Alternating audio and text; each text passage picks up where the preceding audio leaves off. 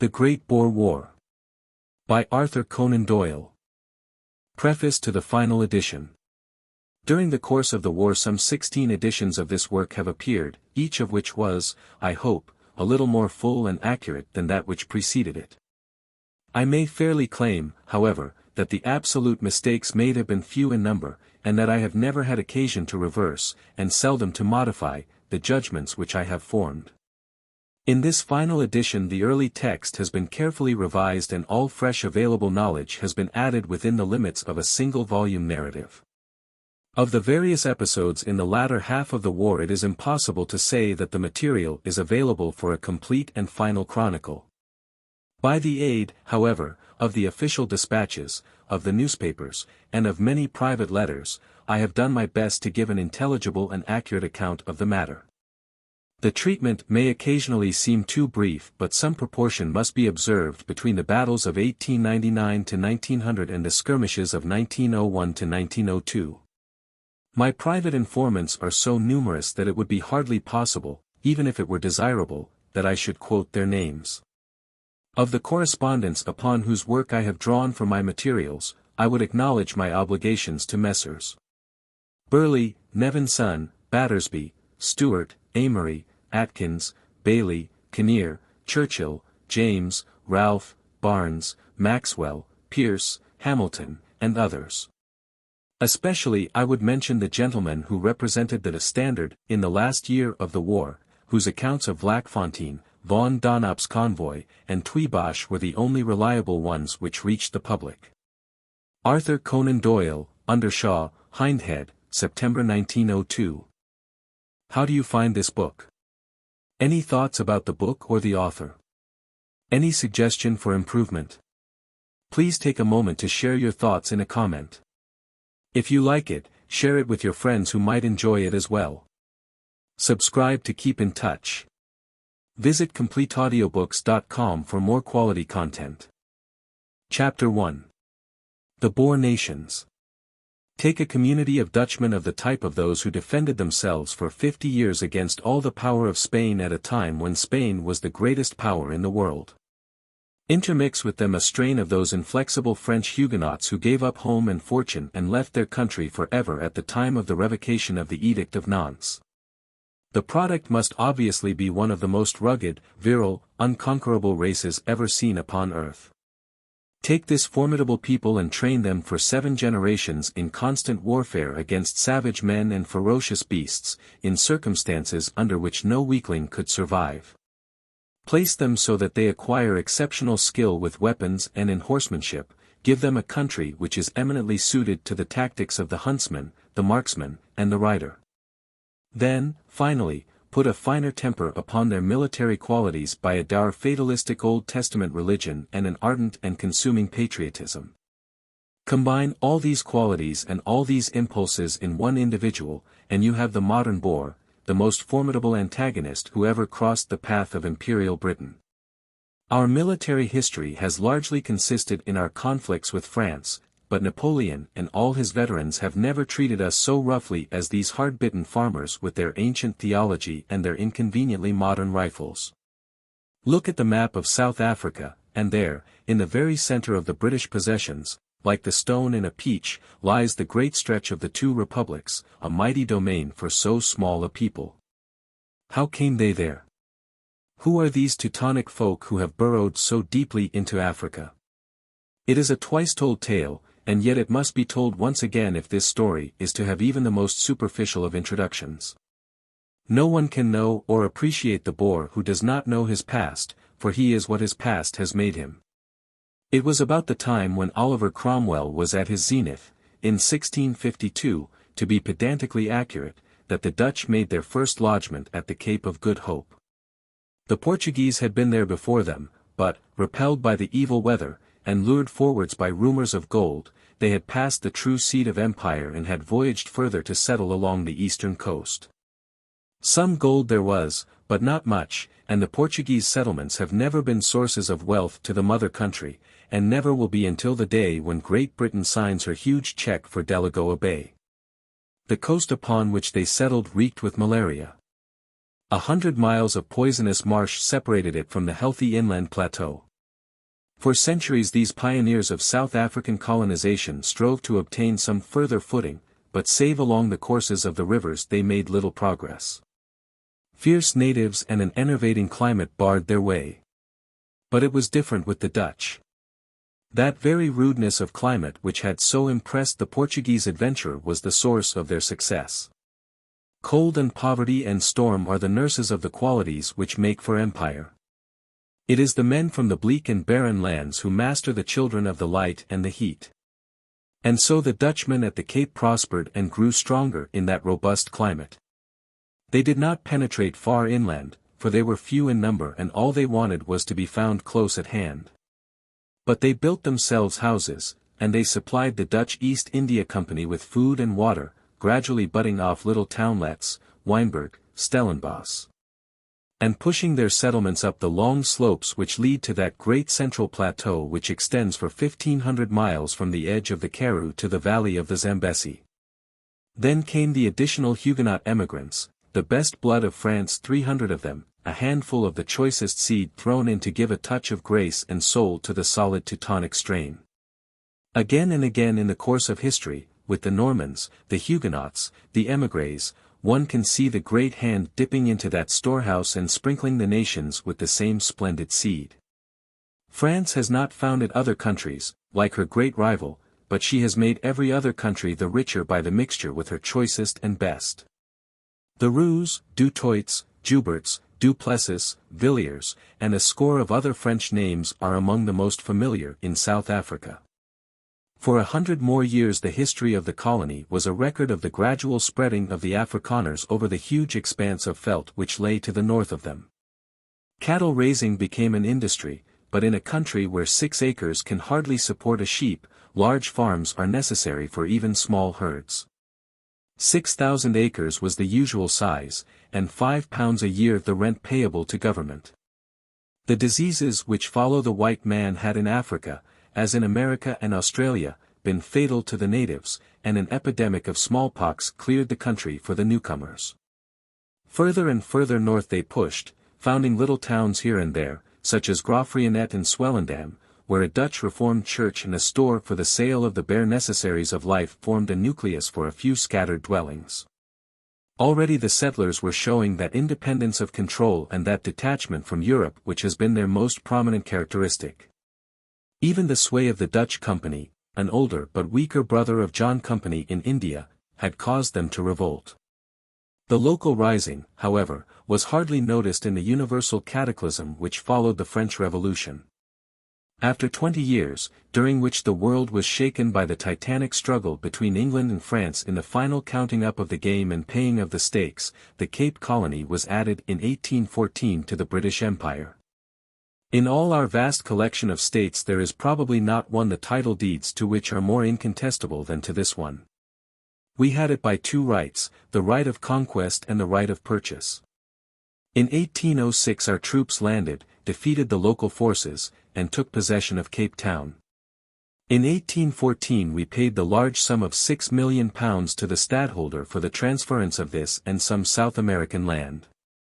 It was a bargain which was probably made rapidly and carelessly in that general redistribution which was going on. As a house of call upon the way to India the place was seen to be of value, but the country itself was looked upon as unprofitable and desert. What would Castlereagh or Liverpool have thought could they have seen the items which we were buying for our £6 million? The inventory would have been a mixed one of good and of evil. 9 fierce Kaffir wars, the greatest diamond mines in the world, the wealthiest gold mines, 2 costly and humiliating campaigns with men whom we respected even when we fought with them, and now at last, we hope. A South Africa of peace and prosperity, with equal rights and equal duties for all men. The future should hold something very good for us in that land, for if we merely count the past we should be compelled to say that we should have been stronger, richer, and higher in the world's esteem had our possessions there never passed beyond the range of the guns of our men of war.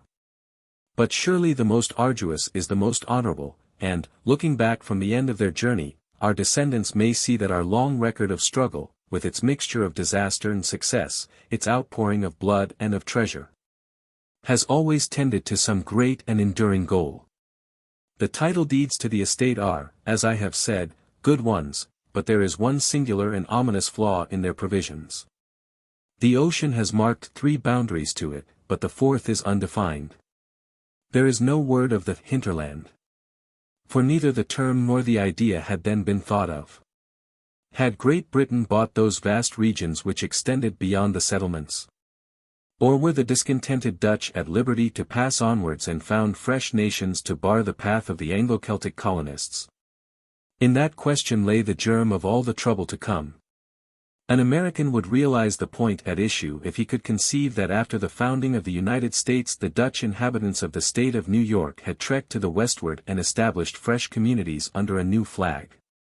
Then, when the American population overtook these western states, they would be face to face with the problem which this country has had to solve. If they found these new states fiercely anti-American and extremely unprogressive, they would experience that aggravation of their difficulties with which our statesmen have had to deal. At the time of their transference to the British flag the colonists, Dutch, French, and German, numbered some 30,000. They were slaveholders, and the slaves were about as numerous as themselves.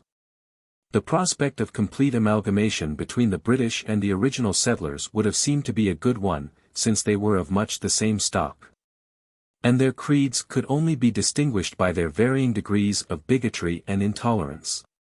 5,000 British emigrants were landed in 1820, settling on the eastern borders of the colony, and from that time onwards there was a slow but steady influx of English-speaking colonists. The government had the historical faults and the historical virtues of British rule. It was mild, clean, honest, tactless, and inconsistent. On the whole, it might have done very well had it been content to leave things as it found them. But to change the habits of the most conservative of Teutonic races was a dangerous venture, and one which has led to a long series of complications, making up the troubled history of South Africa. The imperial government has always taken an honorable and philanthropic view of the rights of the native and the claim which he has to the protection of the law. We hold and rightly, that British justice, if not blind, should at least be colorblind. The view is irreproachable in theory and incontestable in argument. But it is apt to be irritating when urged by a Boston moralist or a London philanthropist upon men whose whole society has been built upon the assumption that the black is the inferior race. Such a people like to find the higher morality for themselves, not to have it imposed upon them by those who live under entirely different conditions. They feel, and with some reason, that it is a cheap form of virtue which, from the serenity of a well-ordered household in Beacon Street or Belgrave Square, prescribes what the relation shall be between a white employer and his half-savage, half-childish retainers. Both branches of the Anglo-Celtic race have grappled with the question, and in each it has led to trouble. The British government in South Africa has always played the unpopular part of the friend and protector of the native servants. It was upon this very point that the first friction appeared between the old settlers and the new administration. A rising with bloodshed followed the arrest of a Dutch farmer who had maltreated his slave. It was suppressed, and 5 of the participants were hanged. This punishment was unduly severe and exceedingly injudicious. A brave race can forget the victims of the field of battle, but never those of the scaffold. The making of political martyrs is the last insanity of statesmanship. It is true that both the man who arrested and the judge who condemned the prisoners were Dutch, and that the British governor interfered on the side of mercy. But all this was forgotten afterwards in the desire to make racial capital out of the incident.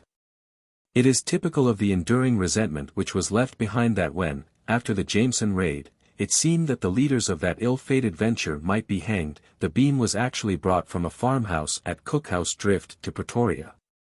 That the Englishman might die as the Dutchman had died in 1816. Slaagter's neck marked the dividing of the ways between the British government and the Afrikaners. And the separation soon became more marked. There were injudicious tamperings with the local government and the local ways, with a substitution of English for Dutch in the law courts. With vicarious generosity, the English government gave very lenient terms to the Kaffir tribes who in 1834 had raided the border farmers. And then, finally, In this same year there came the emancipation of the slaves throughout the British Empire, which fanned all smouldering discontents into an active flame.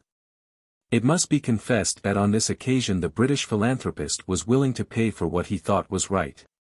It was a noble national action, and one the morality of which was in advance of its time, that the British Parliament should vote the enormous sum of £20 million to pay compensation to the slaveholders.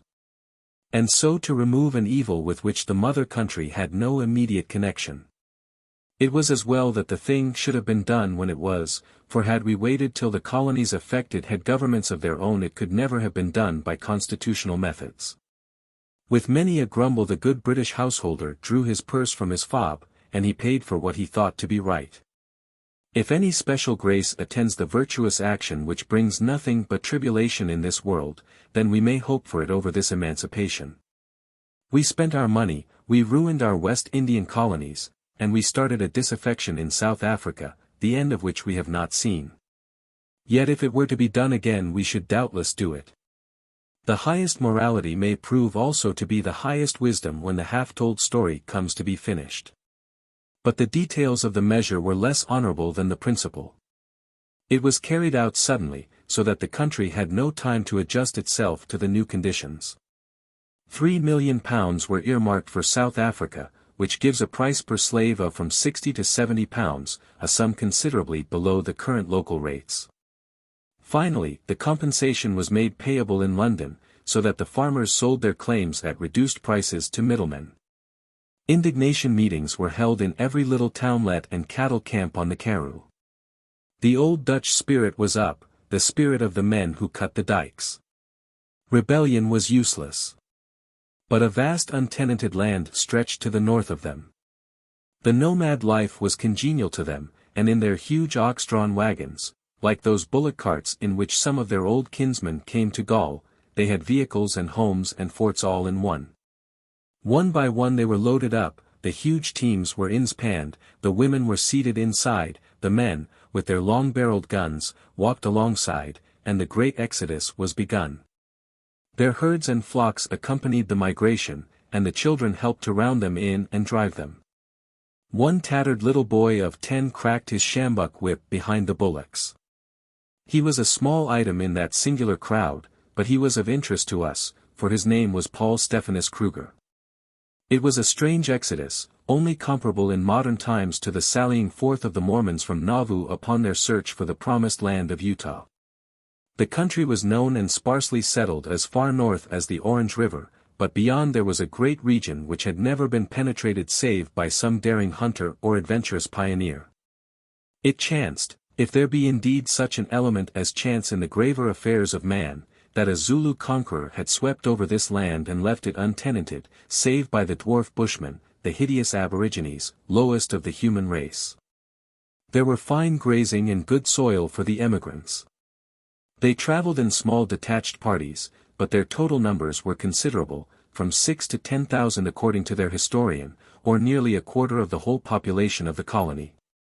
Some of the early bands perished miserably. A large number made a trysting place at a high peak to the east of Bloemfontein in what was lately the Orange Free State. One party of the emigrants was cut off by the formidable Matabele, a branch of the great Zulu nation. The survivors declared war upon them, and showed in this, their first campaign, the extraordinary ingenuity in adapting their tactics to their adversary which has been their greatest military characteristic. The commando which rode out to do battle with the Matabele numbered, it is said, 135 farmers. Their adversaries were 12,000 spearmen. They met at the Marico River, near Mafeking. The Boers combined the use of their horses and of their rifles so cleverly that they slaughtered a third of their antagonists without any loss to themselves. Their tactics were to gallop up within range of the enemy, to fire a volley, and then to ride away again before the spearmen could reach them. When the savages pursued the Boers fled. When the pursuit halted the Boers halted and the rifle fire began anew. The strategy was simple but most effective. When one remembers how often since then our own horsemen have been pitted against savages in all parts of the world, one deplores that ignorance of all military traditions save our own which is characteristic of our service. This victory of the Voortrekkers cleared all the country between the Orange River and the Limpopo, the sites of what has been known as the Transvaal and the Orange Free State. In the meantime another body of the emigrants had descended into what is now known as Natal, and had defeated Dingaan, the great chief of the Zulus. Being unable, owing to the presence of their families, to employ the cavalry tactics which had been so effective against the Matabele, they again used their ingenuity to meet this new situation. And received the Zulu warriors in a square of lagered wagons, the men firing while the women loaded. 6 burghers were killed and 3,000 Zulus.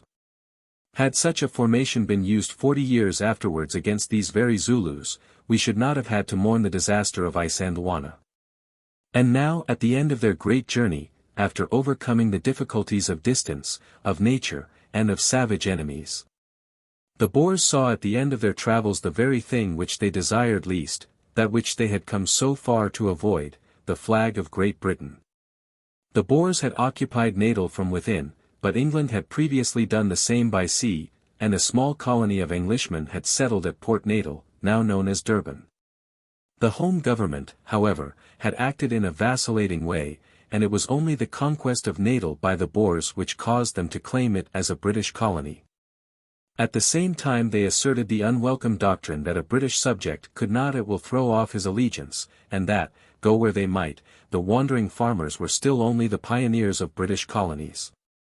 To emphasize the fact 3 companies of soldiers were sent in 1842 to what is now Durban, the usual corporal's guard with which Great Britain starts a new empire. This handful of men was waylaid by the Boers and cut up, as their successors have been so often since. The survivors, however, fortified themselves, and held a defensive position, as also their successors have done so many times since, until reinforcements arrived and the farmers dispersed. It is singular how in history the same factors will always give the same result. Here in this first skirmish is an epitome of all our military relations with these people. The blundering headstrong attack, the defeat, the powerlessness of the farmer against the weakest fortifications, it is the same tale over and over again in different scales of importance. Natal from this time onward became a British colony, and the majority of the Boers trekked north and east with bitter hearts to tell their wrongs to their brethren of the Orange Free State and of the Transvaal. Had they any wrongs to tell? It is difficult to reach that height of philosophic detachment which enables the historian to deal absolutely impartially where his own country is a party to the quarrel. But at least we may allow that there is a case for our adversary. Our annexation of Natal had been by no means definite, and it was they and not we who first broke that bloodthirsty Zulu power which threw its shadow across the country. It was hard after such trials and such exploits to turn their back upon the fertile land which they had conquered, and to return to the bare pastures of the upland veldt. They carried out of Natal a heavy sense of injury, which has helped to poison our relations with them ever since. It was, in a way, a momentous episode, this little skirmish of soldiers and emigrants, for it was the heading off of the Boer from the sea and the confinement of his ambition to the land. Had it gone the other way, a new and possibly formidable flag would have been added to the maritime nations. The emigrants who had settled in the huge tract of country between the Orange River in the south and the Limpopo in the north had been recruited by newcomers from the Cape Colony until they numbered some 15,000 souls. This population was scattered over a space as large as Germany, and larger than Pennsylvania, New York, and New England. Their form of government was individualistic and democratic to the last degree compatible with any sort of cohesion. Their wars with the Kaffirs and their fear and dislike of the British government appear to have been the only ties which held them together. They divided and subdivided within their own borders, like a germinating egg. The Transvaal was full of lusty little high-mettled communities, who quarrelled among themselves as fiercely as they had done with the authorities at the Cape. Lydenburg, Zoutpansberg, and Potchefstroom were on the point of turning their rifles against each other. In the south, between the Orange River and the Vaal, there was no form of government at all, but a welter of Dutch farmers, Basutos, Hottentots, and half-breeds living in a chronic state of turbulence. Recognizing neither the British authority to the south of them nor the Transvaal republics to the north. The chaos became at last unendurable, and in 1848 a garrison was placed in Bloemfontein and the district incorporated in the British Empire. The emigrants made a futile resistance at Boomplaats, and after a single defeat allowed themselves to be drawn into the settled order of civilized rule. At this period the Transvaal, where most of the Boers had settled, desired a formal acknowledgement of their independence, which the British authorities determined once and for all to give them. The Great Barren Country, which produced little save marksmen, had no attractions for a colonial office which was bent upon the limitation of its liabilities. A convention was concluded between the two parties, known as the Sand River Convention, which is one of the fixed points in South African history. By it the British government guaranteed to the Boer farmers the right to manage their own affairs, and to govern themselves by their own laws without any interference upon the part of the British. It stipulated that there should be no slavery, and with that single reservation washed its hands finally, as it imagined, of the whole question. So the South African Republic came formally into existence. In the very year after the Sand River Convention a second republic, the Orange Free State, was created by the deliberate withdrawal of Great Britain from the territory which she had for 8 years occupied. The Eastern question was already becoming acute, and the cloud of a great war was drifting up, visible to all men. British statesmen felt that their commitments were very heavy in every part of the world, and the South African annexations had always been a doubtful value and an undoubted trouble. Against the will of a large part of the inhabitants, whether a majority or not it is impossible to say, we withdrew our troops as amicably as the Romans withdrew from Britain, and the new republic was left with absolute and unfettered independence. On a petition being presented against the withdrawal, the Home Government actually voted £48,000 to compensate those who had suffered from the change. Whatever historical grievance the Transvaal may have against Great Britain, we can at least, save perhaps in one matter, claim to have a very clear conscience concerning our dealings with the Orange Free State. Thus in 1852 and in 1854 were born those sturdy states who were able for a time to hold at bay the united forces of the empire.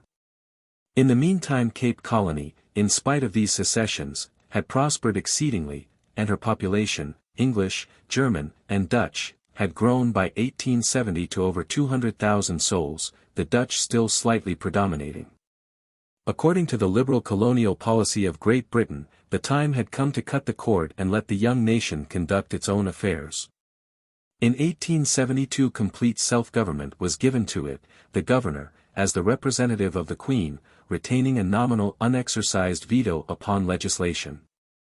According to this system the Dutch majority of the colony could, and did, put their own representatives into power and run the government upon Dutch lines. Already Dutch law had been restored, and Dutch put on the same footing as English as the official language of the country. The extreme liberality of such measures, and the uncompromising way in which they have been carried out, however distasteful the legislation might seem to English ideas, are among the chief reasons which made the illiberal treatment of British settlers in the Transvaal so keenly resented at the Cape. A Dutch government was ruling the British in a British colony, at a moment and the Boers would not give an Englishman a vote upon a municipal council in a city which he had built himself. Unfortunately, however, the evil that men do lives after them, and the ignorant Boer farmer continued to imagine that his southern relatives were in bondage. Just as the descendant of the Irish emigrant still pictures an Ireland of penal laws and an alien church. For 25 years after the Sand River Convention the burghers of the South African Republic had pursued a strenuous and violent existence, fighting incessantly with the natives and sometimes with each other, with an occasional fling at the little Dutch Republic to the south. The semi-tropical sun was waking strange ferments in the placid Friesland blood, and producing a race who added the turbulence and restlessness of the south to the formidable tenacity of the north. Strong vitality and violent ambitions produced feuds and rivalries worthy of medieval Italy, and the story of the factious little communities is like a chapter out of Guicciardini. Disorganization ensued. The burghers would not pay taxes and the treasury was empty. One fierce Kaffir tribe threatened them from the north, and the Zulus on the east. It is an exaggeration of English partisans to pretend that our intervention saved the Boers, for no one can read their military history without seeing that they were a match for Zulus and Sekhukhune combined. But certainly a formidable invasion was pending, and the scattered farmhouses were as open to the Kaffirs as our farmers' homesteads were in the American colonies when the Indians were on the warpath. Sir Theophilus Shepstone, the British commissioner, after an inquiry of 3 months, solved all questions by the formal annexation of the country. The fact that he took possession of it with a force of some 25 men showed the honesty of his belief that no armed resistance was to be feared.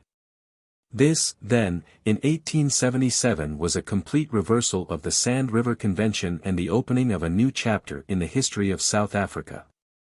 There did not appear to be any strong feeling at the time against the annexation. The people were depressed with their troubles and weary of contention. Burgers, the president, put in a formal protest, and took up his abode in Cape Colony, where he had a pension from the British government. A memorial against the measure received the signatures of a majority of the Boer inhabitants, but there was a fair minority who took the other view. Kruger himself accepted a paid office under government. There was every sign that the people, if judiciously handled, would settle down under the British flag. It is even asserted that they would themselves have petitioned for annexation had it been longer withheld. With immediate constitutional government it is possible that even the most recalcitrant of them might have been induced to lodge their protests in the ballot boxes rather than in the bodies of our soldiers. But the Empire has always had poor luck in South Africa, and never worse than on that occasion. Through no bad faith, but simply through preoccupation and delay, the promises made were not instantly fulfilled. Simple primitive men do not understand the ways of our circumlocution offices, and they ascribe to duplicity what is really red tape and stupidity. If the Transvaalers had waited they would have had their Volksraad and all that they wanted. But the British government had some other local matters to set right, the rooting out of Sekhukhune in the breaking of the Zulus, before they would fulfill their pledges. The delay was keenly resented. And we were unfortunate in our choice of governor. The Burghers are a homely folk, and they like an occasional cup of coffee with the anxious man who tries to rule them. The £300 a year of coffee money allowed by the Transvaal to its president is by no means a mere form. A wise administrator would fall into the sociable and democratic habits of the people. Sir Theophilus Shepstone did so. Sir Owen Lanyon did not. There was no Volksraad and no coffee, and the popular discontent grew rapidly. In 3 years the British had broken up the 2 savage hordes which had been threatening the land. The finances, too, had been restored. The reasons which had made so many favor the annexation were weakened by the very power which had every interest in preserving them. It cannot be too often pointed out that in this annexation, the starting point of our troubles, Great Britain, however mistaken she may have been, had no obvious selfish interest in view. There were no Rand mines in those days, nor was there anything in the country to tempt the most covetous. An empty treasury and 2 native wars were the reversion which we took over. It was honestly considered that the country was in too distracted a state to govern itself, and had, by its weakness, become a scandal and a danger to its neighbors. There was nothing sordid in our action, though it may have been both injudicious and high-handed. In December 1880 the Boers rose. Every farmhouse sent out its riflemen, and the trysting place was the outside of the nearest British fort. All through the country small detachments were surrounded and besieged by the farmers. Standerton, Pretoria, Potchefstroom, Lydenburg, Wakkerstroom, Rustenburg, and Marabastad were all invested and all held out until the end of the war. In the open country we were less fortunate. At Bronkhorstspruit a small British force was taken by surprise and shot down without harm to their antagonists. The surgeon who treated them has left it on record that the average number of wounds was 5 per man. At Laing's Neck an inferior force of British endeavoured to rush a hill which was held by Boer riflemen. Half of our men were killed and wounded. Indigo may be called a drawn battle, though our loss was more heavy than that of the enemy. Finally came the defeat of Majuba Hill, where 400 infantry upon a mountain were defeated and driven off by a swarm of sharpshooters who advanced under the cover of boulders. Of all these actions there was not one which was more than a skirmish, and had they been followed by a final British victory they would now be hardly remembered. It is the fact that they were skirmishes which succeeded in their object which has given them an importance which is exaggerated. At the same time they may mark the beginning of a new military era, for they drove home the fact, only too badly learned by us, that it is the rifle and not the drill which makes the soldier.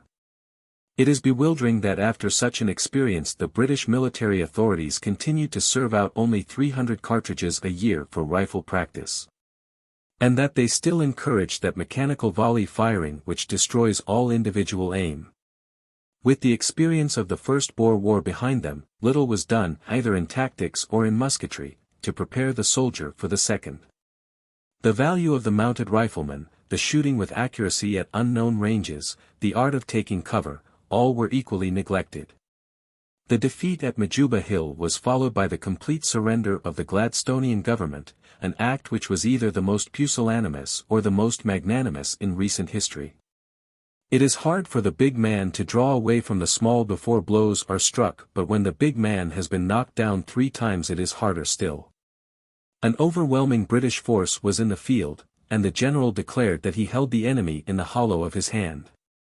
Our military calculations have been falsified before now by these farmers, and it may be that the task of Wood and Roberts would have been harder than they imagined. But on paper, at least, it looked as if the enemy could be crushed without difficulty. So the public thought, and yet they consented to the upraised sword being stayed. With them, as apart from the politicians, the motive was undoubtedly a moral and Christian one. They considered that the annexation of the Transvaal had evidently been an injustice, that the farmers had a right to the freedom for which they fought. And that it was an unworthy thing for a great nation to continue an unjust war for the sake of a military revenge. It was the height of idealism, and the result has not been such as to encourage its repetition. An armistice was concluded on March 5, 1881, which led up to a peace on the 23rd of the same month. The government, after yielding to force what it had repeatedly refused to friendly representations, made a clumsy compromise in their settlement. A policy of idealism and Christian morality should have been thorough if it were to be tried at all. It was obvious that if the annexation were unjust, then the Transvaal should have reverted to the condition in which it was before the annexation, as defined by the Sand River Convention. But the government for some reason would not go so far as this. They niggled and quibbled and bargained until the state was left as a curious hybrid thing such as the world has never seen. It was a republic which was part of the system of a monarchy, dealt with by the Colonial Office, and included under the heading of colonies, in the news columns of the Times. It was autonomous, and yet subject to some vague suzerainty, the limits of which no one has ever been able to define. Altogether, in its provisions and in its omissions, the Convention of Pretoria appears to prove that our political affairs were as badly conducted as our military in this unfortunate year of 1881. It was evident from the first that so illogical and contentious an agreement could not possibly prove to be a final settlement, and indeed the ink of the signatures was hardly dry before an agitation was on foot for its revision. The Boers considered, and with justice, that if they were to be left as undisputed victors in the war then they should have the full fruits of victory. On the other hand, the English-speaking colonies had their allegiance tested to the uttermost. The proud Anglo-Celtic stock is not accustomed to be humbled, and yet they found themselves through the action of the home government converted into members of a beaten race. It was very well for the citizen of London to console his wounded pride by the thought that he had done a magnanimous action, but it was different with the British colonist of Durban or Cape Town, who by no act of his own, and without any voice in the settlement, found himself humiliated before his Dutch neighbour. An ugly feeling of resentment was left behind, which might perhaps have passed away had the Transvaal accepted the settlement in the spirit in which it was meant, but which grew more and more dangerous as during 18 years our people saw, or thought that they saw, that one concession led always to a fresh demand, and that the Dutch republics aimed not merely at equality, but at dominance in South Africa. Professor Bryce, a friendly critic, after a personal examination of the country and the question, has left it upon record that the Boers saw neither generosity nor humanity in our conduct, but only fear. An outspoken race, they conveyed their feelings to their neighbors. Can it be wondered at that South Africa has been in a ferment ever since, and that the British Afrikander has yearned with an intensity of feeling unknown in England for the hour of revenge? The government of the Transvaal after the war was left in the hands of a triumvirate, but after 1 year Kruger became president, an office which he continued to hold for 18 years. His career as ruler vindicates the wisdom of that wise but unwritten provision of the American Constitution by which there is a limit to the tenure of this office. Continued rule for half a generation must turn a man into an autocrat.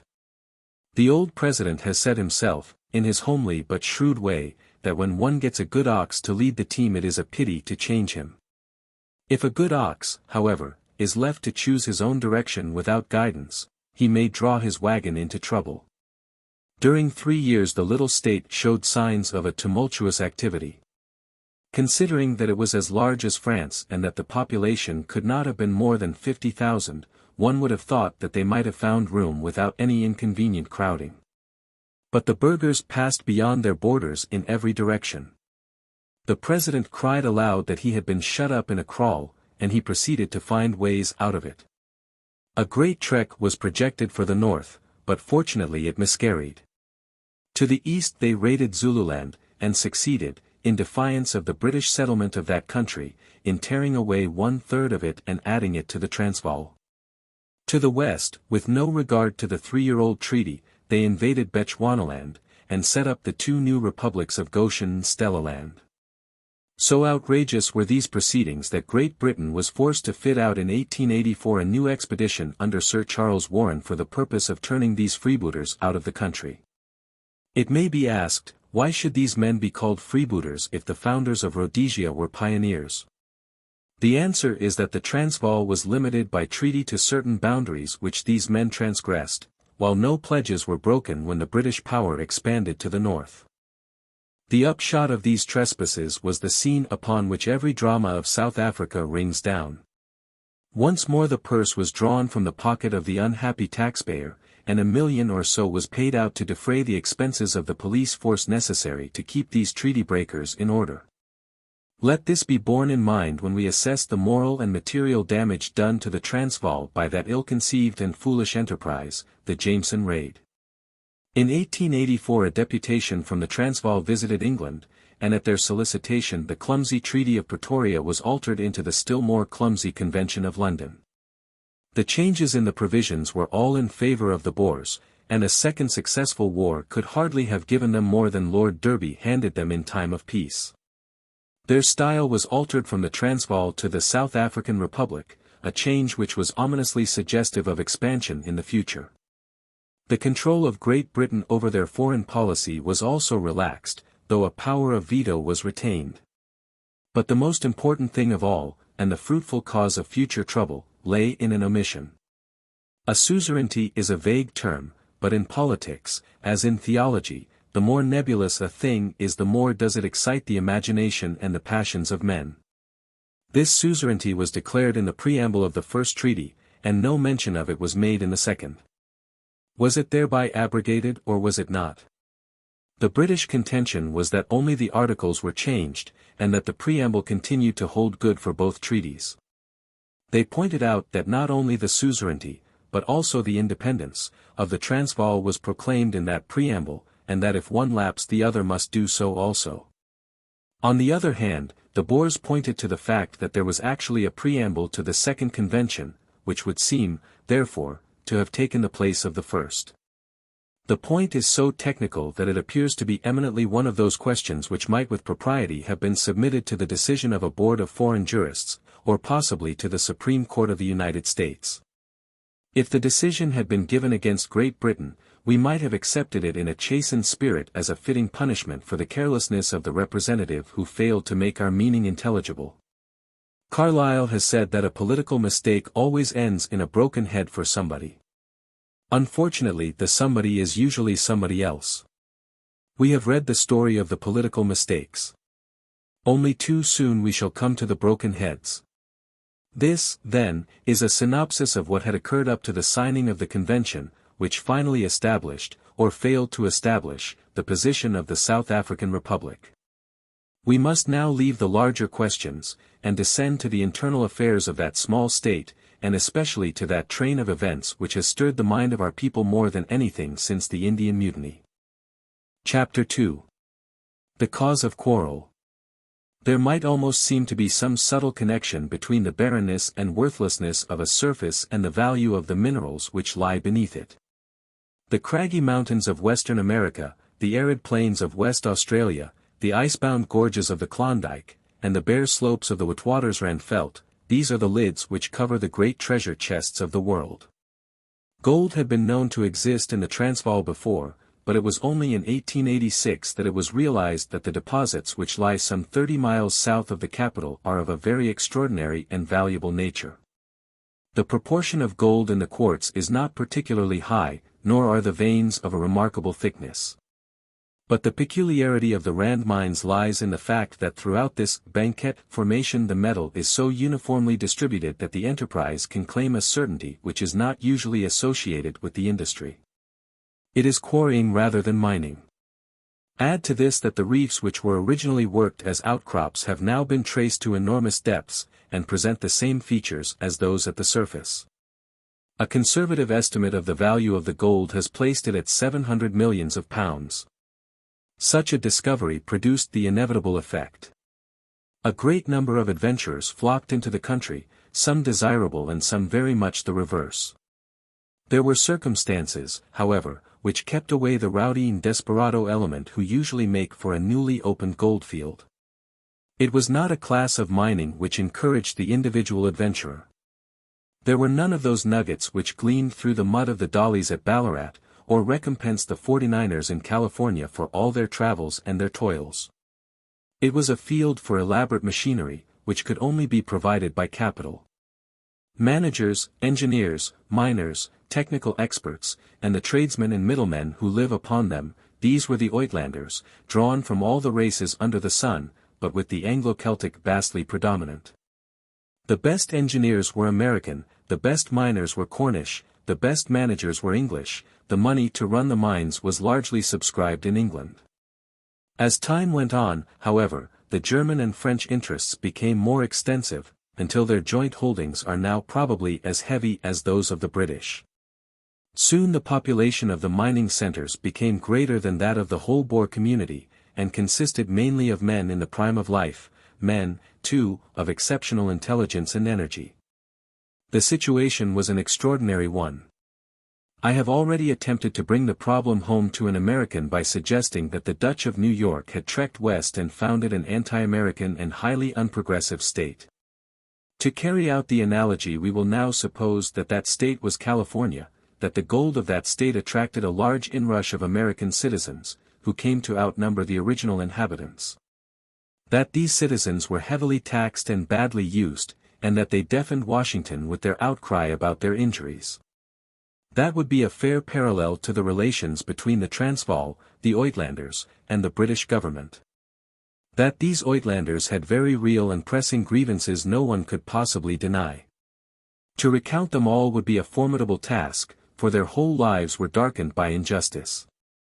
There was not a wrong which had driven the Boer from Cape Colony which he did not now practice himself upon others, and a wrong may be excusable in 1885 which is monstrous in 1895. The primitive virtue which had characterized the farmers broke down in the face of temptation. The country Boers were little affected, some of them not at all, but the Pretoria government became a most corrupt oligarchy, venal and incompetent to the last degree. Officials and imported Hollanders handled the stream of gold which came in from the mines, while the unfortunate Uitlander who paid 9/10 of the taxation was fleeced at every turn, and met with laughter and taunts when he endeavored to win the franchise by which he might peaceably set right the wrongs from which he suffered. He was not an unreasonable person. On the contrary, he was patient to the verge of meekness, as capital is likely to be when it is surrounded by rifles. But his situation was intolerable, and after successive attempts at peaceful agitation, and numerous humble petitions to the Volksraad, he began at last to realize that he would never obtain redress unless he could find some way of winning it for himself. Without attempting to enumerate all the wrongs which embittered the Uitlanders, the more serious of them may be summed up in this way. 1. That they were heavily taxed and provided about 7/8 of the revenue of the country.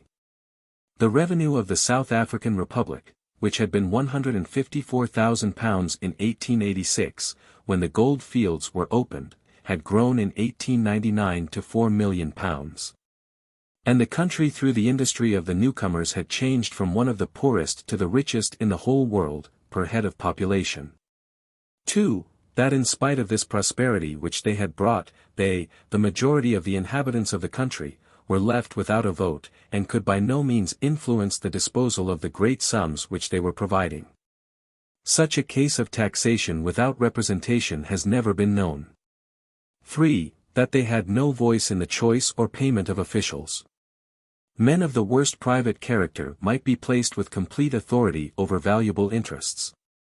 Upon one occasion the Minister of Mines attempted himself to jump a mine, having officially learned some flaw in its title. The total official salaries had risen in 1899 to a sum sufficient to pay £40 per head to the entire male Boer population. 4. That they had no control over education. Mr. John Robinson, the Director General of the Johannesburg Educational Council, has reckoned the sum spent on Uitlander schools as £650 out of £63,000 allotted for education. Making 1 shilling and 10 pence per head per annum on Uitlander children, and £8 6 shillings per head on Boer children, the Uitlander, as always, paying 7/8 of the original sum. 5. No power of municipal government. Water carts instead of pipes, filthy buckets instead of drains, a corrupt and violent police, a high death rate in what should be a health resort, all this in a city which they had built themselves. 6. Despotic government in the matter of the press and of the right of public meeting. 7. Disability from service upon a jury. 8. Continual harassing of the mining interest by vexatious legislation. Under this head came many grievances, some special to the mines and some affecting all Uitlanders. The dynamite monopoly, by which the miners had to pay £600,000 extra per annum in order to get a worse quality of dynamite. The liquor laws, by which 1/3 of the Kaffirs were allowed to be habitually drunk, the incompetence and extortions of the state-owned railway. The granting of concessions for numerous articles of ordinary consumption to individuals, by which high prices were maintained. The surrounding of Johannesburg by tolls from which the town had no profit, these were among the economical grievances, some large, some petty, which ramified through every transaction of life. And outside and beyond all these definite wrongs, imagine to a free-born progressive man, an American or a Briton, the constant irritation of being absolutely ruled by a body of 25 men. 21 of whom had in the case of the Salati Railway Company been publicly and circumstantially accused of bribery, with full details of the bribes received. While to their corruption they added such crass ignorance that they argue in the published reports of the Volksraad debates that using dynamite bombs to bring down rain was firing at God, that it is impious to destroy locusts. That the word participate should not be used because it is not in the Bible, and that postal pillar boxes are extravagant and effeminate. Such obiter dicta may be amusing at a distance, but they are less entertaining when they come from an autocrat who has complete power over the conditions of your life. From the fact that they were a community extremely preoccupied by their own business, it followed that the Uitlanders were not ardent politicians. And that they desired to have a share in the government of the state for the purpose of making the conditions of their own industry and of their own daily lives more endurable. How far there was need of such an interference may be judged by any fair-minded man who reads the list of their complaints. A superficial view may recognize the Boers as the champions of liberty. But a deeper insight must see that they, as represented by their elected rulers, have in truth stood for all that history has shown to be odious in the form of exclusiveness and oppression. Their conception of liberty has been a selfish one, and they have consistently inflicted upon others far heavier wrongs than those against which they had themselves rebelled. As the mines increased in importance and the miners in numbers, it was found that these political disabilities affected some of that cosmopolitan crowd far more than others. In proportion to the amount of freedom to which their home institutions had made them accustomed. The continental Uitlanders were more patient of that which was unendurable to the American and the Briton. The Americans, however, were in so great a minority that it was upon the British that the brunt of the struggle for freedom fell. Apart from the fact that the British were more numerous than all the other Uitlanders combined, there were special reasons why they should feel their humiliating position more than the members of any other race. In the first place, many of the British were British South Africans. Who knew that in the neighboring countries which gave them birth the most liberal possible institutions had been given to the kinsmen of these very Boers who were refusing them the management of their own drains and water supply. And again, every Briton knew that Great Britain claimed to be the paramount power in South Africa, and so he felt as if his own land, to which he might have looked for protection, was conniving at and acquiescing in his ill treatment. As citizens of the paramount power, it was peculiarly galling that they should be held in political subjection. The British, therefore, were the most persistent and energetic of the agitators. But it is a poor cause which cannot bear to fairly state and honestly consider the case of its opponents. The Boers had made, as has been briefly shown, great efforts to establish a country of their own. They had travelled far, worked hard, and fought bravely. After all their efforts they were fated to see an influx of strangers into their country, some of them men of questionable character, who outnumbered the original inhabitants. If the franchise were granted to these, there could be no doubt that though at first the Boers might control a majority of the votes, it was only a question of time before the newcomers would dominate the rod and elect their own president, who might adopt a policy abhorrent to the original owners of the land. Were the Boers to lose by the ballot box the victory which they had won by their rifles? Was it fair to expect it? These newcomers came for gold. They got their gold. Their companies paid 100%. Was not that enough to satisfy them? If they did not like the country, why did they not leave it? No one compelled them to stay there. But if they stayed, let them be thankful that they were tolerated at all, and not presume to interfere with the laws of those by whose courtesy they were allowed to enter the country. That is a fair statement of the Boer position, and at first sight an impartial man might say that there was a good deal to say for it. But a closer examination would show that, though it might be tenable in theory, it is unjust and impossible in practice. In the present crowded state of the world a policy of Thibet may be carried out in some obscure corner, but it cannot be done in a great tract of country which lies right across the main line of industrial progress. The position is too absolutely artificial. A handful of people by the right of conquest take possession of an enormous country over which they are dotted at such intervals that it is their boast that one farmhouse cannot see the smoke of another, and yet, though their numbers are so disproportionate to the area which they cover, they refuse to admit any other people upon equal terms, but claim to be a privileged class who shall dominate the newcomers completely. They are outnumbered in their own land by immigrants who are far more highly educated and progressive, and yet they hold them down in a way which exists nowhere else upon earth. What is their right? The right of conquest. Then the same right may be justly invoked to reverse so intolerable a situation. This they would themselves acknowledge. Come on and fight.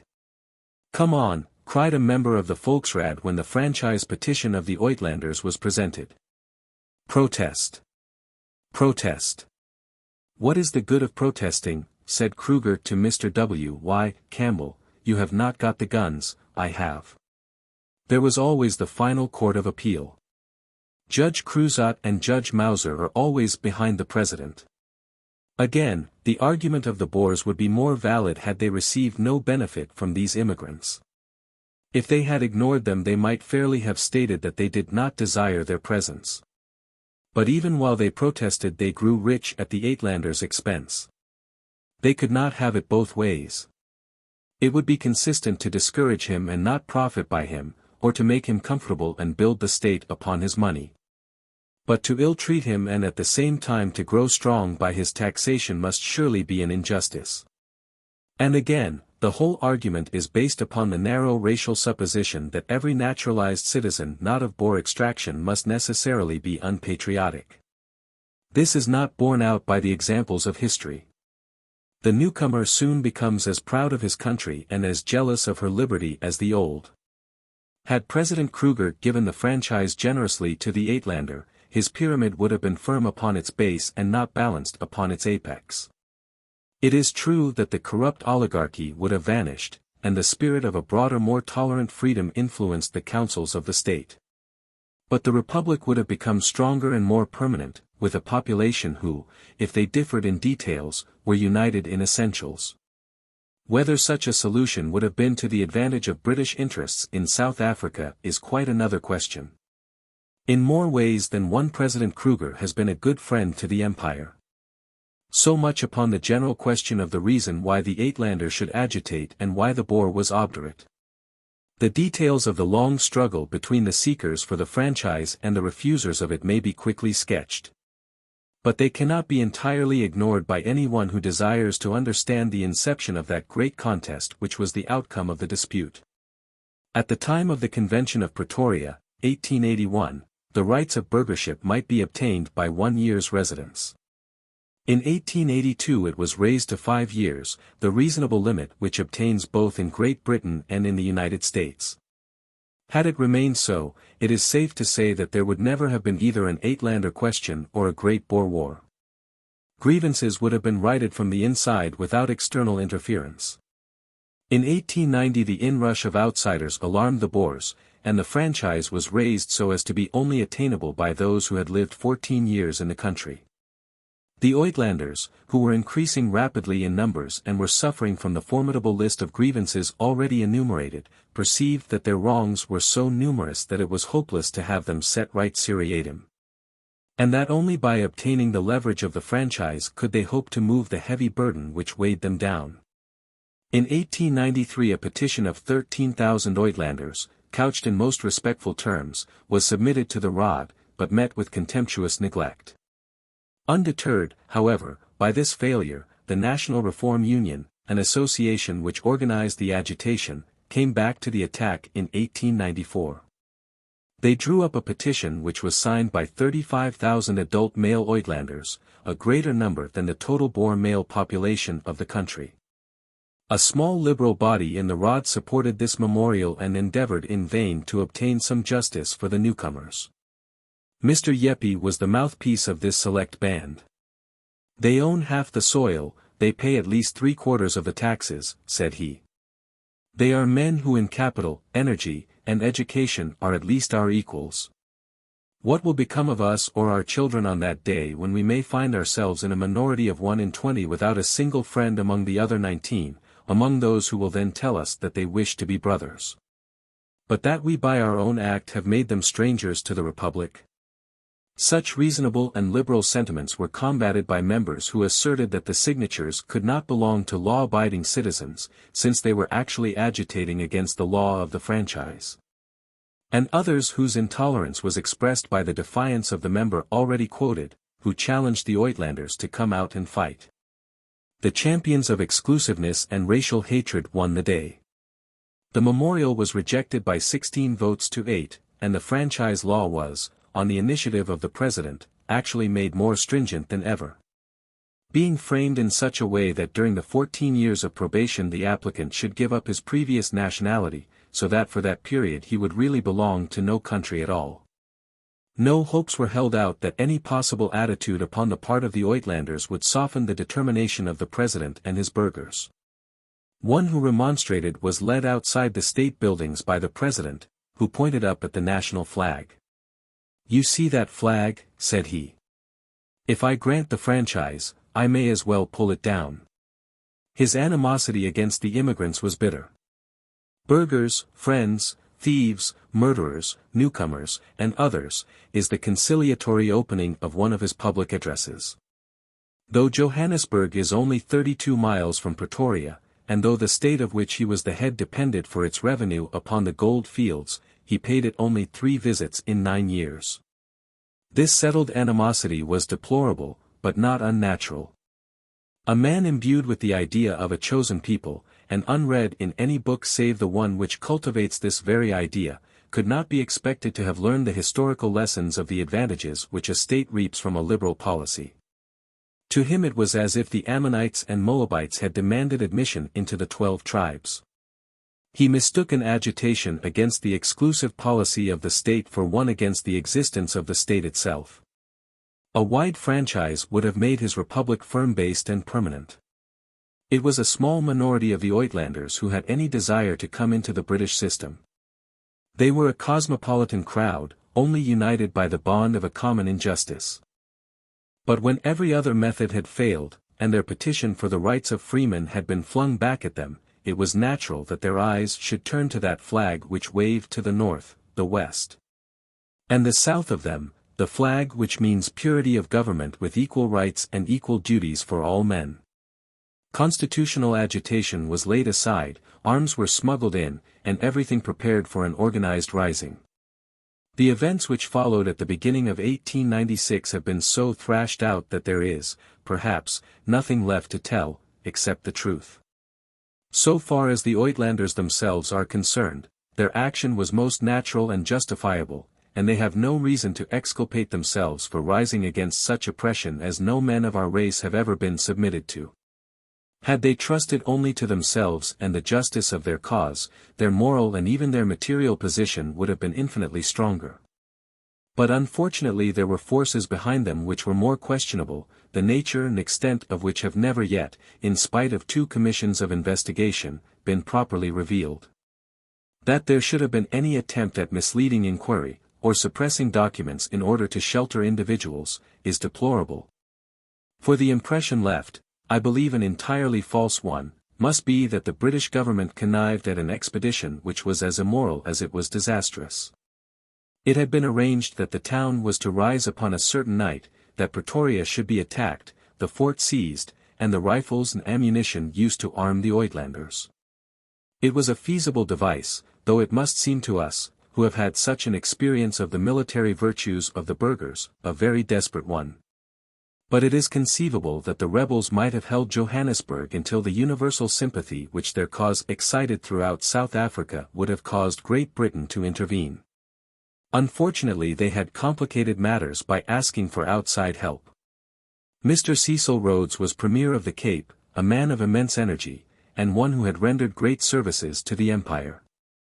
The motives of his action are obscure, certainly, we may say that they were not sordid, for he has always been a man whose thoughts were large and whose habits were simple. But whatever they may have been, whether an ill-regulated desire to consolidate South Africa under British rule, or a burning sympathy with the Uitlanders in their fight against injustice, it is certain that he allowed his lieutenant, Dr. Jameson, to assemble the mounted police of the Chartered Company, of which Rhodes was founder and director, for the purpose of cooperating with the rebels at Johannesburg. Moreover, when the revolt at Johannesburg was postponed, on account of a disagreement as to which flag they were to rise under, it appears that Jameson, with or without the orders of Rhodes, forced the hand of the conspirators by invading the country with a force absurdly inadequate to the work which he had taken in hand. 500 policemen and 3 field guns made up the forlorn hope who started from near Mafeking and crossed the Transvaal border upon December 29, 1895. On January 2 they were surrounded by the Boers amid the broken country near Doornkop, and after losing many of their number killed and wounded, without food and with spent horses, they were compelled to lay down their arms. 6 burghers lost their lives in the skirmish. The Uitlanders have been severely criticized for not having sent out a force to help Jameson in his difficulties, but it is impossible to see how they could have acted in any other manner. They had done all they could to prevent Jameson coming to their relief, and now it was rather unreasonable to suppose that they should relieve their reliever. Indeed, they had an entirely exaggerated idea of the strength of the force which he was bringing, and received the news of his capture with incredulity. When it became confirmed they rose, but in a half-hearted fashion which was not due to want of courage, but to the difficulties of their position. On the one hand, the British government disowned Jameson entirely, and did all it could to discourage the rising. On the other, the President had the raiders in his keeping at Pretoria, and let it be understood that their fate depended upon the behavior of the Uitlanders. They were led to believe that Jameson would be shot unless they laid down their arms, though, as a matter of fact, Jameson and his people had surrendered upon a promise of quarter. So skillfully did Kruger use his hostages that he succeeded, with the help of the British Commissioner, in getting the thousands of excited Johannesburgers to lay down their arms without bloodshed. Completely outmaneuvered by the astute old president, the leaders of the reform movement used all their influence in the direction of peace, thinking that a general amnesty would follow. But the moment that they and their people were helpless, the detectives and armed burghers occupied the town, and 60 of their number were hurried to Pretoria jail. To the raiders themselves the president behaved with great generosity. Perhaps he could not find it in his heart to be harsh to the men who had managed to put him in the right and won for him the sympathy of the world. His own illiberal and oppressive treatment of the newcomers was forgotten in the face of this illegal inroad of filibusters. The true issues were so obscured by this intrusion that it has taken years to clear them, and perhaps they will never be wholly cleared. It was forgotten that it was the bad government of the country which was the real cause of the unfortunate raid. From then onwards the government might grow worse and worse, but it was always possible to point to the raid as justifying everything. Were the Uitlanders to have the franchise? How could they expect it after the raid? Would Britain object to the enormous importation of arms and obvious preparations for war? They were only precautions against a second raid. For years the raid stood in the way, not only of all progress, but of all remonstrance. Through an action over which they had no control, and which they had done their best to prevent, the British government was left with a bad case and a weakened moral authority. The raiders were sent home, where the rank and file were very properly released, and the chief officers were condemned to terms of imprisonment which certainly did not err upon the side of severity.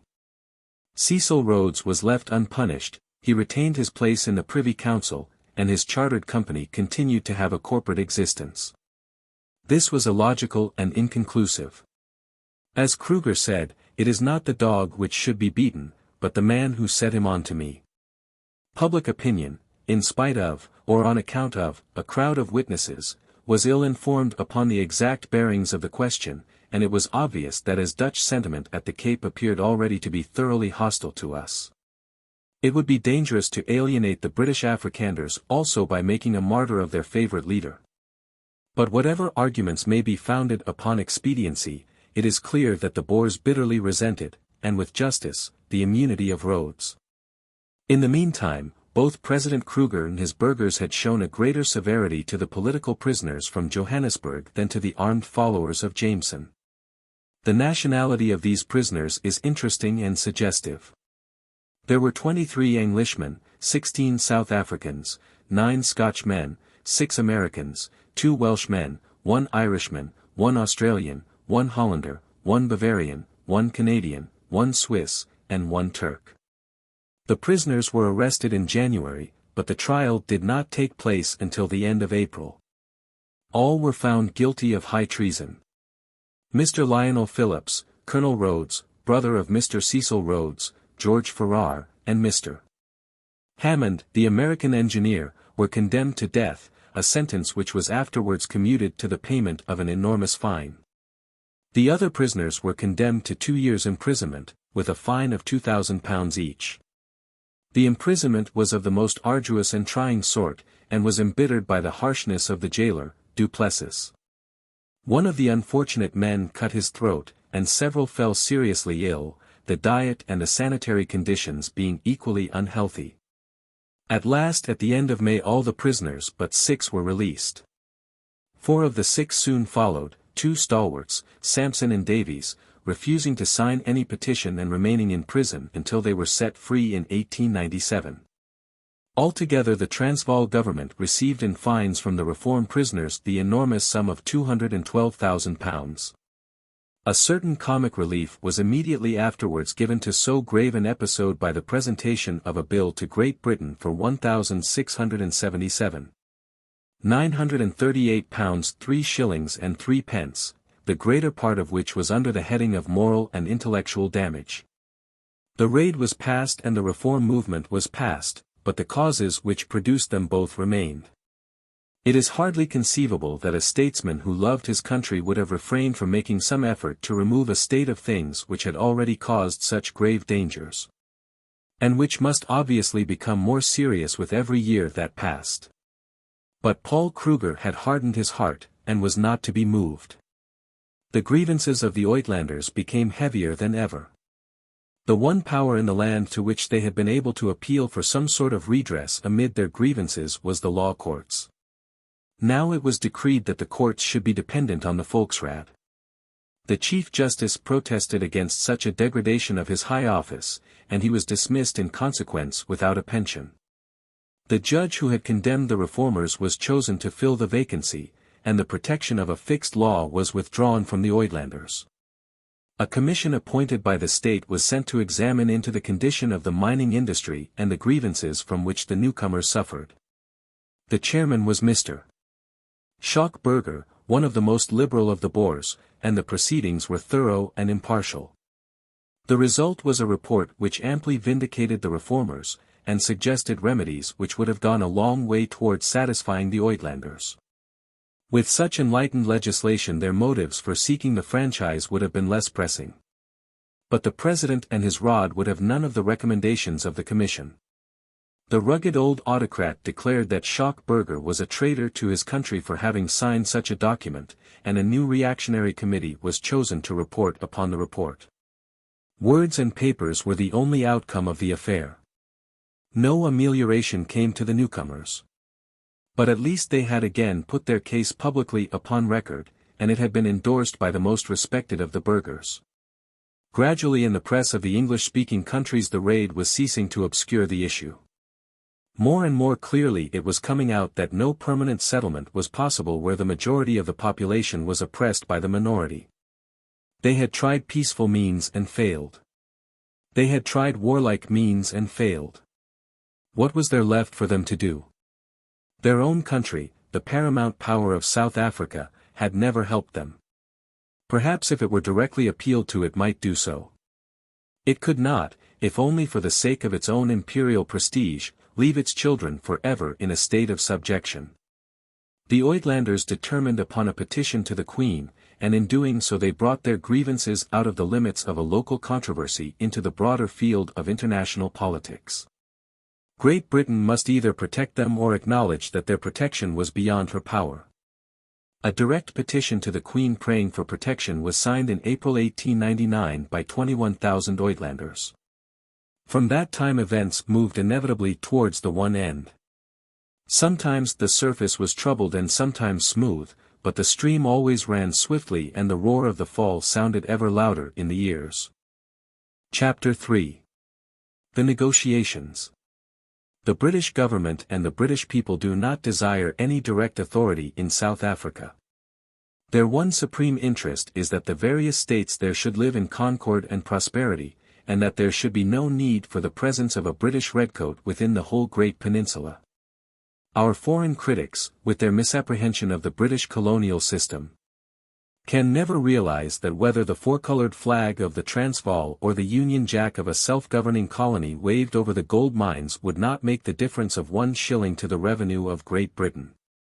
The Transvaal as a British province would have its own legislature, its own revenue, its own expenditure, and its own tariff against the mother country, as well as against the rest of the world, and England be none the richer for the change. This is so obvious to a Briton that he has ceased to insist upon it, and it is for that reason perhaps that it is so universally misunderstood abroad. On the other hand, while she is no gainer by the change, most of the expense of it in blood and in money falls upon the home country. On the face of it, therefore, Great Britain had every reason to avoid so formidable a task as the conquest of the South African Republic. At the best she had nothing to gain, and at the worst she had an immense deal to lose. There was no room for ambition or aggression. It was a case of shirking or fulfilling a most arduous duty. There could be no question of a plot for the annexation of the Transvaal. In a free country the government cannot move in advance of public opinion, and public opinion is influenced by and reflected in the newspapers. One may examine the files of the press during all the months of negotiations and never find one reputable opinion in favor of such a course, nor did one in society ever meet an advocate of such a measure. But a great wrong was being done, and all that was asked was the minimum change which would set it right, and restore equality between the white races in Africa. Let Kruger only be liberal in the extension of the franchise, said the paper which is most representative of the sanest British opinion, and he will find that the power of the Republic will become not weaker, but infinitely more secure. Let him once give the majority of the resident males of full age the full vote, and he will have given the Republic a stability and power which nothing else can. If he rejects all pleas of this kind, and persists in his present policy, he may possibly stave off the evil day, and preserve his cherished oligarchy for another few years, but the end will be the same.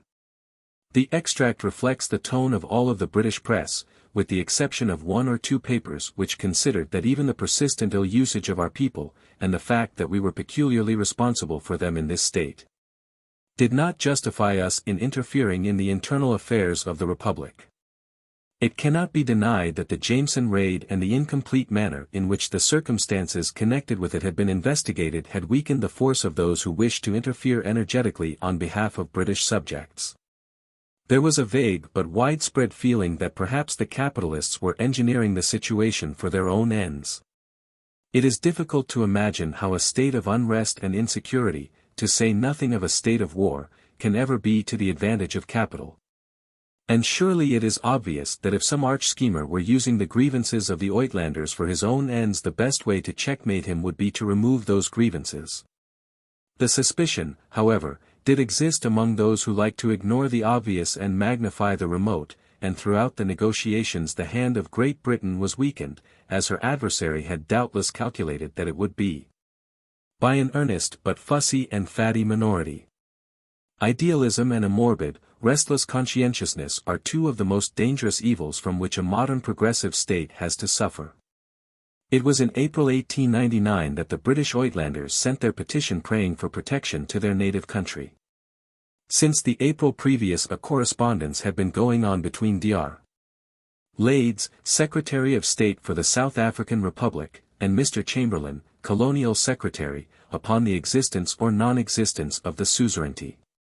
On the one hand, it was contended that the substitution of a second convention had entirely annulled the first, on the other, that the preamble of the first applied also to the second. If the Transvaal contention were correct, it is clear that Great Britain had been tricked and jockeyed into such a position, since she had received no quid pro quo in the second convention. And even the most careless of colonial secretaries could hardly have been expected to give away a very substantial something for nothing. But the contention throws us back upon the academic question of what a suzerainty is. The Transvaal admitted a power of veto over their foreign policy, and this admission in itself, unless they openly tore up the convention, must deprive them of the position of a sovereign state.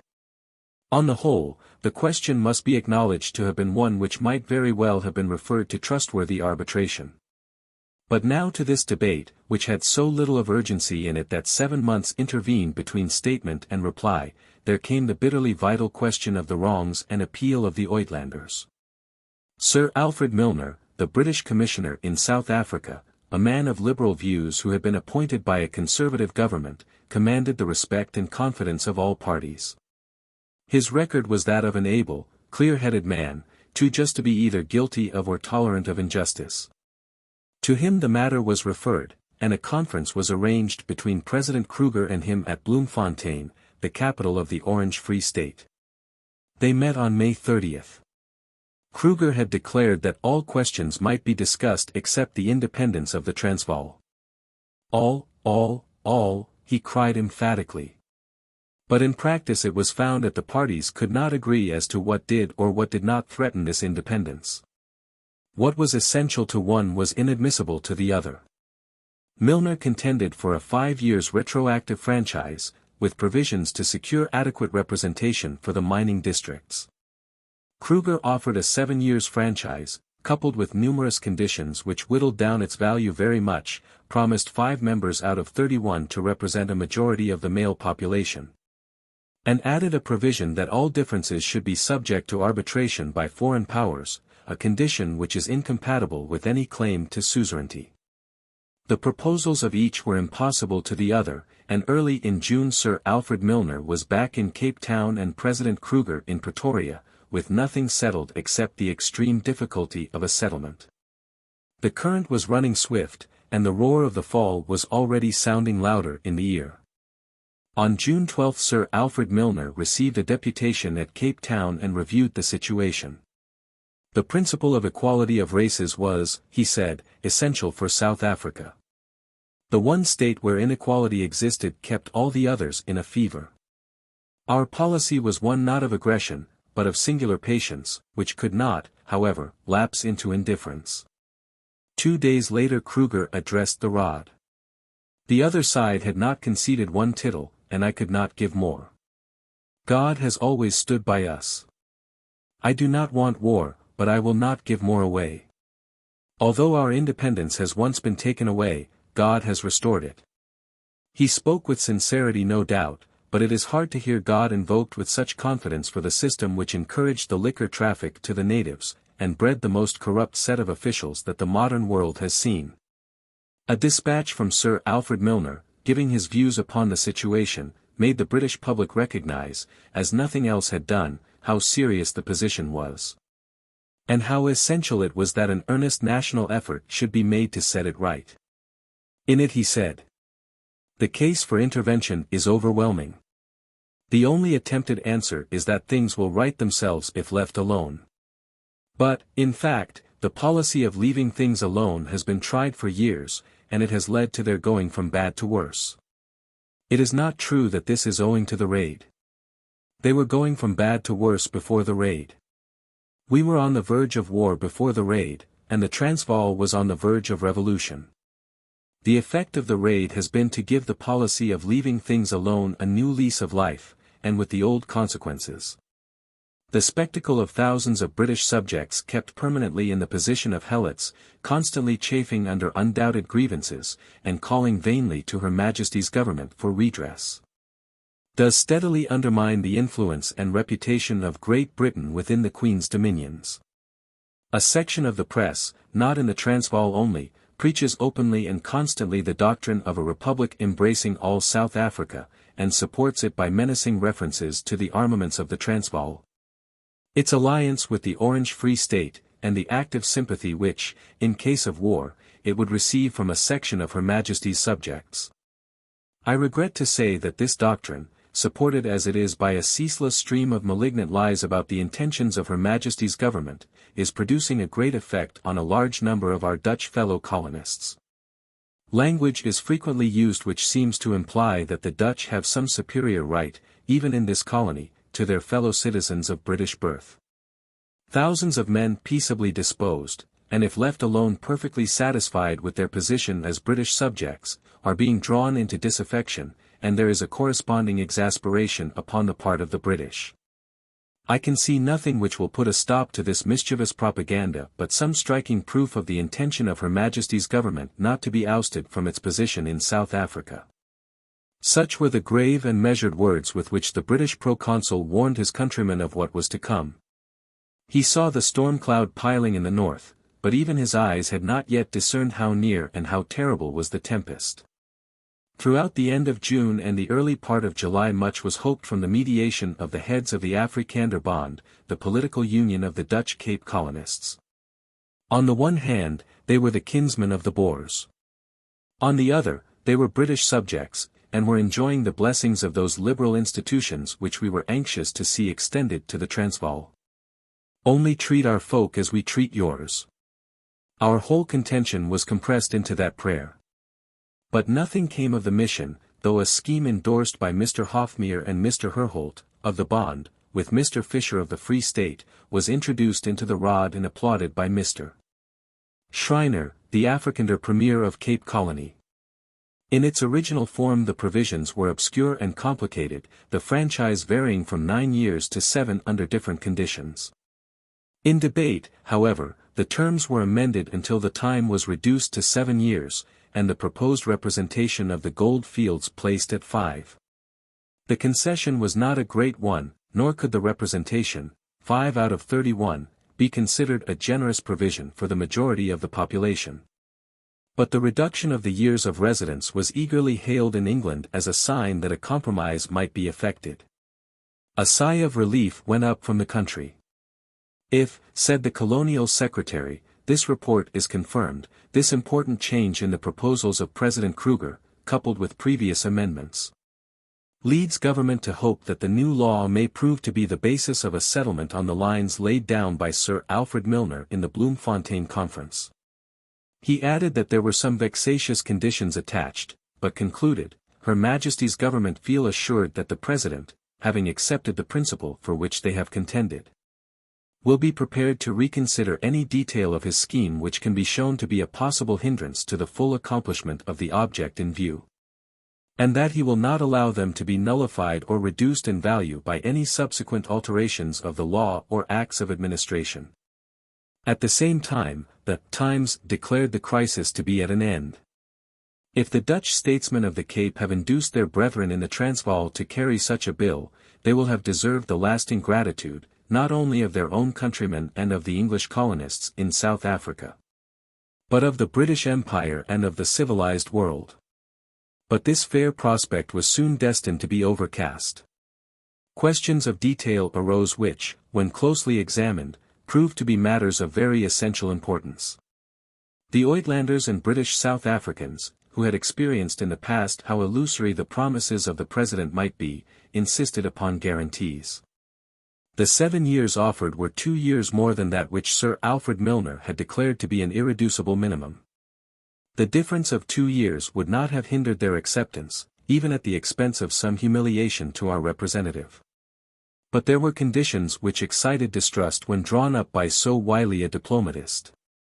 One was that the alien who aspired to burghership had to produce a certificate of continuous registration for a certain time. But the law of registration had fallen into disuse in the Transvaal, and consequently this provision might render the whole bill valueless. Since it was carefully retained, it was certainly meant for use. The door had been opened, but a stone was placed to block it. Again, the continued burghership of the newcomers was made to depend upon the resolution of the First Raad, so that should the mining members propose any measure of reform, not only their bill but they also might be swept out of the House by a Boer majority. What could an opposition do if a vote of the government might at any moment unseat them all? It was clear that a measure which contained such provisions must be very carefully sifted before a British government could accept it as a final settlement and a complete concession of justice to its subjects. On the other hand, it naturally felt loath to refuse those clauses which offered some prospect of an amelioration in their condition. It took the course, therefore, of suggesting that each government should appoint delegates to form a joint commission which should inquire into the working of the proposed bill before it was put into a final form. The proposal was submitted to the Raad upon August 7, with the addition that when this was done Sir Alfred Milner was prepared to discuss anything else, including arbitration without the interference of foreign powers. The suggestion of this joint commission has been criticized as an unwarrantable intrusion into the internal affairs of another country. But then the whole question from the beginning was about the internal affairs of another country, since the internal equality of the white inhabitants was the condition upon which self-government was restored to the Transvaal. It is futile to suggest analogies, and to imagine what France would do if Germany were to interfere in a question of French franchise. Supposing that France contained as many Germans as Frenchmen, and that they were ill-treated, Germany would interfere quickly enough and continue to do so until some fair modus vivendi was established. The fact is that the case of the Transvaal stands alone, that such a condition of things has never been known, and that no previous precedent can apply to it, save the general rule that a minority of white men cannot continue indefinitely to tax and govern a majority. Sentiment inclines to the smaller nation, but reason and justice are all on the side of England. A long delay followed upon the proposal of the Secretary of the Colonies. No reply was forthcoming from Pretoria. But on all sides there came evidence that those preparations for war which had been quietly going on even before the Jameson raid were now being hurriedly perfected. For so small a state enormous sums were being spent upon military equipment.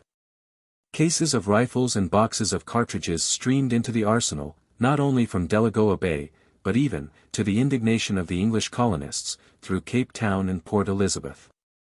Huge packing cases, marked agricultural instruments and mining machinery, arrived from Germany and France, to find their places in the forts of Johannesburg or Pretoria.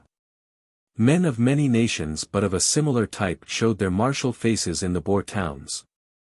The condottieri of Europe were as ready as ever to sell their blood for gold, and nobly in the end did they fulfill their share of the bargain. For 3 weeks and more during which Mr. Kruger was silent these eloquent preparations went on. But beyond them, and of infinitely more importance, there was one fact which dominated the situation. A burgher cannot go to war without his horse cannot move without grass will not come until after rain, and it was still some weeks before the rain would be due. Negotiations, then, must not be unduly hurried while the veldt was a bare russet-colored dust-swept plain.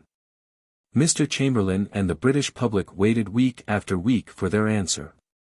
But there was a limit to their patience, and it was reached on August 26, when the Colonial Secretary showed, with a plainness of speech which is as unusual as it is welcome in diplomacy, that the question could not be hung up for ever. "The sands are running down in the glass," said he. "If they run out, we shall not hold ourselves limited by that which we have already offered, but, having taken the matter in hand, we will not let it go until we have secured conditions which once for all shall establish which is the paramount power in South Africa, and shall secure for our fellow subjects there those equal rights and equal privileges which were promised them by President Kruger when the independence of the Transvaal was granted by the Queen, and which is the least that in justice ought to be accorded them." Lord Salisbury, a little time before, had been equally emphatic. No one in this country wishes to disturb the conventions so long as it is recognized that while they guarantee the independence of the Transvaal on the one side, they guarantee equal political and civil rights for settlers of all nationalities upon the other. But these conventions are not like the laws of the Medes and the Persians. They are mortal, they can be destroyed, and once destroyed they can never be reconstructed in the same shape. The long-enduring patience of Great Britain was beginning to show signs of giving way. In the meantime a fresh dispatch had arrived from the Transvaal which offered as an alternative proposal to the Joint Commission that the Boer government should grant the franchise proposals of Sir Alfred Milner on condition that Great Britain withdrew or dropped her claim to a suzerainty, agreed to arbitration, and promised never again to interfere in the internal affairs of the Republic. To this Great Britain answered that she would agree to arbitration, that she hoped never again to have occasion to interfere for the protection of her own subjects, but that with the grant of the franchise all occasion for such interference would pass away, and, finally, that she would never consent to abandon her position as suzerain power. Mr. Chamberlain's dispatch ended by reminding the government of the Transvaal that there were other matters of dispute open between the two governments apart from the franchise, and that it would be as well to have them settled at the same time. By these he meant such questions as the position of the native races and the treatment of Anglo-Indians. On September 2 the answer of the Transvaal government was returned.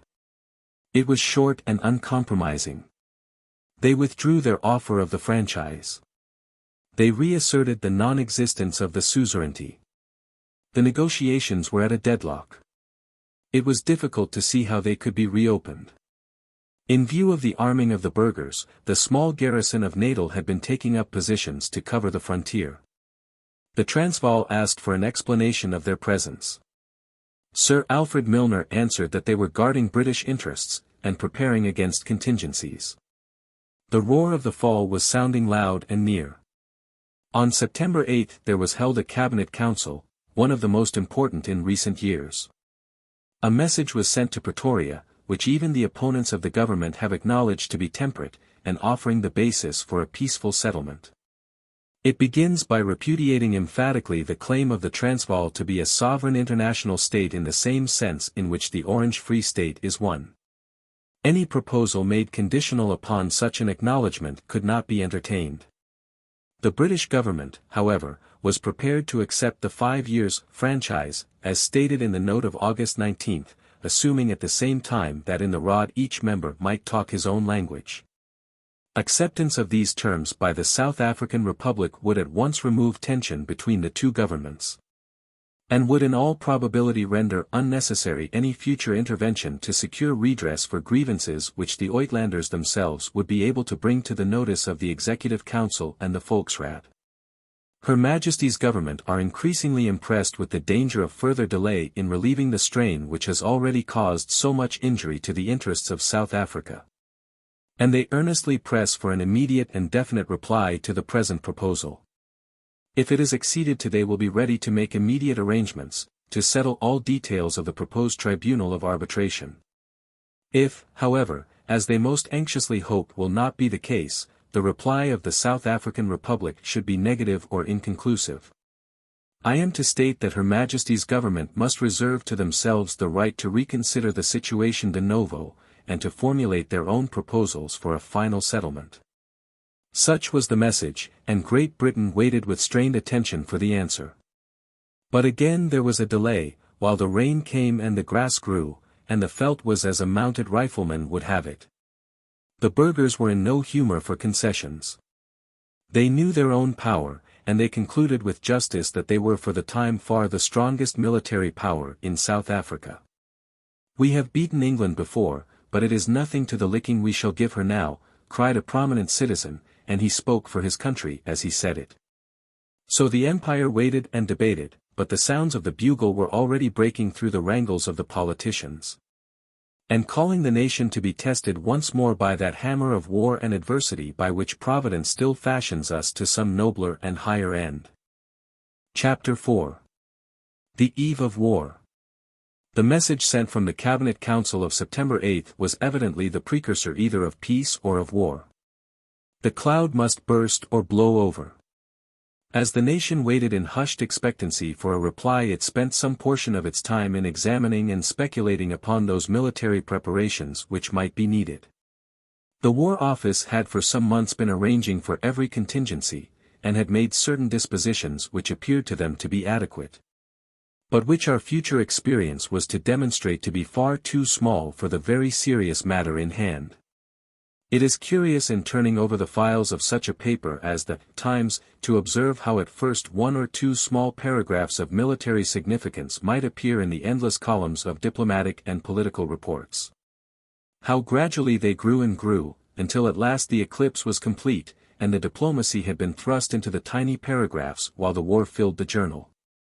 Under July 7 comes the first glint of arms amid the drab monotony of the state papers. On that date it was announced that 2 companies of Royal Engineers and Departmental Corps with reserves of supplies and ammunition were being dispatched. 2 companies of engineers.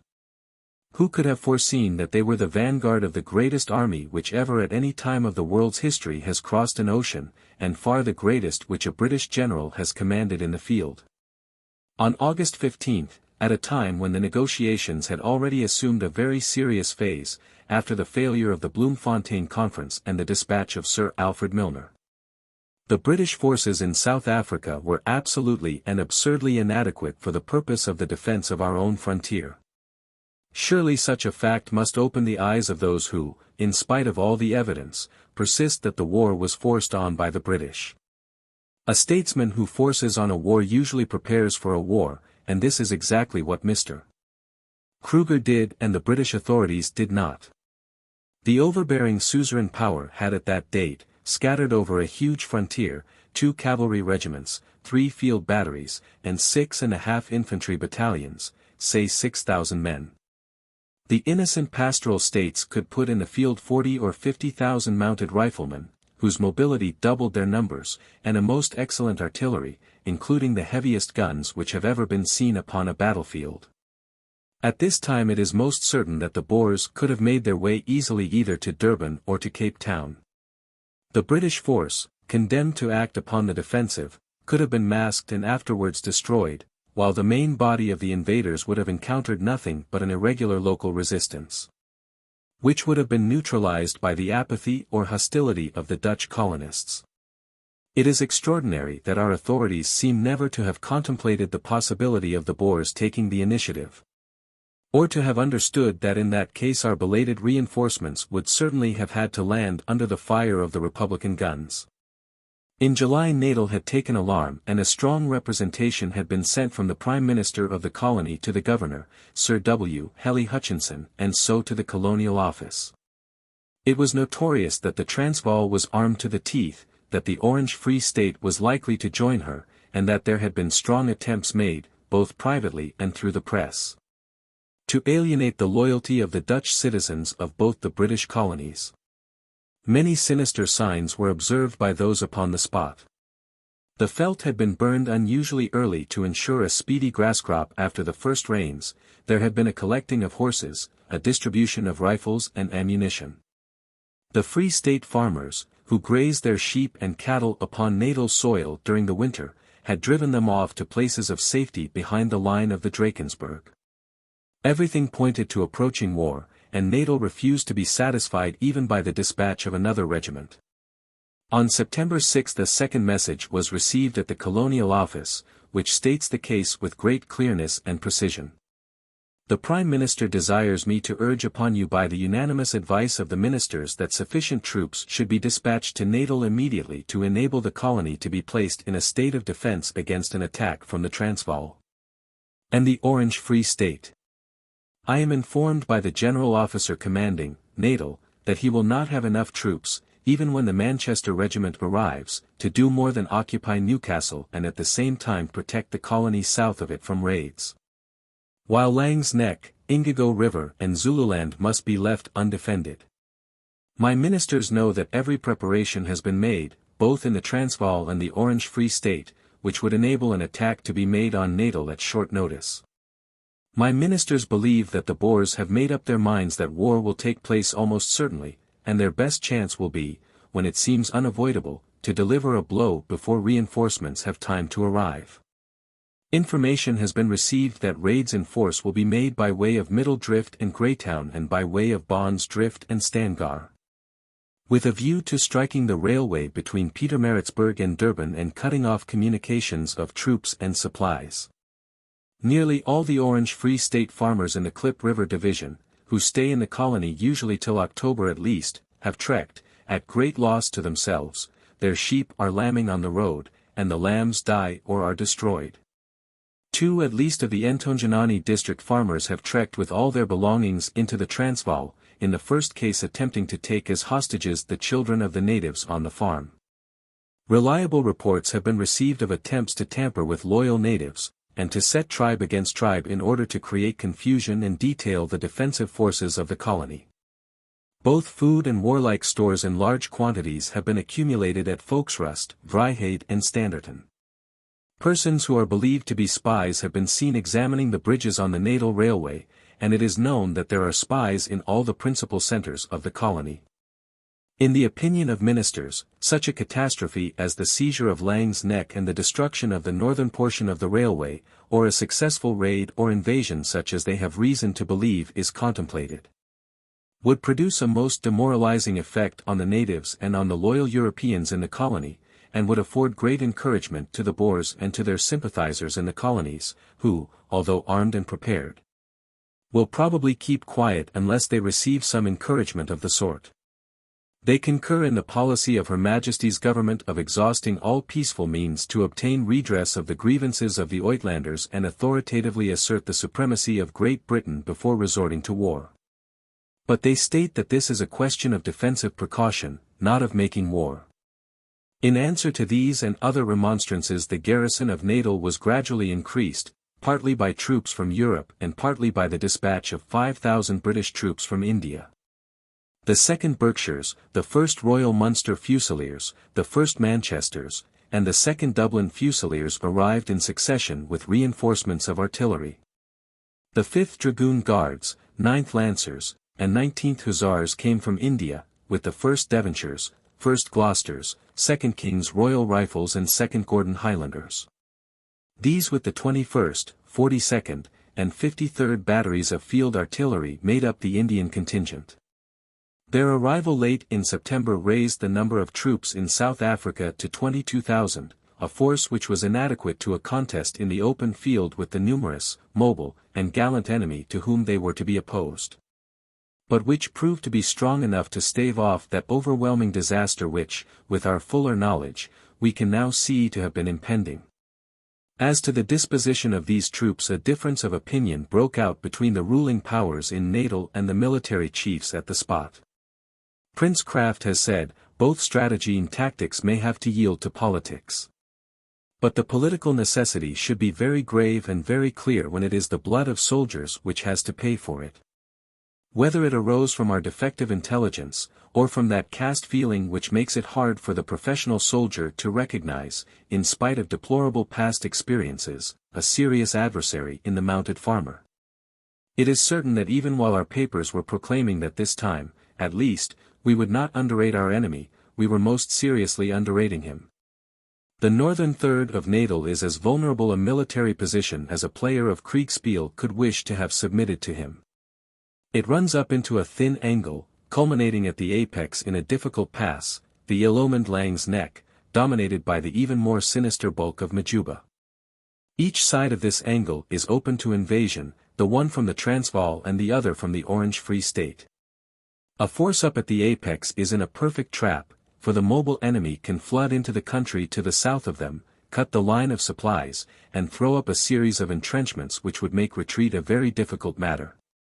Further down the country, at such positions as Ladysmith or Dundee, the danger, though not so imminent, is still an obvious one.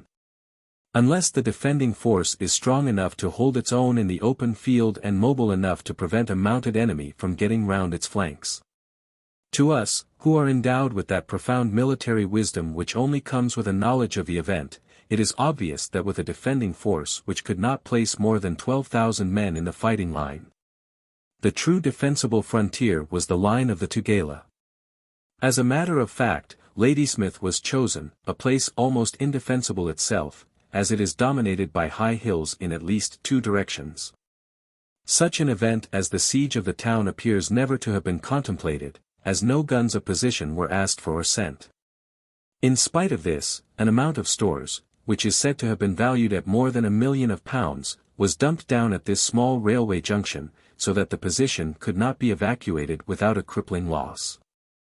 The place was the point of bifurcation of the main line, which divides at this little town into one branch running to Harrismith in the Orange Free State, and the other leading through the Dundee coal fields and Newcastle to the Laing's Neck Tunnel and the Transvaal.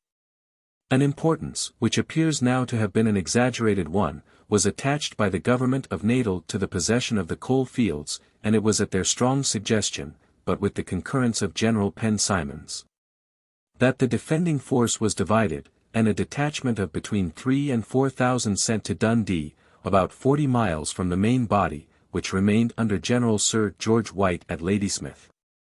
General Simons underrated the power of the invaders, but it is hard to criticize an error of judgment which has been so nobly atoned and so tragically paid for. At the time, then, which our political narrative has reached, the time of suspense which followed the dispatch of the cabinet message of September 8, the military situation had ceased to be desperate, but was still precarious. 22,000 regular troops were on the spot who might hope to be reinforced by some 10,000 colonials, but these forces had to cover a great frontier. The attitude of Cape Colony was by no means wholehearted and might become hostile, while the black population might conceivably throw in its weight against us. Only half the regulars could be spared to defend Natal, and no reinforcements could reach them in less than a month from the outbreak of hostilities. If Mr. Chamberlain was really playing a game of bluff, it must be confessed that he was bluffing from a very weak hand. For purposes of comparison we may give some idea of the forces which Mr. Kruger and Mr. Stein could put in the field, for by this time it was evident that the Orange Free State, with which we had had no shadow of a dispute, was going, in a way which some would call wanton and some chivalrous, to throw in its weight against us. The general press estimate of the forces of the two republics varied from 25,000 to 35,000 men. Mr. J. B. Robinson, a personal friend of President Kruger's and a man who had spent much of his life among the Boers, considered the latter estimate to be too high. The calculation had no assured basis to start from. A very scattered and isolated population, among whom large families were the rule, is a most difficult thing to estimate. Some reckon from the supposed natural increase during 18 years, but the figure given at that date was itself an assumption. Others took their calculation from the number of voters in the last presidential election, but no one could tell how many abstentions there had been, and the fighting age is 5 years earlier than the voting age in the republics. We recognize now that all calculations were far below the true figure. It is probable, however, that the information of the British Intelligence Department was not far wrong. According to this, the fighting strength of the Transvaal alone was 32,000 men, and of the Orange Free State 22,000. With mercenaries and rebels from the colonies they would amount to 60,000, while a considerable rising of the Cape Dutch would bring them up to 100,000. In artillery they were known to have about 100 guns, many of them, and the fact will need much explaining, more modern and powerful than any which we could bring against them. Of the quality of this large force there is no need to speak. The men were brave, hardy, and fired with a strange religious enthusiasm. They were all of the 17th century, except their rifles. Mounted upon their hardy little ponies, they possessed a mobility which practically doubled their numbers and made it an impossibility ever to outflank them. As marksmen they were supreme. Add to this that they had the advantage of acting upon internal lines with shorter and safer communications, and one gathers how formidable a task lay before the soldiers of the Empire.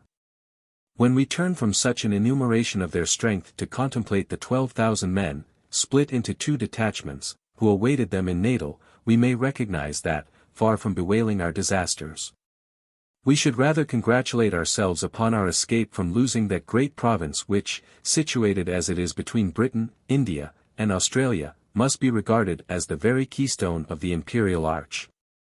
At the risk of a tedious but very essential digression, something must be said here as to the motives with which the Boers had for many years been quietly preparing for war.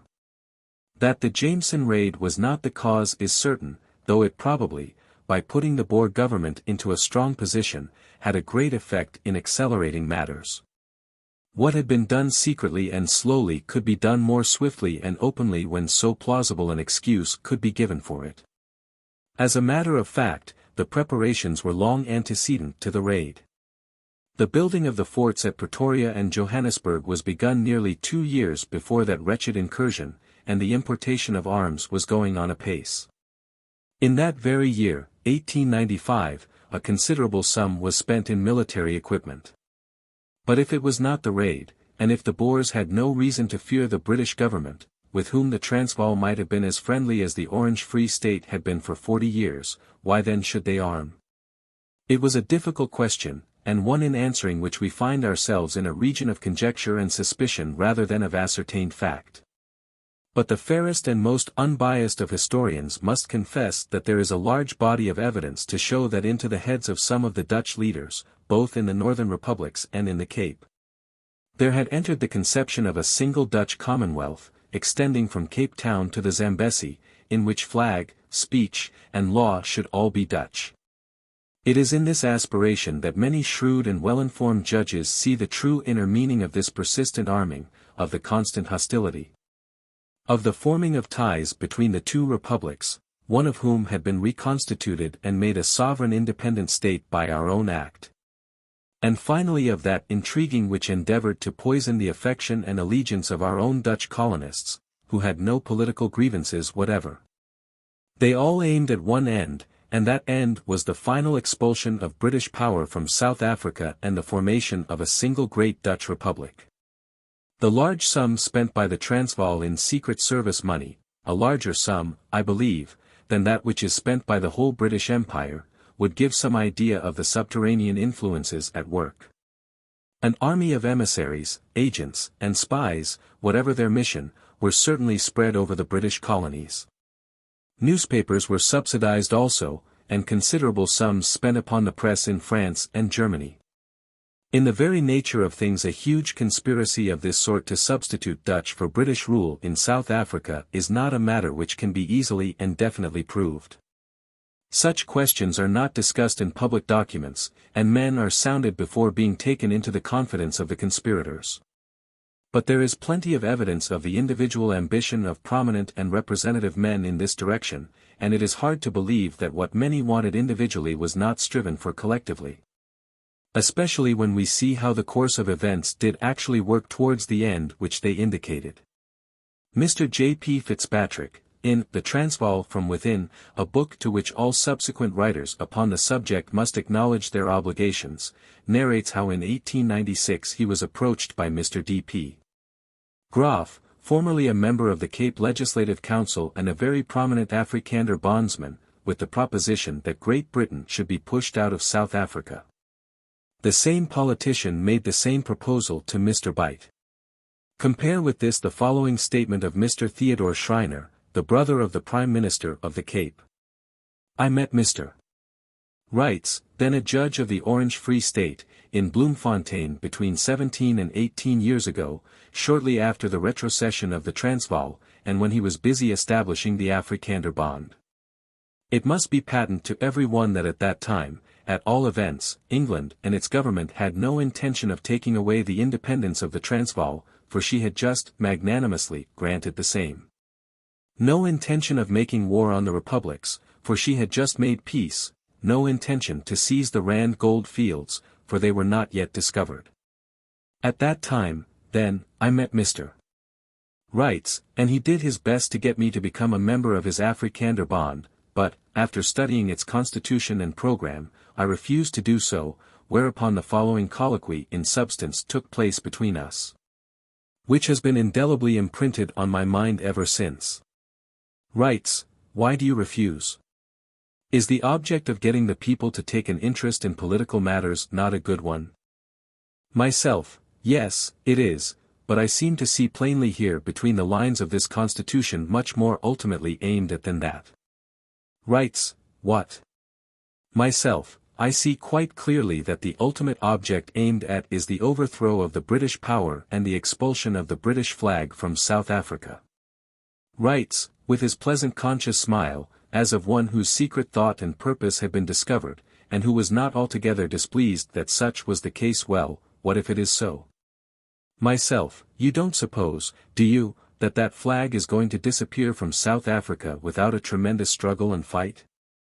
Wrights, with the same pleasant self-conscious, self-satisfied, and yet semi-apologetic smile. Well, I suppose not. But even so, what of that?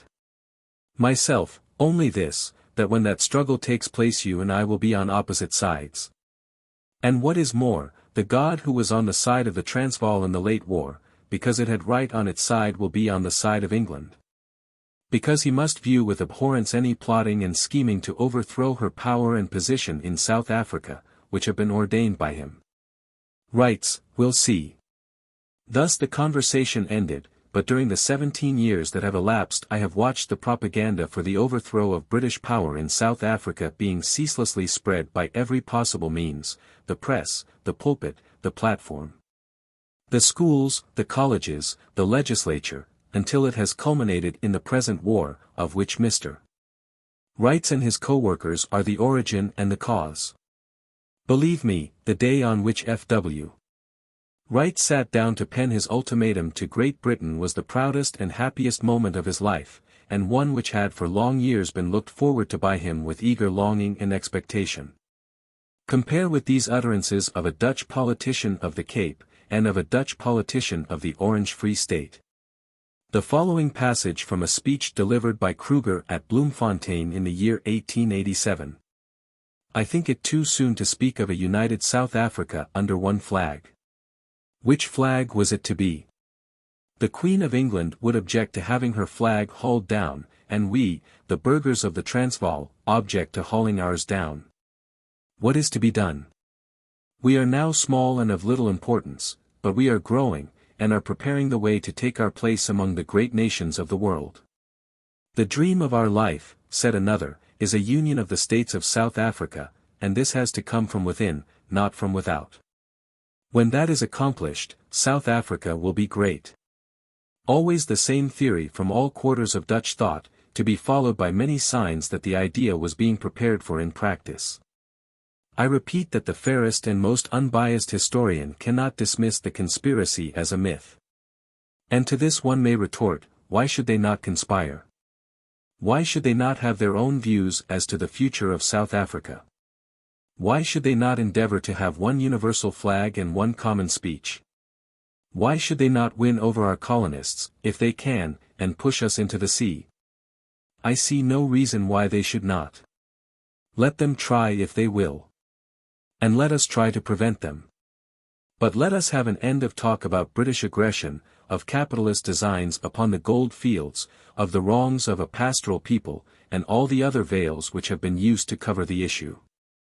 Let those who talk about British designs upon the republics turn their attention for a moment to the evidence which there is for republican designs upon the colonies.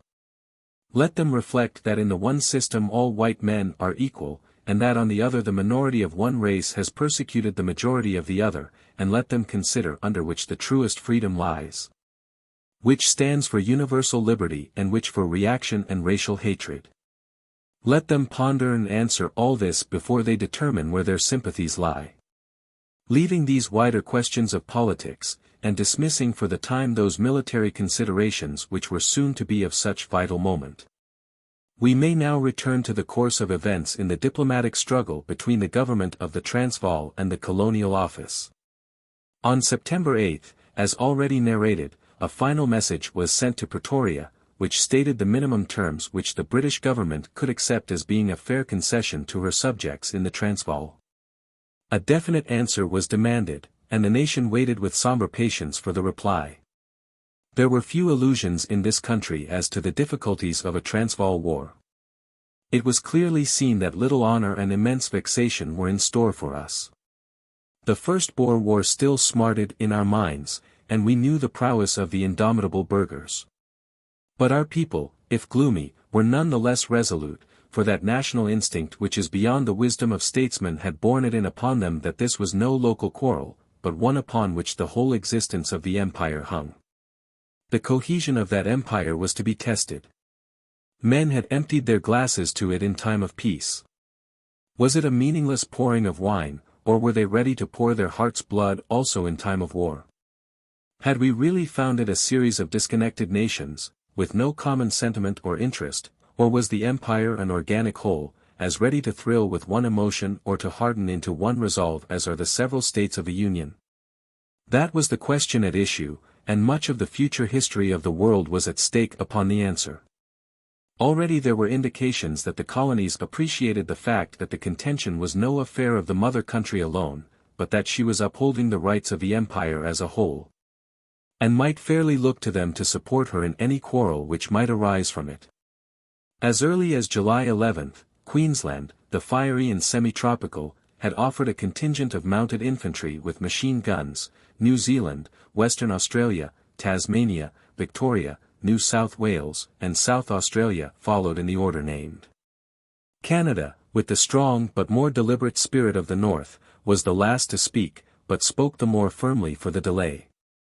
Her citizens were the least concerned of any, for Australians were many in South Africa but Canadians few. None the less, she cheerfully took her share of the common burden, and grew the readier and the cheerier as that burden came to weigh more heavily. From all the men of many hues who make up the British Empire, from Hindu Rajas, from West African Hussas, from Malay police, from Western Indians, there came offers of service. But this was to be a white man's war, and if the British could not work out their own salvation then it were well that empire should pass from such a race. The magnificent Indian army of 150,000 soldiers, many of them seasoned veterans, was for the same reason left untouched. England has claimed no credit or consideration for such abstention. But an irresponsible writer may well ask how many of those foreign critics whose respect for our public morality appears to be as limited as their knowledge of our principles and history would have advocated such self-denial had their own countries been placed in the same position. On September 18 the official reply of the Boer government to the message sent from the Cabinet Council was published in London. In manner it was unbending and unconciliatory, in substance, it was a complete rejection of all the British demands. It refused to recommend or propose to the Rod the 5 years franchise and the other measures which had been defined as the minimum which the Home Government could accept as a fair measure of justice towards the Uitlanders. The suggestion that the debates of the Rod should be bilingual, as they have been in the Cape Colony and in Canada, was absolutely waved aside. The British government had stated in their last dispatch that if the reply should be negative or inconclusive they reserved to themselves the right to reconsider the situation de novo and to formulate their own proposals for a final settlement. The reply had been both negative and inconclusive, and on September 22 a council met to determine what the next message should be. It was short and firm, but so planned as not to shut the door upon peace. Its purport was that the British government expressed deep regret at the rejection of the moderate proposals which had been submitted in their last dispatch, and that now, in accordance with their promise, they would shortly put forward their own plans for a settlement. The message was not an ultimatum, but it foreshadowed an ultimatum in the future. In the meantime, upon September 21 the rod of the Orange Free State had met, and it became more and more evident that this republic, with whom we had no possible quarrel, but, on the contrary, for whom we had a great deal of friendship and admiration, intended to throw in its weight against Great Britain. Some time before, an offensive and defensive alliance had been concluded between the two states, which must, until the secret history of these events comes to be written, appear to have been a singularly rash and unprofitable bargain for the smaller one. She had nothing to fear from Great Britain, since she had been voluntarily turned into an independent republic by her and had lived in peace with her for 40 years. Her laws were as liberal as our own. But by this suicidal treaty she agreed to share the fortunes of a state which was deliberately courting war by its persistently unfriendly attitude, and whose reactionary and narrow legislation would, one might imagine, have alienated the sympathy of her progressive neighbor. There may have been ambitions like those already quoted from the report of Dr. Wright's conversation, or there may have been a complete hallucination as to the comparative strength of the two combatants and the probable future of South Africa. But however that may be, the treaty was made, and the time had come to test how far it would hold. The tone of President Stein at the meeting of the Rod, and the support which he received from the majority of his burghers, showed unmistakably that the two republics would act as one. In his opening speech Stein declared uncompromisingly against the British contention, and declared that his state was bound to the Transvaal by everything which was near and dear. Among the obvious military precautions which could no longer be neglected by the British government was the sending of some small force to protect the long and exposed line of railway which lies just outside the Transvaal border from Kimberley to Rhodesia. Sir Alfred Milner communicated with President Stein as to this movement of troops, pointing out that it was in no way directed against the Free State. Sir Alfred Milner added that the imperial government was still hopeful of a friendly settlement with the Transvaal. But if this hope were disappointed they looked to the Orange Free State to preserve strict neutrality and to prevent military intervention by any of its citizens. They undertook that in that case the integrity of the Free State frontier would be strictly preserved. Finally, he stated that there was absolutely no cause to disturb the good relations between the Free State and Great Britain, since we were animated by the most friendly intentions towards them.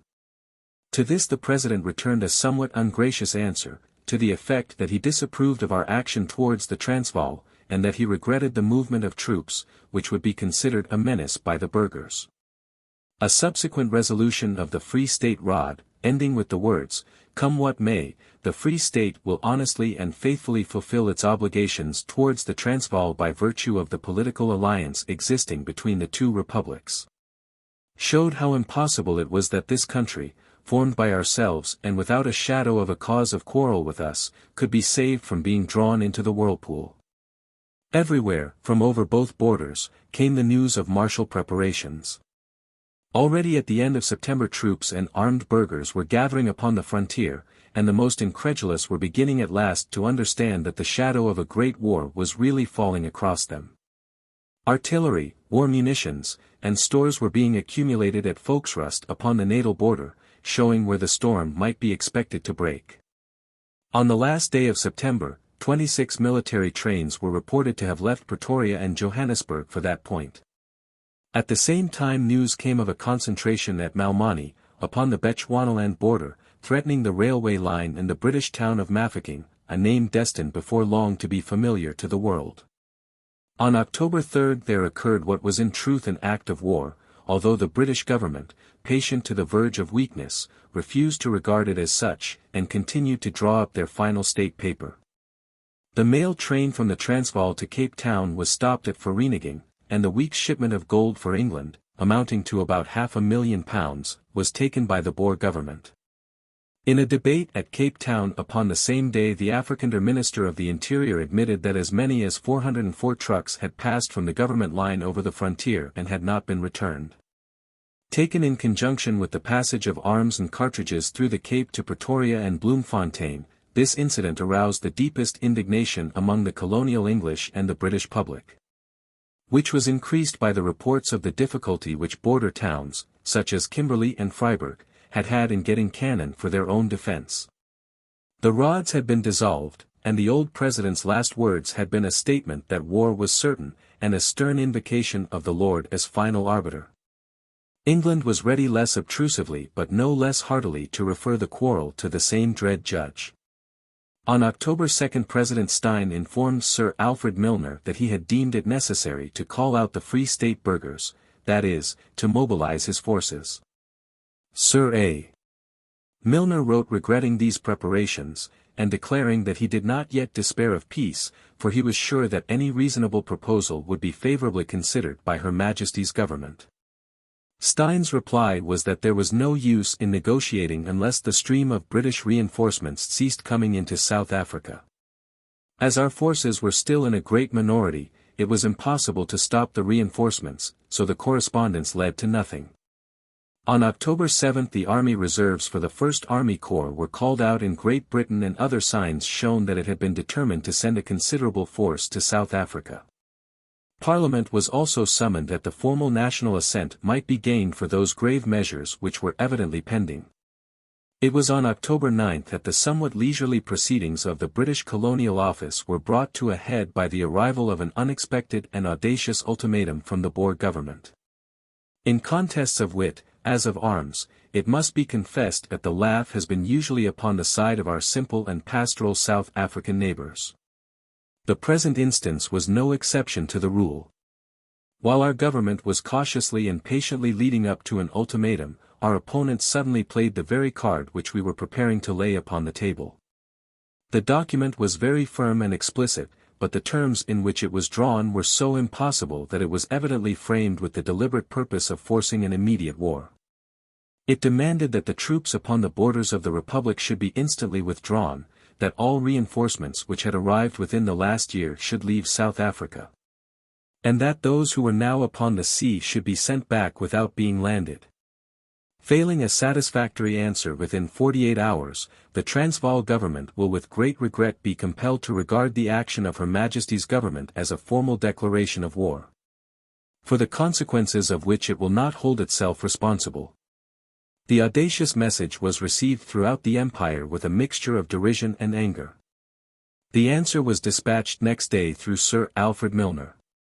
October 10. Her Majesty's government have received with great regret the peremptory demands of the government of the South African Republic, conveyed in your telegram of the October 9.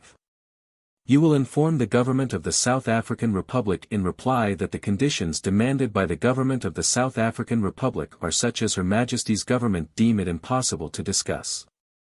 And so we have come to the end of the long road, past the battle of the pens and the wrangling of tongues, to the arbitration of the Lee Metford and the Mauser. It was pitiable that it should come to this. These people were as near akin to us as any race which is not our own.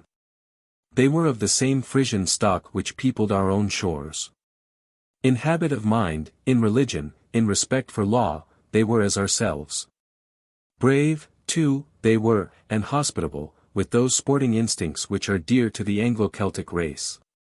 There was no people in the world who had more qualities which we might admire, and not the least of them was that love of independence which it is our proudest boast that we have encouraged in others as well as exercised ourselves. And yet we had come to this pass, that there was no room in all vast South Africa for both of us. We cannot hold ourselves blameless in the matter. The evil that men do lives after them, and it has been told in this small superficial sketch where we have erred in the past in South Africa. On our hands, too, is the Jameson raid, carried out by Englishmen and led by officers who held the Queen's commission, to us, also, the blame of the shuffling, half-hearted inquiry into that most unjustifiable business. These are matches which help to set the great blaze alight, and it is we who held them. But the faggots which proved to be so inflammable, they were not of our setting. They were the wrongs done to half the community, the settled resolution of the minority to tax and vex the majority, the determination of a people who had lived 2 generations in a country to claim that country entirely for themselves. Behind them all there may have been the Dutch ambition to dominate South Africa. It was no petty object for which Britain fought. When a nation struggles uncomplainingly through months of disaster, she may claim to have proved her conviction of the justice and necessity of the struggle. Should Dutch ideas or English ideas of government prevail throughout that huge country? The one means freedom for a single race, the other means equal rights to all white men beneath one common law. What each means to the colored races let history declare. This was the main issue to be determined from the instant that the clock struck 5 upon the afternoon of Wednesday, October the 11th, 1899. That moment marked the opening of a war destined to determine the fate of South Africa, to work great changes in the British Empire, to seriously affect the future history of the world. And incidentally to alter many of our views as to the art of war. It is the story of this war which, with limited material but with much aspiration to care and candor, I shall now endeavor to tell. Chapter 5. Talana Hill. It was on the morning of October 12th, amid cold and mist, that the Boer camps at Sandspruit and Volksrust broke up, and the burghers rode to the war. Some 12,000 of them, all mounted, with 2 batteries of 8 Krupp guns each, were the invading force from the north, which hoped later to be joined by the Free Staters and by a contingent of Germans and Transvaalers who were to cross the Free State border. It was an hour before dawn that the guns started, and the riflemen followed close behind the last limber, so that the first light of day fell upon the black sinuous line winding down between the hills. A spectator upon the occasion says of them, their faces were a study. For the most part the expression worn was one of determination and bulldog pertinacity. No sign of fear there, nor of wavering. Whatever else may be laid to the charge of the Boer, it may never truthfully be said that he is a coward or a man unworthy of the Briton's steel. The words were written early in the campaign, and the whole empire will endorse them today. Could we have such men as willing fellow citizens, they are worth more than all the gold mines of their country. This main Transvaal body consisted of the Commando of Pretoria, which comprised 1,800 men, and those of Heidelberg, Middelburg, Krugerstorp, Standerton, Wakkerstroom, and Ermelo, with the state artillery. An excellent and highly organized body who were provided with the best guns that have ever been brought onto a battlefield. Besides their 16 Krupps, they dragged with them 2 heavy 6-inch Crusac guns, which were destined to have a very important effect in the earlier part of the campaign. In addition to these native forces there were a certain number of European auxiliaries. The greater part of the German corps were with the Free State forces, but a few hundred came down from the north. There was a Hollander corps of about 250 and an Irish, or perhaps more properly an Irish-American corps of the same number, who rode under the green flag and the harp. The men might, by all accounts, be divided into 2 very different types. There were the town Boers, smartened and perhaps a little enervated by prosperity and civilization, men of business and professional men, more alert and quicker than their rustic comrades.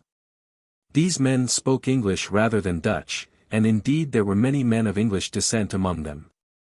But the others, the most formidable both in their numbers and in their primitive qualities, were the Backveld Boers, the sunburned, tangle-haired, full-bearded farmers, the men of the Bible and the rifle, imbued with the traditions of their own guerrilla warfare. These were perhaps the finest natural warriors upon earth, marksmen, hunters, accustomed to hard fare and a harder couch. They were rough in their ways and speech, but, in spite of many calumnies and some few unpleasant truths, they might compare with most disciplined armies in their humanity and their desire to observe the usages of war. A few words here as to the man who led this singular host. Piet Joubert was a Cape colonist by birth, a fellow countryman, like Kruger himself, of those whom the narrow laws of his new country persisted in regarding as outside the pale. He came from that French Huguenot blood which has strengthened and refined every race which it has touched, and from it he derived a chivalry and generosity which made him respected and liked even by his opponents. In many native broils and in the British campaign of 1881 he had shown himself a capable leader. His record in standing out for the independence of the Transvaal was a very consistent one, for he had not accepted office under the British, as Kruger had done, but had remained always an irreconcilable. Tall and burly, with hard grey eyes and a grim mouth half hidden by his bushy beard, he was a fine type of the men whom he led. He was now in his 65th year, and the fire of his youth had, as some of the burghers urged, died down within him. But he was experienced, crafty, and war-wise, never dashing and never brilliant, but slow, steady, solid, and inexorable. Besides this northern army there were two other bodies of burghers converging upon Natal. One, consisting of the commandos from Utrecht and the Swaziland districts, had gathered at Vryheid on the flank of the British position at Dundee. The other, much larger, not less probably than 6,000 or 7,000 men, were the contingent from the Free State and a Transvaal corps, together with Shiel's Germans, who were making their way through the various passes, the Tintwa Pass and Van Reenen's Pass, which lead through the grim range of the Drakensberg and open out upon the more fertile plains of western Natal. The total force may have been something between 20,000 and 30,000 men. By all accounts they were of an astonishingly high heart, convinced that a path of easy victory lay before them, and that nothing could bar their way to the sea. If the British commanders underrated their opponents, there is ample evidence that the mistake was reciprocal. A few words now as to the disposition of the British forces, concerning which it must be borne in mind that Sir George White, though in actual command, had only been a few days in the country before war was declared. So that the arrangements fell to General Penn Simons, aided or hampered by the advice of the local political authorities. The main position was at Ladysmith, but an advance post was strongly held at Glencoe, which is 5 miles from the station of Dundee and 40 from Ladysmith. The reason for this dangerous division of force was to secure each end of the Biggersburg section of the railway, and also to cover the important collieries of that district. The positions chosen seem in each case to show that the British commander was not aware of the number and power of the Boer guns, for each was equally defensible against rifle fire and vulnerable to an artillery attack. In the case of Glencoe it was particularly evident that guns upon the hills above would, as they did, render the position untenable. This outlying post was held by the 1st Leicester Regiment, the 2nd Dublin Fusiliers, and the 1st Battalion of Rifles, with the 18th Hussars, 3 companies of mounted infantry, and 3 batteries of field artillery, the 13th, 67th, and 69th. The 1st Royal Irish Fusiliers were on their way to reinforce it, and arrived before the first action. Altogether the Glencoe camp contained some 4,000 men. The main body of the army remained at Ladysmith. These consisted of the 1st Devons, the 1st Liverpools, and the 2nd Gordon Highlanders, with the 1st Gloucesters, the 2nd King's Royal Rifles, and the 2nd Rifle Brigade, reinforced later by the Manchesters. The cavalry included the 5th Dragoon Guards, the 5th Lancers, a detachment of 19th Hussars, the Natal Carabiners, the Natal Mounted Police, and the Border Mounted Rifles, reinforced later by the Imperial Light Horse.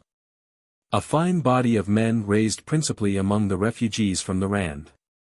For artillery there were the 21st, 42nd, and 53rd batteries of field artillery, and No. 10 Mountain Battery, with the Natal Field Artillery, the guns of which were too light to be of service, and the 23rd Company of Royal Engineers. The whole force, some 8,000 or 9,000 strong, was under the immediate command of Sir George White, with Sir Archibald Hunter, fresh from the Soudan, General French, and General Ian Hamilton as his lieutenants. The first shock of the Boers, then, must fall upon 4,000 men. If these could be overwhelmed, there were 8,000 more to be defeated or masked. Then what was there between them and the sea? Some detachments of local volunteers, the Durban Light Infantry at Colenso, and the Natal Royal Rifles, with some naval volunteers at Escart. With the power of the Boers and their mobility it is inexplicable how the colony was saved. We are of the same blood, the Boers and we show it in our failings.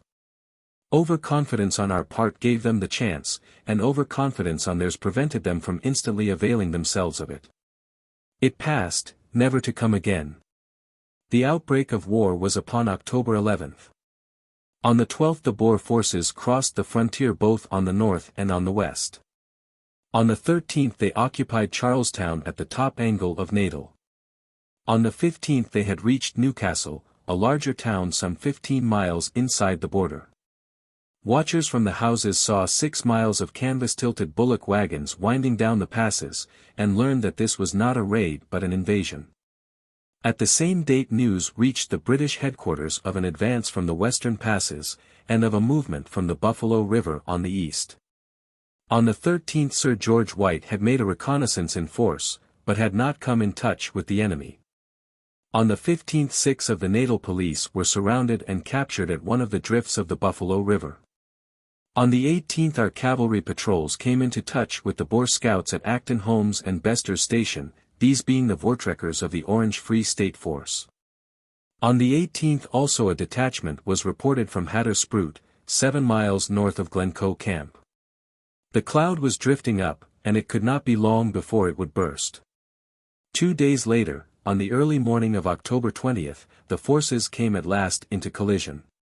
At 3:30 in the morning, well before daylight, the mounted infantry picket at the junction of the roads from Landman's and Vance drifts was fired into by the Dornberg Commando, and retired upon its supports. 2 companies of the Dublin Fusiliers were sent out, and at 5 o'clock on a fine but misty morning the whole of Simons's force was under arms with the knowledge that the Boers were pushing boldly towards them. The khaki-clad lines of fighting men stood in their long thin ranks staring up at the curves of the Saddleback Hills to the north and east of them, and straining their eyes to catch a glimpse of the enemy. Why these same Saddleback Hills were not occupied by our own people is, it must be confessed, an insoluble mystery. In a hollow on one flank were the 18th Hussars and the mounted infantry. On the other were the 18 motionless guns, limbered up and ready, the horses fidgeting and stamping in the raw morning air. And then suddenly, could that be they? An officer with a telescope stared intently and pointed.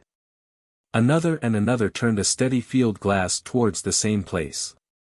And then the men could see also, and a little murmur of interest ran down the ranks. A long sloping hill, Talana Hill, olive green in hue, was stretching away in front of them. At the summit it rose into a rounded crest. The mist was clearing, and the curve was hard outlined against the limpid blue of the morning sky. On this, some 2.5 miles or 3 miles off, a little group of black dots had appeared. The clear edge of the skyline had become serrated with moving figures. They clustered into a knot, then opened again, and then. There had been no smoke, but there came a long crescendo hoot, rising into a shrill wail.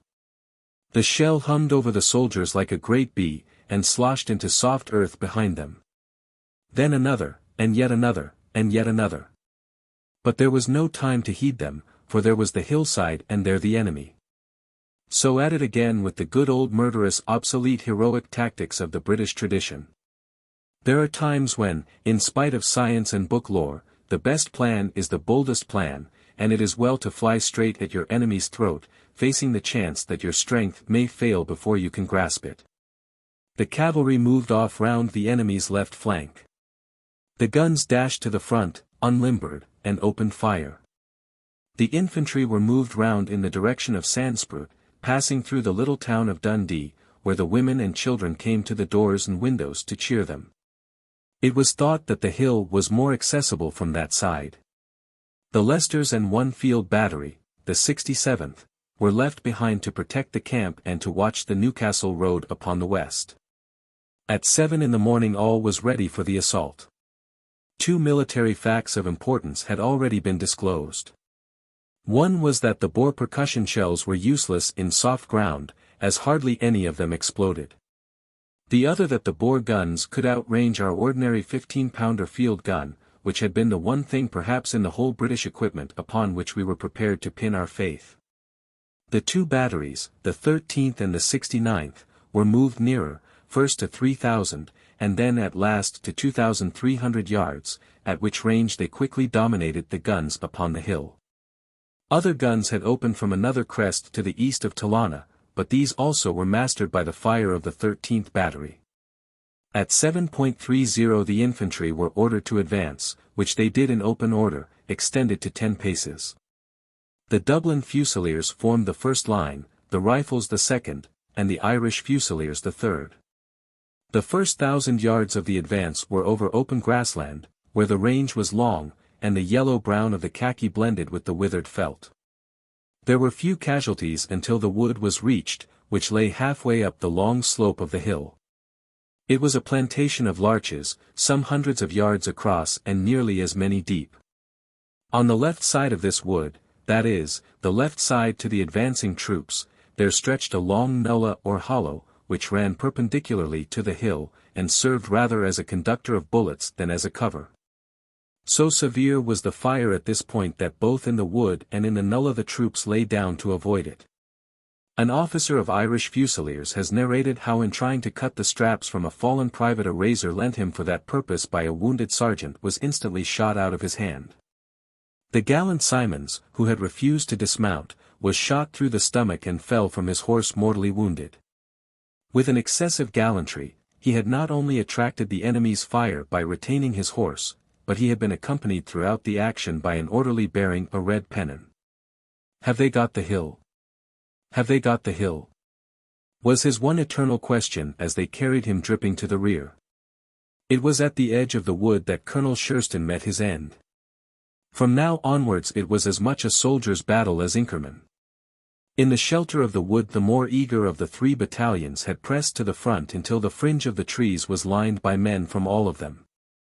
The difficulty of distinguishing particular regiments where all were clad alike made it impossible in the heat of action to keep any sort of formation. So hot was the fire that for the time the advance was brought to a standstill, but the 69th Battery, firing shrapnel at a range of 1,400 yards, subdued the rifle fire, and about 11:30 the infantry were able to push on once more. Above the wood there was an open space some hundreds of yards across, bounded by a rough stone wall built for herding cattle. A second wall ran at right angles to this down towards the wood. An enfilading rifle fire had been sweeping across this open space, but the wall in front does not appear to have been occupied by the enemy, who held the kopje above it. To avoid the cross-fire the soldiers ran in single file under the shelter of the wall, which covered them to the right, and so reached the other wall across their front. Here there was a second long delay, the men dribbling up from below, and firing over the top of the wall and between the chinks of the stones. The Dublin Fusiliers, through being in a more difficult position, had been unable to get up as quickly as the others, and most of the hard-breathing excited men who crowded under the wall were of the Rifles and of the Irish Fusiliers. The air was so full of bullets that it seemed impossible to live upon the other side of this shelter. 200 yards intervened between the wall and the crest of the kopje. And yet the kopje had to be cleared if the battle were to be won. Out of the huddled line of crouching men an officer sprang shouting, and a score of soldiers vaulted over the wall and followed at his heels. It was Captain Connor, of the Irish Fusiliers, but his personal magnetism carried up with him some of the Rifles as well as men of his own command. He and half his little forlorn hope were struck down, he, alas, to die the same night, but there were other leaders as brave to take his place. "Forward away, men, forward away," cried Nugent, of the Rifles. 3 bullets struck him, but he continued to drag himself up the boulder-studded hill. Others followed, and others, from all sides they came running, the crouching, yelling, khaki-clad figures, and the supports rushed up from the rear. For a time they were beaten down by their own shrapnel striking into them from behind, which is an amazing thing when one considers that the range was under 2,000 yards. It was here, between the wall and the summit, that Colonel Gunning, of the Rifles, and many other brave men met their end, some by our own bullets and some by those of the enemy. But the Boers thinned away in front of them, and the anxious onlookers from the plain below saw the waving helmets on the crest, and learned at last that all was well. But it was, it must be confessed, a Pyrrhic victory. We had our hill, but what else had we? The guns which had been silenced by our fire had been removed from the kopje. The commando which seized the hill was that of Lucas Meyer, and it is computed that he had with him about 4,000 men. This figure includes those under the command of Erasmus, who made half-hearted demonstrations against the British flank. If the shirkers be eliminated, it is probable that there were not more than 1,000 actual combatants upon the hill. Of this number about 50 were killed and 100 wounded. The British loss at Talana Hill itself was 41 killed and 180 wounded, but among the killed were many whom the army could ill spare. The gallant but optimistic Simons, gunning of the rifles, Schurston, Connor, Hambro, and many other brave men died that day. The loss of officers was out of all proportion to that of the men. An incident which occurred immediately after the action did much to rob the British of the fruits of the victory. Artillery had pushed up the moment that the hill was carried, and had unlimbered on Smith's Neck between the two hills, from which the enemy, in broken groups of 50 and 100, could be seen streaming away. A fairer chance for the use of shrapnel has never been. But at this instant there ran from an old iron church on the reverse side of the hill, which had been used all day as a Boer hospital, a man with a white flag. It is probable that the action was in good faith, and that it was simply intended to claim a protection for the ambulance party which followed him. But the too confiding gunner in command appears to have thought that an armistice had been declared, and held his hand during those precious minutes which might have turned a defeat into a rout. The chance passed, never to return. The double error of firing into our own advance and of failing to fire into the enemy's retreat makes the battle one which cannot be looked back to with satisfaction by our gunners. In the meantime, some miles away, another train of events had led to a complete disaster to our small cavalry force, a disaster which robbed our dearly bought infantry victory of much of its importance.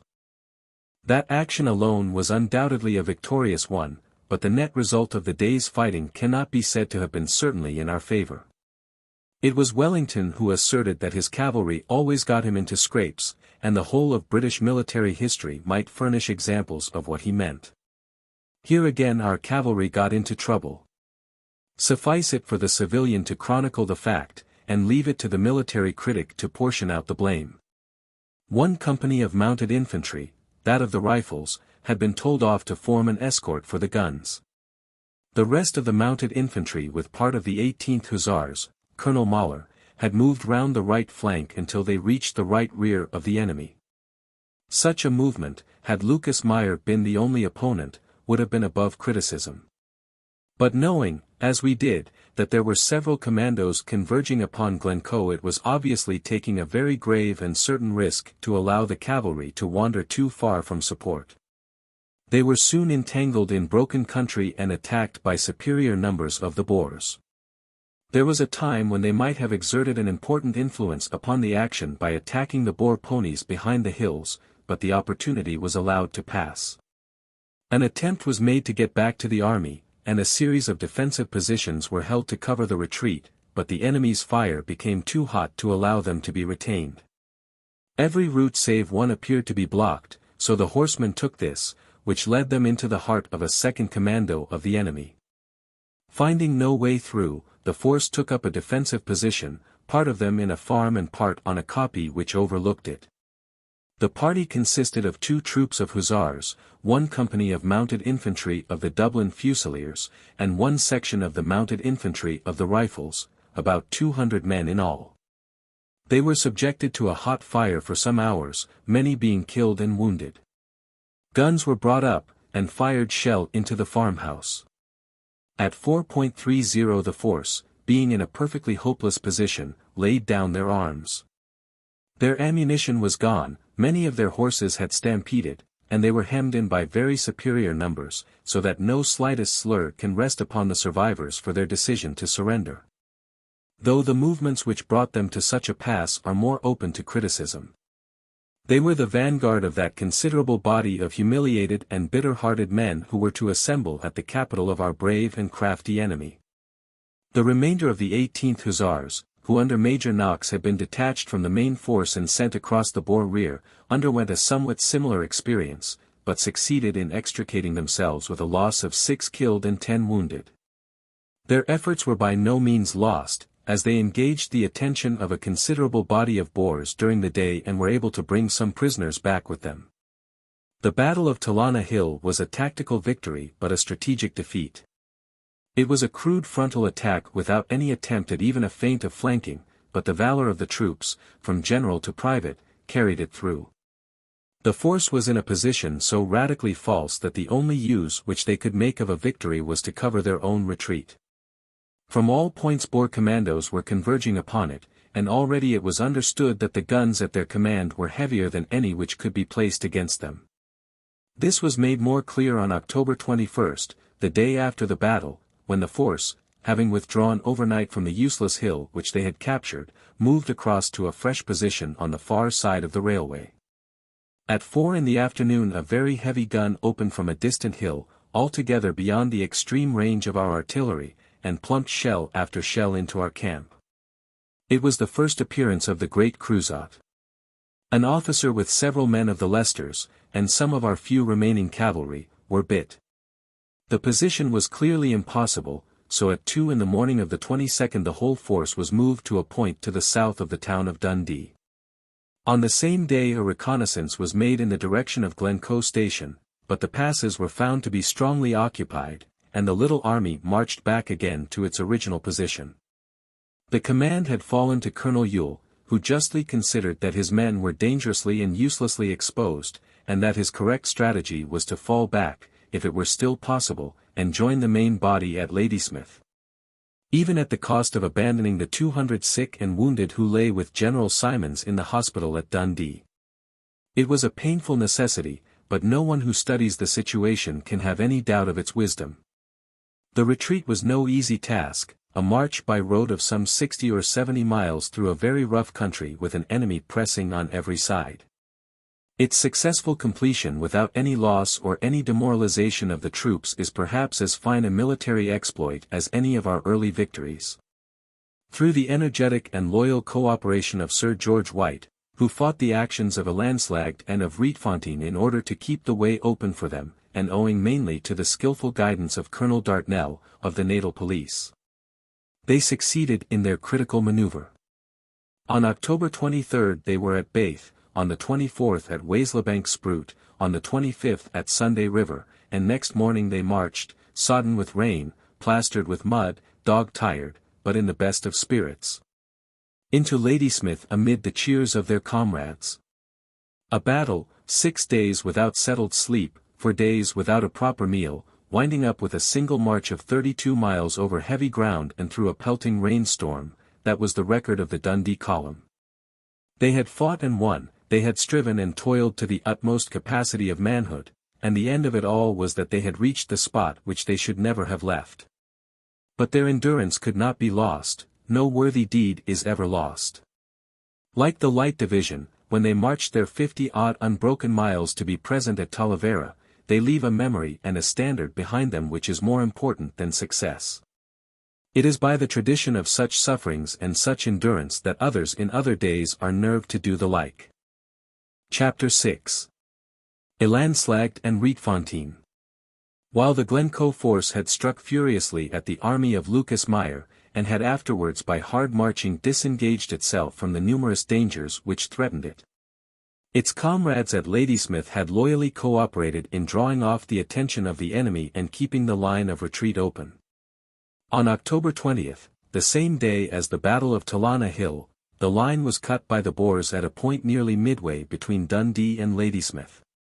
A small body of horsemen were the forerunners of a considerable commando, composed of Freestaters, Transvaalers, and Germans, who had advanced into Natal through Botha's Pass under the command of General Koch.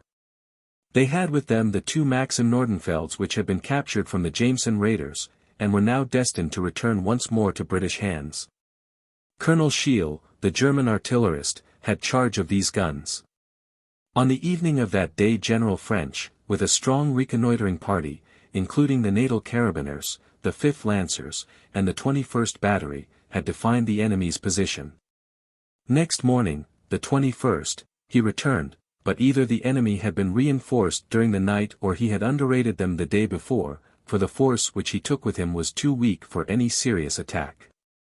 He had 1 battery of the Natal artillery, with their little 7-pounder popguns, 5 squadrons of the Imperial Horse, and, in the train which slowly accompanied his advance, half a battalion of the Manchester Regiment. Elated by the news of Talana Hill, and anxious to emulate their brothers of Dundee, the little force moved out of Ladysmith in the early morning. Some at least of the men were animated by feelings such as seldom find a place in the breast of the British soldier as he marches into battle. A sense of duty, a belief in the justice of his cause, a love for his regiment and for his country, these are the common incentives of every soldier. But to the men of the Imperial Light Horse, recruited as they were from among the British refugees of the Rand, there was added a burning sense of injustice. And in many cases a bitter hatred against the men whose rule had weighed so heavily upon them. In this singular corps the ranks were full of wealthy men and men of education, who, driven from their peaceful vocations in Johannesburg, were bent upon fighting their way back to them again. A most unmerited slur had been cast upon their courage in connection with the Jameson raid, a slur which they and other similar corps have washed out forever in their own blood and that of their enemy. Chisholm, a fiery little lancer, was in command, with Carey Davis and Wool Sampson, the two stalwarts who had preferred Pretoria jail to the favours of Kruger, as his majors. The troopers were on fire at the news that a cartel had arrived in Ladysmith the night before, purporting to come from the Johannesburg Boers and Hollanders, asking what uniform the Light Horse wore, as they were anxious to meet them in battle. These men were fellow townsmen and knew each other well. They need not have troubled about the uniform, for before evening the Light Horse were near enough for them to know their faces. It was about 8 o'clock on a bright summer morning that the small force came in contact with a few scattered Boer outposts, who retired, firing, before the advance of the Imperial Light Horse. As they fell back the green and white tents of the invaders came into view upon the russet-coloured hillside of Elandslaagte. Down at the red brick railway station the Boers could be seen swarming out of the buildings in which they had spent the night. The little natal guns, firing with obsolete black powder, threw a few shells into the station, one of which, it is said, penetrated a Boer ambulance which could not be seen by the gunners. The accident was to be regretted, but as no patients could have been in the ambulance the mischance was not a serious one. But the busy, smoky little 7-pounder guns were soon to meet their master. Away up on the distant hillside, a long 1,000 yards beyond their own furthest range, there was a sudden bright flash. No smoke, only the throb of flame, and then the long sibilant scream of the shell, and the thud as it buried itself in the ground under a limber. Such judgment of range would have delighted the most martinet of inspectors at Oakhampton. Bang came another, and another, and another, right into the heart of the battery. The 6 little guns lay back at their extremest angle, and all barked together in impotent fury. Another shell pitched over them, and the officer in command lowered his field glass in despair as he saw his own shells bursting far short upon the hillside. Jameson's defeat does not seem to have been due to any defect in his artillery. French, peering and pondering, soon came to the conclusion that there were too many Boers for him, and that if those 15-pounders desired target practice they should find some other mark than the natal field artillery. A few curt orders, and his whole force was making its way to the rear. There, out of range of those perilous guns, they halted, the telegraph wire was cut, a telephone attachment was made, and French whispered his troubles into the sympathetic ear of Ladysmith. He did not whisper in vain. What he had to say was that where he had expected a few hundred riflemen he found something like 2,000, and that where he expected no guns he found 2 very excellent ones. The reply was that by road and by rail as many men as could be spared were on their way to join him. Soon they began to drop in, those useful reinforcements, first the Devons, quiet, businesslike, reliable. Then the Gordons, dashing, fiery, brilliant. 2 squadrons of the 5th Lancers, the 42nd RFA, the 21st RFA. Another squadron of Lancers, a squadron of the 5th Dragoon Guards. French began to feel that he was strong enough for the task in front of him. He had a decided superiority of numbers and of guns. But the others were on their favorite defensive on a hill. It would be a fair fight and a deadly one. It was late afternoon before the advance began.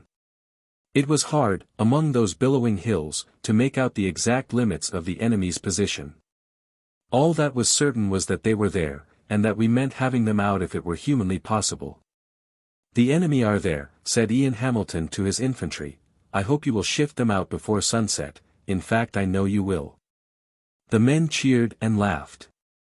In long open lines they advanced across the veldt, while the thunder of the two batteries behind them told the Boer gunners that it was their turn now to know what it was to be outmatched.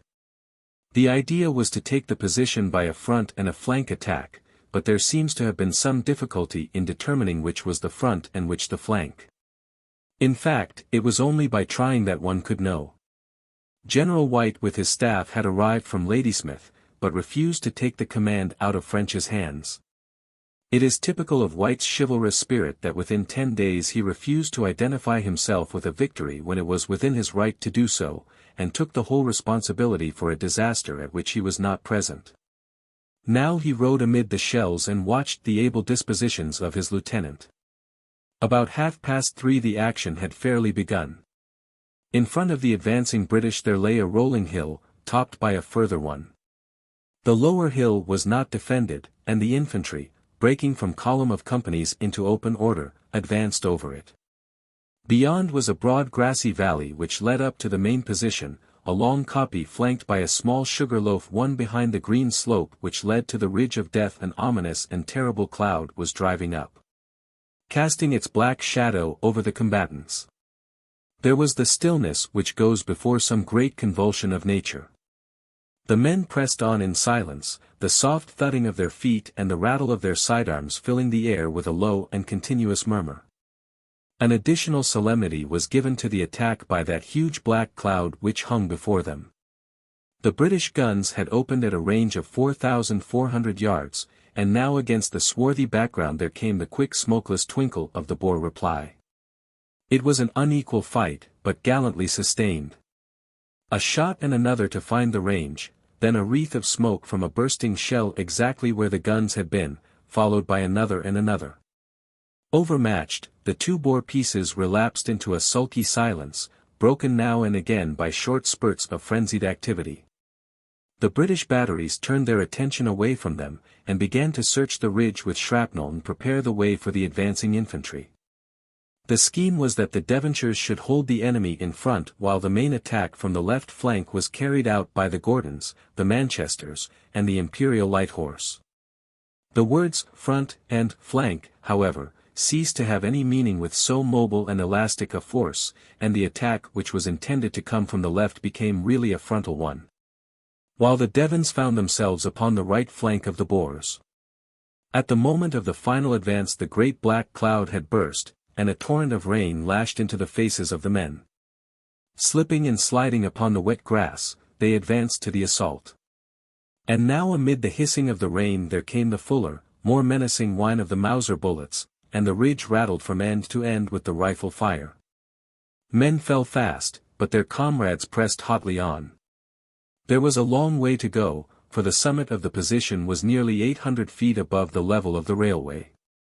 The hillside, which had appeared to be one slope, was really a succession of undulations, so that the advancing infantry alternately dipped into shelter and emerged into a hail of bullets. The line of advance was dotted with khaki-clad figures, some still in death, some writhing in their agony. Amid the litter of bodies a major of the Gordons, shot through the leg, sat philosophically smoking his pipe. Plucky little Chisholm, colonel of the Imperials, had fallen with 2 mortal wounds as he dashed forward waving a colored sash in the air. So long was the advance and so trying the hill that the men sank panting upon the ground, and took their breath before making another rush. As at Talana Hill, regimental formation was largely gone, and men of the Manchesters, Gordons, and Imperial Light Horse surged upwards in one long ragged fringe, Scotchmen, Englishmen, and British Afrikaner keeping pace in that race of death. And now at last they began to see their enemy. Here and there among the boulders in front of them there was the glimpse of a slouched hat, or a peep at a flushed bearded face which drooped over a rifle barrel. There was a pause, and then with a fresh impulse the wave of men gathered themselves together and flung themselves forward.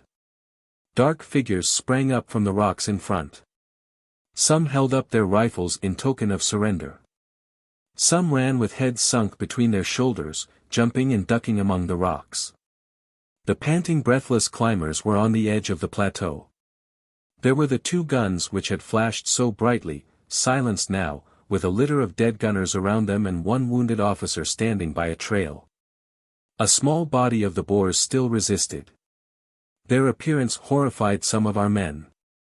They were dressed in black frock coats and looked like a lot of rather seedy business men, said a spectator. It seemed like murder to kill them. Some surrendered, and some fought to the death where they stood. Their leader Kok, an old gentleman with a white beard, lay amidst the rocks, wounded in 3 places. He was treated with all courtesy and attention, but died in Ladysmith Hospital some days afterwards. In the meanwhile the Devonshire regiment had waited until the attack had developed and had then charged the hill upon the flank, while the artillery moved up until it was within 2,000 yards of the enemy's position. The Devons met with a less fierce resistance than the others, and swept up to the summit in time to head off some of the fugitives. The whole of our infantry were now upon the ridge. But even so these Dar fighters were not beaten. They clung desperately to the further edges of the plateau, firing from behind the rocks. There had been a race for the nearest gun between an officer of the Manchesters and a drummer sergeant of the Gordons. The officer won, and sprang in triumph on to the piece.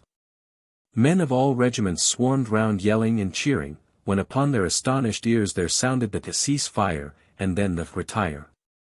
It was incredible, and yet it pealed out again, unmistakable in its urgency. With the instinct of discipline the men were slowly falling back. And then the truth of it came upon the minds of some of them. The crafty enemy had learned our bugle calls. "Retire, be damned!" shrieked the little bugler, and blew the advance with all the breath that the hillside had left him. The men, who had retired 100 yards and uncovered the guns, flooded back over the plateau, and in the Boer camp which lay beneath it a white flag showed that the game was up. A squadron of the 5th Lancers and of the 5th Dragoon Guards, under Colonel Gore of the latter regiment, had prowled round the base of the hill, and in the fading light they charged through and through the retreating Boers, killing several, and making from 20 to 30 prisoners. It was one of the very few occasions in the war where the mounted Briton overtook the mounted Boer. "What price Majuba?" was the cry raised by some of the infantry as they dashed up to the enemy's position, and the action may indeed be said to have been in some respects the converse of that famous fight. It is true that there were many more British at Elandslaagte than Boers at Majuba, but then the defending force was much more numerous also, and the British had no guns there. It is true, also, that Majuba is very much more precipitous than Elandslaagte, but then every practical soldier knows that it is easier to defend a moderate glacis than an abrupt slope, which gives cover under its boulders to the attacker while the defender has to crane his head over the edge to look down. On the whole, this brilliant little action may be said to have restored things to their true proportion, and to have shown that, brave as the Boers undoubtedly are, there is no military feat within their power which is not equally possible to the British soldier. Talana Hill and Elandslaagte, fought on successive days, were each of them as gallant an exploit as Majuba. We had more to show for our victory than for the previous one at Dundee.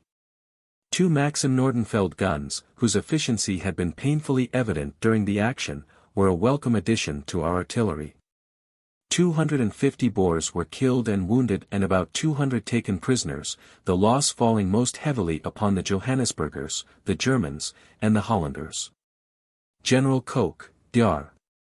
Koster, Colonel Scheel, Pretorius, and other well-known Transvaalers fell into our hands. Our own casualty list consisted of 41 killed and 220 wounded, much the same number as at Talana Hill, the heaviest losses falling upon the Gordon Highlanders and the Imperial Light Horse. In the hollow where the Boer tents had stood, amid the lagered wagons of the vanquished, under a murky sky and a constant drizzle of rain, the victors spent the night. Sleep was out of the question, for all night the fatigued parties were searching the hillside and the wounded were being carried in. Campfires were lit and soldiers and prisoners crowded round them, and it is pleasant to recall that the warmest corner and the best of their rude fare were always reserved for the downcast Dutchman, while words of rude praise and sympathy softened the pain of defeat. It is the memory of such things which may in happier days be more potent than all the wisdom of statesmen in welding our two races into one. Having cleared the Boer force from the line of the railway, it is evident that General White could not continue to garrison the point, as he was aware that considerable forces were moving from the north. And his first duty was the security of Ladysmith. Early next morning, October 22, therefore, his weary but victorious troops returned to the town. Once there he learned, no doubt, that General Ewell had no intention of using the broken railway for his retreat, but that he intended to come in a circuitous fashion by road. White's problem was to hold tight to the town and at the same time to strike hard at any northern force so as to prevent them from interfering with Ewell's retreat. It was in the furtherance of this scheme that he fought upon October 24 the action of Rietfontein, an engagement slight in itself, but important on account of the clear road which was secured for the weary forces retiring from Dundee. The army from the Free State, of which the commando vanquished at Elandslaagte was the vanguard, had been slowly and steadily debouching from the passes, and working south and eastwards to cut the line between Dundee and Ladysmith. It was White's intention to prevent them from crossing the Newcastle road, and for this purpose he sallied out of Ladysmith on Tuesday the 24th, having with him 2 regiments of cavalry, the 5th Lancers and the 19th Hussars. The 42nd and 53rd Field Batteries with the 10th Mountain Battery, 4 infantry regiments, the Devons, Liverpools, Gloucesters, and 2nd King's Royal Rifles, the Imperial Light Horse, and the Natal Volunteers, some 4,000 men in all. The enemy were found to be in possession of a line of hills within 7 miles of Ladysmith, the most conspicuous of which is called Tinta Inyoni. It was no part of General White's plan to attempt to drive him from this position. It is not wise generalship to fight always upon ground of the enemy's choosing, but it was important to hold him where he was, and to engage his attention during this last day of the march of the retreating column. For this purpose, since no direct attack was intended, the guns were of more importance than the infantry, and indeed the infantry should, one might imagine, have been used solely as an escort for the artillery.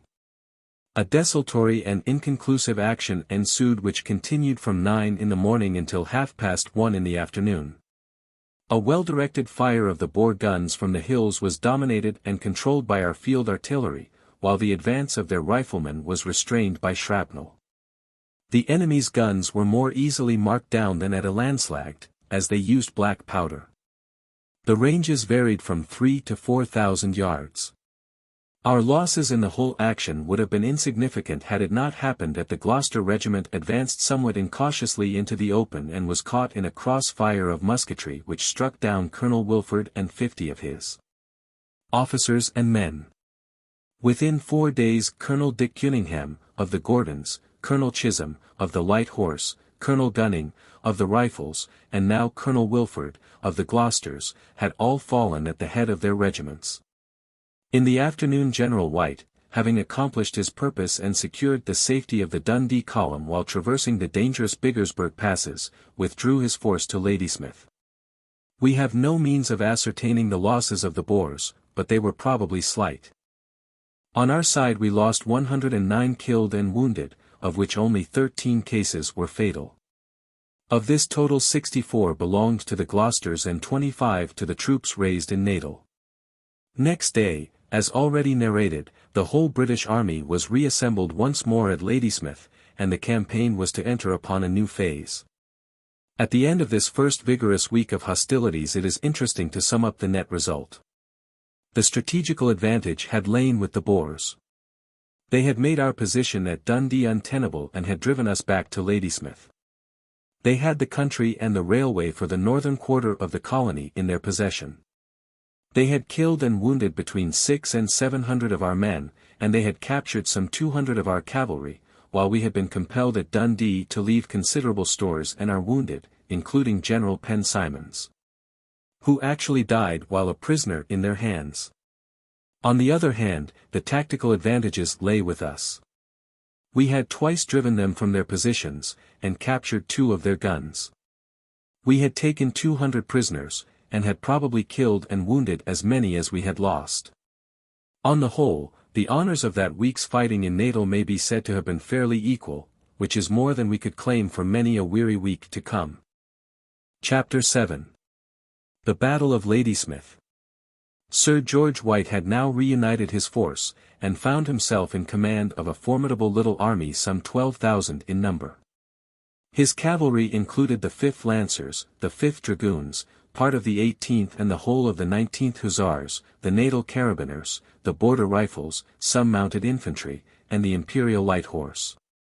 Among his infantry were the Royal Irish Fusiliers, the Dublin Fusiliers, and the King's Royal Rifles, fresh from the ascent of Talana Hill, the Gordons, the Manchesters, and the Devons who had been blooded at Elandslaagte, the Leicesters. The Liverpools, the 2nd Battalion of the King's Royal Rifles, the 2nd Rifle Brigade, and the Gloucesters, who had been so roughly treated at Rietfontein. He had 6 batteries of excellent field artillery, the 13th, 21st, 42nd, 53rd, 67th, 69th, and No. 10 Mountain Battery of screw guns.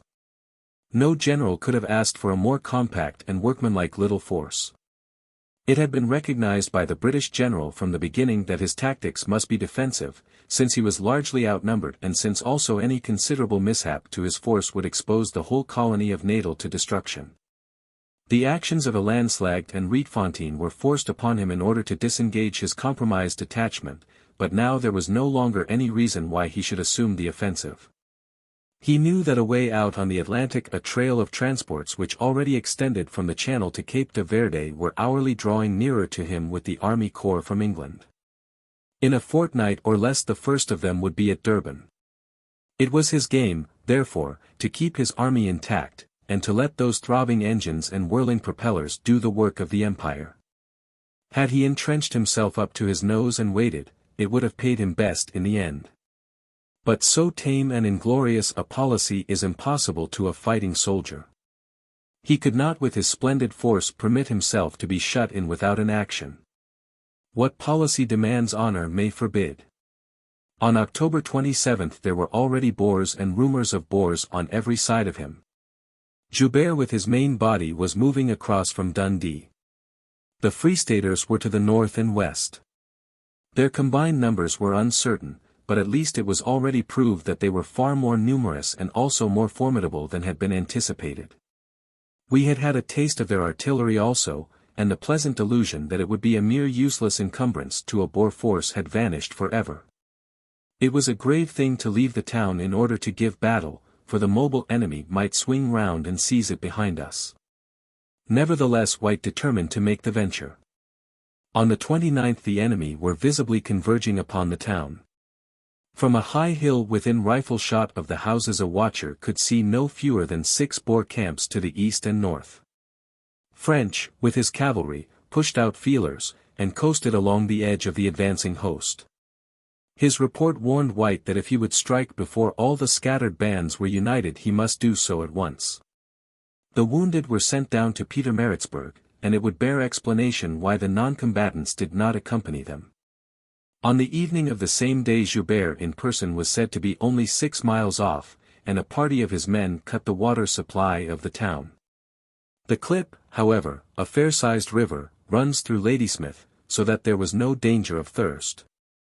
The British had inflated and sent up a balloon, to the amazement of the Backveld Boers. Its report confirmed the fact that the enemy was in force in front of and around them.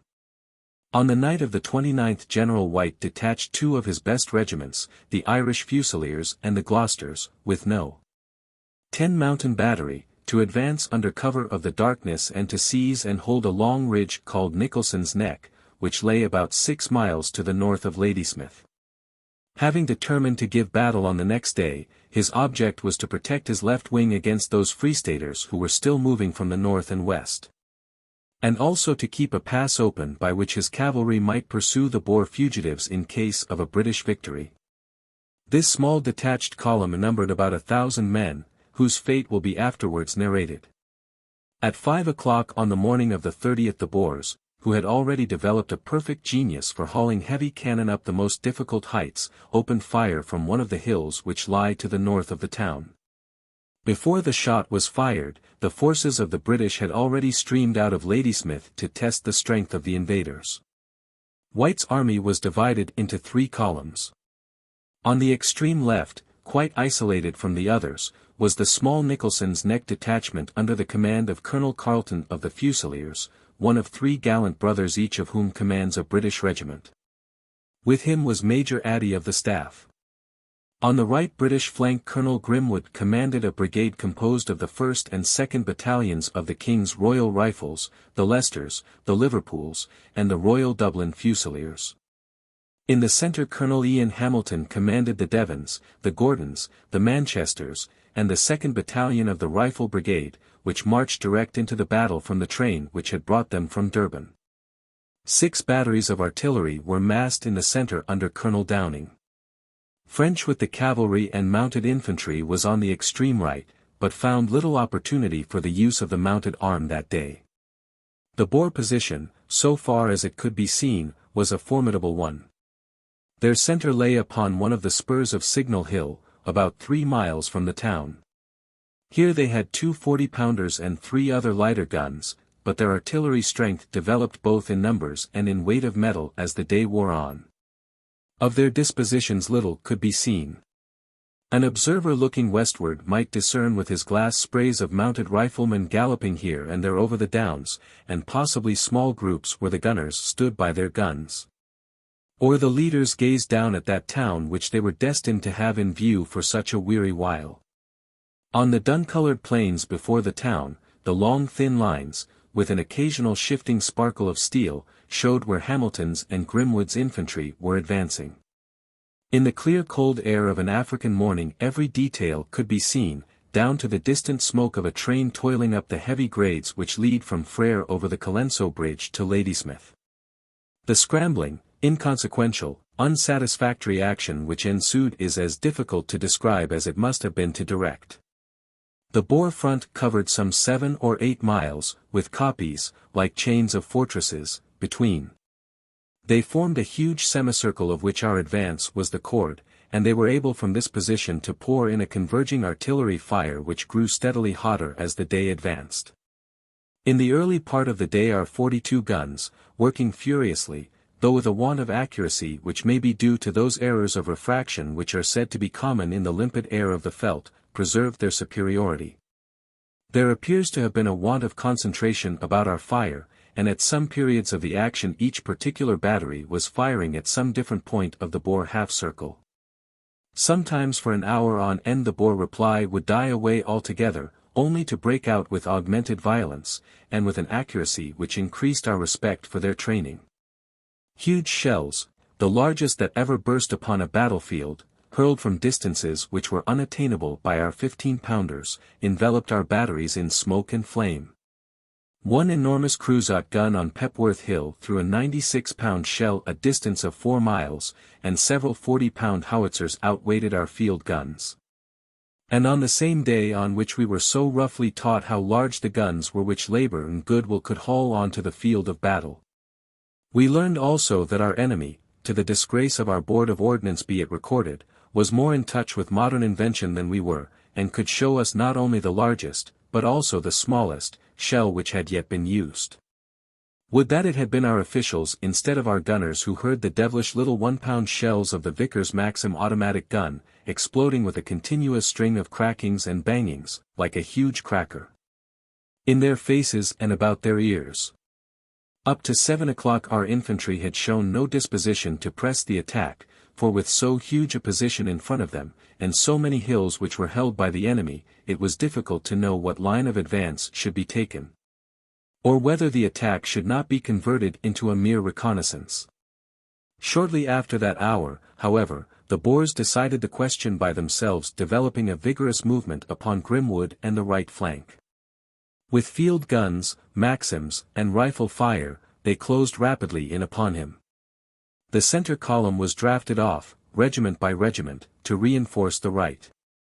The Gordons, Devons, Manchesters, and 3 batteries were sent over to Grimwood's relief, and the 5th Lancers, acting as infantry, assisted him to hold on.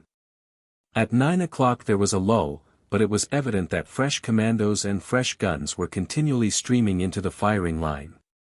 The engagement opened again with redoubled violence, and Grimwood's 3 advanced battalions fell back, abandoning the ridge which they had held for 5 hours. The reason for this withdrawal was not that they could not continue to hold their position, but it was that a message had just reached Sir George White from Colonel Knox, commanding in Ladysmith, to the effect that it looked as if the enemy was about to rush the town from the other side.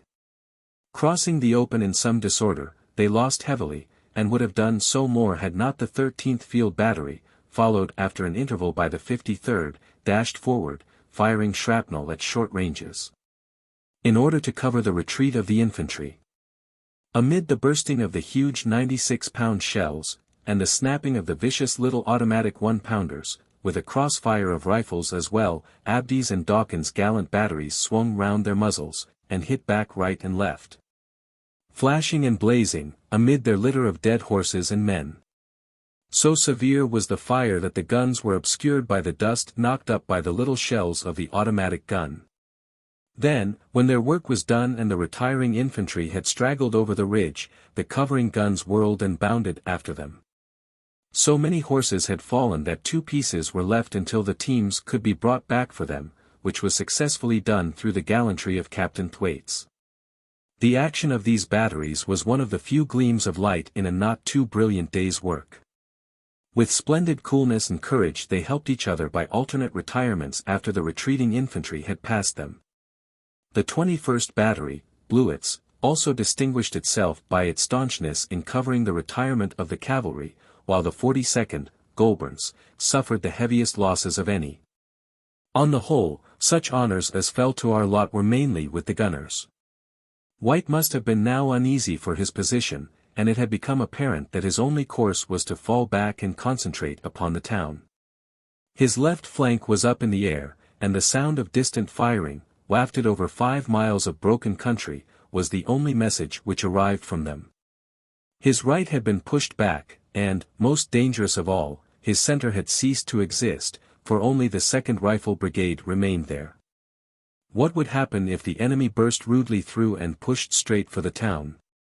It was the more possible, as the Boer artillery had now proved itself to be far heavier than ours. That terrible 96-pounder, serenely safe and out of range, was plumping its great projectiles into the masses of retiring troops. The men had had little sleep and little food, and this unanswerable fire was an ordeal for a force which is retreating. A retirement may very rapidly become a rout under such circumstances. It was with some misgivings that the officers saw their men quicken their pace and glance back over their shoulders at the whine and screech of the shell. They were still some miles from home, and the plain was open. What could be done to give them some relief? And at that very moment there came the opportune and unexpected answer. That plume of engine smoke which the watcher had observed in the morning had drawn nearer and nearer, as the heavy train came puffing and creaking up the steep inclines. Then, almost before it had drawn up at the Ladysmith siding, there had sprung from it a crowd of merry bearded fellows, with ready hands and strange sea cries, pulling and hauling, with rope and purchase to get out the long slim guns which they had lashed on the trucks. Singular carriages were there, specially invented by Captain Percy Scott, and labouring and straining, they worked furiously to get the 12-pounder quick-firers into action. Then at last it was done, and the long tubes swept upwards to the angle at which they might hope to reach that monster on the hill at the horizon. 2 of them craned their long inquisitive necks up and exchanged repartees with the big Crusoe. And so it was that the weary and dispirited British troops heard a crash which was louder and sharper than that of their field guns, and saw far away upon the distant hill a great spurt of smoke and flame to show where the shell had struck. Another and another and another, and then they were troubled no more. Captain Hedworth Lambton and his men had saved the situation. The masterful gun had met its own master and sank into silence, while the somewhat bedraggled field force came trailing back into Ladysmith, leaving 300 of their number behind them. It was a high price to pay, but other misfortunes were in store for us which made the retirement of the morning seem insignificant. In the meantime we may follow the unhappy fortunes of the small column which had, as already described, been sent out by Sir George White in order, if possible, to prevent the junction of the 2 Boer armies, and at the same time to threaten the right wing of the main force, which was advancing from the direction of Dundee, Sir George White throughout the campaign consistently displayed one quality which is a charming one in an individual, but may be dangerous in a commander. He was a confirmed optimist. Perhaps his heart might have failed him in the dark days to come had he not been so. But whether one considers the non-destruction of the Newcastle Railway, the acquiescence in the occupation of Dundee, the retention of the non-combatants in Ladysmith until it was too late to get rid of their useless mouths, or the failure to make any serious preparations for the defense of the town until his troops were beaten back into it, we see always the same evidence of a man who habitually hopes that all will go well, and is in consequence remiss in making preparations for their going ill. But unhappily in every one of these instances they did go ill, though the slowness of the Boers enabled us, both at Dundee and at Ladysmith, to escape what might have been disaster. Sir George White has so nobly and frankly taken upon himself the blame of Nicholson's neck that an impartial historian must rather regard his self-condemnation as having been excessive. The immediate causes of the failure were undoubtedly the results of pure ill fortune, and depended on things outside his control. But it is evident that the strategic plan which would justify the presence of this column at Nicholson's neck was based upon the supposition that the main army won their action at Lombard's Kop. In that case White might swing round his right and pin the Boers between himself and Nicholson's neck. In any case he could then reunite with his isolated wing. But if he should lose his battle, what then? What was to become of this detachment 5 miles up in the air? How was it to be extricated? The gallant Irishman seems to have waved aside the very idea of defeat. An assurance was, it is reported, given to the leaders of the column that by 11 o'clock next morning they would be relieved. So they would if White had won his action. But the force chosen to operate independently consisted of 4.5 companies of the Gloucester Regiment, 6 companies of the Royal Irish Fusiliers, and No. 10 Mountain Battery of 6 7-pounder screw guns. They were both old soldier regiments from India, and the Fusiliers had shown only 10 days before at Talana Hill the stuff of which they were made. Colonel Carleton, of the Fusiliers, to whose exertions much of the success of the retreat from Dundee was due, commanded the column, with Major Addy as staff officer. On the night of Sunday, October 29th, they tramped out of Ladysmith, 1,000 men, none better in the army. Little they thought, as they exchanged a jest or two with the outlying pickets, that they were seeing the last of their own armed countrymen for many a weary month. The road was irregular and the night was moonless. On either side the black loom of the hills bulked vaguely through the darkness. The column tramped stolidly along, the Fusiliers in front, the guns and Gloucesters behind.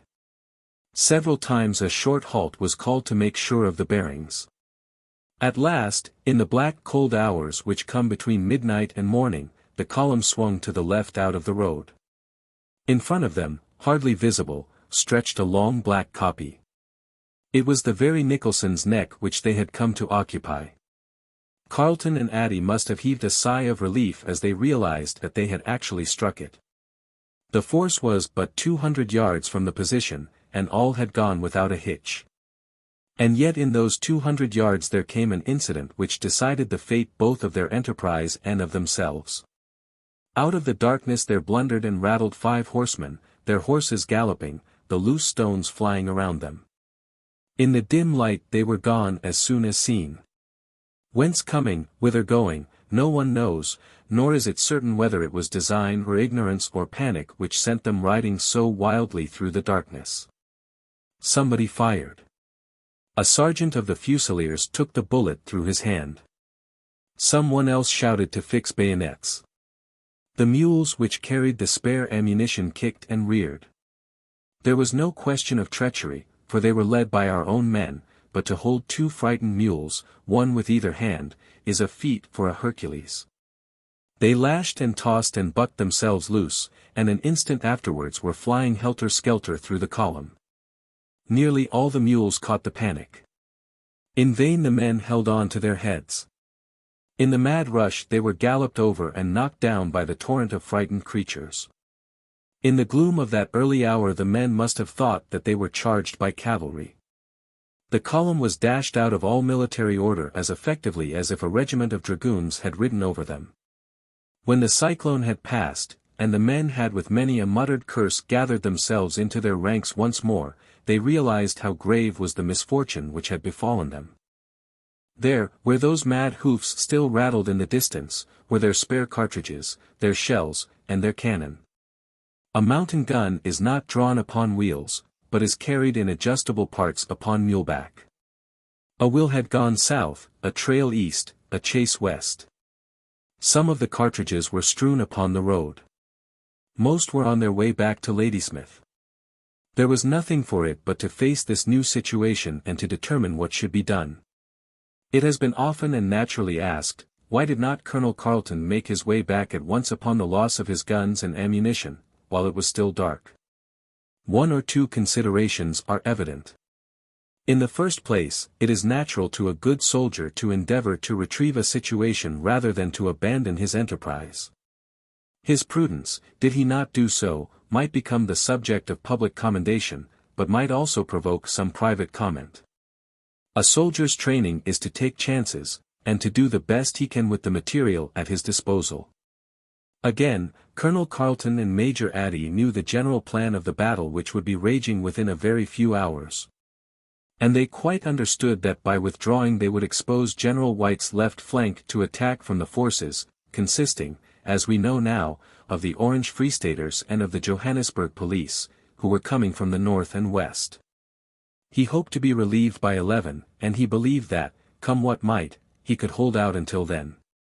These are the most obvious of the considerations which induced Colonel Carleton to determine to carry out so far as he could the program which had been laid down for him and his command. He marched up the hill and occupied the position.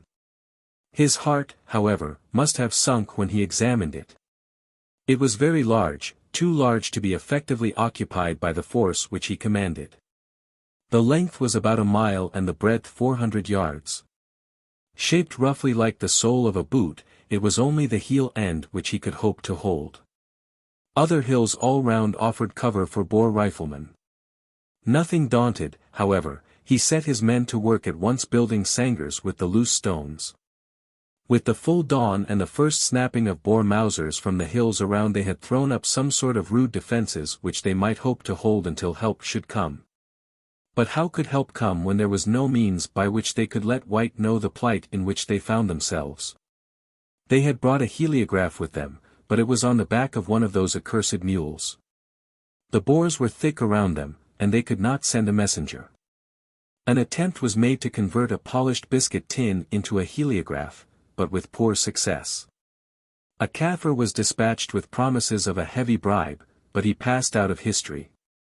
And there in the clear cold morning air the balloon hung to the south of them where the first distant thunder of White's guns was beginning to sound. If only they could attract the attention of that balloon. Vainly they wagged flags at it. Serene and unresponsive it brooded over the distant battle. And now the Boers were thickening round them on every side.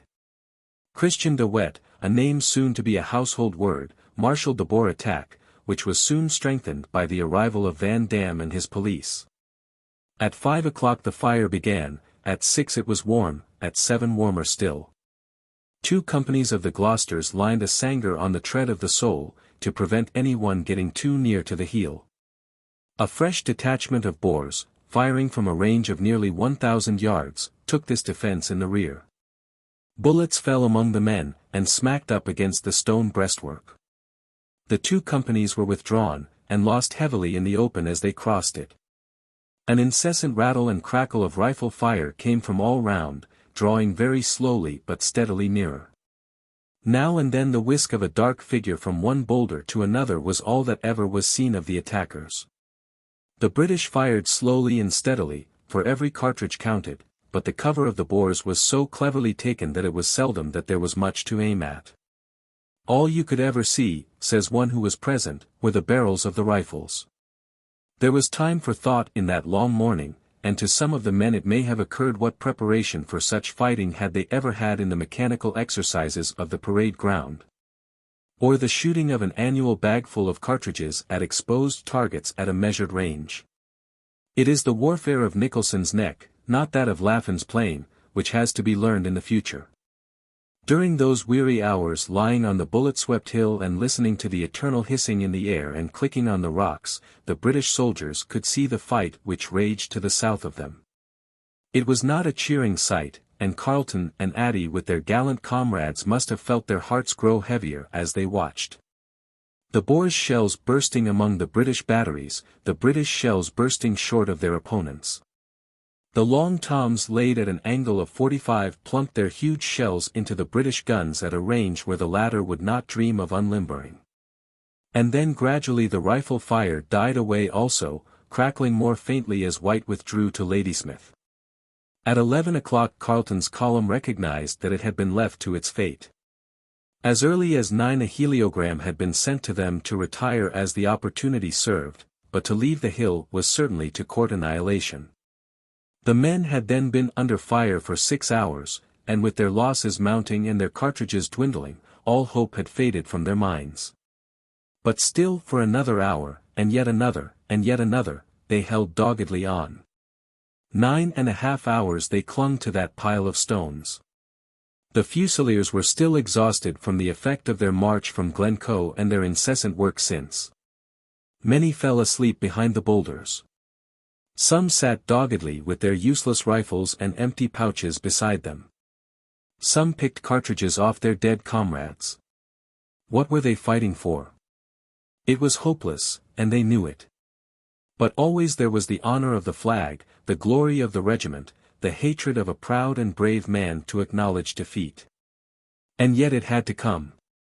There were some in that force who were ready for the reputation of the British Army, and for the sake of an example of military virtue, to die stolidly where they stood, or to lead the Faabala boys, or the gallant 28th. In one last death charge with empty rifles against the unseen enemy. They may have been right, these stalwarts. Leonidas and his 300 did more for the Spartan cause by their memory than by their living valor. Man passes like the brown leaves, but the tradition of a nation lives on like the oak that sheds them, and the passing of the leaves is nothing if the bowl be the sounder for it. But a counsel of perfection is easy at a study table. There are other things to be said, the responsibility of officers for the lives of their men, the hope that they may yet be of service to their country. All was weighed, all was thought of, and so at last the white flag went up. The officer who hoisted it could see no one unhurt save himself, for all in his sangar were hit, and the others were so placed that he was under the impression that they had withdrawn altogether. Whether this hoisting of the flag necessarily compromised the whole force is a difficult question, but the Boers instantly left their cover, and the men in the sangars behind, some of whom had not been so seriously engaged, were ordered by their officers to desist from firing. In an instant the victorious Boers were among them. It was not, as I have been told by those who were there, a sight which one would wish to have seen or care now to dwell upon. Haggard officers cracked their sword blades and cursed the day that they had been born. Privates sobbed with their stained faces buried in their hands. Of all tests of discipline that ever they had stood, the hardest to many was to conform to all that the cursed flapping handkerchief meant to them. "Father, father, we had rather have died," cried the Fusiliers to their priest. Gallant hearts, ill-paid, ill-thanked, how poorly do the successful of the world compare with their unselfish loyalty and devotion. But the sting of contumely or insult was not added to their misfortunes. There is a fellowship of brave men which rises above the feuds of nations, and may at last go far, we hope, to heal them. From every rock there rose a Boer, strange, grotesque figures many of them, walnut-brown and shaggy-bearded, and swarmed on to the hill. No term of triumph or reproach came from their lips. "You will not say now that the young Boer cannot shoot," was the harshest word which the least restrained of them made use of. Between 100 and 200 dead and wounded were scattered over the hill. Those who were within reach of human help received all that could be given. Captain Rice, of the Fusiliers, was carried wounded down the hill on the back of one giant, and he has narrated how the man refused the gold piece which was offered him. Some asked the soldiers for their embroidered waist belts as souvenirs of the day. They will for generations remain as the most precious ornaments of some colonial farmhouse. Then the victors gathered together and sang psalms, not jubilant but sad and quavering. The prisoners, in a downcast column, weary, spent, and unkempt, filed off to the Boer lager at Washbank, there to take train for Pretoria. And at Ladysmith a bugler of Fusiliers, his arm bound, the marks of battle on his dress and person, burst in upon the camp with the news that 2 veteran regiments had covered the flank of White's retreating army. But at the cost of their own annihilation. Chapter 8. Lord Methuen's Advance. At the end of a fortnight of actual hostilities in Natal, the situation of the Boer army was such as to seriously alarm the public at home, and to cause an almost universal chorus of ill-natured delight from the press of all European nations. Whether the reason was hatred of ourselves, or the sporting instinct which backs the smaller against the larger, or the influence of the ubiquitous Dr. Lades and his Secret Service Fund, it is certain that the continental papers have never been so unanimous as in their premature rejoicings over what, with an extraordinary want of proportion, and ignorance of our national character, they imagine to be a damaging blow to the British Empire. France, Russia, Austria, and Germany were equally venomous against us, nor can the visit of the German Emperor, though a courteous and timely action in itself, entirely atone for the senseless bitterness of the press of the fatherland. Great Britain was roused out of her habitual apathy and disregard for foreign opinion by this chorus of execration, and braced herself for a greater effort in consequence. She was cheered by the sympathy of her friends in the United States, and by the good wishes of the smaller nations of Europe, notably of Italy, Denmark, Greece, Turkey, and Hungary. The exact position at the end of this fortnight of hard slogging was that a quarter of the colony of Natal and 100 miles of railway were in the hands of the enemy. 5 distinct actions had been fought, none of them perhaps coming within the fair meaning of a battle.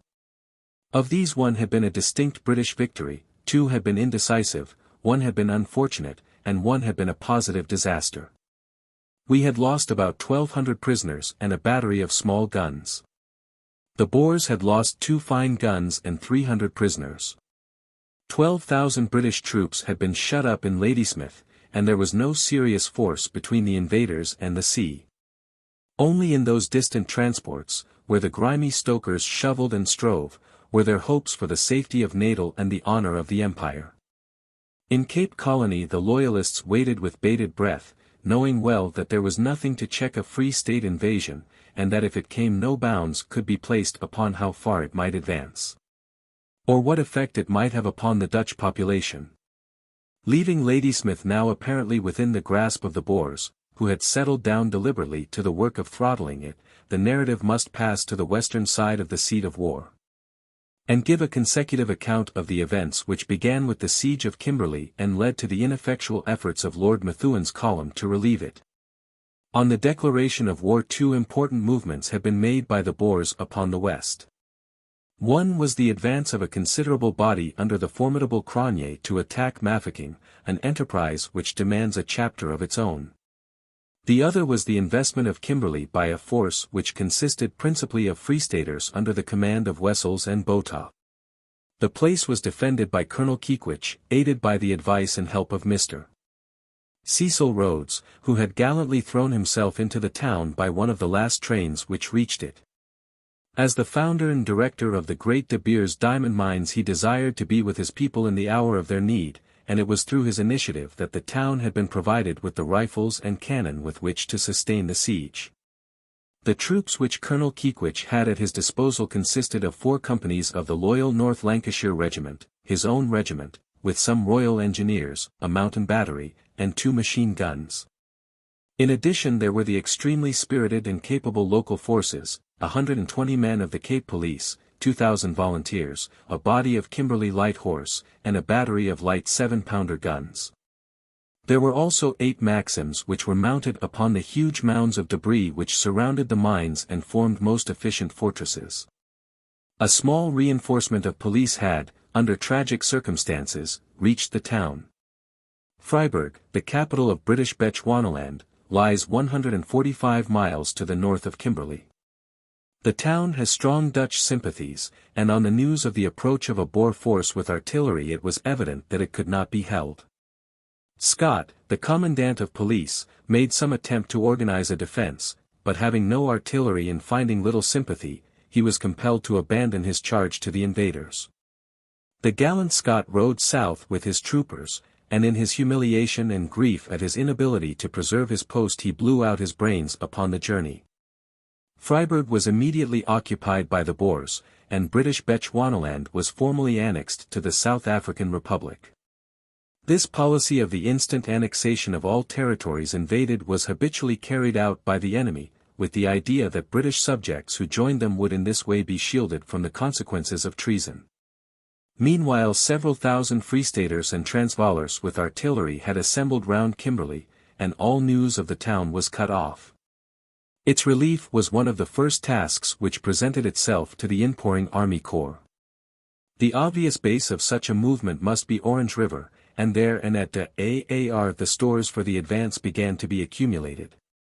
At the latter place especially, which is the chief railway junction in the north of the colony, enormous masses of provisions, ammunition, and fodder were collected.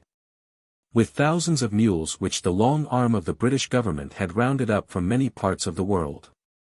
The guard over these costly and essential supplies seems to have been a dangerously weak one. Between Orange River and de Aar, which are 60 miles apart, there were the 9th Lancers, the Royal Munsters, the 2nd King's Own Yorkshire Light Infantry, and the 1st Northumberland Fusiliers, under 3,000 men in all.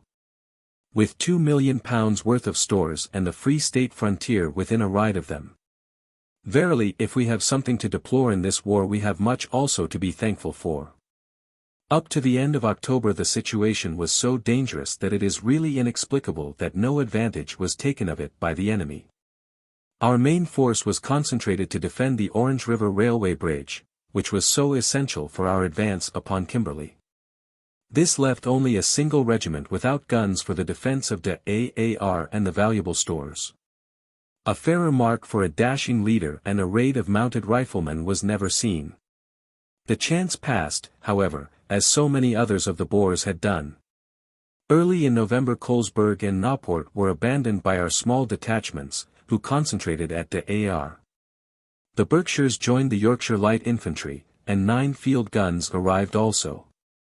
General Wood worked hard at the fortifying of the surrounding koppies, until within a week the place had been made tolerably secure. The first collision between the opposing forces at this part of the seat of war was upon November 10, when Colonel Gough of the 9th Lancers made a reconnaissance from Orange River to the north with 2 squadrons of his own regiment. The mounted infantry of the Northumberland Fusiliers, the Royal Munsters, and the North Lancashires, with a battery of field artillery. To the east of Belmont, about 15 miles off, he came on a detachment of the enemy with a gun. To make out the Boer position the mounted infantry galloped round one of their flanks, and in doing so passed close to a kopje which was occupied by sharpshooters. A deadly fire crackled suddenly out from among the boulders. Of 6 men hit 4 were officers, showing how cool were the marksmen and how dangerous those dress distinctions which will probably disappear henceforwards upon the field of battle. Colonel Keith Falconer of the Northumberlands, who had earned distinction in the Soudan, was shot dead. So was Wood of the North Lancashires. Hall and Bevan of the Northumberlands were wounded. An advance by train of the troops in camp drove back the Boers and extricated our small force from what might have proved a serious position, for the enemy in superior numbers were working round their wings. The troops returned to camp without any good object having been attained, but that must be the necessary fate of many a cavalry reconnaissance. On November 12 Lord Methuen arrived at Orange River and proceeded to organize the column which was to advance to the relief of Kimberley. General Methuen had had some previous South African experience when in 1885 he had commanded a large body of irregular horse in Bechuanaland. His reputation was that of a gallant fearless soldier. He was not yet 55 years of age. The force which gradually assembled at Orange River was formidable rather from its quality than from its numbers. It included a brigade of guards, the 1st Scots Guards, 3rd Grenadiers, and 1st and 2nd Coldstreams, the 2nd Yorkshire Light Infantry, the 2nd Northamptons, the 1st Northumberlands. and a wing of the North Lancashires whose comrades were holding out at Kimberley, with a naval brigade of seamen gunners and marines. For cavalry he had the 9th Lancers, with detachments of mounted infantry, and for artillery the 75th and 18th Batteries RFA. Extreme mobility was aimed at in the column, and neither tents nor comforts of any sort were permitted to officers or men, no light matter in a climate where a tropical day is followed by an Arctic night. At daybreak on November 22 the force, numbering about 8,000 men, set off upon its eventful journey. The distance to Kimberley was not more than 60 miles, and it is probable that there was not one man in the force who imagined how long that march would take or how grim the experiences would be which awaited them on the way. At the dawn of Wednesday, November 22, Lord Methuen moved forward until he came into touch with the Boer position at Belmont. It was surveyed that evening by Colonel Willoughby Verner, and every disposition made to attack it in the morning. The force of the Boers was much inferior to our own, some 2,000 or 3,000 in all, but the natural strength of their position made it a difficult one to carry, while it could not be left behind us as a menace to our line of communications. A double row of steep hills lay across the road to Kimberley, and it was along the ridges, snuggling closely among the boulders, that our enemy was waiting for us. In their weeks of preparation they had constructed elaborate shelter pits in which they could lie in comparative safety while they swept all the level ground around with their rifle fire. Mr. Ralph, the American correspondent, whose letters were among the most vivid of the war, has described these lairs, littered with straw and the debris of food, isolated from each other, and each containing its grim and formidable occupant. The eyries of birds of prey is the phrase with which he brings them home to us. In these, with nothing visible but their peering eyes and the barrels of their rifles, the Boer marksmen crouched, and munched their biltong and their mealies as the day broke upon the morning of the 23rd. With the light their enemy was upon them. It was a soldier's battle in the good old primeval British style, an Alma on a small scale and against deadlier weapons. The troops advanced in grim silence against the savage-looking, rock-sprinkled, crag-topped position which confronted them. They were in a fierce humor, for they had not breakfasted, and military history from Agincourt to Talavera shows that want of food wakens a dangerous spirit among British troops. A Northumberland Fusilier exploded into words which expressed the gruffness of his comrades. As a too energetic staff officer pranced before their line he roared in his rough North Country tongue, "Damn thee! Get thee to hell, and let's fire!" In the golden light of the rising sun the men set their teeth and dashed up the hills, scrambling, falling, cheering, swearing, gallant men, gallantly led. Their one thought to close with that grim bristle of rifle barrels which fringed the rocks above them. Lord Methuen's intention had been an attack from front and from flank, but whether from the grenadiers losing their bearings, or from the mobility of the Boers, which made a flank attack an impossibility, it is certain that all became frontal. The battle resolved itself into a number of isolated actions in which the various copies were rushed by different British regiments, always with success and always with loss. The honours of the fight, as tested by the grim record of the casualty returns, lay with the Grenadiers, the Coldstreams, the Northumberlands, and the Scots Guards. The brave Guardsmen lay thickly on the slopes, but their comrades crowned the heights. The Boers held on desperately and fired their rifles in the very faces of the stormers. One young officer had his jaw blown to pieces by a rifle which almost touched him. Another, Blundell of the Guards, was shot dead by a wounded desperado to whom he was offering his water bottle. At one point a white flag was waved by the defenders, on which the British left cover, only to be met by a volley. It was there that Mr. E.F. Knight, of the Morning Post, became the victim of a double abuse of the usages of war, since his wound, from which he lost his right arm, was from an explosive bullet.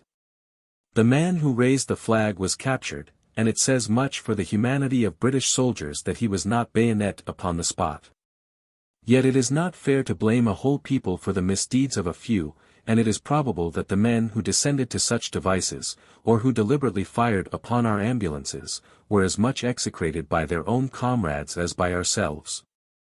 The victory was an expensive one, for 50 killed and 200 wounded lay upon the hillside, and, like so many of our skirmishes with the Boers, it led to small material results. Their losses appear to have been much about the same as ours, and we captured some 50 prisoners, whom the soldiers regarded with the utmost interest.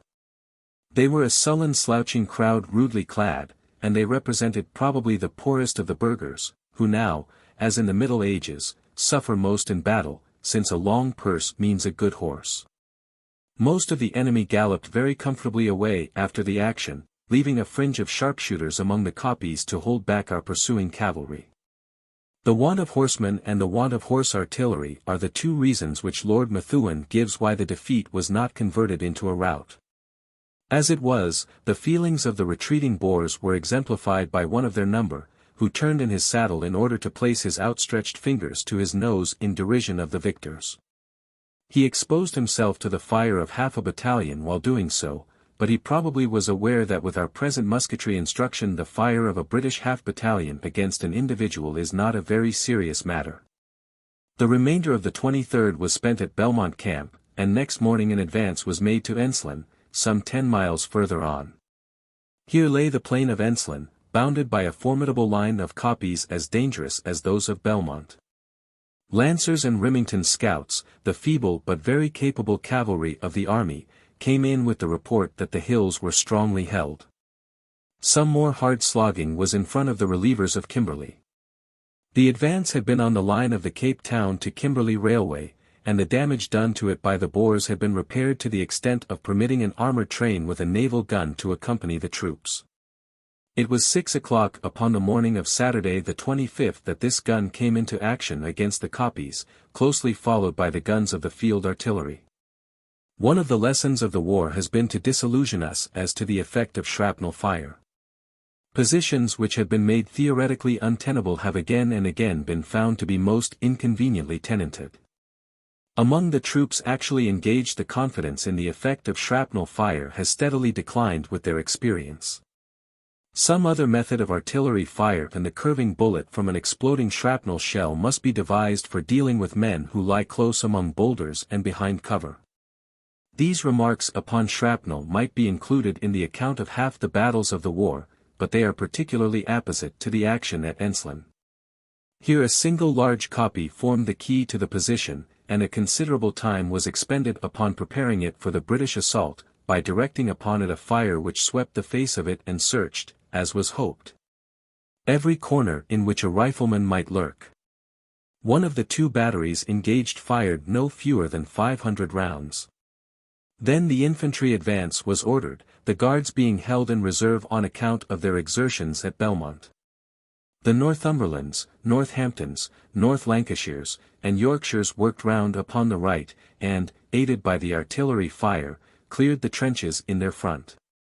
The honours of the assault, however, must be awarded to the sailors and marines of the Naval Brigade, who underwent such an ordeal as men have seldom faced and yet come out as victors. To them fell the task of carrying that formidable hill which had been so scourged by our artillery. With a grand rush they swept up the slope, but were met by a horrible fire. Every rock spurted flame, and the front ranks withered away before the storm of the Mauser. An eyewitness has recorded that the brigade was hardly visible amid the sand knocked up by the bullets. For an instant they fell back into cover, and then, having taken their breath, up they went again, with a deep-chested sailor roar. There were but 400 in all, 200 seamen and 200 marines, and the losses in that rapid rush were terrible.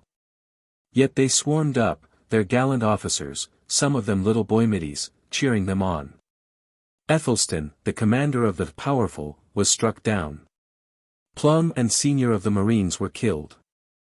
Captain Prothero of the Doris dropped while still yelling to his seamen to take that kopje and be hanged to it. Little Huddett, the middy, died a death which is worth many inglorious years. Jones of the marines fell wounded, but rose again and rushed on with his men. It was on these gallant marines, the men who are ready to fight anywhere and anyhow, moist or dry, that the heaviest loss fell. When at last they made good their foothold upon the crest of that murderous hill, they had left behind them 3 officers and 88 men out of a total of 206, a loss within a few minutes of nearly 50%. The bluejackets, helped by the curve of the hill, got off with a toll of 18 of their number. Half the total British losses of the action fell upon this little body of men, who upheld most gloriously the honor and reputation of the service from which they were drawn. With such men under the white ensign we leave our island homes in safety behind us. The Battle of Enslan had cost us some 200 of killed and wounded, and beyond the mere fact that we had cleared our way by another stage towards Kimberley it is difficult to say what advantage we had from it. We won the copies, but we lost our men.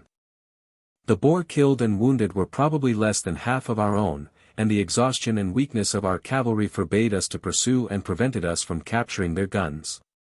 In 3 days the men had fought 2 exhausting actions in a waterless country and under a tropical sun. Their exertions had been great and yet were barren of result. Why this should be so was naturally the subject of keen discussion both in the camp and among the public at home. It always came back to Lord Methuen's own complaint about the absence of cavalry and of horse artillery. Many very unjust charges have been hurled against our War Office, a department which in some matters has done extraordinarily and unexpectedly well, but in this question of the delay in the dispatch of our cavalry and artillery. Knowing as we did the extreme mobility of our enemy, there is certainly ground for an inquiry. The Boers who had fought these 2 actions had been drawn mainly from the Jacobsdal and Foursmith commandos, with some of the burghers from Boshoff. The famous Cronje, however, had been descending from Mafeking with his old guard of Transvaalers, and keen disappointment was expressed by the prisoners at Belmont and at Enslan that he had not arrived in time to take command of them. There were evidences, however, at this latter action, that reinforcements for the enemy were coming up and that the labors of the Kimberley relief force were by no means at an end. In the height of the engagement the Lancer patrols thrown out upon our right flank reported the approach of a considerable body of Boer horsemen, who took up a position upon a hill on our right rear. Their position there was distinctly menacing, and Colonel Willoughby Verner was dispatched by Lord Methuen to order up the brigade of guards. The gallant officer had the misfortune in his return to injure himself seriously through a blunder of his horse. His mission, however, succeeded in its effect, for the guards moving across the plain intervened in such a way that the reinforcements, without an open attack, which would have been opposed to all Boer traditions, could not help the defenders, and were compelled to witness their defeat. This body of horsemen returned north next day and were no doubt among those whom we encountered at the following action of the Modder River. The march from Orange River had begun on the Wednesday. On Thursday was fought the action of Belmont, on Saturday that of Enslan. There was no protection against the sun by day nor against the cold at night. Water was not plentiful, and the quality of it was occasionally vile. The troops were in need of a rest, so on Saturday night and Sunday they remained at Enslan. On the Monday morning, November 27th, the weary march to Kimberley was resumed.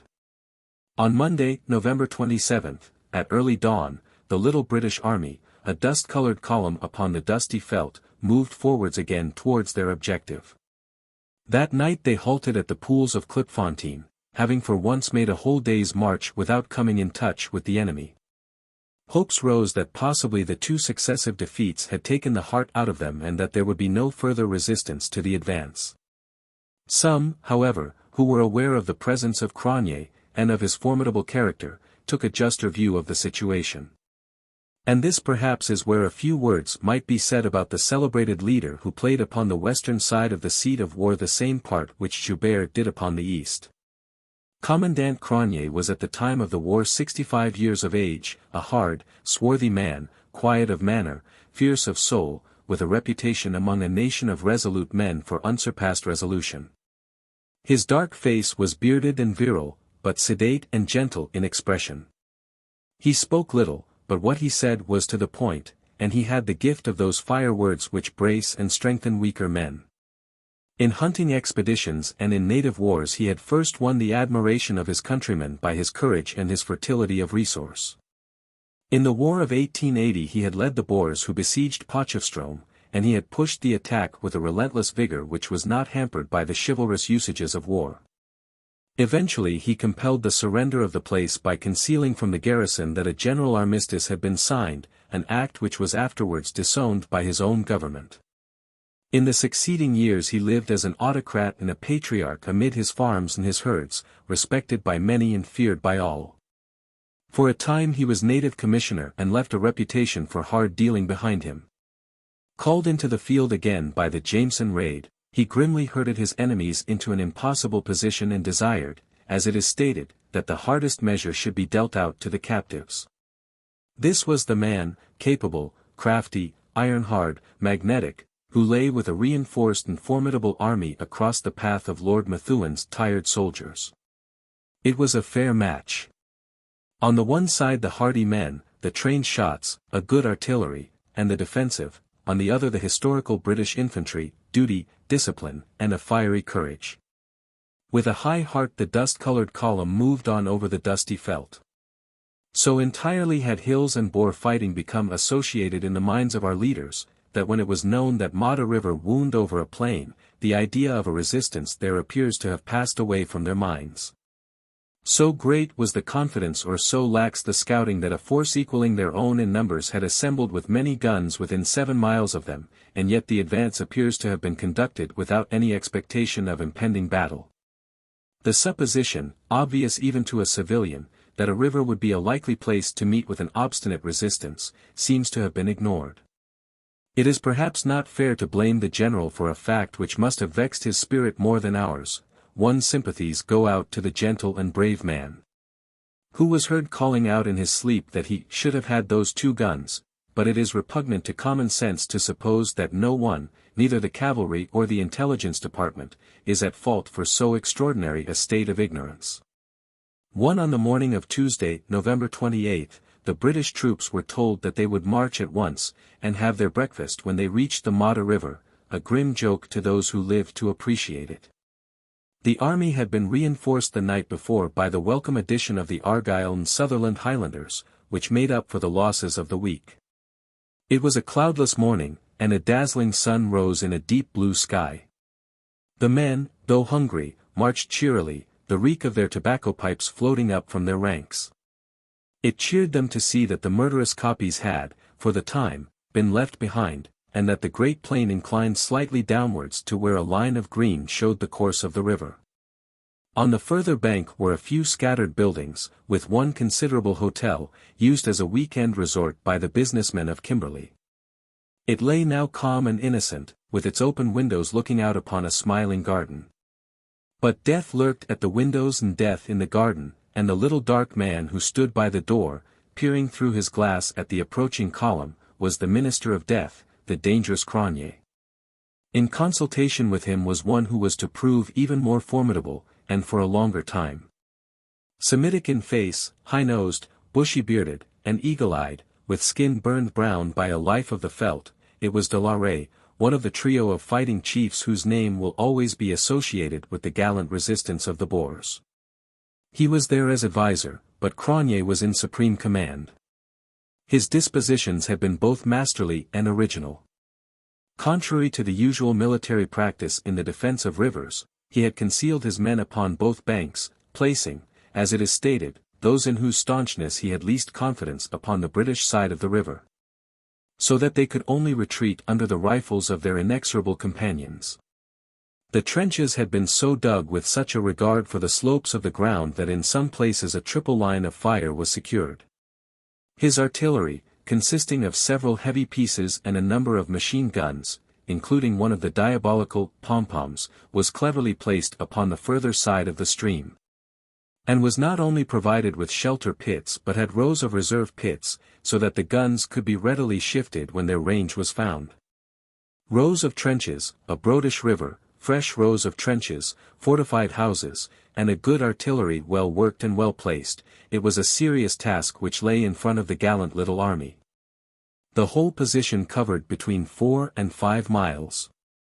An obvious question must here occur to the mind of every non-military reader: why should this position be attacked at all? Why should we not cross higher up where there were no such formidable obstacles? The answer, so far as one can answer it, must be that so little was known of the dispositions of our enemy that we were hopelessly involved in the action before we knew of it, and that then it was more dangerous to extricate the army than to push the attack. A retirement over that open plain at a range of under 1,000 yards would have been a dangerous and disastrous movement. Having once got there, it was wisest and best to see it through. The dark Cronje still waited reflective in the hotel garden. Across the veldt streamed the lines of infantry, the poor fellows eager, after 7 miles of that upland air, for the breakfast which had been promised them. It was 6:45 when our patrols of lancers were fired upon. There were Boers, then, between them and their meal. The artillery was ordered up, the guards were sent forward on the right, the 9th Brigade under Polkeroe on the left, including the newly arrived Argyll and Sutherland Highlanders.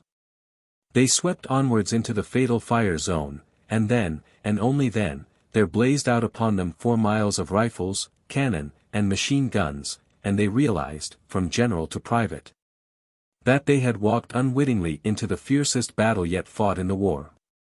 Before the position was understood the guards were within 700 yards of the Boer trenches, and the other troops about 900, on the side of a very gentle slope which made it most difficult to find any cover.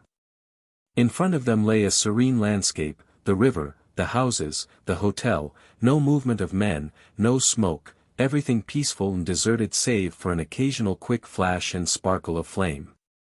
But the noise was horrible and appalling. Men whose nerves had been steeled to the crash of the big guns, or the monotonous roar of Maxims and the rattle of Mauser fire, found a new terror in the malignant plup-plupping of the automatic quick-firer. The Maxim of the Scots Guards was caught in the hell blizzard from this thing, each shell no bigger than a large walnut, but flying in strings of a score, and men and gun were destroyed in an instant. As to the rifle bullets, the air was humming and throbbing with them, and the sand was mottled like a pond in a shower. To advance was impossible, to retire was hateful. The men fell upon their faces and huddled close to the earth, too happy if some friendly ant-heap gave them a precarious shelter.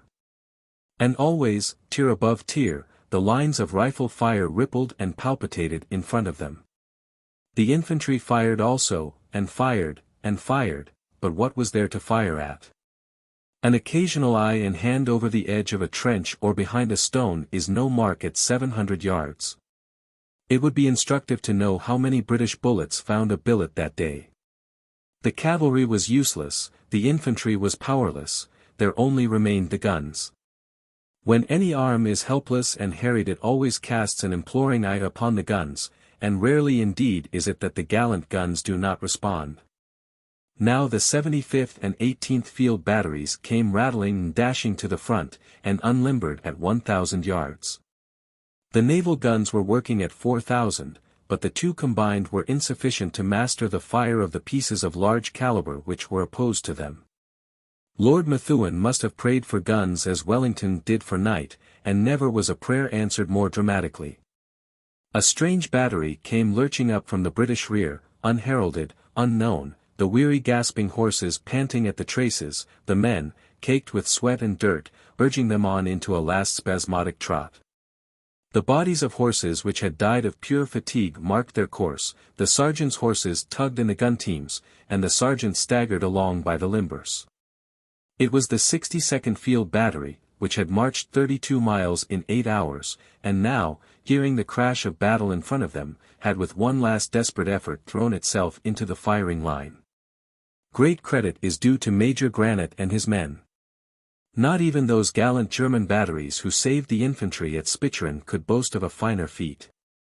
Now it was guns against guns, and let the best gunners win. We had 18 field guns and the naval pieces against the concealed cannon of the enemy.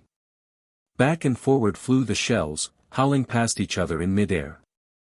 The weary men of the 62nd Battery forgot their labors and fatigues as they stooped and strained at their clay-colored 15-pounders. Half of them were within rifle range, and the limber horses were the center of a hot fire, as they were destined to be at a shorter range and with more disastrous effect at the Tugela. That the same tactics should have been adopted at two widely sundered points shows with what care the details of the war had been prearranged by the Boer leaders. "Before I got my horses out," says an officer, "they shot one of my drivers and 2 horses and brought down my own horse. When we got the gun round, one of the gunners was shot through the brain and fell at my feet. Another was shot while bringing up shell. Then we got a look in. The roar of the cannon was deafening, but gradually the British were gaining the upper hand. Here and there the little knolls upon the further side which had erupted into constant flame lay cold and silent. One of the heavier guns was put out of action, and the other had been withdrawn for 500 yards. But the infantry fire still crackled and rippled along the trenches, and the guns could come no nearer with living men and horses. It was long past midday, and that unhappy breakfast seemed further off than ever. As the afternoon wore on, a curious condition of things was established. The guns could not advance, and, indeed, it was found necessary to withdraw them from a 1,200 to a 2,800-yard range, so heavy were the losses. At the time of the change the 75th Battery had lost 3 officers out of 5, 19 men, and 22 horses. The infantry could not advance and would not retire. The guards on the right were prevented from opening out on the flank and getting round the enemy's line, by the presence of the Riet River, which joins the Modder almost at a right angle. All day they lay under a blistering sun, the sleet of bullets whizzing over their heads. It came in solid streaks like telegraph wires, said a graphic correspondent. The men gossiped, smoked, and many of them slept. They lay on the barrels of their rifles to keep them cool enough for use. Now and again there came the dull thud of a bullet which had found its mark, and a man gasped, or drummed with his feet. But the casualties at this point were not numerous, for there was some little cover, and the piping bullets passed for the most part overhead. But in the meantime there had been a development upon the left which was to turn the action into a British victory. At this side there was ample room to extend, and the 9th Brigade spread out, feeling its way down the enemy's line, until it came to a point where the fire was less murderous and the approach to the river more in favour of the attack. Here the Yorkshires, a party of whom under Lieutenant Fox had stormed a farmhouse, obtained the command of a drift, over which a mixed force of Highlanders and Fusiliers forced their way, led by their brigadier in person. This body of infantry, which does not appear to have exceeded 500 in number, were assailed both by the Boer riflemen and by the guns of both parties, our own gunners being unaware that the Modder had been successfully crossed. A small hamlet called Rosemead formed, however, a point d'appui, and to this the infantry clung tenaciously, while reinforcements dribbled across to them from the farther side. "Now, boys, who's for otter hunting?" cried Major Coleridge, of the North Lancashires, as he sprang into the water.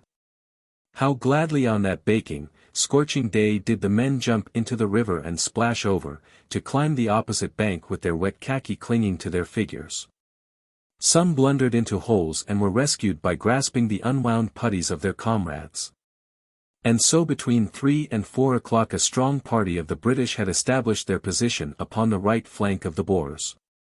And were holding on like grim death with an intelligent appreciation that the fortunes of the day depended upon their retaining their grip. "Hollo, here is a river," cried Codrington when he led his forlorn hope to the right and found that the Riet had to be crossed.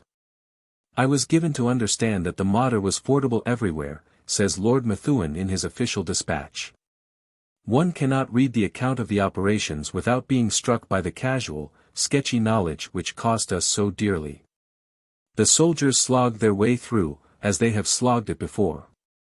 But the task might have been made much lighter for them had we but clearly known what it was that we were trying to do. On the other hand, it is but fair to Lord Methuen to say that his own personal gallantry and unflinching resolution set the most stimulating example to his troops.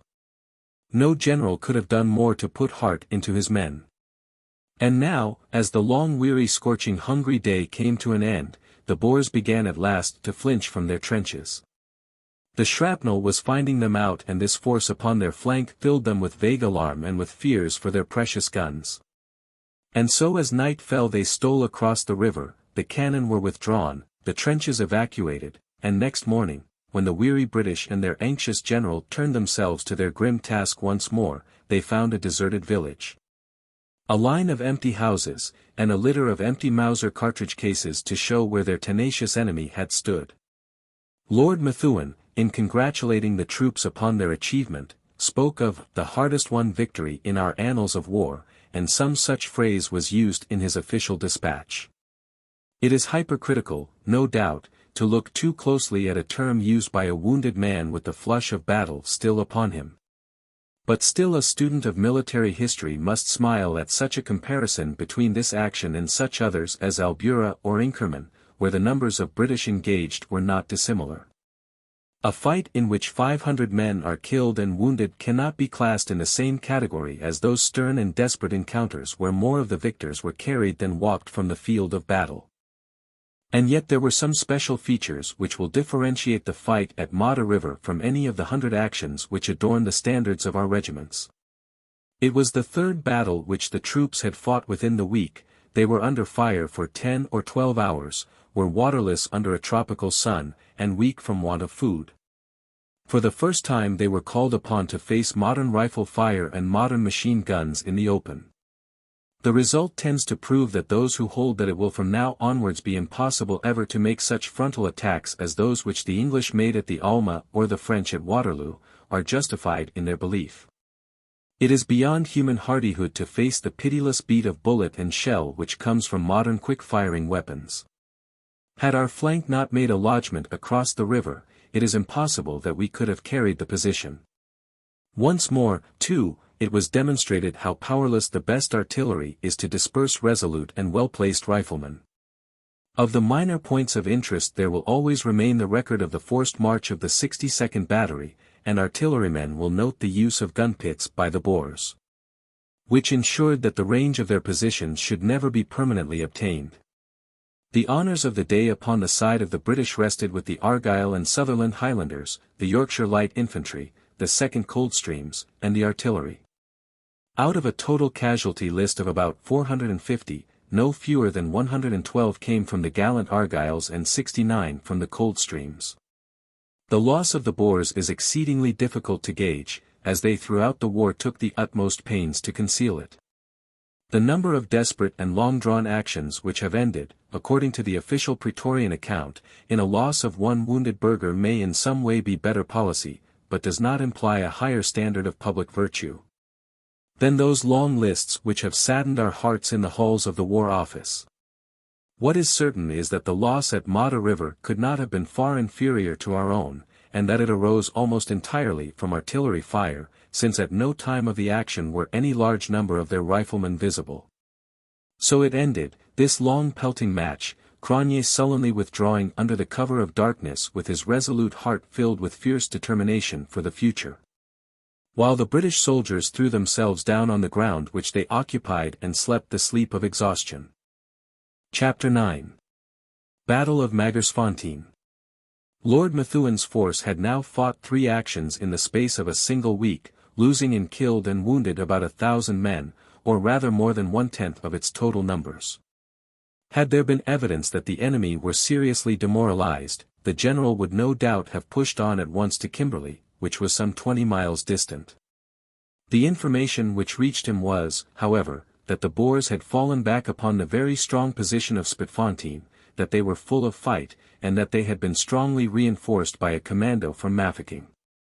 Under these circumstances Lord Methuen had no choice but to give his men a well-earned rest, and to await reinforcements. There was no use in reaching Kimberley unless he had completely defeated the investing force. With the history of the first relief of Lucknow in his memory he was on his guard against a repetition of such an experience. It was the more necessary that Methuen should strengthen his position, since with every mile which he advanced the more exposed did his line of communications become to a raid from Fort Smith and the southern districts of the Orange Free State. Any serious danger to the railway behind them would leave the British Army in a very critical position, and precautions were taken for the protection of the more vulnerable portions of the line.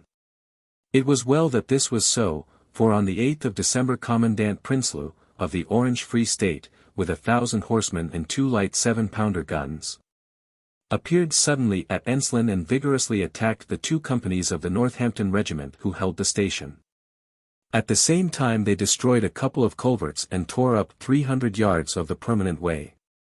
For some hours the Northamptons under Captain Godley were closely pressed, but a telegram had been dispatched to Modder Camp, and the 12th Lancers with the ubiquitous 62nd Battery were sent to their assistance.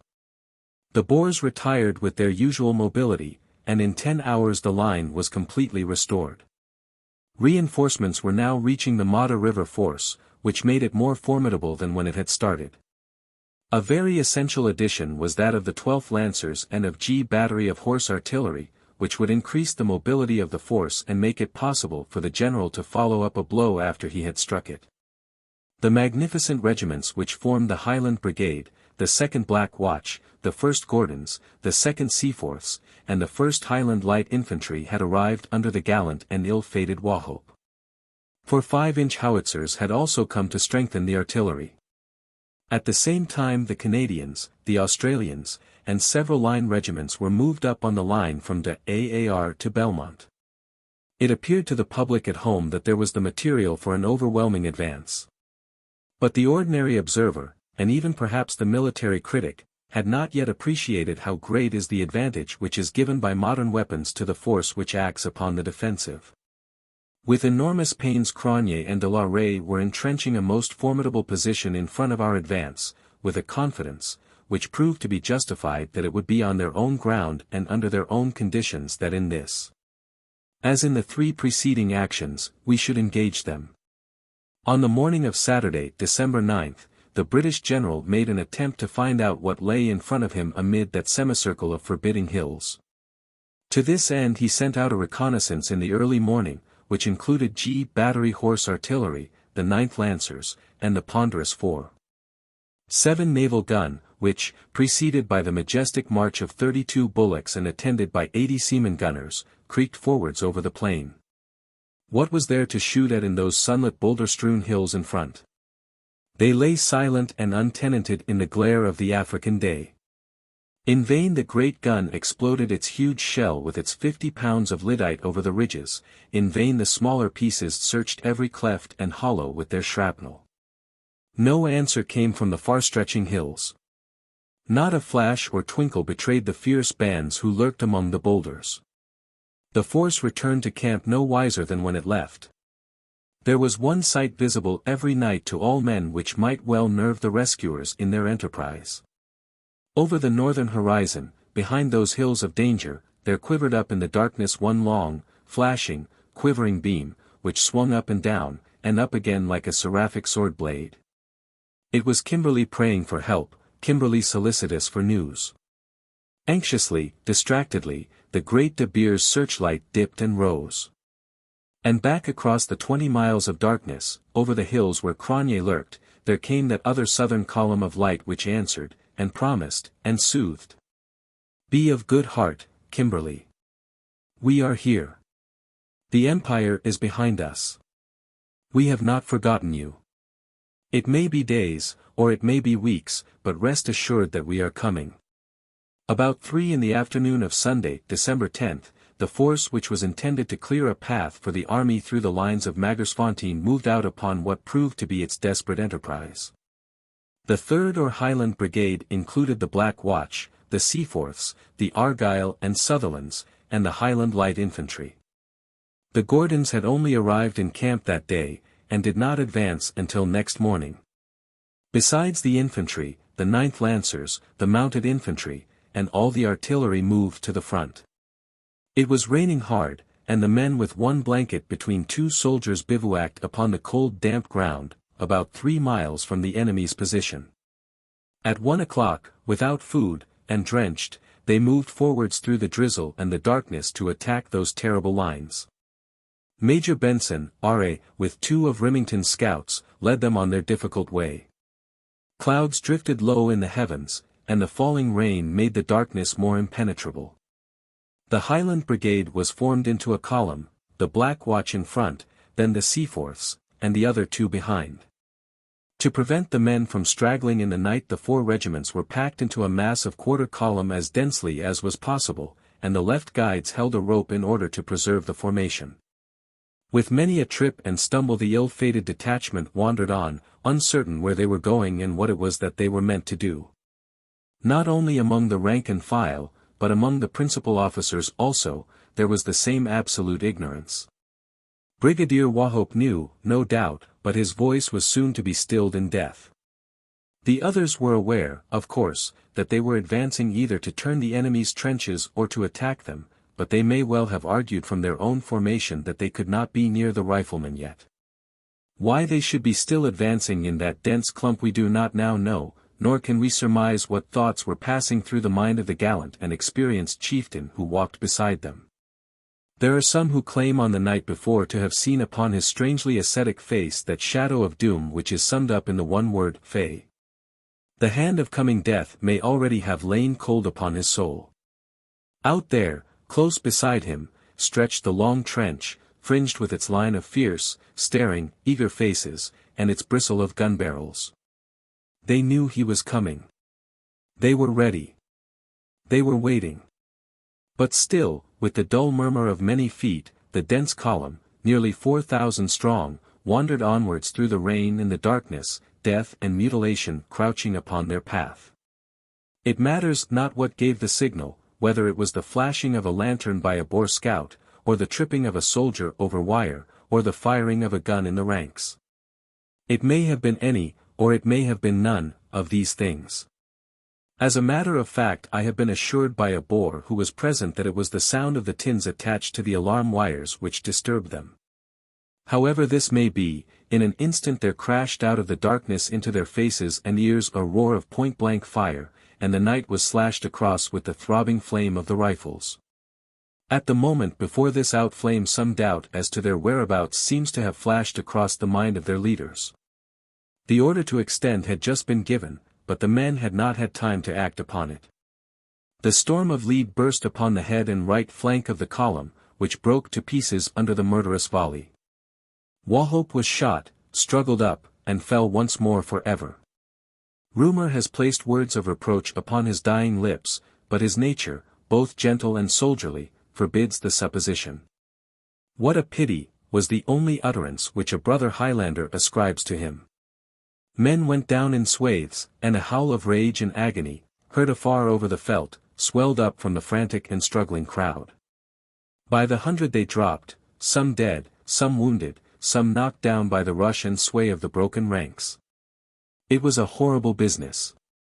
At such a range and in such a formation a single Mauser bullet may well pass through many men. A few dashed forwards, and were found dead at the very edges of the trench. The few survivors of companies A, B, and C of the Black Watch appear to have never actually retired, but to have clung on to the immediate front of the Boer trenches, while the remains of the other 5 companies tried to turn the Boer flank. Of the former body only 6 got away unhurt in the evening after lying all day within 200 yards of the enemy. The rest of the brigade broke and, disentangling themselves with difficulty from the dead and the dying, fled back out of that accursed place. Some, the most unfortunate of all, became caught in the darkness in the wire defences, and were found in the morning hung up like crows, as one spectator describes it, and riddled with bullets. Who shall blame the Highlanders for retiring when they did? Viewed, not by desperate and surprised men, but in all calmness and sanity, it may well seem to have been the very best thing which they could do. Dashed into chaos, separated from their officers, with no one who knew what was to be done, the first necessity was to gain shelter from this deadly fire, which had already stretched 600 of their number upon the ground. The danger was that men so shaken would be stricken with panic, scatter in the darkness over the face of the country, and cease to exist as a military unit. But the Highlanders were true to their character and their traditions. There was shouting in the darkness, hoarse voices calling for the Seaforths, for the Argylls, for Company C, for Company H, and everywhere in the gloom there came the answer of the clansmen. Within half an hour with the break of day the Highland regiments had reformed, and, shattered and weakened, but undaunted, prepared to renew the contest. Some attempt at an advance was made upon the right, ebbing and flowing, one little band even reaching the trenches and coming back with prisoners and reddened bayonets. For the most part the men lay upon their faces, and fired when they could at the enemy. But the cover which the latter kept was so excellent that an officer who expended 120 rounds has left it upon record that he never once had seen anything positive at which to aim. Lieutenant Lindsay brought the Seaforth's Maxim into the firing line, and, though all her crew except 2 were hit, it continued to do good service during the day. The Lancer's Maxim was equally staunch, though it also was left finally with only the lieutenant in charge and one trooper to work it. Fortunately the guns were at hand, and, as usual, they were quick to come to the aid of the distressed. The sun was hardly up before the howitzers were throwing lyddite at 4,000 yards, the 3 field batteries, 18th, 62nd, 75th, were working with shrapnel at a mile. And the troop of horse artillery was up at the right front trying to enfilade the trenches. The guns kept down the rifle fire, and gave the wearied Highlanders some respite from their troubles. The whole situation had resolved itself now into another battle of Modder River. The infantry, under a fire at from 600 to 800 paces, could not advance and would not retire. The artillery only kept the battle going, and the huge naval gun from behind was joining with its deep bark in the deafening uproar. But the Boers had already learned, and it is one of their most valuable military qualities that they assimilate their experience so quickly, that shell fire is less dangerous in a trench than among rocks. These trenches, very elaborate in character, had been dug some hundreds of yards from the foot of the hills, so that there was hardly any guide to our artillery fire. Yet it is to the artillery fire that all the losses of the Boers that day were due. The cleverness of Cronje's disposition of his trenches some 100 yards ahead of the koppies is accentuated by the fascination which any rising object has for a gunner.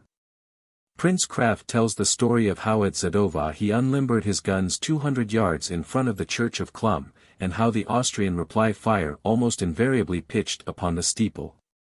So our own gunners, even at a 2,000-yard mark, found it difficult to avoid overshooting the invisible line, and hitting the obvious mark behind. As the day wore on, reinforcements of infantry came up from the force which had been left to guard the camp. The Gordons arrived with the 1st and 2nd battalions of the Coldstream Guards, and all the artillery was moved nearer to the enemy's position. At the same time, as there were some indications of an attack upon our right flank, the Grenadier Guards with 5 companies of the Yorkshire Light Infantry were moved up in that direction, while the 3 remaining companies of Barter's Yorkshiremen secured a drift over which the enemy might cross the Modder. This threatening movement upon our right flank, which would have put the Highlanders into an impossible position had it succeeded, was most gallantly held back all morning, before the arrival of the Guards and the Yorkshires, by the mounted infantry in the 12th Lancers, skirmishing on foot. It was in this long and successful struggle to cover the flank of the 3rd Brigade that Major Milton, Major Ray, and many another brave man met his end. The Coldstreams and Grenadiers relieved the pressure upon this side, and the Lancers retired to their horses, having shown, not for the first time, that the cavalryman with a modern carbine can at a pinch very quickly turn himself into a useful infantry soldier. Lord Airlie deserves all praise for his unconventional use of his men, and for the gallantry with which he threw both himself and them into the most critical corner of the fight. While the Coldstreams, the Grenadiers, and the Yorkshire Light Infantry were holding back the Boer attack upon our right flank, the indomitable Gordons, the men of Dargai, furious with the desire to avenge their comrades of the Highland Brigade, had advanced straight against the trenches and succeeded without any very great loss in getting within 400 yards of them. But a single regiment could not carry the position, and anything like a general advance upon it was out of the question in broad daylight after the punishment which we had received. Any plans of the sort which may have passed through Lord Methuen's mind were driven away for ever by the sudden unordered retreat of the stricken brigade. They had been very roughly handled in this, which was to most of them their baptism of fire, and they had been without food and water under a burning sun all day. They fell back rapidly for a mile, and the guns were for a time left partially exposed. Fortunately, the lack of initiative on the part of the Boers which has stood our friends so often came in to save us from disaster and humiliation. It is due to the brave unshaken face which the Guards presented to the enemy that our repulse did not deepen into something still more serious. The Gordons and the Scots Guards were still in attendance upon the guns, but they had been advanced very close to the enemy's trenches, and there were no other troops in support. Under these circumstances it was imperative that the Highlanders should rally, and Major Ewart with other surviving officers rushed among the scattered ranks and strove hard to gather and to stiffen them. The men were dazed by what they had undergone, and nature shrank back from that deadly zone where the bullets fell so thickly. But the pipes blew, and the bugles sang, and the poor tired fellows, the backs of their legs so flayed and blistered by lying in the sun that they could hardly bend them, hobbled back to their duty. They worked up to the guns once more, and the moment of danger passed. But as the evening wore on, it became evident that no attack could succeed, and that therefore there was no use in holding the men in front of the enemy's position. The dark Cronje, lurking among his ditches and his barbed wire, was not to be approached, far less defeated. There are some who think that, had we held on there as we did at the Modder River, the enemy would again have been accommodating enough to make way for us during the night, and the morning would have found the road clear to Kimberley. I know no grounds for such an opinion, but several against it. At Modder Cronje abandoned his lines, knowing that he had other and stronger ones behind him. At Magersfontein a level plain lay behind the Boer position, and to abandon it was to give up the game altogether. Besides, why should he abandon it? He knew that he had hit us hard. We had made absolutely no impression upon his defences. Is it likely that he would have tamely given up all his advantages and surrendered the fruits of his victory without a struggle? It is enough to mourn a defeat without the additional agony of thinking that a little more perseverance might have turned it into a victory. The Boer position could only be taken by outflanking it, and we were not numerous enough nor mobile enough to outflank it. There lay the whole secret of our troubles, and no conjectures as to what might under other circumstances have happened can alter it. About 5:30 the Boer guns, which had for some unexplained reason been silent all day, opened upon the cavalry. Their appearance was a signal for the general falling back of the centre, and the last attempt to retrieve the day was abandoned. The Highlanders were dead beat, the Coldstreams had had enough, the mounted infantry was badly mauled. There remained the Grenadiers, the Scots Guards, and 2 or 3 line regiments who were available for a new attack. There are occasions, such as Zadova, where a general must play his last card. There are others where with reinforcements in his rear, he can do better by saving his force and trying once again. General Grant had an axiom that the best time for an advance was when you were utterly exhausted, for that was the moment when your enemy was probably utterly exhausted too, and of 2 such forces the attacker has the moral advantage. Lord Methuen determined, and no doubt wisely, that it was no occasion for counsels of desperation. His men were withdrawn, in some cases withdrew themselves, outside the range of the Boer guns, and next morning saw the whole force with bitter and humiliated hearts on their way back to their camp at Modder River. The repulse of Magersfontein cost the British nearly 1,000 men, killed, wounded, and missing, of which over 700 belonged to the Highlanders. 57 officers had fallen in that brigade alone, including their brigadier and Colonel Downman of the Gordons. Colonel Codrington of the Coldstreams was wounded early, fought through the action, and came back in the evening on a Maxim gun. Lord Winchester of the same battalion was killed, after injudiciously but heroically exposing himself all day. The Black Watch alone had lost 19 officers and over 300 men killed and wounded, a catastrophe which can only be matched in all the bloody and glorious annals of that splendid regiment by their slaughter at Ticonderoga in 1757. When no fewer than 500 fell before Montcalm's muskets. Never has Scotland had a more grievous day than this of Magersfontein. She has always given her best blood with lavish generosity for the Empire, but it may be doubted if any single battle has ever put so many families of high and low into mourning from the Tweed to the Caithness shore. There is a legend that when sorrow comes upon Scotland the old Edinburgh Castle is lit by ghostly lights and gleams white at every window in the murk of midnight.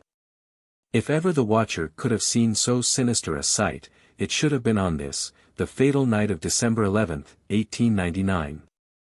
As to the Boer loss, it is impossible to determine it. Their official returns stated it to be 70 killed and 250 wounded, but the reports of prisoners and deserters placed it at a very much higher figure. One unit, the Scandinavian Corps, was placed in an advanced position at Spitfontein, and was overwhelmed by the Seaforths, who killed, wounded, or took the 80 men of whom it was composed. The stories of prisoners and of deserters all speak of losses very much higher than those which have been officially acknowledged. In his comments upon the battle next day Lord Methuen was said to have given offence to the Highland Brigade, and the report was allowed to go uncontradicted until it became generally accepted. It arose, however, from a complete misunderstanding of the purport of Lord Methuen's remarks, in which he praised them, as he well might, for their bravery, and condoled with them over the wreck of their splendid regiments. The way in which officers and men hung on under conditions to which no troops have ever been exposed was worthy of the highest traditions of the British Army. From the death of Wauchope in the early morning, until the assumption of the command of the brigade by Hughes Hallett in the late afternoon, no one seems to have taken the direction. "My lieutenant was wounded and my captain was killed," says a private. "The general was dead, but we stayed where we were, for there was no order to retire." That was the story of the whole brigade, until the flanking movement of the Boers compelled them to fall back. The most striking lesson of the engagement is the extreme bloodiness of modern warfare under some conditions, and its bloodlessness under others. Here, out of a total of something under 1,000 casualties 700 were incurred in about 5 minutes, and the whole day of shell, machine gun, and rifle fire only furnished the odd 300.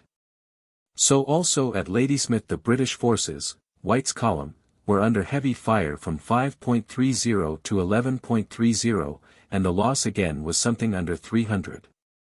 With conservative generalship the losses of the battles of the future will be much less than those of the past, and as a consequence the battles themselves will last much longer. And it will be the most enduring rather than the most fiery which will win. The supply of food and water to the combatants will become of extreme importance to keep them up during the prolonged trials of endurance, which will last for weeks rather than days. On the other hand, when a general's force is badly compromised, it will be so punished that a quick surrender will be the only alternative to annihilation. On the subject of the quarter-column formation which proved so fatal to us, it must be remembered that any other form of advance is hardly possible during a night attack. Though at Tel el-Kebir the exceptional circumstance of the march being over an open desert allowed the troops to move for the last mile or two in a more extended formation. A line of battalion double-company columns is most difficult to preserve in the darkness, and any confusion may lead to disaster. The whole mistake lay in a miscalculation of a few hundred yards in the position of the trenches. Had the regiments deployed 5 minutes earlier it is probable, though by no means certain, that the position would have been carried. The action was not without those examples of military virtue which soften a disaster, and hold out a brighter promise for the future. The guards withdrew from the field as if on parade, with the Boer shells bursting over their ranks. Fine, too, was the restraint of G Battery of Horse Artillery on the morning after the battle. An armistice was understood to exist, but the naval gun, in ignorance of it, opened on our extreme left. The Boers at once opened fire upon the horse artillery, who, recognizing the mistake, remained motionless and unlimbered in a line, with every horse, and gunner and driver in his place, without taking any notice of the fire, which presently slackened and stopped as the enemy came to understand the situation. It is worthy of remark that in this battle the 3 field batteries engaged, as well as G Battery, RHA, each fired over 1,000 rounds and remained for 30 consecutive hours within 1,500 yards of the Boer position. But of all the corps who deserve praise, there was none more gallant than the brave surgeons and ambulance bearers, who encounter all the dangers and enjoy none of the thrills of warfare. All day under fire these men worked and toiled among the wounded. Beaver, Enser, Douglas, Probin, all were equally devoted. It is almost incredible, and yet it is true, that by 10 o'clock on the morning after the battle, before the troops had returned to camp, no fewer than 500 wounded were in the train and on their way to Cape Town. Chapter 10. The Battle of Stormberg. Some attempt has now been made to sketch the succession of events which had ended in the investment of Ladysmith in northern Natal, and also to show the fortunes of the force which on the western side of the seat of war attempted to advance to the relief of Kimberley. The distance between these forces may be expressed in terms familiar to the European reader by saying that it was that which separates Paris from Frankfurt. Or to the American by suggesting that Ladysmith was at Boston and that Methuen was trying to relieve Philadelphia. Waterless deserts and rugged mountain ranges divided the two scenes of action. In the case of the British there could be no connection between the two movements, but the Boers by a land journey of something over 100 miles had a double choice of a route by which Cronje and Joubert might join hands. Either by the Bloemfontein-Johannesburg Langs Nek Railway, or by the direct line from Harrismith to Ladysmith. The possession of these internal lines should have been of enormous benefit to the Boers, enabling them to throw the weight of their forces unexpectedly from the one flank to the other. In a future chapter it will be recorded how the Army Corps arriving from England was largely diverted into Natal in order in the first instance to prevent the colony from being overrun, and in the second to rescue the beleaguered garrison. In the meantime it is necessary to deal with the military operations in the broad space between the Eastern and Western armies. After the declaration of war there was a period of some weeks during which the position of the British over the whole of the northern part of Cape Colony was full of danger. Immense supplies had been gathered at De Aar which were at the mercy of a Free State raid, and the burghers, had they possessed a cavalry leader with the dash of a Stuart or a Sheridan, might have dealt a blow which would have cost us £1 million worth of stores and dislocated the whole plan of campaign.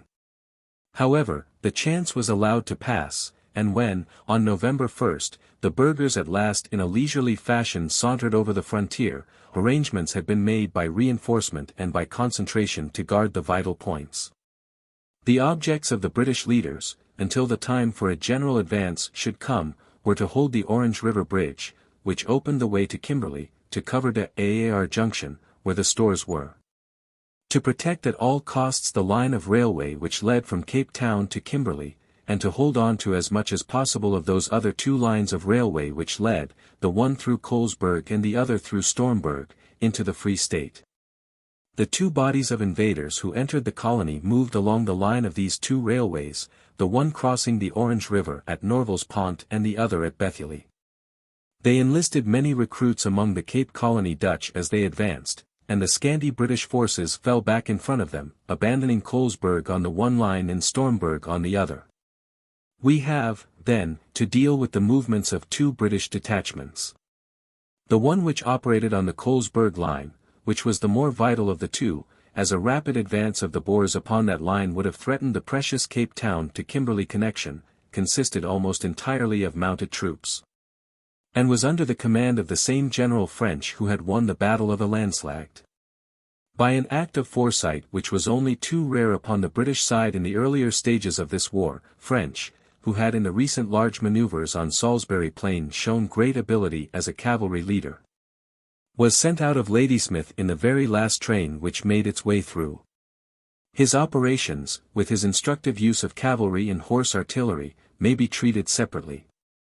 The other British force which faced the Boers who were advancing through Stormberg was commanded by General Gataker, a man who bore a high reputation for fearlessness and tireless energy, though he had been criticized, notably during the Soudan campaign, for having called upon his men for undue and unnecessary exertion.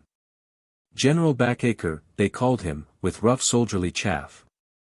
A glance at his long thin figure, his gaunt Don Quixote face, and his aggressive jaw would show his personal energy, but might not satisfy the observer that he possessed those intellectual gifts which qualify for high command. At the action of the Atbara he, the brigadier in command, was the first to reach and to tear down with his own hands the zareba of the enemy, a gallant exploit of the soldier, but a questionable position for the general. The man's strength and his weakness lay in the incident. General Gataker was nominally in command of a division, but so cruelly had his men been diverted from him, some to Buller in Natal and some to Methuen, that he could not assemble more than a brigade. Falling back before the Boer advance, he found himself early in December at Sterkstrom, while the Boers occupied the very strong position of Stormberg, some 30 miles to the north of him. With the enemy so near him it was Gataker's nature to attack, and the moment that he thought himself strong enough he did so. No doubt he had private information as to the dangerous hold which the Boers were getting upon the colonial Dutch. And it is possible that while Buller and Methuen were attacking east and west they urged Gataker to do something to hold the enemy in the center.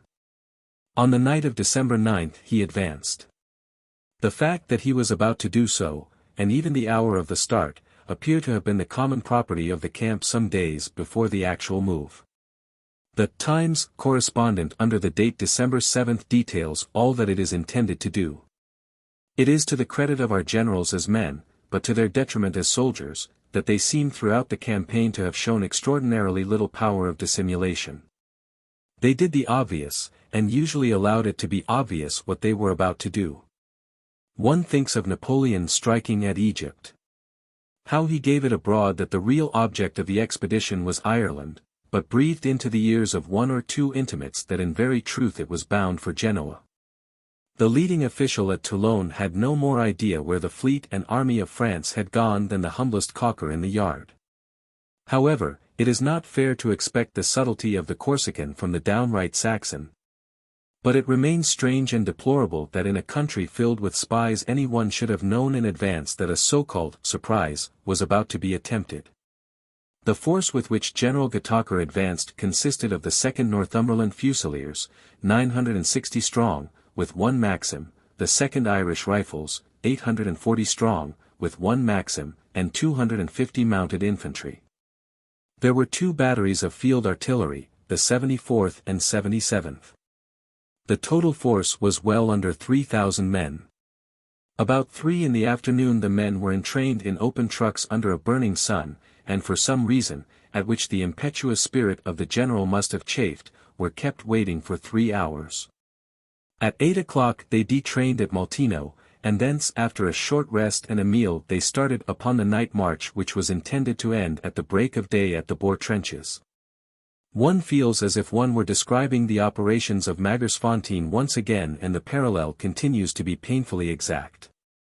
It was 9 o'clock and pitch dark when the column moved out of Maltino and struck across the black gloom of the veldt, the wheels of the guns being wrapped in hide to deaden the rattle. It was known that the distance was not more than 10 miles, and so when hour followed hour and the guides were still unable to say that they had reached their point, it must have become perfectly evident that they had missed their way. The men were dog-tired, a long day's work had been followed by a long night's march, and they plodded along drowsily through the darkness. The ground was broken and irregular. The weary soldiers stumbled as they marched. Daylight came and revealed the column still looking for its objective, the fiery general walking in front and leading his horse behind him. It was evident that his plans had miscarried, but his energetic and hardy temperament would not permit him to turn back without a blow being struck. However one may commend his energy, one cannot but stand aghast at his dispositions. The country was wild and rocky, the very places for those tactics of the surprise and the ambuscade in which the Boers excelled. And yet the column still plodded aimlessly on in its dense formation, and if there were any attempt at scouting ahead and on the flanks the result showed how ineffectively it was carried out. It was at 4:15 in the clear light of a South African morning that a shot, and then another, and then a rolling crash of musketry told that we were to have one more rough lesson of the result of neglecting the usual precautions of warfare. High up on the face of a steep line of hill the Boer riflemen lay hid, and from a short range their fire scourged our exposed flank. The men appear to have been chiefly colonial rebels, and not Boers of the Backveld, and to that happy chance it may be that the comparative harmlessness of their fire was due. Even now, in spite of the surprise, the situation might have been saved had the bewildered troops and their harried officers known exactly what to do. It is easy to be wise after the event, but it appears now that the only course that could commend itself would be to extricate the troops from their position, and then, if thought feasible, to plan an attack. Instead of this a rush was made at the hillside, and the infantry made their way some distance up it only to find that there were positive ledges in front of them which could not be climbed. The advance was at a dead stop, and the men lay down under the boulders for cover from the hot fire which came from inaccessible marksmen above them. Meanwhile the artillery had opened behind them, and their fire, not for the first time in this campaign, was more deadly to their friends than to their foes. At least one prominent officer fell among his men, torn by British shrapnel bullets.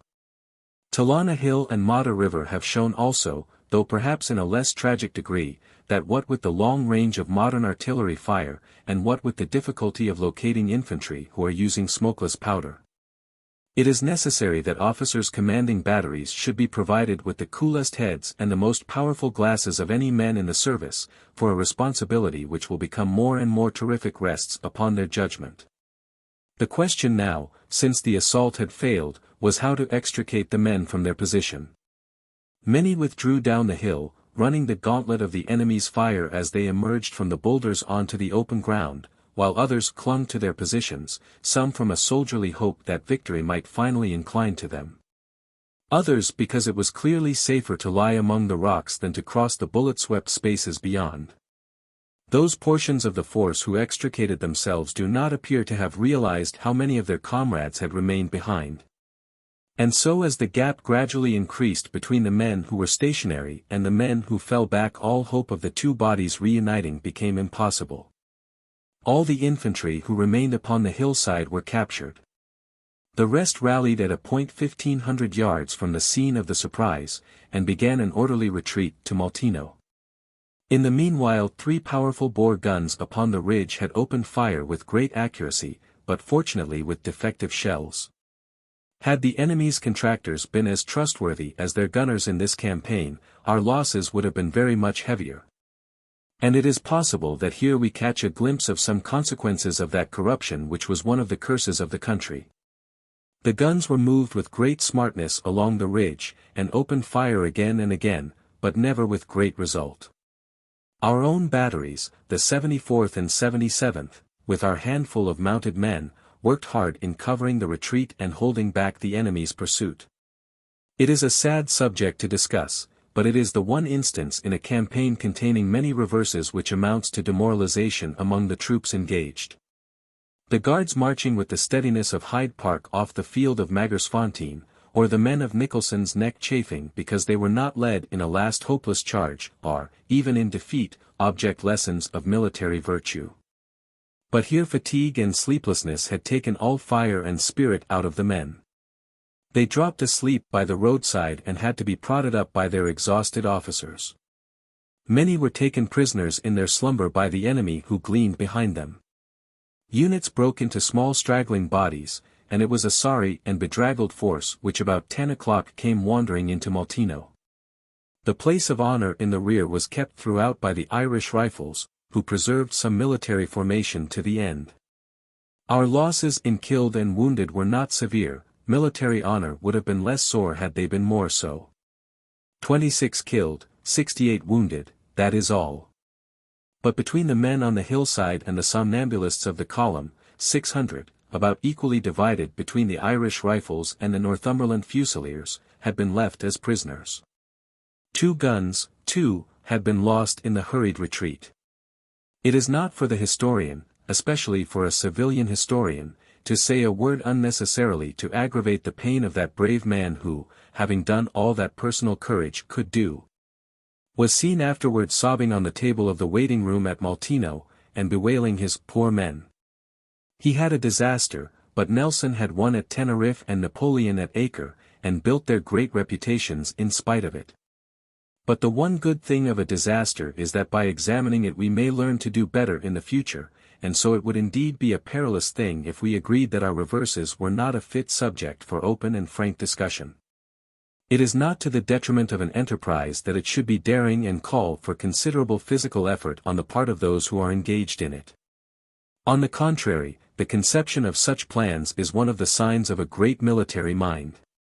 But in the arranging of the details the same military mind should assiduously occupy itself in foreseeing and preventing every unnecessary thing which may make the execution of such a plan more difficult. The idea of a swift sudden attack upon Stormberg was excellent. The details of the operation are continually open to criticism. How far the Boers suffered at Stormberg is unknown to us, but there seems in this instance no reason to doubt their own statement that their losses were very slight. At no time was any body of them exposed to our fire, while we, as usual, fought in the open. Their numbers were probably less than ours, and the quality of their shooting and want of energy in pursuit make the defeat the more galling. On the other hand, their guns were served with skill and audacity. They consisted of commandos from Bethely, Rouville, and Smithfield, under the orders of Olivier, with those colonials whom they had seduced from their allegiance. This defeat of General Getache's, occurring, as it did, in a disaffected district and one of great strategic importance, might have produced the worst consequences. Fortunately no very evil result followed. No doubt the recruiting of rebels was helped, but there was no forward movement and Maltino remained in our hands. In the meanwhile Getache's force was reinforced by a fresh battery, the 79th, and by a strong regiment, the Derbyshires. So that with the 1st Royal Scots and the wing of the Berkshires he was strong enough to hold his own until the time for a general advance should come. So in the Stormberg district, as at the Modder River, the same humiliating and absurd position of stalemate was established. Chapter 11. Battle of Colenso. 2 serious defeats had within the week been inflicted upon the British forces in South Africa. Cronje, lurking behind his trenches and his barbed wire entanglements barred Methuen's road to Kimberley. While in the northern part of Cape Colony Getache's wearied troops had been defeated and driven by a force which consisted largely of British subjects. But the public at home steeled their hearts and fixed their eyes steadily upon Natal. There was their senior general and there the main body of their troops. As brigade after brigade and battery after battery touched at Cape Town, and were sent on instantly to Durban, it was evident that it was in this quarter that the supreme effort was to be made, and that there the light might at last break. In club, and dining room, and railway car, wherever men met and talked, the same words might be heard, wait until Buller moves. The hopes of a great empire lay in the phrase. It was upon October 30th that Sir George White had been thrust back into Ladysmith. On November 2nd telegraphic communication with the town was interrupted. On November 3rd the railway line was cut. On November 10th the Boers held Colenso and the line of the Tugela. On the 14th was the affair of the armoured train. On the 18th the enemy were near Escart. On the 21st they had reached the Mui River. On the 23rd Hildyard attacked them at Willow Grange. All these actions will be treated elsewhere. This last one marks the turn of the tide. From then onward Sir Redvers Buller was massing his troops at Chieveley in preparation for a great effort to cross the river and to relieve Ladysmith, the guns of which, calling from behind the line of northern hills, told their constant tale of restless attack and stubborn defence. But the task was as severe a one as the most fighting general could ask for. On the southern side the banks formed a long slope which could be shaved as with a razor by the rifle fire of the enemy. How to advance across that broad open zone was indeed a problem. It was one of many occasions in this war in which one wondered why, if a bulletproof shield capable of sheltering a lying man could be constructed, a trial should not be given to it. Alternate rushes of companies with a safe rest after each rush would save the troops from the continued tension of that deadly never-ending fire. However, it is idle to discuss what might have been done to mitigate their trials. The open ground had to be passed, and then they came to, not the enemy, but a broad and deep river, with a single bridge, probably undermined, and a single ford, which was found not to exist in practice. Beyond the river was tier after tier of hills, crowned with stone walls and seamed with trenches, defended by thousands of the best marksmen in the world, supported by an admirable artillery. If, in spite of the advance over the open and in spite of the passage of the river, a ridge could still be carried, it was only to be commanded by the next. And so, one behind the other, like the billows of the ocean, a series of hills and hollows rolled northwards to Ladysmith. All attacks must be in the open. All defense was from under cover. Add to this, that the young and energetic Louis Botha was in command of the Boers. It was a desperate task, and yet honor forbade that the garrison should be left to its fate. The venture must be made. The most obvious criticism upon the operation is that if the attack must be made it should not be made under the enemy's conditions. We seem almost to have gone out of our way to make every obstacle, the glacier-like approach, the river, the trenches, as difficult as possible. Future operations were to prove that it was not so difficult to deceive Boer vigilance and by rapid movements to cross the Tugela. A military authority has stated, I know not with what truth, that there is no instance in history of a determined army being stopped by the line of a river. And from Wellington at the Douro to the Russians on the Danube, many examples of the ease with which they may be passed will occur to the reader. But Buller had some exceptional difficulties with which to contend. He was weak in mounted troops, and was opposed to an enemy of exceptional mobility who might attack his flank and rear if he exposed them. He had not that great preponderance of numbers which came to him later, and which enabled him to attempt a wide turning movement. One advantage he had, the possession of a more powerful artillery, but his heaviest guns were naturally his least mobile, and the more direct his advance the more effective would his guns be. For these or other reasons he determined upon a frontal attack on the formidable Boer position, and he moved out of Chively camp for that purpose at daybreak on Friday, December 15. The force which General Buller led into action was the finest which any British general had handled since the Battle of the Alma.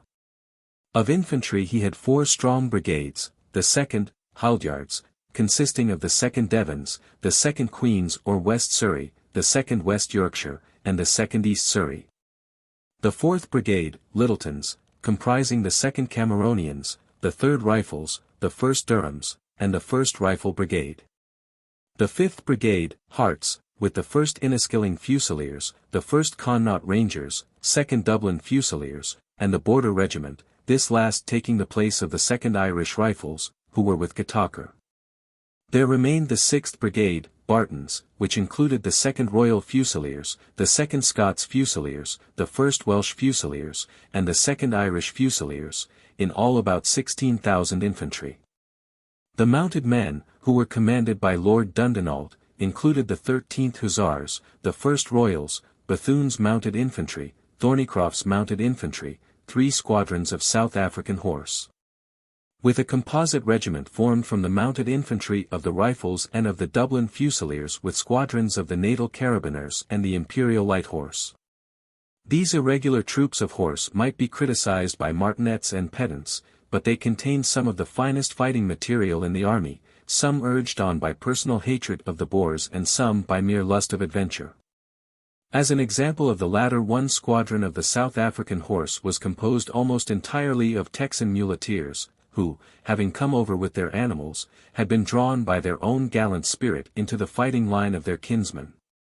Cavalry was General Buller's weakest arm, but his artillery was strong both in its quality and its number of guns. There were 5 batteries, 30 guns, of the field artillery, the 7th, 14th, 63rd, 64th, and 66th.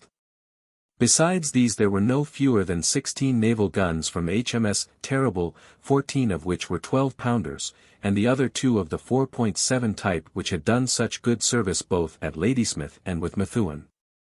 The whole force which moved out from Chively camp numbered about 21,000 men. The work which was allotted to the army was simple in conception, however terrible it might prove in execution. There were 2 points at which the river might be crossed, one 3 miles off on the left, named Bridle Drift, the other straight ahead at the bridge of Colenso. The 5th or Irish Brigade was to endeavour to cross at Bridle Drift, and then to work down the river bank on the far side so as to support the 2nd or English Brigade, which was to cross at Colenso. The 4th Brigade was to advance between these, so as to help either which should be in difficulties.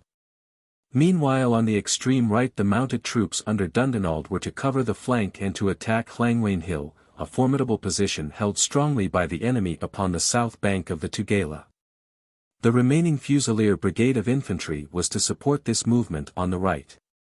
The guns were to cover the various attacks, and if possible gain a position from which the trenches might be enfiladed. This, simply stated, was the work which lay before the British Army. In the bright clear morning sunshine, under a cloudless blue sky, they advanced with high hopes to the assault. Before them lay the long level plain, then the curve of the river, and beyond, silent and serene, like some peaceful dream landscape, stretched the lines and lines of gently curving hills. It was just 5 o'clock in the morning when the naval guns began to bay, and huge red dust clouds from the distant foothills showed where the lyddite was bursting. No answer came back, nor was there any movement upon the sunlit hills. It was almost brutal, this furious violence to so gentle and unresponsive a countryside. In no place could the keenest eye detect a sign of guns or men, and yet death lurked in every hollow and crouched by every rock. It is so difficult to make a modern battle intelligible when fought, as this was, over a front of 7 or 8 miles, that it is best perhaps to take the doings of each column in turn, beginning with the left flank. Where Hart's Irish Brigade had advanced to the assault of Bridle Drift. Under an unanswered and therefore an unaimed fire from the heavy guns, the Irish infantry moved forward upon the points which they had been ordered to attack. The Dublins led, then the Connaughts, the Inniskillings, and the Borderers. Incredible as it may appear after the recent experiences of Magersfontein and of Stormberg, the men in the 2 rear regiments appear to have been advanced in quarter column, and not to have deployed until after the enemy's fire had opened. Had shrapnel struck this close formation, as it was within an ace of doing, the loss of life must have been as severe as it was unnecessary. On approaching the drift, the position or even the existence of which does not seem to have been very clearly defined, it was found that the troops had to advance into a loop formed by the river. So that they were exposed to a very heavy crossfire upon their right flank, while they were rained on by shrapnel from in front. No sign of the enemy could be seen, though the men were dropping fast. It is a weird and soul-shaking experience to advance over a sunlit and apparently a lonely countryside, with no slightest movement upon its broad face, while the path which you take is marked behind you by sobbing, gasping, writhing men, who can only guess by the position of their wounds whence the shots came which struck them down. All round, like the hissing of fat in the pan, is the monotonous crackle and rattle of the Mausers, but the air is full of it, and no one can define exactly whence it comes. Far away on some hill upon the skyline there hangs the least gauzy veil of thin smoke to indicate whence the 6 men who have just all fallen together, as if it were some grim drill, met their death. Into such a hellstorm as this it was that the soldiers have again and again advanced in the course of this war, but it may be questioned whether they will not prove to be among the last of mortals to be asked to endure such an ordeal. Other methods of attack must be found or attacks must be abandoned, for smokeless powder, quick-firing guns, and modern rifles make it all odds on the defense. The gallant Irishmen pushed on, flushed with battle and careless for their losses, the 4 regiments clubbed into one, with all military organization rapidly disappearing. And nothing left but their gallant spirit and their furious desire to come to hand grips with the enemy. Rolling on in a broad wave of shouting angry men, they never winced from the fire until they had swept up to the bank of the river. Northern Inniskilling and southern man of Connaught, Orange and Green, Protestant and Catholic, Celt and Saxon, their only rivalry now was who could shed his blood most freely for the common cause. How hateful seem those provincial politics and narrow sectarian creeds which can hold such men apart.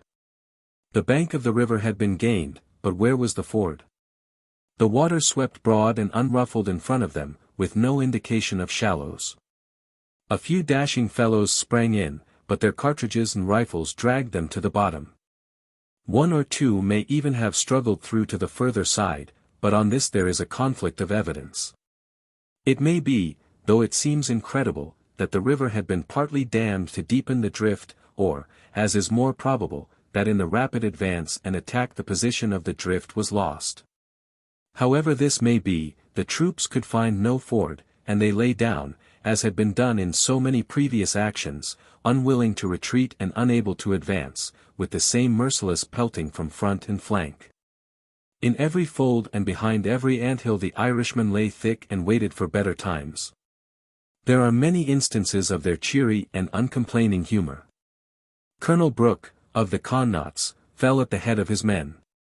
Private Livingstone helped to carry him into safety, and then, his task done, he confessed to having a bit of a rap myself, and sank fainting with a bullet through his throat. Another sat with a bullet through both legs. "Bring me a tin whistle and I'll blow ye any tune ye like," he cried, mindful of the Dargai piper. Another with his arm hanging by a tendon puffed morosely at his short black pipe. Every now and then, in face of the impossible, the fiery Celtic valor flamed furiously upwards. "Fix bayonets, men, and let us make a name for ourselves," cried a colour sergeant, and he never spoke again. For 5 hours, under the tropical sun, the grimy parched men held on to the ground they had occupied. British shells pitched short and fell among them. A regiment in support fired at them, not knowing that any of the line were so far advanced. Shot at from the front, the flank, and the rear, the 5th Brigade held grimly on. But fortunately their orders to retire were at hand, and it is certain that had they not reached them the regiments would have been uselessly destroyed where they lay. It seems to have been Buller himself, who showed extraordinary and ubiquitous personal energy during the day, that ordered them to fall back. As they retreated there was an entire absence of haste and panic, but officers and men were hopelessly jumbled up, and General Hart, whose judgment may occasionally be questioned, but whose cool courage was beyond praise, had hard work to reform the splendid brigade which 6 hours before had tramped out of Chieveley camp. Between 500 and 600 of them had fallen, a loss which approximates to that of the Highland Brigade at Magersfontein. The Dublins and the Connaughts were the heaviest sufferers. So much for the mishap of the 5th Brigade. It is superfluous to point out that the same old omissions were responsible for the same old results. Why were the men in quarter column when advancing against an unseen foe? Why had no scouts gone forward to be certain of the position of the ford? Where were the clouds of skirmishers which should precede such an advance? The recent examples in the field and the teachings of the textbooks were equally set at naught, as they had been, and were to be, so often in this campaign. There may be a science of war in the lecture rooms at Kimberley, but very little of it found its way to the veldt. The slogging valor of the private, the careless dash of the regimental officer, these were our military assets, but seldom the care and foresight of our commanders. It is a thankless task to make such comments, but the one great lesson of the war has been that the army is too vital a thing to fall into the hands of a caste. And that it is a national duty for every man to speak fearlessly and freely what he believes to be the truth. Passing from the misadventure of the 5th Brigade we come as we move from left to right upon the 4th, or Littleton's Brigade, which was instructed not to attack itself but to support the attack on either side of it. With the help of the naval guns it did what it could to extricate and cover the retreat of the Irishmen, but it could play no very important part in the action, and its losses were insignificant. On its right in turn Hildyard's English Brigade had developed its attack upon Colenso and the bridge. The regiments under Hildyard's lead were the 2nd West Surrey, the 2nd Devons, whose 1st Battalion was doing so well with the Ladysmith force, the East Surreys, and the West Yorkshires. The enemy had evidently anticipated the main attack on this position, and not only were the trenches upon the other side exceptionally strong, but their artillery converged upon the bridge, at least a dozen heavy pieces, besides a number of quick firers, bearing upon it. The Devons and the Queens, in open order, an extended line of khaki dots, blending so admirably with the plain that they were hardly visible when they halted, led the attack, being supported by the East Surrey and the West Yorkshires. Advancing under a very heavy fire the brigade experienced much the same ordeal as their comrades of Hart's brigade, which was mitigated by the fact that from the first they preserved their open order in columns of half companies extended to 6 paces, and that the river in front of them did not permit that right flank fire which was so fatal to the Irishmen. With a loss of some 200 men the leading regiments succeeded in reaching Colenso, and the West Surrey, advancing by rushes of 50 yards at a time, had established itself in the station. But a catastrophe had occurred at an earlier hour to the artillery which was supporting it, which rendered all further advance impossible. For the reason of this we must follow the fortunes of the next unit upon their right. This consisted of the important body of artillery who had been told off to support the main attack. It comprised 2 field batteries, the 14th and the 66th, under the command of Colonel Long, and 6 naval guns, 2 of 4.7, and 4 12-pounders, under Lieutenant Ogilvy of the Terrible. Long has the record of being a most zealous and dashing officer, whose handling of the Egyptian artillery at the Battle of the Atbara had much to do with the success of the action. Unfortunately, these barbarian campaigns, in which liberties may be taken with impunity, leave an evil tradition, as the French have found with their Algerians. Our own close formations, our adherence to volley firing, and in this instance the use of our artillery all seem to be legacies of our savage wars. Be the cause what it may, at an early stage of the action Long's guns whirled forwards, outstripped the infantry brigades upon their flanks, left the slow-moving naval guns with their ox teams behind them, and unlimbered within 1,000 yards of the enemy's trenches. From this position he opened fire upon Fort Wiley, which was the center of that portion of the Boer position which faced him. But his two unhappy batteries were destined not to turn the tide of battle, as he had hoped, but rather to furnish the classic example of the helplessness of artillery against modern rifle fire. Not even Mercer's famous description of the effect of a flank fire upon his troop of horse artillery at Waterloo could do justice to the blizzard of lead which broke over the two doomed batteries.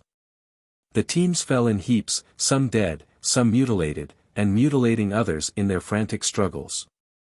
One driver, crazed with horror, sprang on a leader, cut the traces and tore madly off the field.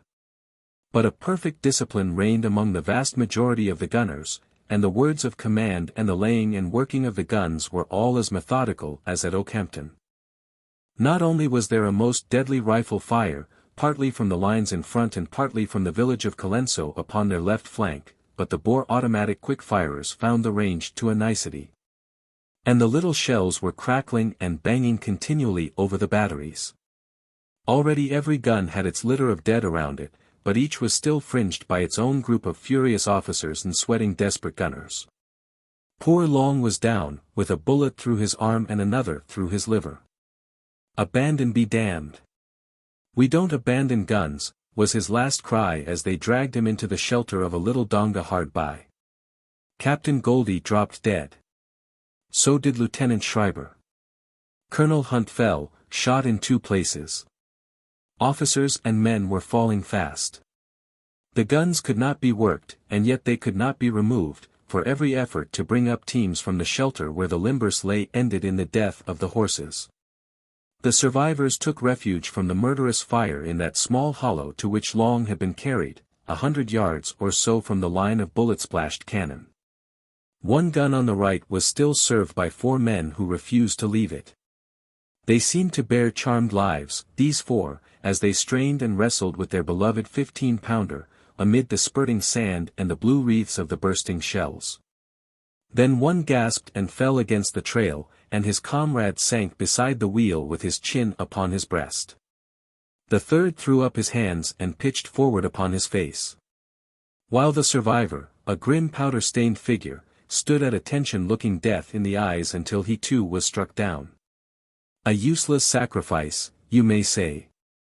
But while the men who saw them die can tell such a story round the camp fire, the example of such deaths as these does more than clang of bugle or roll of drum to stir the warrior spirit of our race.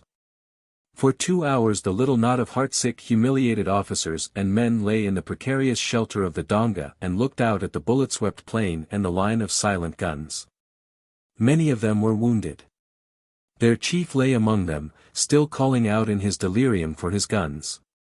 They had been joined by the gallant Bapti, a brave surgeon, who rode across to the donga amid a murderous fire, and did what he could for the injured men.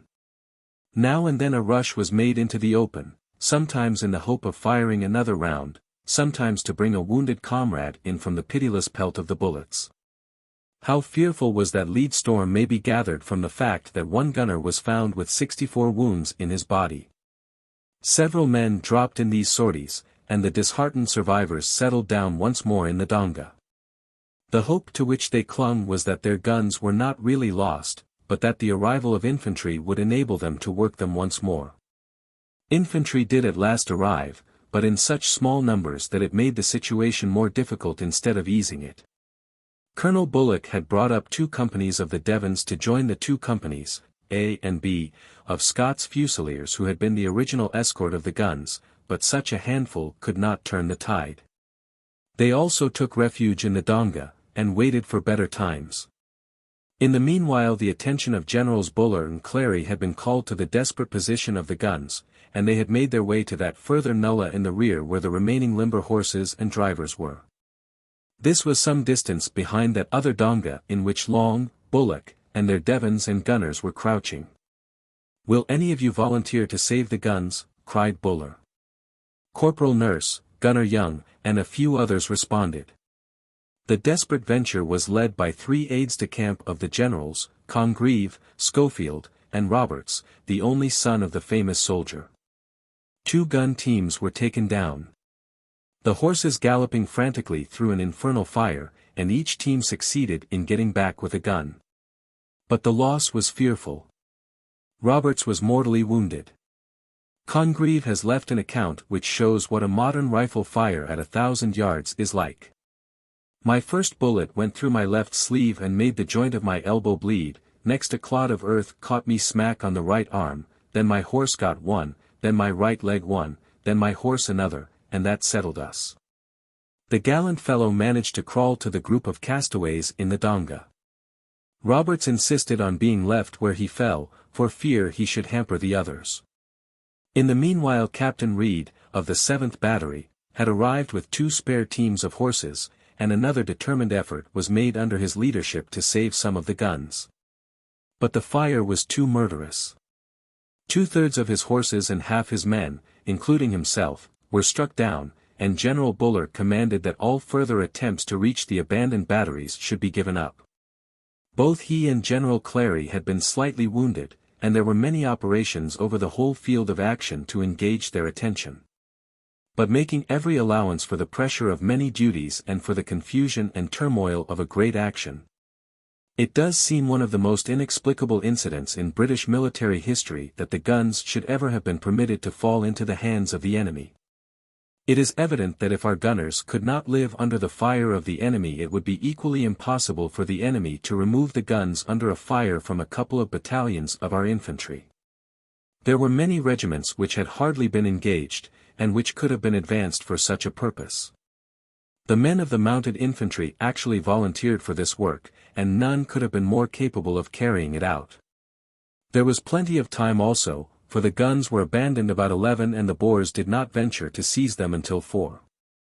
Not only could the guns have been saved, but they might, one would think, have been transformed into an excellent bait for a trap to tempt the Boers out of their trenches.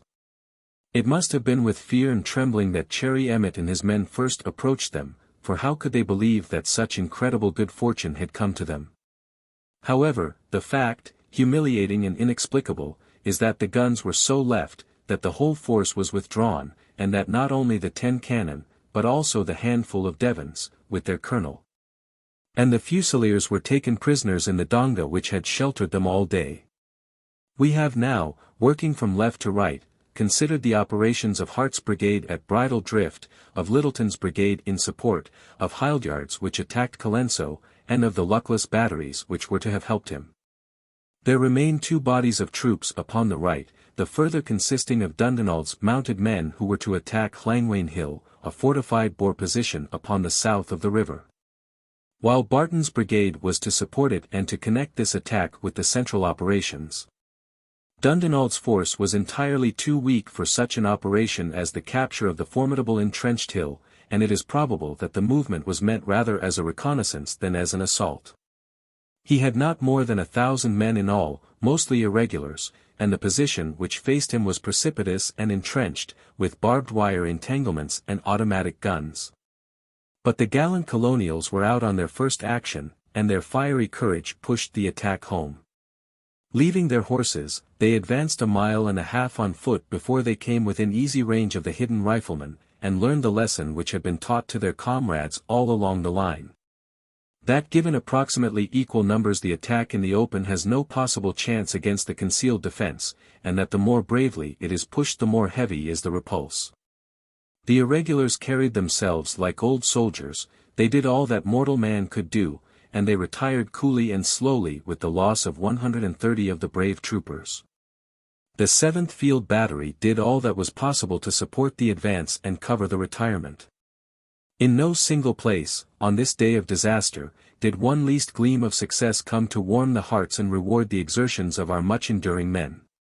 Of Barton's brigade there is nothing to be recorded, for they appear neither to have supported the attack upon Llangwain Hill on the one side nor to have helped to cover the ill-fated guns on the other.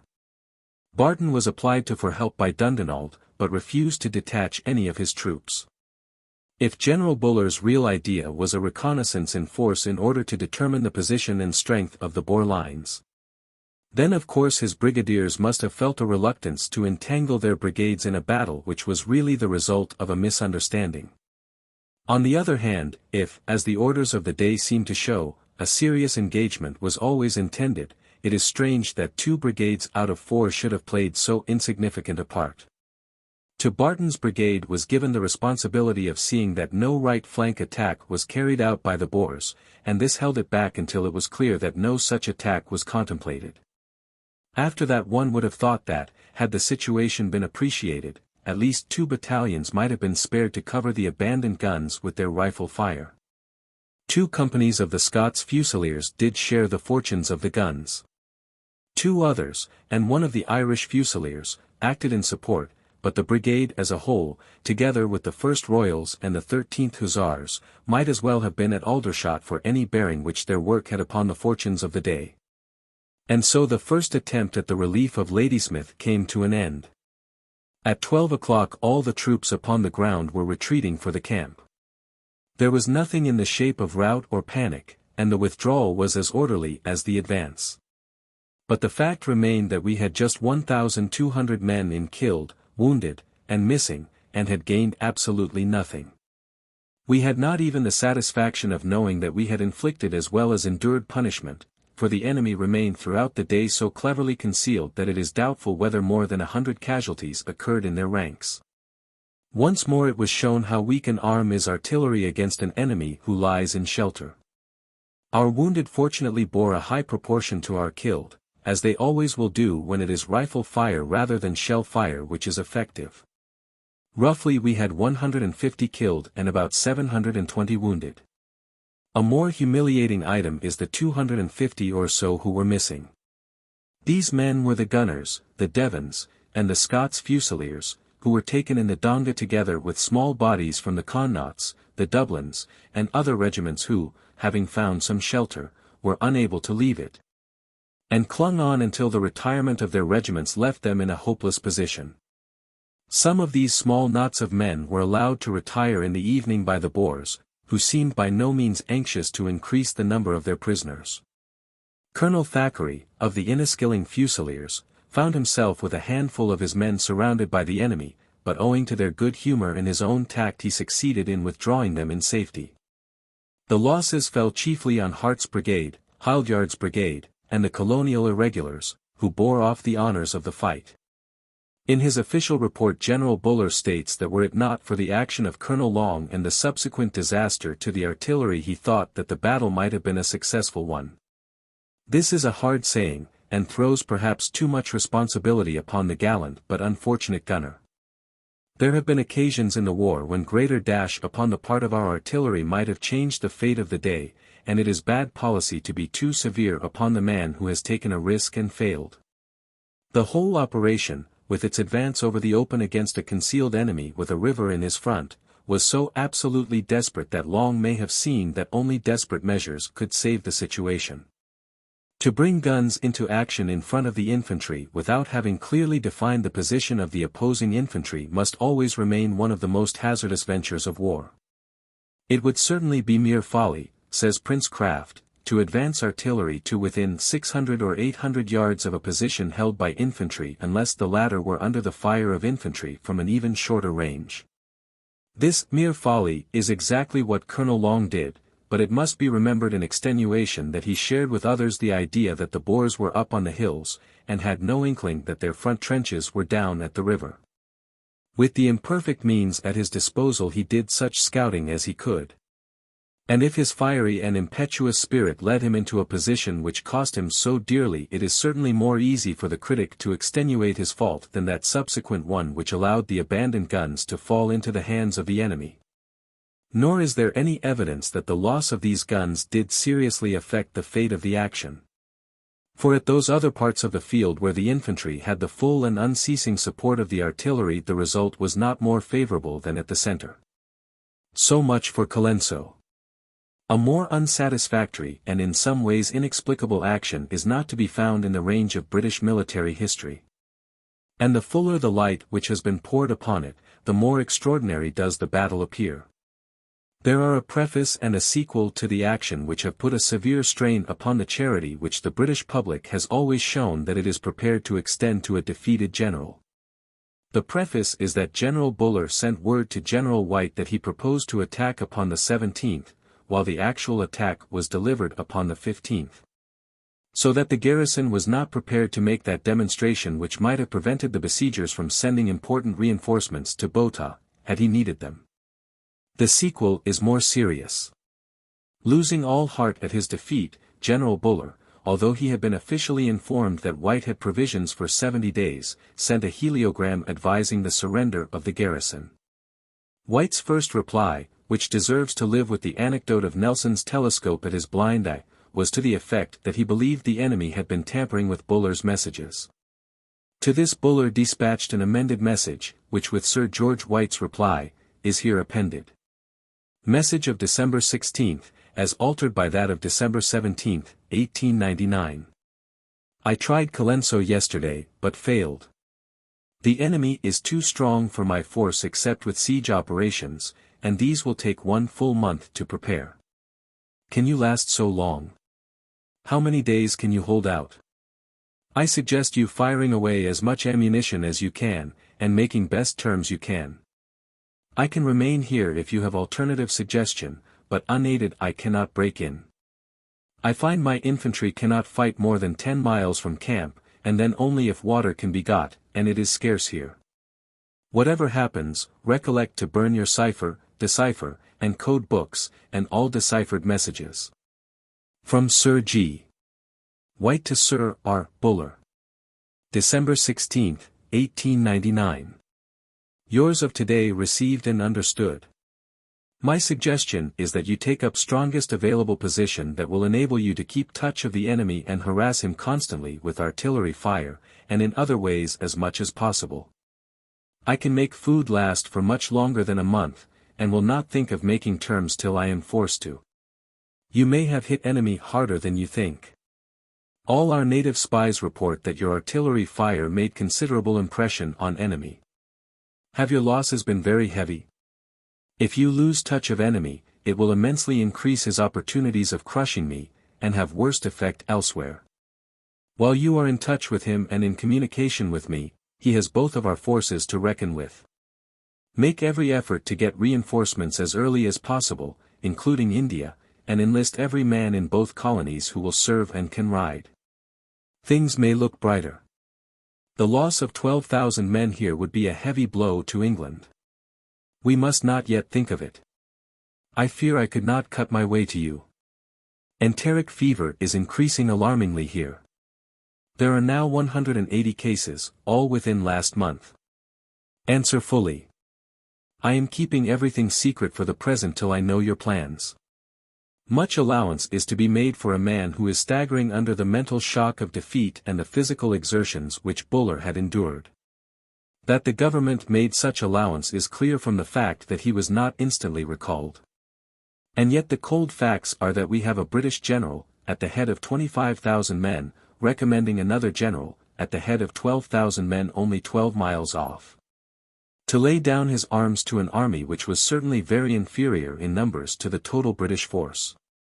And this because he had once been defeated, although he knew that there was still time for the whole resources of the empire to be poured into Natal in order to prevent so shocking a disaster. Such is a plain statement of the advice which Buller gave and which White rejected. For the instant the fate not only of South Africa but even, as I believe, of the empire hung upon the decision of the old soldier in Ladysmith, who had to resist the proposals of his own general as sternly as the attacks of the enemy. He who sorely needed help and encouragement became, as his message shows, the helper and the encourager. It was a tremendous test, and Sir George White came through it with a staunchness and a loyalty which saved us not only from overwhelming present disaster, but from a hideous memory which must have haunted British military annals for centuries to come. Chapter 12. The Dark Hour. The week which extended from December 10th to December 17th, 1899, was the blackest one known during our generation, and the most disastrous for British arms during the century. We had in the short space of 7 days lost, beyond all extenuation or excuse, 3 separate actions. No single defeat was of vital importance in itself, but the cumulative effect, occurring as they did to each of the main British forces in South Africa, was very great. The total loss amounted to about 3,000 men and 12 guns, while the indirect effects in the way of loss of prestige to ourselves and increased confidence and more numerous recruits to our enemy were incalculable. It is singular to glance at the extracts from the European press at that time and to observe the delight and foolish exultation with which our reverses were received. That this should occur in the French journals is not unnatural, since our history has been largely a contest with that power, and we can regard with complacency an enmity which is the tribute to our success. Russia, too, as the least progressive of European states, has a natural antagonism of thought, if not of interests, to the power which stands most prominently for individual freedom and liberal institutions. The same poor excuse may be made for the organs of the Vatican. But what are we to say of the insensate railing of Germany, a country whose ally we have been for centuries? In the days of Marlborough, in the darkest hours of Frederick the Great, in the great world struggle of Napoleon, we have been the brothers-in-arms of these people. So with the Austrians also. If both these countries were not finally swept from the map by Napoleon, it is largely to British subsidies and British tenacity that they owe it. And yet these are the folk who turned most bitterly against us at the only time in modern history when we had a chance of distinguishing our friends from our foes. Never again, I trust, on any pretext will a British guinea be spent or a British soldier or sailor shed his blood for such allies. The political lesson of this writer has been that we should make ourselves strong within the empire, and let all outside it, save only our kinsmen of America, go their own way and meet their own fate without let or hindrance from us. It is amazing to find that even the Americans could understand the stock from which they are themselves sprung so little that such papers as the New York Herald should imagine that our defeat at Colenso was a good opportunity for us to terminate the war. The other leading American journals, however, took a more sane view of the situation, and realized that 10 years of such defeats would not find the end either of our resolution or of our resources. In the British Islands and in the Empire at large our misfortunes were met by a somber but unalterable determination to carry the war to a successful conclusion and to spare no sacrifices which could lead to that end. Amid the humiliation of our reverses there was a certain undercurrent of satisfaction that the deeds of our foemen should at least have made the contention that the strong was wantonly attacking the weak an absurd one. Under the stimulus of defeat the opposition to the war sensibly decreased. It had become too absurd even for the most unreasonable platform orator to contend that a struggle had been forced upon the Boers when every fresh detail showed how thoroughly they had prepared for such a contingency and how much we had to make up. Many who had opposed the war simply on that sporting instinct which backs the smaller against the larger began to realize that what with the geographical position of these people, what with the nature of their country, and what with the mobility, number, and hardihood of their forces, we had undertaken a task which would necessitate such a military effort as we had never before been called upon to make. When Kipling at the dawn of the war had sung of 50,000 horse and foot going to Table Bay, the statement had seemed extreme. Now it was growing upon the public mind that 4 times this number would not be an excessive estimate. But the nation rose grandly to the effort. Their only fear, often and loudly expressed, was that Parliament would deal too tamely with the situation and fail to demand sufficient sacrifices. Such was the wave of feeling over the country that it was impossible to hold a peace meeting anywhere without a certainty of riot. The only London daily which had opposed the war, though very ably edited, was overborne by the general sentiment and compelled to change its line. In the provinces also opposition was almost silent, and the great colonies were even more unanimous than the mother country. Misfortune had solidified us where success might have caused a sentimental opposition. On the whole, the energetic mood of the nation was reflected by the decided measures of the government. Before the deep-sea cables had told us the lists of our dead, steps had been taken to prove to the world how great were our latent resources and how determined our spirit. On December 18, 2 days after Colenso, the following provisions were made for carrying on the campaign. 1. That as General Buller's hands were full in natal, the supervision and direction of the whole campaign should be placed in the hands of Lord Roberts, with Lord Kitchener as his chief of staff. Thus the famous old soldier and the famous young one were called together to the assistance of the country. 2. That all the remaining army reserves should be called out. 3. That the 7th Division, 10,000 men, should be dispatched to Africa, and that an 8th Division should be formed ready for service. 4. That considerable artillery reinforcements, including a howitzer brigade, should go out. 5. That 11 militia battalions be sent abroad. 6. That a strong contingent of volunteers be sent out. 7. That a yeomanry mounted force be dispatched. 8. That mounted corps be raised at the discretion of the Commander-in-Chief in South Africa. 9. That the patriotic offers of further contingents from the colonies be gratefully accepted. By these measures it was calculated that from 70 to 100,000 men would be added to our South African armies, the numbers of which were already not short of 100,000. It is one thing, however, to draw up paper reinforcements, and it is another, in a free country where no compulsion would be tolerated, to turn these plans into actual regiments and squadrons. But if there were any who doubted that this ancient nation still glowed with the spirit of its youth, his fears must soon have passed away. For this far distant war, a war of the unseen foe and of the murderous ambuscade, there were so many volunteers that the authorities were embarrassed by their numbers and their pertinacity.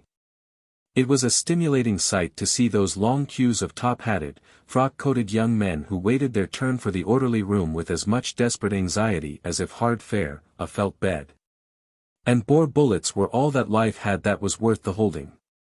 Especially the Imperial Yeomanry, a corps of riders and shots, appealed to the sporting instincts of our race. Many could ride and not shoot, many could shoot and not ride, more candidates were rejected than were accepted, and yet in a very short time 8,000 men from every class were wearing the grey coats and bandoliers. This singular and formidable force was drawn from every part of England and Scotland, with a contingent of hard-riding Irish fox-hunters.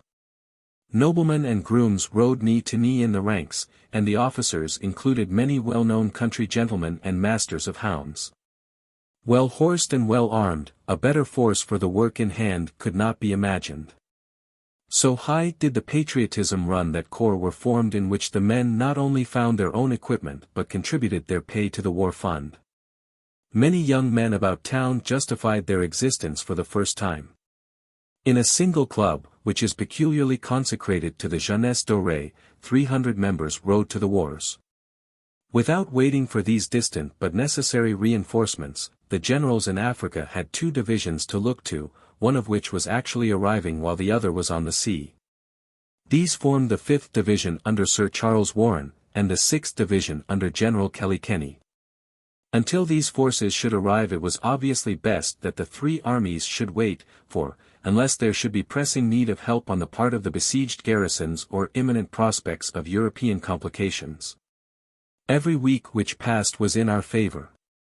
There was therefore a long lull in the war, during which Methuen strengthened his position at Modder River, Getacher held his own at Sterkstrom, and Buller built up his strength for another attempt at the relief of Ladysmith. The only connected series of operations during that time were those of General French in the neighborhood of Colesberg, an account of which will be found in their entirety elsewhere. A short narrative may be given here of the doings of each of these forces until the period of inaction came to an end. Methuen after the repulse at Magersfontein had fallen back upon the lines of Modder River, and had fortified them in such a way that he felt himself secure against assault. Cronje, on the other hand, had extended his position both to the right and to the left, and had strengthened the works which we had already found so formidable. In this way a condition of inaction was established which was really very much to our advantage, since Methuen retained his communications by rail, while all supplies to Cronje had to come 100 miles by road. The British troops, and especially the Highland Brigade, were badly in need of a rest after the very severe ordeal which they had undergone. General Hector MacDonald, whose military record had earned the soldierly name of Fighting Mac, was sent for from India to take the place of the ill-fated Wauchope. Pending his arrival and that of reinforcements, Methuen remained quiet, and the Boers fortunately followed his example. From over the northern horizon those silver flashes of light told that Kimberley was dauntless in the present and hopeful of the future. On January 1 the British post of Kuruman fell, by which 12 officers and 120 police were captured. The town was isolated, and its capture could have no effect upon the general operations, but it is remarkable as the only capture of a fortified post up to this point made by the Boers. The monotony of the long wait was broken by one dashing raid carried out by a detachment from Methewen's line of communications. This force consisted of 200 Queenslanders, 100 Canadians, Toronto Company, 40 mounted Munster Fusiliers, a New South Wales ambulance, and 200 of the Duke of Cornwall's light infantry with one-horse battery. This singular force, so small in numbers and yet raked from the ends of the earth, was under the command of Colonel Pilcher. Moving out suddenly and rapidly from Belmont, it struck at the extreme right of the Boer line, which consisted of a laager occupied by the colonial rebels of that part of the country. Nothing could exceed the enthusiasm of the colonists at the prospect of action. "At last," was the cry which went up from the Canadians when they were ordered to advance. The result was an absolute success. The rebels broke and fled, their camp was taken, and 40 of them fell into our hands. Our own loss was slight, 3 killed and a few wounded. The flying column occupied the town of Douglas and hoisted the British flag there. But it was decided that the time had not yet come when it could be held, and the force fell back upon Belmont. The rebel prisoners were sent down to Cape Town for trial. The movement was covered by the advance of a force under Babington from Methewen's force. This detachment, consisting of the 9th and 12th Lancers, with some mounted infantry and G Troop of horse artillery, prevented any interference with Pilcher's force from the north. It is worthy of record that though the two bodies of troops were operating at a distance of 30 miles, they succeeded in preserving a telephonic connection, 17 minutes being the average time taken over question and reply. Encouraged by this small success, Methewen's cavalry on January 9 made another raid over the Free State border, which is remarkable for the fact that, save in the case of Colonel Plumer's Rhodesian force, it was the first time that the enemy's frontier had been violated. The expedition under Babington consisted of the same regiments and the same battery which had covered Pilcher's advance. The line taken was a southeasterly one, so as to get far round the left flank of the Boer position. With the aid of a party of the Victorian Mounted Rifles a considerable tract of country was overrun, and some farmhouses destroyed. The latter extreme measure may have been taken as a warning to the Boers that such depredations as they had carried out in parts of Natal could not pass with impunity. But both the policy and the humanity of such a course appear to be open to question, and there was some cause for the remonstrance which President Kruger shortly after addressed to us upon the subject. The expedition returned to Maderkamp at the end of 2 days without having seen the enemy. Save for 1 or 2 similar cavalry reconnaissances, an occasional interchange of long-range shells, a little sniping, and 1 or 2 false alarms at night, which broke the whole front of Magersfontein into yellow lines of angry light.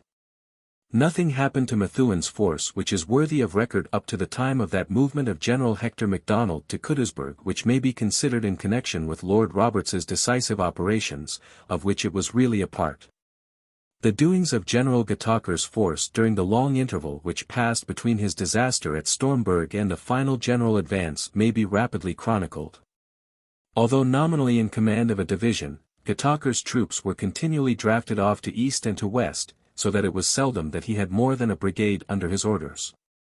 During the weeks of waiting, his force consisted of 3 field batteries, the 74th, 77th, and 79th, some mounted police and irregular horse, the remains of the Royal Irish Rifles and the 2nd Northumberland Fusiliers, the 1st Royal Scots, the Derbyshire Regiment, and the Berkshires, the whole amounting to about 5,500 men, who had to hold the whole district from Sturkstrom to East London on the coast, with a victorious enemy in front and a disaffected population around. Under these circumstances he could not attempt to do more than to hold his ground at Sturkstrom, and this he did unflinchingly until the line of the Boer defence broke down. Scouting and raiding expeditions, chiefly organized by Captain de Montmorency, whose early death cut short the career of one who possessed every quality of a partisan leader, broke the monotony of inaction. During the week which ended the year, a succession of small skirmishes, of which the town of Dordrecht was the center, exercised the troops in irregular warfare. On January 3 the Boer forces advanced and attacked the camp of the Cape Mounted Police, which was some 8 miles in advance of Gataker's main position. The movement, however, was a half-hearted one, and was beaten off with small loss upon their part and less upon ours. From then onwards no movement of importance took place in Gataker's column until the general advance along the whole line had cleared his difficulties from in front of him. In the meantime General Buller had also been playing a waiting game, and, secure in the knowledge that Ladysmith could still hold out, he had been building up his strength for a second attempt to relieve the hard-pressed and much-enduring garrison. After the repulse at Colenso, Hildyard's and Barton's brigades had remained at Chieveley with the mounted infantry, the naval guns, and 2 field batteries. The rest of the force retired to Frere, some miles in the rear. Emboldened by their success, the Boers sent raiding parties over the Tugela on either flank, which were only checked by our patrols being extended from Springfield on the west to Weenen on the east. A few plundered farmhouses and a small list of killed and wounded horsemen on either side were the sole result of these spasmodic and half-hearted operations. Time here as elsewhere was working for the British, for reinforcements were steadily coming to Buller's army. By the new year Sir Charles Warren's division, the 5th, was nearly complete at Escart, whence it could reach the front at any moment. This division included the 10th Brigade, consisting of the Imperial Light Infantry, 2nd Somersets, the 2nd Dorsets, and the 2nd Middlesex. Also the 11th, called the Lancashire Brigade, formed by the 2nd Royal Lancaster, the 2nd Lancashire Fusiliers, the 1st South Lancashire, and the York and Lancaster. The division also included the 14th Hussars and the 19th, 20th, and 28th batteries of field artillery. Other batteries of artillery, including one howitzer battery, came to strengthen Buller's force, which amounted now to more than 30,000 men.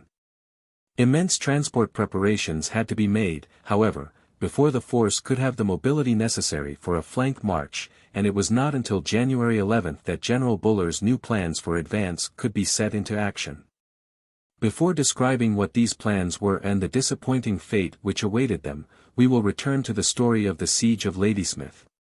And show how narrowly the relieving force escaped the humiliation, some would say the disgrace, of seeing the town which looked to them for help fall beneath their very eyes.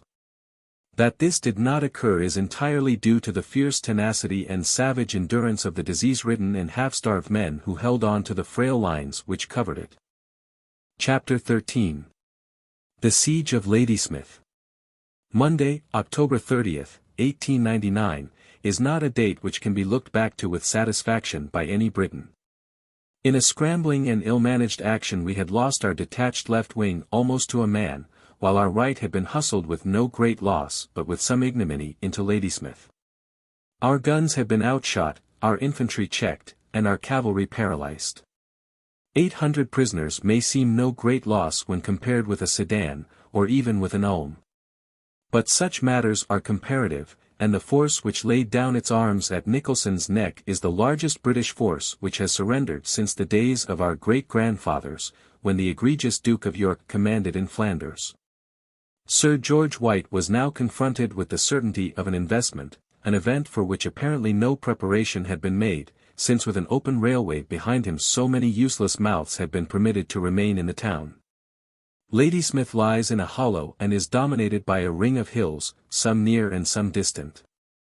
The near ones were in our hands, but no attempt had been made in the early days of the war to fortify and hold Bulwana, Lombard's Kop, and the other positions from which the town might be shelled. Whether these might or might not have been successfully held has been much disputed by military men, the balance of opinion being that Bulwana, at least, which has a water supply of its own, might have been retained. This question, however, was already academic, as the outer hills were in the hands of the enemy. As it was, the inner line, Caesar's Camp, Wagon Hill, Rifleman's Post, and round to Helpmacar Hill, made a perimeter of 14 miles, and the difficulty of retaining so extensive a line goes far to exonerate General White. not only for abandoning the outer hills, but also for retaining his cavalry in the town. After the Battle of Ladysmith and the retreat of the British, the Boers in their deliberate but effective fashion set about the investment of the town, while the British commander accepted the same as inevitable. Content if he could stem and hold back from the colony the threatened flood of invasion. On Tuesday, Wednesday, Thursday, and Friday the commandos gradually closed in upon the south and east, harassed by some cavalry operations and reconnaissances upon our part, the effect of which was much exaggerated by the press. On Thursday, November 2nd, the last train escaped under a brisk fire, the passengers upon the wrong side of the seats. At 2 p.m. on the same day the telegraph line was cut.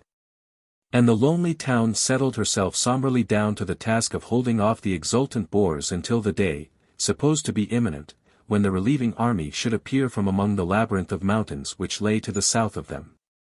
Some there were who, knowing both the enemy in the mountains, felt a cold chill within their hearts as they asked themselves how an army was to come through, but the greater number, from general to private, trusted implicitly in the valor of their comrades and in the luck of the British army.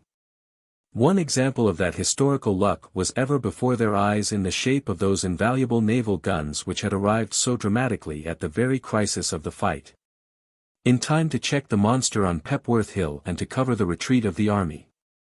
But for them the besieged must have lain impotent under the muzzles of the huge cruisats. But in spite of the naive claims put forward by the Boers to some special providence, a process which a friendly German critic described as commandeering the Almighty, it is certain that in a very peculiar degree. In the early months of this war there came again and again a happy chance, or a merciful interposition, which saved the British from disaster. Now in this first week of November, when every hill, north and south and east and west, flashed and smoked, and the great 96-pound shells groaned and screamed over the town, it was to the long thin 4.7s and to the hardy bearded men who worked them, that soldiers and townsfolk looked for help. These guns of Lambtons, supplemented by two old-fashioned 6.3 howitzers manned by survivors from No. 10 Mountain Battery, did all that was possible to keep down the fire of the heavy bore guns. If they could not save, they could at least hit back, and punishment is not so bad to bear when one is giving as well as receiving. By the end of the first week of November the Boers had established their circle of fire. On the east of the town, broken by the loops of the Klip River, is a broad green plain, some miles in extent, which furnished grazing ground for the horses and cattle of the besieged. Beyond it rises into a long flat-topped hill the famous Bulwana, upon which lay one great cruisat and several smaller guns.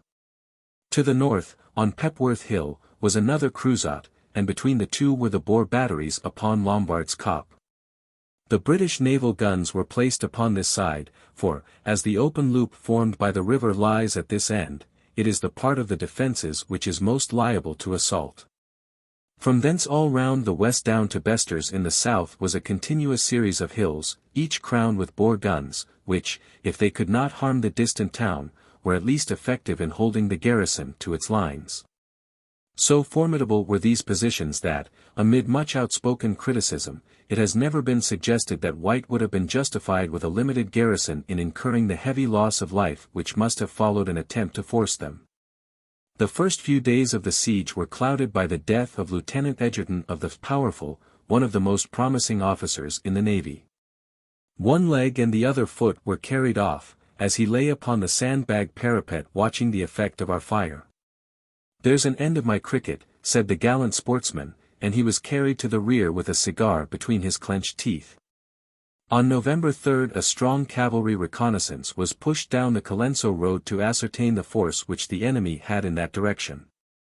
Colonel Brocklehurst took with him the 18th and 19th Hussars, the 5th Lancers and the 5th Dragoon Guards, with the Light Horse and the Natal Volunteers.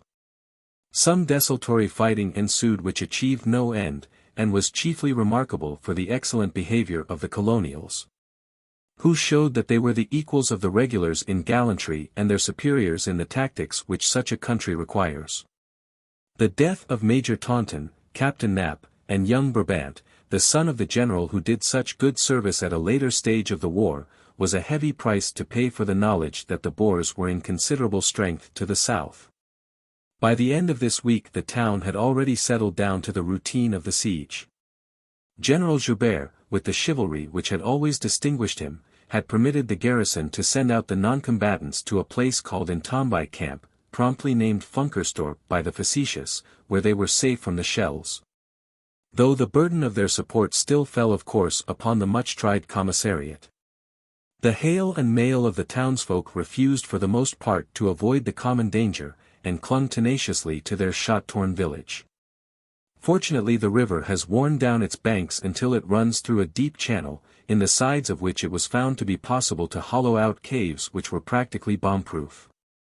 Here for some months the townsfolk led a troglodytic existence, returning to their homes upon that much appreciated seventh day of rest which was granted to them by their Sabbatarian besiegers.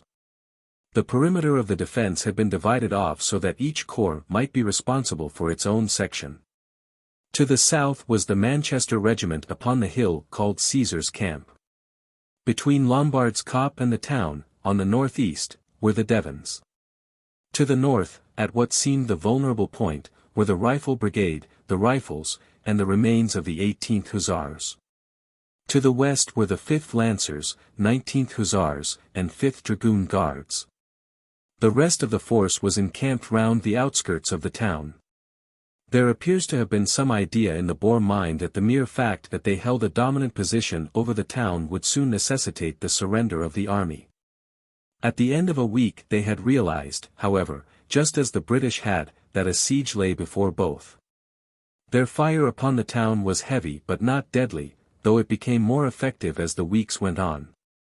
Their practice at a range of 5 miles was exceedingly accurate. At the same time their riflemen became more venturesome, and on Tuesday, November 7th, they made a half-hearted attack upon the Manchester's position on the south, which was driven back without difficulty. On the 9th, however, their attempt was of a more serious and sustained character. It began with a heavy shell fire and with a demonstration of rifle fire from every side, which had for its object the prevention of reinforcements for the true point of danger, which again was Caesar's Camp at the south. It is evident that the Boers had from the beginning made up their minds that here lay the key of the position, as the two serious attacks, that of November 9th and that of January 6th, were directed upon this point. The Manchesters at Caesar's Camp had been reinforced by the 1st Battalion 60th Rifles, who held the prolongation of the same ridge, which is called Wagon Hill. With the dawn it was found that the Boer riflemen were within 800 yards, and from then till evening a constant fire was maintained upon the hill. The Boer, however, save when the odds are all in his favor, is not, in spite of his considerable personal bravery, at his best in attack. His racial traditions, depending upon the necessity for economy of human life, are all opposed to it. As a consequence 2 regiments well posted were able to hold them off all day with a loss which did not exceed 30 killed and wounded, while the enemy, exposed to the shrapnel of the 42nd Battery, as well as the rifle fire of the infantry, must have suffered very much more severely. The result of the action was a well-grounded belief that in daylight there was very little chance of the Boers being able to carry the lines. As the date was that of the Prince of Wales's birthday, a salute of 21-shot naval guns wound up a successful day. The failure of the attempt upon Ladysmith seems to have convinced the enemy that a waiting game, in which hunger, shell fire, and disease were their allies, would be surer and less expensive than an open assault. From their distant hilltops they continued to plague the town, while garrison and citizens sat grimly patient, and learned to endure if not to enjoy the crash of the 96-pound shells, and the patter of shrapnel upon their corrugated iron roofs. The supplies were adequate, and the besieged were fortunate in the presence of a first-class organizer, Colonel Ward of Islington fame, who with the assistance of Colonel Stoneman systematized the collection and issue of all the food, civil and military, so as to stretch it to its utmost. With rain overhead and mud underfoot, chafing at their own idleness and humiliated by their own position, the soldiers waited through the weary weeks for the relief which never came. On some days there was more shell fire, on some less. On some there was sniping, on some none, on some they sent a little feeler of cavalry and guns out of the town, on most they lay still, such were the ups and downs of life in Ladysmith.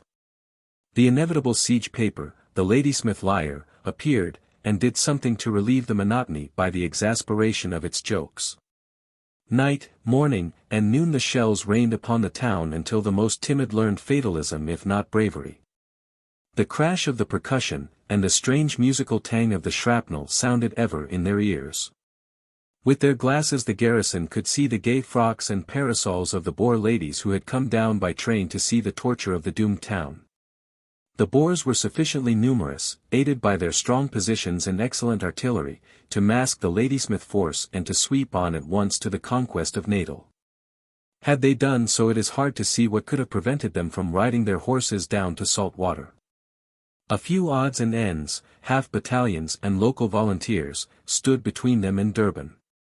But here, as on the Orange River, a singular paralysis seems to have struck them. When the road lay clear before them, the first transports of the Army Corps were hardly past St. Vincent, but before they had made up their mind to take that road the harbour of Durban was packed with our shipping and 10,000 men had thrown themselves across their path. For a moment we may leave the fortunes of Ladysmith to follow this southerly movement of the Boers. Within 2 days of the investment of the town they had swung round their left flank and attacked Colenso, 12 miles south, shelling the Durban light infantry out of their post with a long-range fire. The British fell back 27 miles and concentrated at Escart, leaving the all-important Colenso railway bridge in the hands of the enemy. From this onwards they held the north of the Tugela, and many a widow wore crepe before we got our grip upon it once more. Never was there a more critical week in the war, but having got Colenso the Boers did little more. They formally annexed the whole of northern Natal to the Orange Free State, a dangerous precedent when the tables should be turned. With amazing assurance the burghers pegged out farms for themselves and sent for their people to occupy these newly won estates. On November 5 the Boers had remained so inert that the British returned in small force to Colenso and removed some stores, which seems to suggest that the original retirement was premature. For days passed in inactivity, for precious days for us, and on the evening of the 4th, November 9, the watchers on the signal station at Table Mountain saw the smoke of a great steamer coming past Robben Island. It was the Rosslyn Castle, with the first of the reinforcements. Within the week the Moor, Yorkshire, Orania, Harden Castle, Gascon, Armenian, Oriental, and a fleet of others had passed for Durban with 15,000 men. Once again the command of the sea had saved the empire. But, now that it was too late, the Boers suddenly took the initiative, and in dramatic fashion. North of Escart, where General Hildyard was being daily reinforced from the sea, there are 2 small townlets, or at least geographical, and railway, points. Frere is about 10 miles north of Escart, and Chieveley is 5 miles north of that and about as far to the south of Colenso. On November 15 an armoured train was dispatched from Escart to see what was going on up the line. Already one disaster had befallen us in this campaign on account of these clumsy contrivances, and a heavier one was now to confirm the opinion that, acting alone, they are totally inadmissible. As a means of carrying artillery for a force operating upon either flank of them, with an assured retreat behind, there may be a place for them in modern war. But as a method of scouting they appear to be the most inefficient and also the most expensive that has ever been invented. An intelligent horseman would gather more information, be less visible, and retain some freedom as to route. After our experience the armoured train may steam out of military history. The train contained 90 Dublin Fusiliers, 80 Durban volunteers, and 10 sailors, with a naval 7-pounder gun. Captain Haldane of the Gordons, Lieutenant Frankland, Dublin Fusiliers, and Winston Churchill, the well-known correspondent, accompanied the expedition. What might have been foreseen occurred. The train steamed into the advancing Boer army, was fired upon, tried to escape, found the rails blocked behind it, and upset. Dublins and Durbans were shot helplessly out of their trucks, under a heavy fire. A railway accident is a nervous thing, and so is an ambuscade, but the combination of the two must be appalling. Yet there were brave hearts which rose to the occasion. Haldane and Frankland rallied the troops, and Churchill the engine driver. The engine was disentangled and sent on with its cab full of wounded. Churchill, who had escaped upon it, came gallantly back to share the fate of his comrades. The dazed shaken soldiers continued a futile resistance for some time, but there was neither help nor escape and nothing for them but surrender. The most Spartan military critic cannot blame them. A few slipped away besides those who escaped upon the engine. Our losses were 2 killed, 20 wounded, and about 80 taken. It is remarkable that of the 3 leaders both Haldane and Churchill succeeded in escaping from Pretoria. A double tide of armed men was now pouring into southern Natal. From below, trainload after trainload of British regulars were coming up to the danger point, feted and cheered at every station. Lonely farmhouses near the line hung out their Union Jacks, and the folk on the stoop heard the roar of the choruses as the great trains swung upon their way. From above the Boers were flooding down, as Churchill saw them, dour, resolute, riding silently through the rain, or chanting hymns round their camp fires, brave honest farmers, but standing unconsciously for medievalism and corruption. Even as our rough-tongued Tommies stood for civilization, progress, and equal rights for all men. The invading force, the numbers of which could not have exceeded some few thousands, formidable only for their mobility, lapped round the more powerful but less active force at Escart, and struck behind it at its communications. There was for a day or two some discussion as to a further retreat, but Hildyard, strengthened by the advice and presence of Colonel Long, determined to hold his ground. On November 21 the raiding Boers were as far south as Nottingham Road, a point 30 miles south of Escart and only 40 miles north of the considerable city of Pietermaritzburg. The situation was serious. Either the invaders must be stopped, or the second largest town in the colony would be in their hands. From all sides came tales of plundered farms and broken households.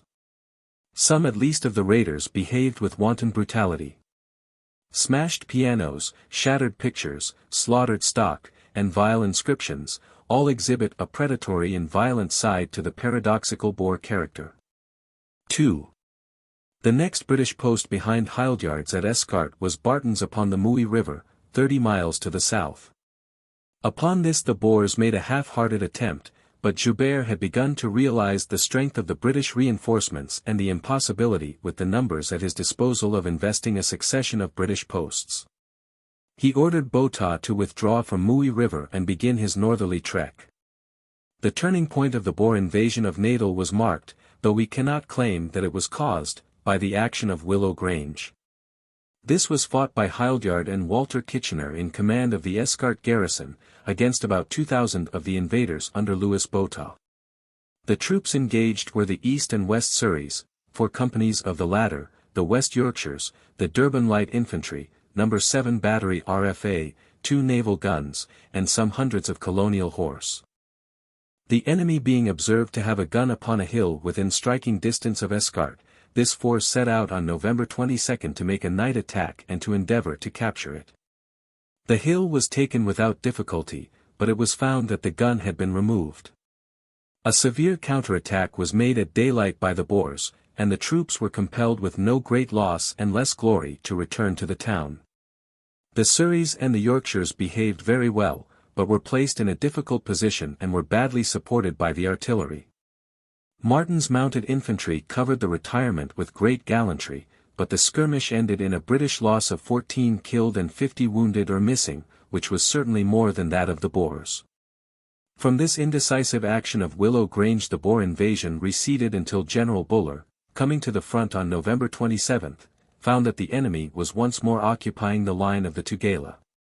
He himself moved up to Frere, where he devoted his time and energies to the collection of that force with which he was destined, after 3 failures, to make his way into Ladysmith. One unexpected and little-known result of the Boer expedition into southern Natal was that their leader, the chivalrous Joubert, injured himself through his horse stumbling, and was physically incapacitated for the remainder of the campaign. He returned almost immediately to Pretoria, leaving the command of the Tugela in the hands of Louis Botha.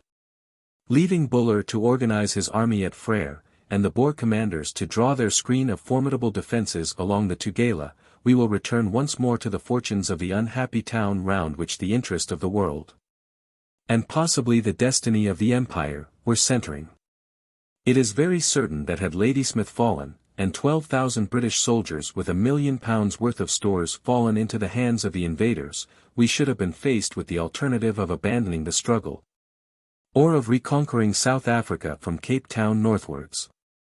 South Africa is the keystone of the empire, and for the instant Ladysmith was the keystone of South Africa. But the courage of the troops who held the shell-torn townlet, and the confidence of the public who watched them, never faltered for an instant. December 8 was marked by a gallant exploit on the part of the beleaguered garrison. Not a whisper had transpired of the coming sortie, and a quarter of an hour before the start officers engaged had no idea of it. Osi sic omnia. At 10 o'clock a band of men slipped out of the town.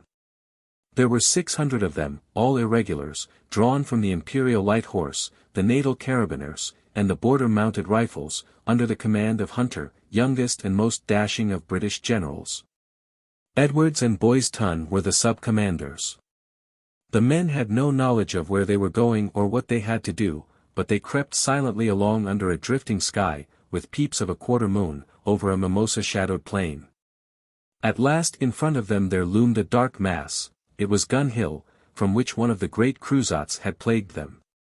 A strong support, 400 men, was left at the base of the hill, and the others, 100 Imperials, 100 Borders and Carabineers, 10 sappers, crept upwards with Major Henderson as guide.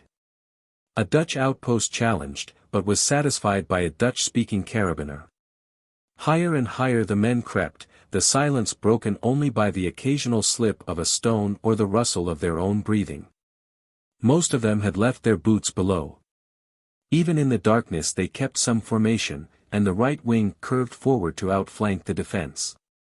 Suddenly a Mauser crack and a spurt of flame, then another and another. "Come on, boys!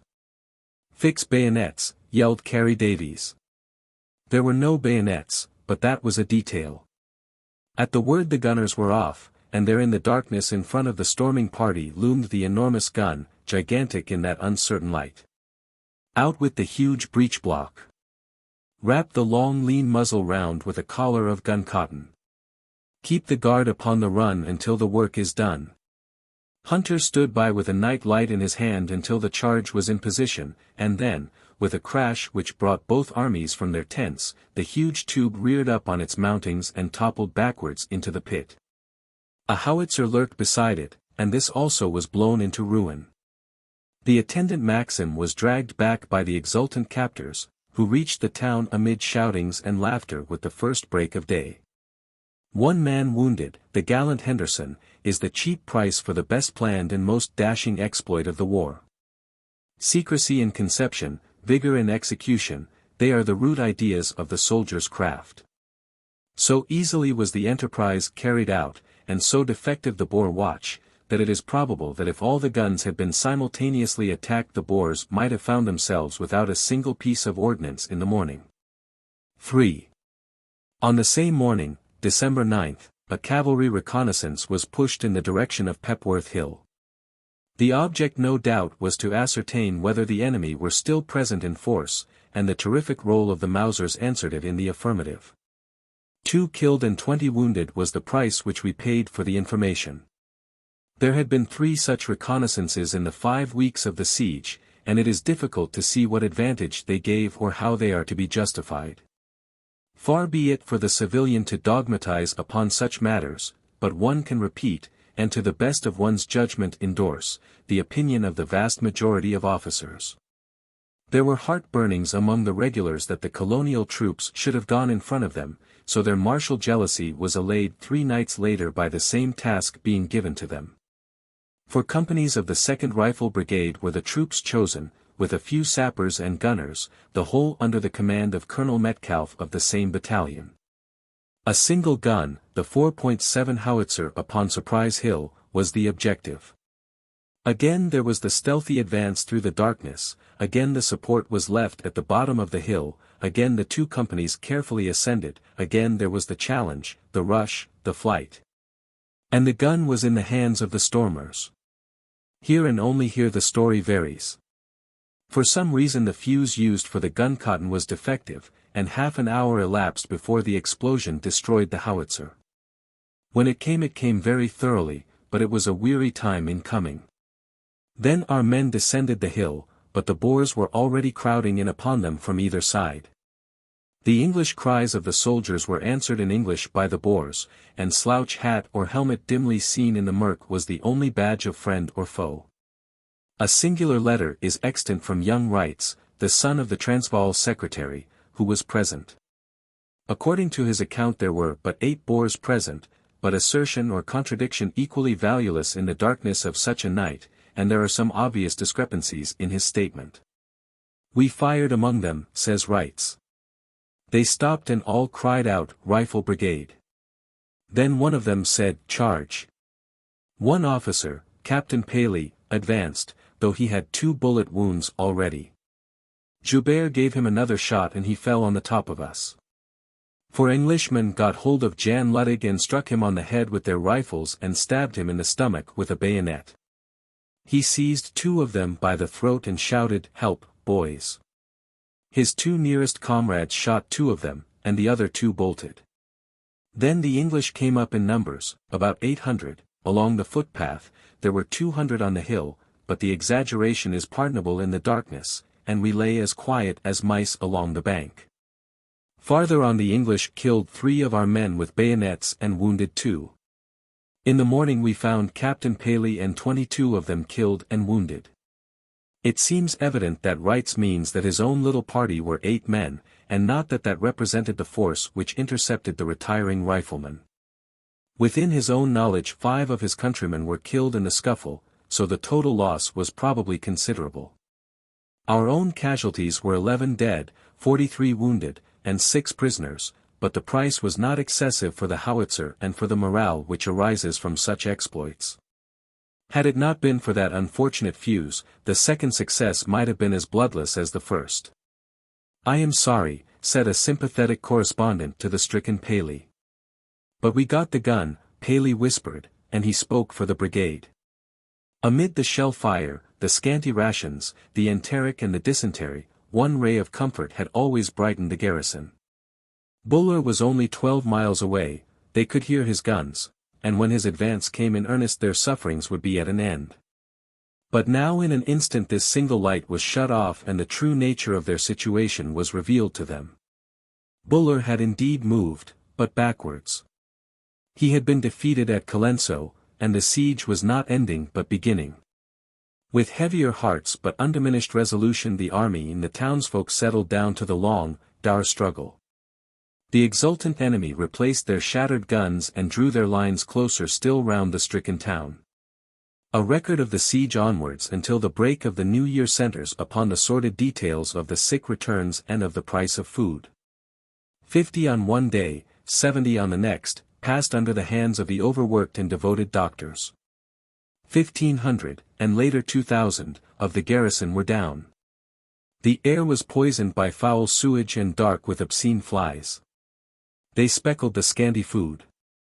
Eggs were already a shilling each, cigarettes 6 pence, whiskey 5 pounds a bottle. A city more free from gluttony and drunkenness has never been seen. Shellfire has shown itself in this war to be an excellent ordeal for those who desire martial excitement with a minimum of danger. But now and again some black chance guides a bomb, 1 in 5,000 perhaps, to a most tragic issue. Such a deadly missile falling among Boers near Kimberley is said to have slain 9 and wounded 17. In Ladysmith too there are days to be marked in red when the gunner shot better than he knew. One shell on December 17 killed 6 men, natal carabiners, wounded 3, and destroyed 14 horses. The grisly fact has been recorded that 5 separate human legs lay upon the ground. On December 22 another tragic shot killed 5 and wounded 12 of the Devons. On the same day 4 officers of the 5th Lancers, including the colonel, and 1 sergeant were wounded, a most disastrous day. A little later it was again the turn of the Devons, who lost 1 officer killed and 10 wounded.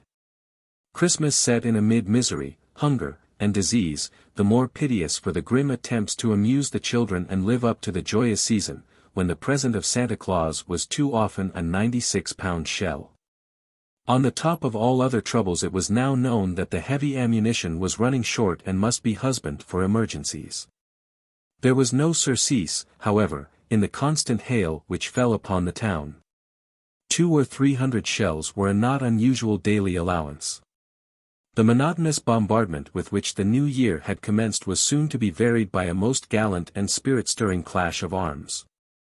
On January 6 the Boers delivered their great assault upon Ladysmith, an onfall so gallantly made and gallantly met that it deserves to rank among the classic fights of British military history. It is a tale which neither side need be ashamed to tell. Honor to the sturdy infantry who held their grip so long, and honor also to the rough men of the veldt, who, led by untrained civilians, stretched us to the utmost capacity of our endurance. It may be that the Boers wished once for all to have done at all costs with the constant menace to their rear, or it may be that the deliberate preparations of Buller for his second advance had alarmed them. And that they realized that they must act quickly if they were to act at all. At any rate, early in the new year a most determined attack was decided upon. The storming party consisted of some hundreds of picked volunteers from the Heidelberg, Transvaal, and Harrismith, Free State, contingents, led by de Villiers. They were supported by several thousand riflemen, who might secure their success or cover their retreat. 18 heavy guns had been trained upon the long ridge, one end of which has been called Caesar's Camp and the other Wagon Hill. This hill, 3 miles long, lay to the south of the town, and the Boers had early recognized it as being the most vulnerable point, for it was against it that their attack of November 9 had been directed. Now, after 2 months, they were about to renew the attempt with greater resolution against less robust opponents. At 12 o'clock our scouts heard the sounds of the chanting of hymns in the Boer camps. At 2 in the morning crowds of barefooted men were clustering round the base of the ridge, and threading their way, rifle in hand, among the mimosa bushes and scattered boulders which cover the slope of the hill. Some working parties were moving guns into position, and the noise of their labor helped to drown the sound of the Boer advance. Both at Caesar's Camp, the east end of the ridge, and at Wagon Hill, the west end, the points being, I repeat, 3 miles apart, the attack came as a complete surprise. The outposts were shot or driven in, and the stormers were on the ridge almost as soon as their presence was detected. The line of rocks blazed with the flash of their guns. Caesar's Camp was garrisoned by one sturdy regiment, the Manchesters, aided by a Colt automatic gun. The defense had been arranged in the form of small sangers, each held by from 10 to 20 men. Some few of these were rushed in the darkness, but the Lancashire men pulled themselves together and held on strenuously to those which remained. The crash of musketry woke the sleeping town, and the streets resounded with the shouting of the officers and the rattling of arms as the men mustered in the darkness and hurried to the points of danger. 3 companies of the Gordons had been left near Caesar's Camp, and these, under Captain Carnegie, threw themselves into the struggle. 4 other companies of Gordons came up in support from the town, losing upon the way their splendid colonel, Dick Cunningham, who was killed by a chance shot at 3,000 yards. On this his first appearance since he had recovered from his wounds at Elandslaagte. Later 4 companies of the Rifle Brigade were thrown into the firing line, and a total of 2.5 infantry battalions held that end of the position. It was not a man too much. With the dawn of day it could be seen that the Boers held the southern and we the northern slopes, while the narrow plateau between formed a bloody debatable ground. Along a front of a quarter of a mile fierce eyes glared and rifle barrels flashed from behind every rock, and the long fight swayed a little back or a little forward with each upward heave of the stormers or rally of the soldiers. For hours the combatants were so near that a stone or a taunt could be thrown from one to the other. Some scattered sangers still held their own, though the Boers had passed them. One such, manned by 14 privates of the Manchester Regiment, remained untaken, but had only 2 defenders left at the end of the bloody day. With the coming of the light the 53rd Field Battery, the one which had already done so admirably at Lombard's Kop, again deserved well of its country. It was impossible to get behind the Boers and fire straight at their position, so every shell fired had to skim over the heads of our own men upon the ridge and so pitch upon the reverse slope. Yet so accurate was the fire, carried on under an incessant rain of shells from the big Dutch gun on Bulwana, that not one shot miscarried and that Major Abdi and his men succeeded in sweeping the further slope without loss to our own fighting line. Exactly the same feat was equally well performed at the other end of the position by Major Blewett's 21st Battery, which was exposed to an even more searching fire than the 53rd. Anyone who has seen the iron endurance of British gunners and marveled at the answering shot which flashes out through the very dust of the enemy's exploding shell, will understand how fine must have been the spectacle of these two batteries working in the open, with the ground round them sharded with splinters. Eyewitnesses have left it upon record at the sight of Major Blewett strolling up and down among his guns, and turning over with his toe the last fallen section of iron, was one of the most vivid and stirring impressions which they carried from the fight. Here also it was that the gallant Sergeant Bosley, his arm and his leg stricken off by a Boer shell, cried to his comrades to roll his body off the trail and go on working the gun. At the same time as, or rather earlier than, the onslaught upon Caesar's camp, a similar attack had been made with secrecy and determination upon the western end of the position called Wagon Hill. The barefooted Boers burst suddenly with a roll of rifle fire into the little garrison of Imperial Light Horse and sappers who held the position. Matthias of the former, Digby Jones and Dennis of the latter, showed that 2 in the morning courage which Napoleon rated as the highest of military virtues. They and their men were surprised but not disconcerted, and stood desperately to a slogging match at the closest quarters. 17 sappers were down out of 30, and more than half the little body of irregulars. This end of the position was feebly fortified, and it is surprising that so experienced and sound a soldier as Ian Hamilton should have left it so. The defense had no marked advantage as compared with the attack, neither trench, sanger, nor wire entanglement, and in numbers they were immensely inferior. 2 companies of the 60th Rifles and a small body of the ubiquitous Gordons happened to be upon the hill and threw themselves into the fray, but they were unable to turn the tide. Of 33 Gordons under Lieutenant MacNaughton 30 were wounded.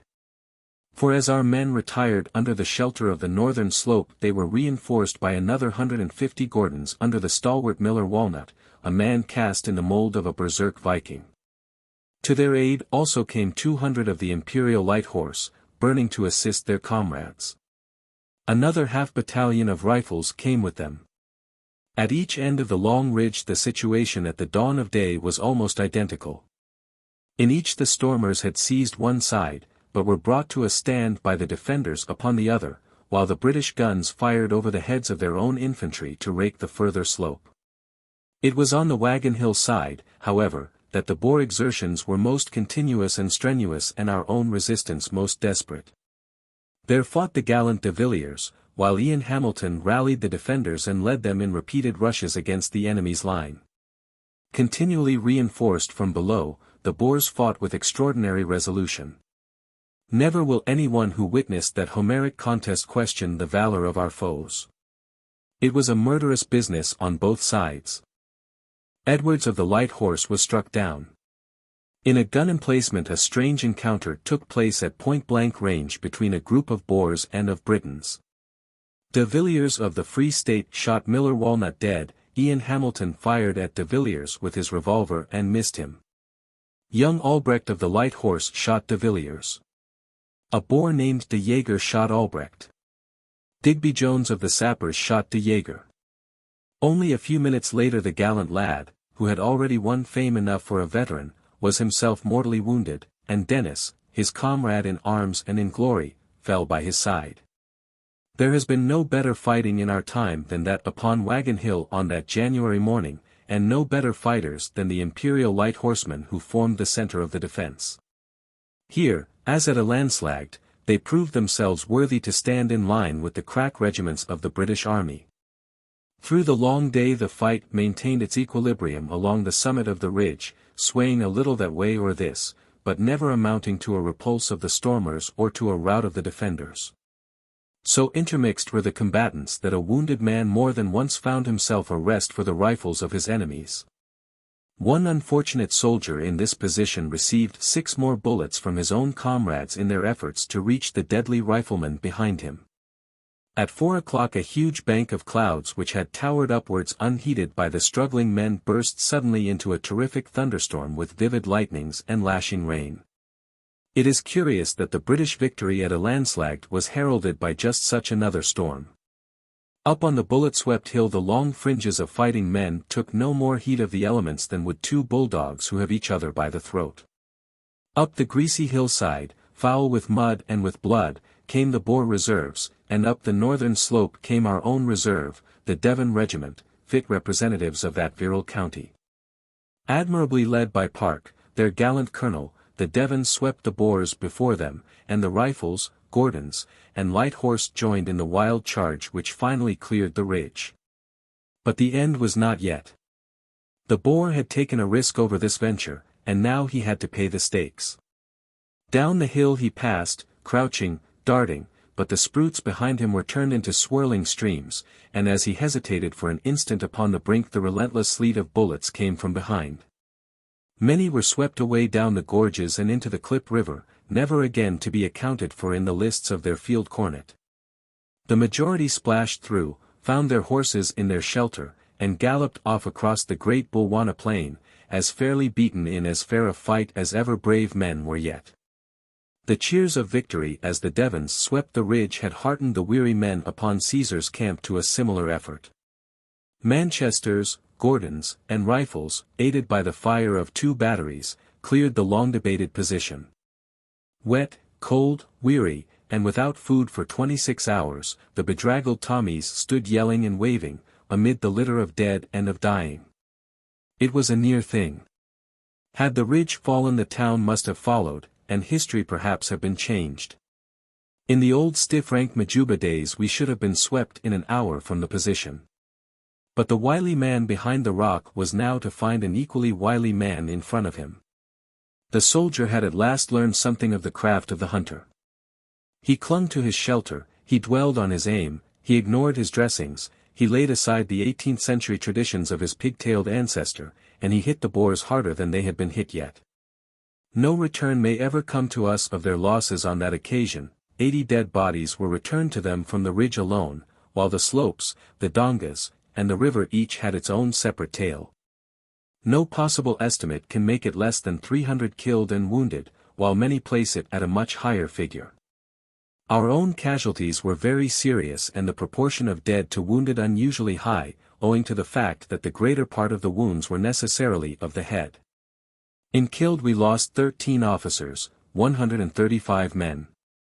In wounded 28 officers, 244 men, a total of 420, Lord Ava, the honoured son of an honoured father, the fiery Dick Cunningham, stalwart Miller Walnut, the brave boy sappers Digby Jones and Dennis, Adams and Packman of the Light Horse. The chivalrous Lafone, we had to mourn quality as well as numbers. The grim test of the casualty returns shows that it was to the Imperial Light Horse, 10 officers down, and the regiment commanded by a junior captain, the Manchesters, the Gordons, the Devons, and the 2nd Rifle Brigade that the honours of the day are due. In the course of the day 2 attacks had been made upon other points of the British position, the one on Observation Hill on the north, the other on the Helpmekaar position on the east. Of these the latter was never pushed home and was an obvious feint, but in the case of the other it was not until Schutte, their commander, and 40 or 50 men had been killed and wounded, that the stormers abandoned their attempt. At every point the assailants found the same scattered but impenetrable fringe of riflemen, and the same energetic batteries waiting for them. Throughout the empire the course of this great struggle was watched with the keenest solicitude and with all that painful emotion which springs from impotent sympathy. By heliogram to Buller, and so to the farthest ends of that great body whose nerves are the telegraphic wires, there came the announcement of the attack. Then after an interval of hours came everywhere repulsed, but fighting continues. Then, attack continues. Enemy reinforced from the south. Then, attack renewed. Very hard pressed. There the messages ended for the day, leaving the empire black with apprehension. The darkest forecasts and most dreary anticipations were indulged by the most temperate and best-informed London papers. For the first time the very suggestion that the campaign might be above our strength was made to the public. And then at last there came the official news of the repulse of the assault. Far away at Ladysmith, the weary men and their sorely tried officers gathered to return thanks to God for his manifold mercies, but in London also hearts were stricken solemn by the greatness of the crisis. And lips long unused to prayer joined in the devotions of the absent warriors. Chapter 14. The Colesberg Operations. Of the 4 British armies in the field I have attempted to tell the story of the western one which advanced to help Kimberley, of the eastern one which was repulsed at Colenso, and of the central one which was checked at Stormberg. There remains one other central one, some account of which must now be given. It was, as has already been pointed out, a long 3 weeks after the declaration of war before the forces of the Orange Free State began to invade Cape Colony. But for this most providential delay it is probable that the ultimate fighting would have been, not among the mountains and kopjes of Stormberg and Colesberg, but amid those formidable passes which lie in the Hex Valley, immediately to the north of Cape Town, and that the armies of the invader would have been doubled by their kinsmen of the colony. The ultimate result of the war must have been the same, but the sight of all South Africa in flames might have brought about those continental complications which have always been so grave a menace. The invasion of the colony was at 2 points along the line of the 2 railways which connect the countries, the one passing over the Orange River at Norvalspont and the other at Bethely, about 40 miles to the eastward. There were no British troops available, a fact to be considered by those, if any remain, who imagined that the British entertained any design against the republics. And the Boers jogged slowly southward amid a Dutch population who hesitated between their unity of race and speech and their knowledge of just and generous treatment by the Empire. A large number were won over by the invaders, and, like all apostates, distinguished themselves by their virulence and harshness towards their loyal neighbors. Here and there in towns which were off the railway line, in Berkeley East or Ladygray, the farmers met together with rifle and bandolier, tied orange puggarees round their hats, and rode off to join the enemy. Possibly these ignorant and isolated men hardly recognized what it was that they were doing. They have found out since. In some of the border districts the rebels numbered 90% of the Dutch population. In the meanwhile, the British leaders had been strenuously endeavoring to scrape together a few troops with which to make some stand against the enemy. For this purpose 2 small forces were necessary, the one to oppose the advance through Bethely and Stormberg, the other to meet the invaders, who, having passed the river at Norvalspont, had now occupied Colesberg. The former task was, as already shown, committed to General Getacher. The latter was allotted to General French, the victor of Elandslaagte, who had escaped in the very last train from Ladysmith, and had taken over this new and important duty. French's force assembled at Arundel and Getacher's at Sterkstrom. It is with the operations of the former that we have now to deal. General French, for whom South Africa has for once proved not the grave but the cradle of a reputation, had before the war gained some name as a smart and energetic cavalry officer. There were some who, watching his handling of a considerable body of horse at the Great Salisbury Manoeuvres in 1898, conceived the highest opinion of his capacity, and it was due to the strong support of General Buller, who had commanded in these peaceful operations, that French received his appointment for South Africa. In person he is short and thick, with a pugnacious jaw. In character he is a man of cold persistence and of fiery energy, cautious and yet audacious, weighing his actions well, but carrying them out with the dash which befits a mounted leader. He is remarkable for the quickness of his decision, can think at a gallop, as an admirer expressed it. Such was the man, alert, resourceful, and determined, to whom was entrusted the holding back of the Colesberg Boers. Although the main advance of the invaders was along the lines of the 2 railways, they ventured, as they realized how weak the forces were which opposed them, to break off both to the east and west, occupying Dordrecht on one side and Steinsberg on the other. Nothing of importance accrued from the possession of these points, and our attention may be concentrated upon the main line of action. French's original force was a mere handful of men, scraped together from anywhere. Nauport was his base, and thence he made a reconnaissance by rail on November 23 towards Arundel, the next hamlet along the line, taking with him a company of the Black Watch, 40 mounted infantry, and a troop of the New South Wales Lancers. Nothing resulted from the expedition save that the two forces came into touch with each other, a touch which was sustained for months under many vicissitudes, until the invaders were driven back once more over Norval's Pont.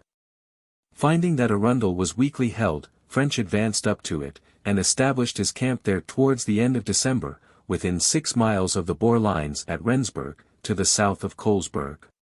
His mission, with his present forces, was to prevent the further advance of the enemy into the colony, but he was not strong enough yet to make a serious attempt to drive them out.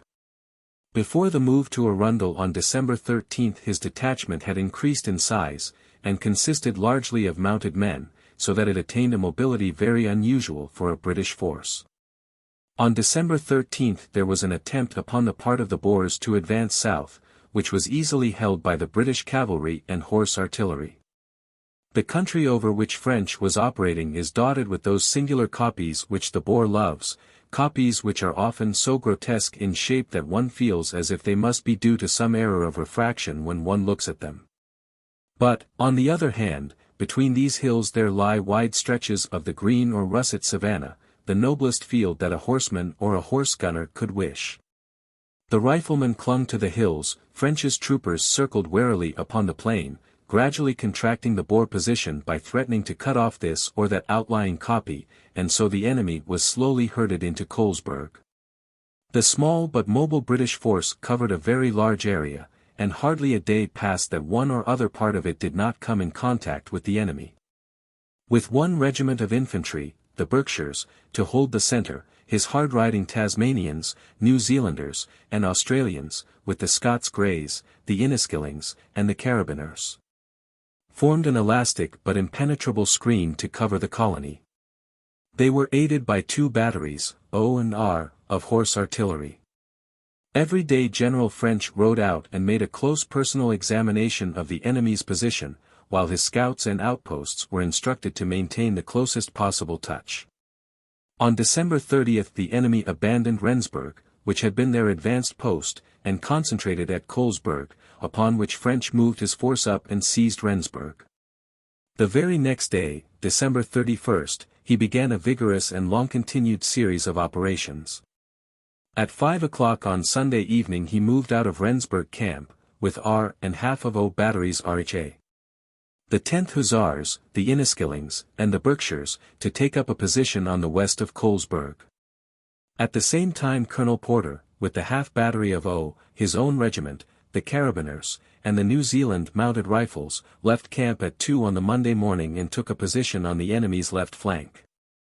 The Berkshires under Major McCracken seized the hill, driving a Boer picket off it, and the horse enfiladed the enemy's right flank, and after a risky artillery duel succeeded in silencing his guns. Next morning, however, January 2, 1900, it was found that the Boers, strongly reinforced, were back near their old positions, and French had to be content to hold them and to wait for more troops. These were not long in coming, for the Suffolk Regiment had arrived, followed by the Composite Regiment, chosen from the Household Cavalry, and the 4th Battery RFA. The Boers, however, had also been reinforced, and showed great energy in their effort to break the cordon which was being drawn round them. Upon the 4th a determined effort was made by about 1,000 of them under General Showman to turn the left flank of the British. And at dawn it was actually found that they had eluded the vigilance of the outposts and had established themselves upon a hill to the rear of the position. They were shelled off of it, however, by the guns of O Battery, and in their retreat across the plain they were pursued by the 10th Hussars and by one squadron of the Inniskillings, who cut off some of the fugitives. At the same time, de Lisle with his mounted infantry carried the position which they had originally held.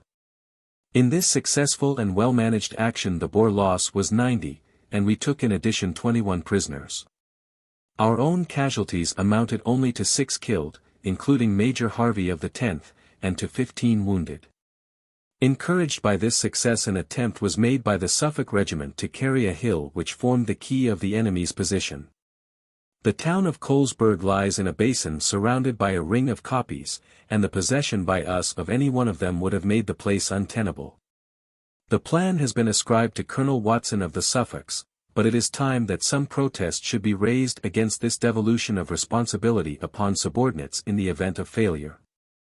When success has crowned our arms, we have been delighted to honor our general, but when our efforts end in failure, our attention is called to Colonel Watson, Colonel Long, or Colonel Thornycroft. It is fairer to state that in this instance General French ordered Colonel Watson to make a night attack upon the hill. The result was disastrous. At midnight 4 companies in canvas shoes or in their stocking feet set forth upon their venture, and just before dawn they found themselves upon the slope of the hill. They were in a formation of quarter column with files extended to 2 paces. H Company was leading. When halfway up, a warm fire was opened upon them in the darkness. Colonel Watson gave the order to retire, intending, as it is believed, that the men should get under the shelter of the dead ground which they had just quitted, but his death immediately afterwards left matters in a confused condition. The night was black, the ground broken, a hail of bullets whizzing through the ranks. Companies got mixed in the darkness and contradictory orders were issued. The leading company held its ground, though each of the officers, Brett, Carey, and Butler, was struck down. The other companies had retired, however, and the dawn found this fringe of men, most of them wounded, lying under the very rifles of the Boers. Even then they held out for some time, but they could neither advance, retire, or stay where they were without losing lives to no purpose, so the survivors were compelled to surrender. There is better evidence here than at Magersfontein that the enemy were warned and ready. Every one of the officers engaged, from the colonel to the boy subaltern, was killed, wounded, or taken. 11 officers and 150 men were our losses in this unfortunate but not discreditable affair, which proves once more how much accuracy and how much secrecy is necessary for a successful night attack.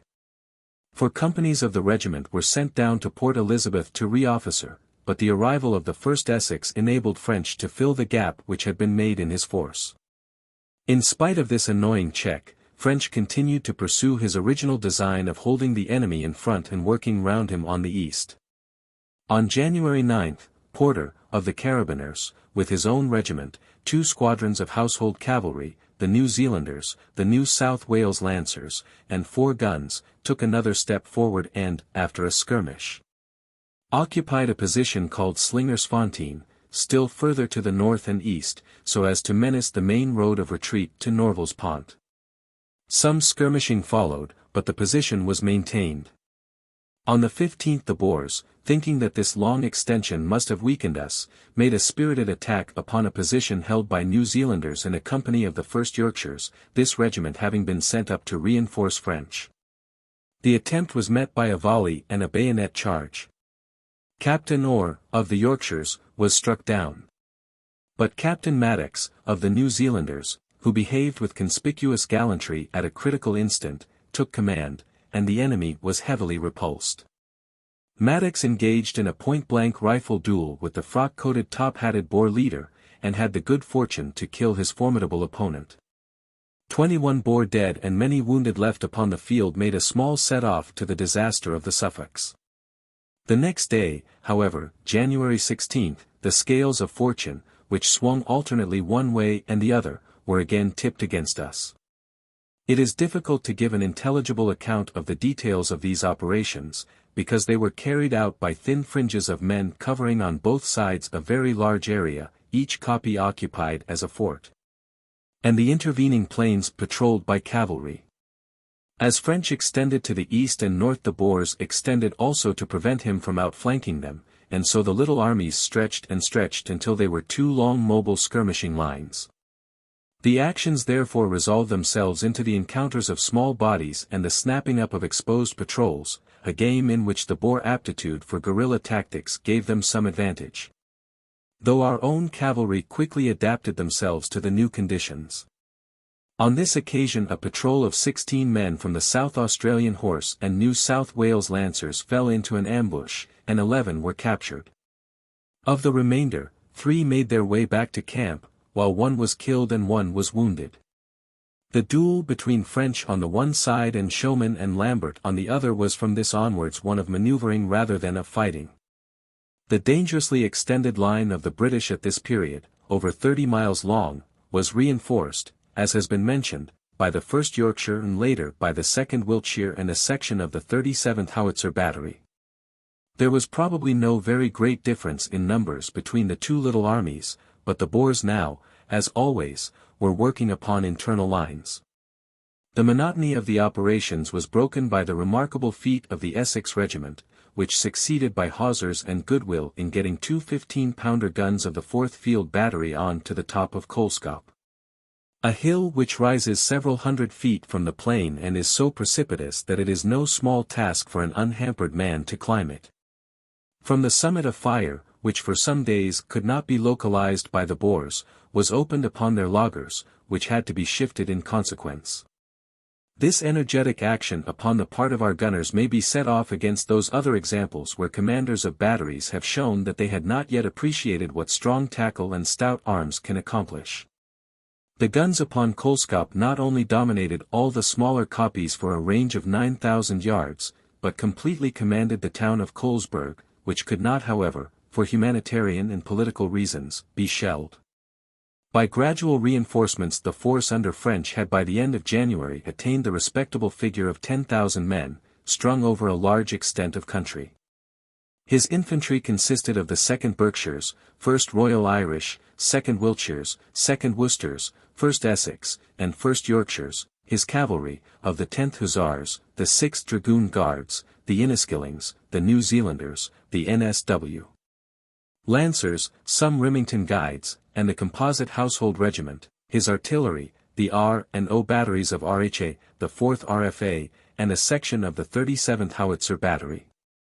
At the risk of tedium I have repeated the units of this force, because there are no operations during the war, with the exception perhaps of those of the Rhodesian Column, concerning which it is so difficult to get a clear impression. The fluctuating forces, the vast range of country covered, and the petty farms which give their names to positions, all tend to make the issue vague and the narrative obscure. The British still lay in a semicircle extending from Slingersfontein upon the right to Kloof Camp upon the left, and the general scheme of operations continued to be an enveloping movement upon the right. General Clements commanded this section of the forces, while the energetic Porter carried out the successive advances. The lines had gradually stretched until they were nearly 50 miles in length. And something of the obscurity in which the operations have been left is due to the impossibility of any single correspondent having a clear idea of what was occurring over so extended a front. On January 25 French sent Stevenson and Brabazon to push a reconnaissance to the north of Colesberg, and found that the Boers were making a fresh position at Rietfontein, 9 miles nearer their own border.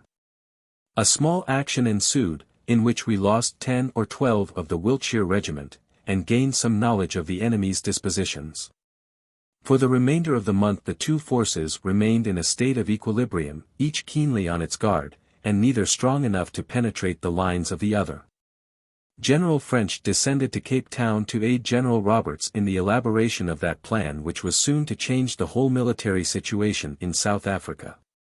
Reinforcements were still dribbling into the British force, Hode's Australian Regiment, which had been changed from infantry to cavalry, and J Battery RHA from India, being the last arrivals. But very much stronger reinforcements had arrived for the Boers, so strong that they were able to take the offensive. De la Rey had left the Modder with 3,000 men, and their presence infused new life into the defenders of Colesberg. At the moment, too, that the Modder Boers were coming to Colesberg, the British had begun to send cavalry reinforcements to the Modder in preparation for the march to Kimberley. So that Clemence's force, as it had now become, was depleted at the very instant when that of the enemy was largely increased. The result was that it was all they could do not merely to hold their own, but to avoid a very serious disaster. The movements of de la Rey were directed towards turning the right of the position. On February 9 and 10 the mounted patrols, principally the Tasmanians, the Australians, and the Inniskillings, came in contact with the Boers, and some skirmishing ensued, with no heavy loss upon either side. A British patrol was surrounded and lost 11 prisoners, Tasmanians and guides. On the 12th the Boer turning movement developed itself, and our position on the right at Slingersfontein was strongly attacked. The key of the British position at this point was a kopje held by 3 companies of the 2nd Worcester Regiment. Upon this the Boers made a fierce onslaught, but were as fiercely repelled. They came up in the dark between the set of moon and rise of sun, as they had done at the great assault of Ladysmith, and the first dim light saw them in the advanced sangers. The Boer generals do not favor night attacks, but they are exceedingly fond of using darkness for taking up a good position and pushing onwards as soon as it is possible to see. This is what they did upon this occasion, and the first intimation which the outposts had of their presence was the rush of feet and loom of figures in the cold misty light of dawn. The occupants of the sangers were killed to a man, and the assailants rushed onwards. As the sun topped the line of the veldt half the kopje was in their possession. Shouting and firing, they pressed onwards. But the Worcester men were steady old soldiers, and the battalion contained no less than 450 marksmen in its ranks. Of these the companies upon the hill had their due proportion, and their fire was so accurate that the Boers found themselves unable to advance any further. Through the long day a desperate duel was maintained between the 2 lines of riflemen. Colonel Cunningham and Major Stubbs were killed while endeavoring to recover the ground which had been lost. Hovell and Bartholomew continued to encourage their men, and the British fire became so deadly that that of the Boers was dominated. Under the direction of Hackett Payne, who commanded the nearest post, guns of J Battery were brought out into the open and shelled the portion of the kopje which was held by the Boers. The latter were reinforced, but could make no advance against the accurate rifle fire with which they were met. The Bisley champion of the battalion, with a bullet through his thigh, expended 100 rounds before sinking from loss of blood. It was an excellent defense, and a pleasing exception to those too frequent cases where an isolated force has lost heart in face of a numerous and persistent foe. With the coming of darkness the Boers withdrew with a loss of over 200 killed and wounded. Orders had come from Clements that the whole right wing should be drawn in, and in obedience to them the remains of the victorious companies were called in by Hackett Payne, who moved his force by night in the direction of Rensburg. The British loss in the action was 28 killed and nearly 100 wounded or missing, most of which was incurred when the sangers were rushed in the early morning. While this action was fought upon the extreme right of the British position another as severe had occurred with much the same result upon the extreme left, where the 2nd Wiltshire Regiment was stationed. Some companies of this regiment were isolated upon a kopje and surrounded by the Boer riflemen when the pressure upon them was relieved by a desperate attack by about 100 of the Victorian rifles. The gallant Australians lost Major Eddy and 6 officers out of 7, with a large proportion of their men. But they proved once for all that amid all the scattered nations who came from the same home there is not one with a more fiery courage and a higher sense of martial duty than the men from the great island continent. It is the misfortune of the historian when dealing with these contingents that, as a rule, by their very nature they were employed in detached parties in fulfilling the duties which fall to the lot of scouts and light cavalry, duties which fill the casualty lists but not the pages of the chronicler. Be it said, however, once for all that throughout the whole African army there was nothing but the utmost admiration for the dash and spirit of the hard-riding, straight-shooting sons of Australia and New Zealand. In a host which held many brave men there were none braver than they. It was evident from this time onwards that the turning movement had failed, and that the enemy had developed such strength that we were ourselves in imminent danger of being turned. The situation was a most serious one, for if Clemence's force could be brushed aside there would be nothing to keep the enemy from cutting the communications of the army which Roberts had assembled for his march into the Free State. Clements drew in his wings hurriedly and concentrated his whole force at Rensburg. It was a difficult operation in the face of an aggressive enemy, but the movements were well timed and admirably carried out. There is always the possibility of a retreat degenerating into a panic, and a panic at that moment would have been a most serious matter. One misfortune occurred, through which 2 companies of the Wiltshire Regiment were left without definite orders, and were cut off and captured after a resistance in which 1/3 of their number was killed and wounded.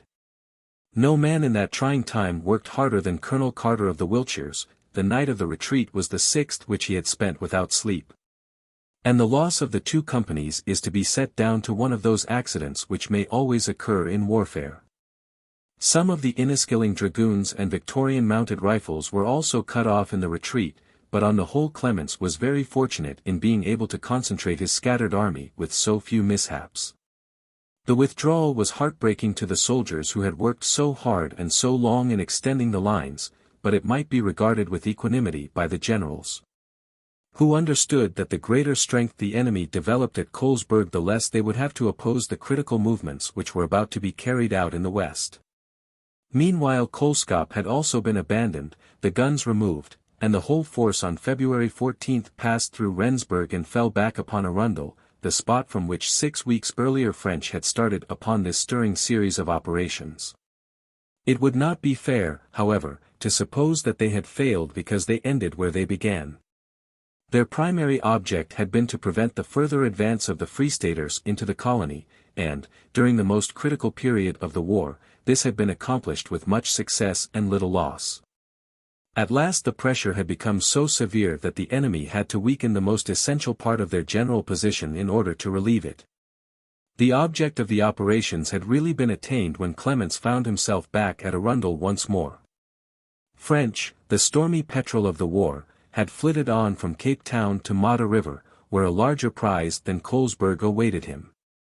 Clements continued to cover Nauport, the important railway junction, until the advance of Roberts's army caused a complete reversal of the whole military situation.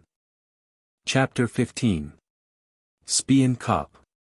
Whilst Methuen and Getacher were content to hold their own at the Modder and at Sterkstrom, and whilst the mobile and energetic French was herding the Boers into Colesberg, Sir Redvers Buller, the heavy, obdurate, inexplicable man, was gathering and organizing his forces for another advance upon Ladysmith. Nearly a month had elapsed since the evil day when his infantry had retired, and his 10 guns had not, from the frontal attack upon Colenso. Since then Sir Charles Warren's division of infantry and a considerable reinforcement of artillery had come to him. And yet in view of the terrible nature of the ground in front of him, of the fighting power of the Boers, and of the fact that they were always acting upon internal lines, his force even now was, in the opinion of competent judges, too weak for the matter in hand. There remained, however, several points in his favor. His excellent infantry were full of zeal and of confidence in their chief. It cannot be denied, however much we may criticize some incidents in his campaign, that he possessed the gift of impressing and encouraging his followers, and, in spite of Colenso, the sight of his square figure and heavy impassive face conveyed an assurance of ultimate victory to those around him. In artillery he was very much stronger than before, especially in weight of metal. His cavalry was still weak in proportion to his other arms. When at last he moved out on January 10 to attempt to outflank the Boers, he took with him 19,000 infantry, 3,000 cavalry, and 60 guns, which included 6 howitzers capable of throwing a 50-pound lyddite shell, and 10 long-range naval pieces. Barton's brigade and other troops were left behind to hold the base and line of communications. An analysis of Buller's force shows that its details were as follows. Clary's division. Hildyard's brigade. 2nd West Surrey. 2nd Devonshire. 2nd West Yorkshire. 2nd East Surrey. Hart's brigade. 1st Inniskilling Fusiliers. 1st Border Regiment. 1st Connaught Rangers. 2nd Dublin Fusiliers. Field Artillery, 3 batteries, 19th, 28th, 63rd, 1 squadron. 13th Hussars, Royal Engineers. Warren's Division. Littleton's Brigade. 2nd Cameronians. 3rd King's Royal Rifles. 1st Durham Light Infantry. 1st Rifle Brigade. Woodgate's Brigade. 2nd Royal Lancaster. 2nd Lancashire Fusiliers. 1st South Lancashire. York and Lancasters. Field Artillery, 3 batteries, 7th, 78th, 73rd, 1 squadron. 13th Hussars. Corps Troops. Koch's Brigade. Imperial Light Infantry. 2nd Somersets. 2nd Dorsets. 2nd Middlesex. 61st Howitzer Battery, 2 4.7 naval guns, 8 naval 12-pounder guns. 1 Squadron 13th Hussars, Royal Engineers. Cavalry. 1st Royal Dragoons. 14th Hussars. 4 Squadron South African Horse. 1 Squadron Imperial Light Horse. Bethune's Mounted Infantry. Thornycroft's Mounted Infantry. 1 Squadron Naval Carabineers. 1 Squadron Naval Police. 1 Company King's Royal Rifles Mounted Infantry. 6 Machine Guns. This is the force whose operations I shall attempt to describe. About 16 miles to the westward of Colenso there is a ford over the Tugela River which is called Potgieter's Drift. General Buller's apparent plan was to seize this, together with the ferry which runs at this point, and so to throw himself upon the right flank of the Colenso Boers. Once over the river there is one formidable line of hills to cross, but if this were passed there would be comparatively easy ground until the Ladysmith Hills were reached.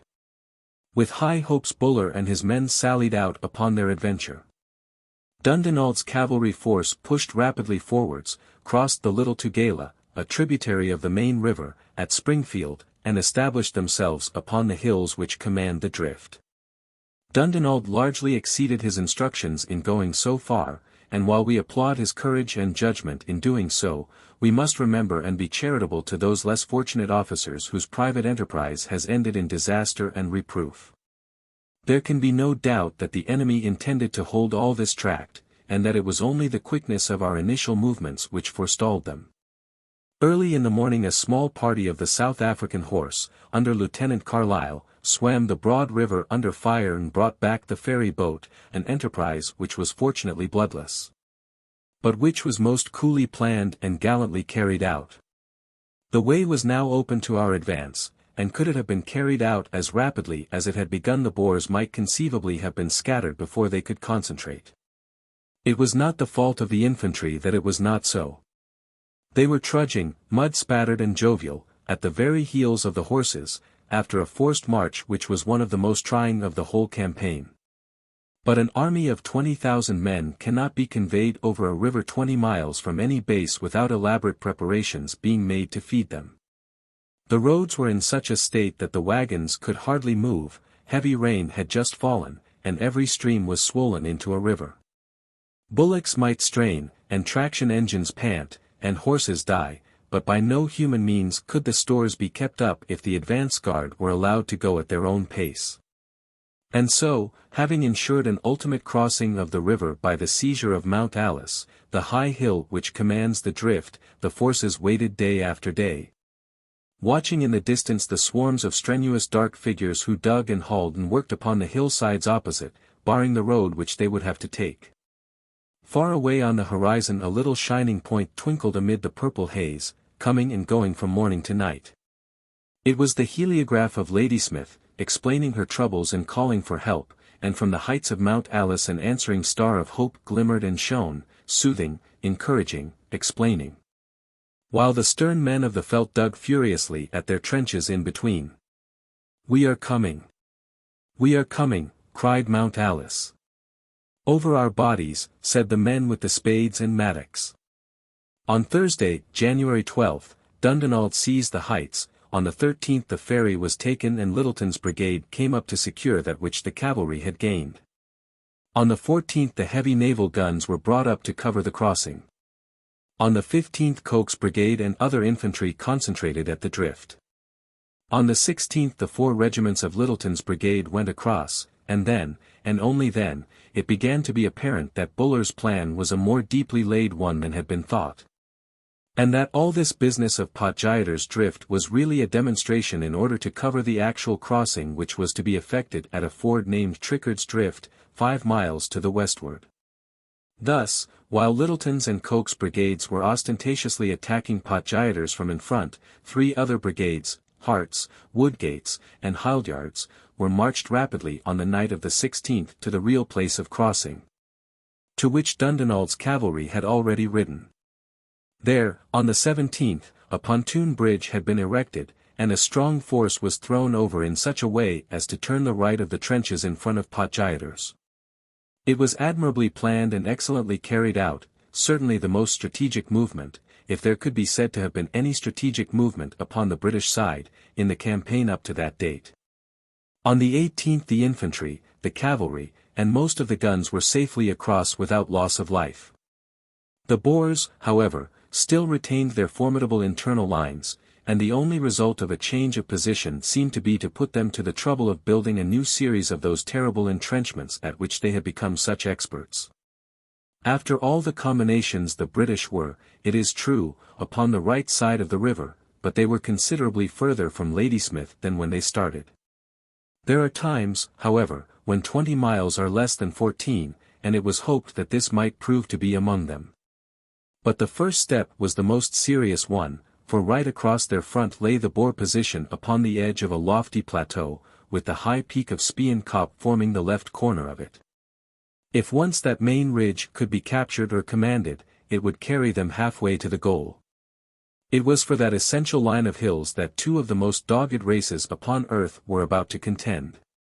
An immediate advance might have secured the position at once, but, for some reason which is inexplicable, an aimless march to the left was followed by a retirement to the original position of Warren's division. And so 2 invaluable days were wasted.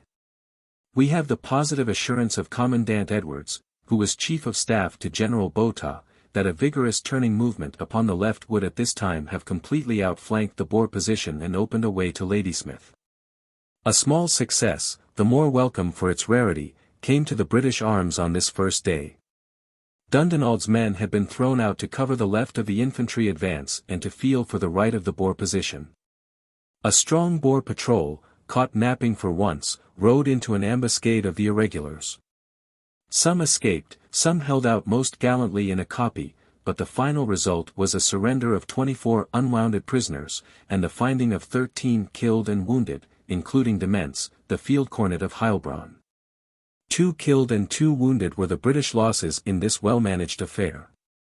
Dundonald's force then took its position upon the extreme left of Warren's advance.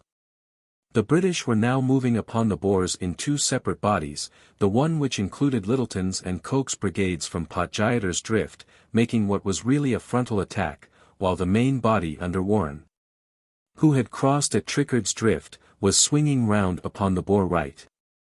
Midway between the 2 movements the formidable bastion of Spion Kop stood clearly outlined against the blue natal sky. The heavy naval guns on Mount Alice, 2 4.7s and 8 12-pounders, were so placed as to support either advance, and the howitzer battery was given to Littleton to help the frontal attack. For 2 days the British pressed slowly but steadily on to the Boers under the cover of an incessant rain of shells. Dour and long-suffering the Boers made no reply, save with sporadic rifle fire, and refused until the crisis should come to expose their great guns to the chance of injury. On January 19 Warren's turning movement began to bring him into closer touch with the enemy, his 36 field guns and the 6 howitzers which had returned to him crushing down the opposition which faced him.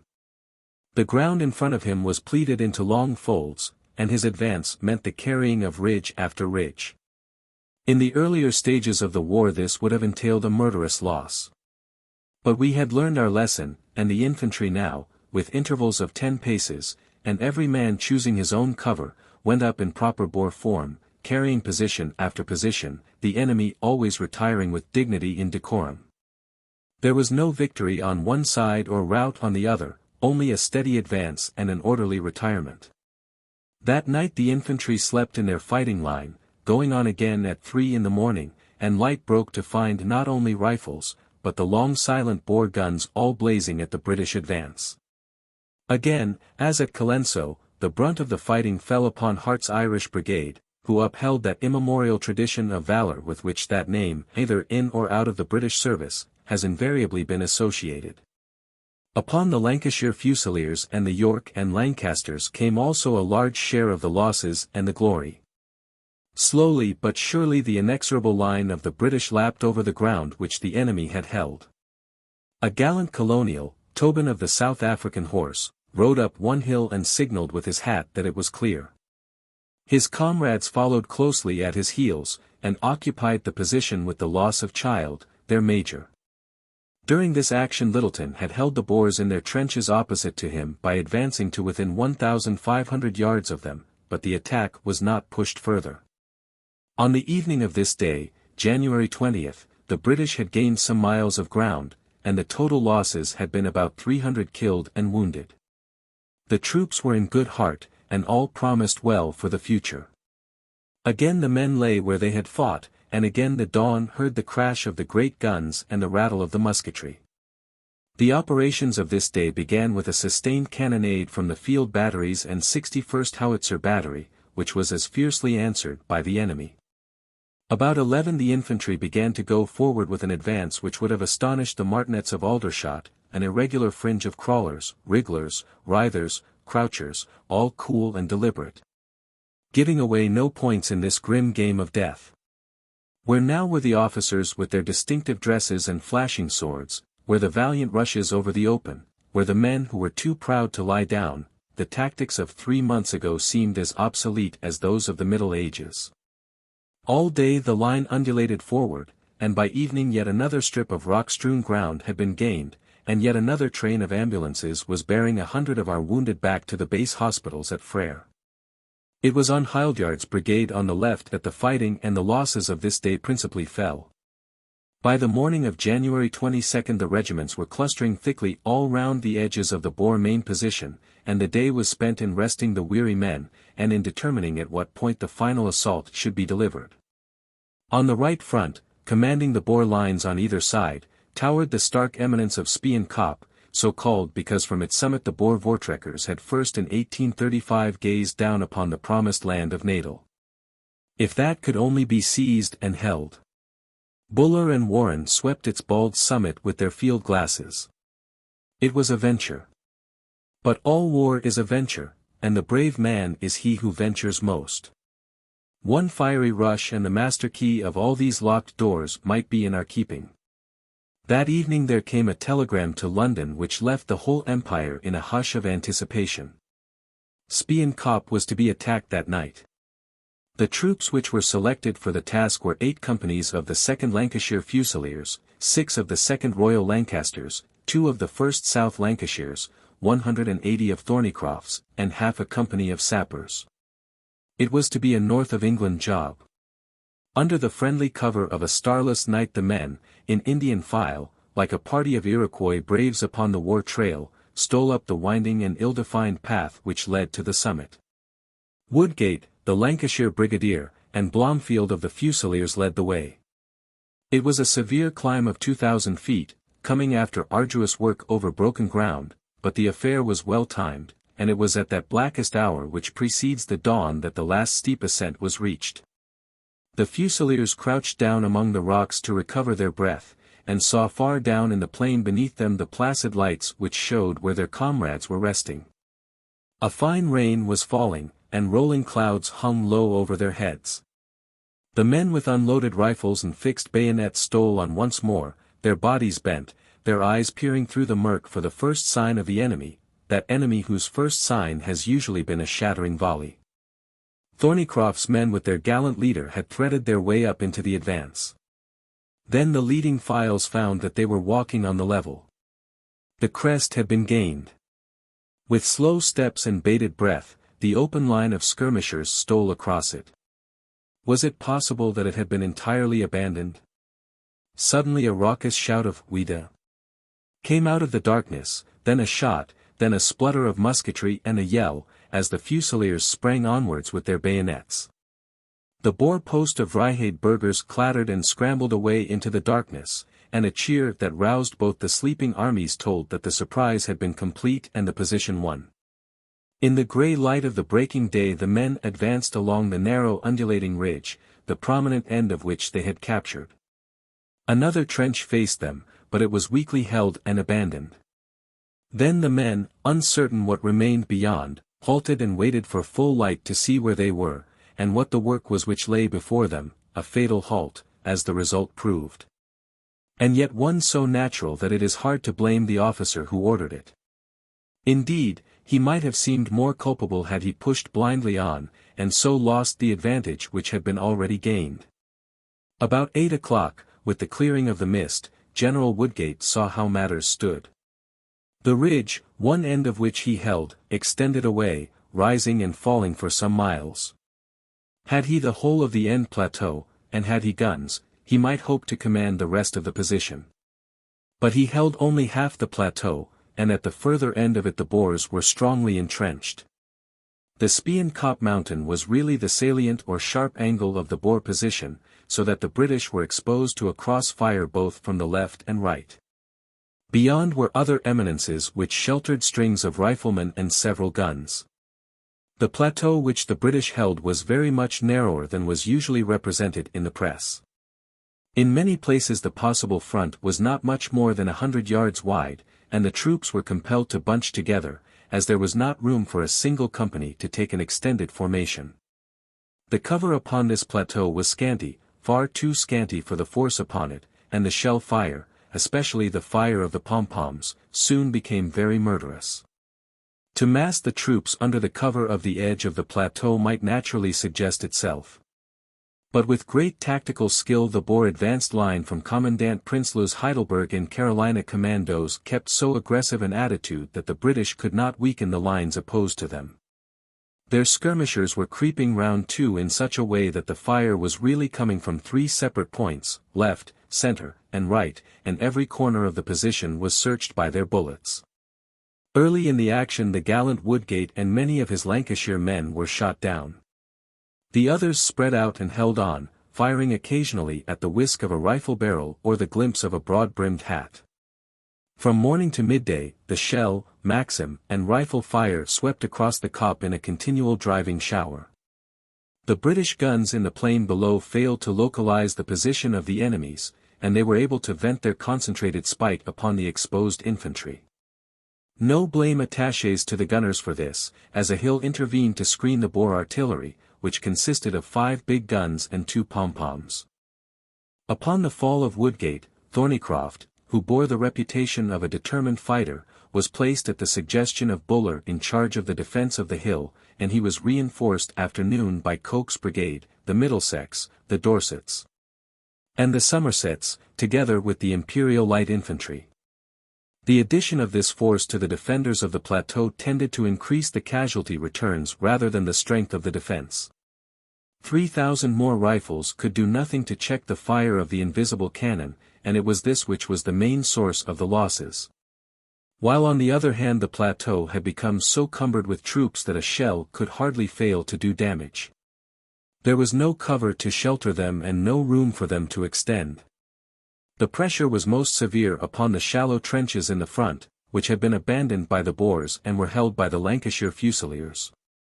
They were enfiladed by rifle and cannon, and the dead and wounded outnumbered the hail. So close were the skirmishers that on at least one occasion Boer and Briton found themselves on each side of the same rock. Once a handful of men, tormented beyond endurance, sprang up as a sign that they had had enough, but Thornycroft, a man of huge physique, rushed forward to the advancing Boers. "You may go to hell," he yelled. "I command here, and allow no surrender.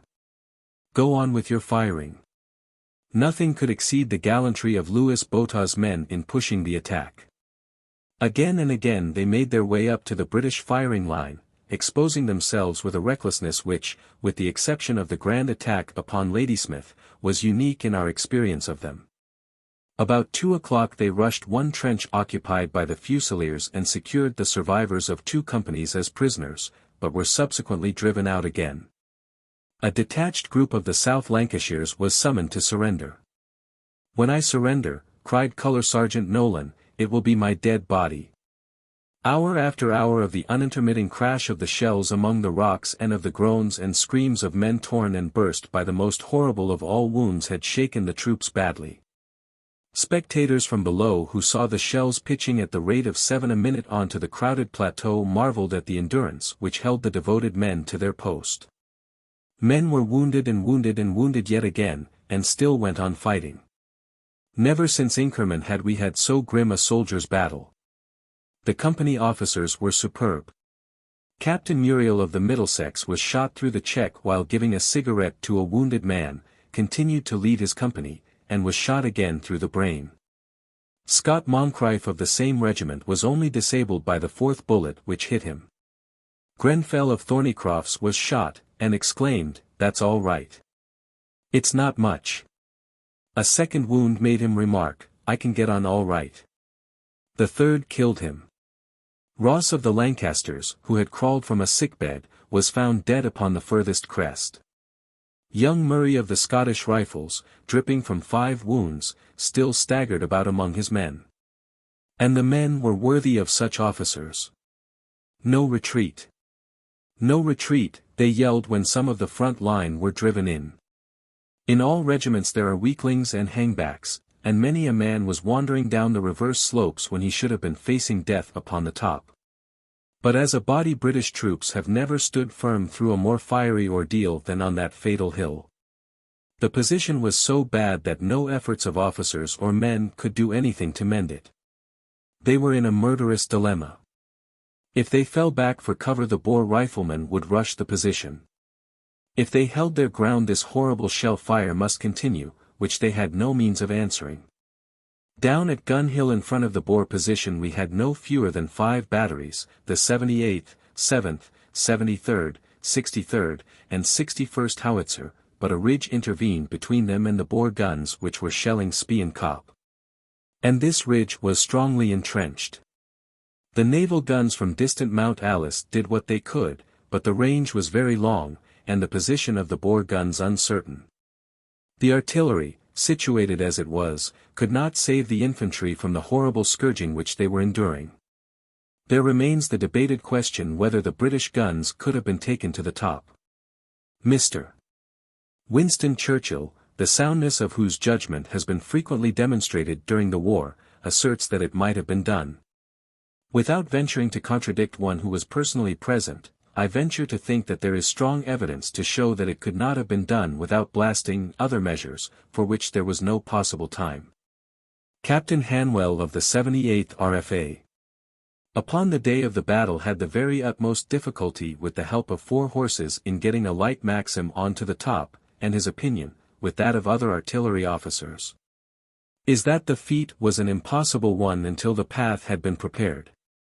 When night fell, Colonel Sim was dispatched with a party of sappers to clear the track and to prepare 2 emplacements upon the top, but in his advance he met the retiring infantry. Throughout the day reinforcements had pushed up the hill, until 2 full brigades had been drawn into the fight. From the other side of the ridge Littleton sent up the Scottish Rifles, who reached the summit, and added their share to the shambles upon the top. As the shades of night closed in, and the glare of the bursting shells became more lurid, the men lay extended upon the rocky ground, parched and exhausted.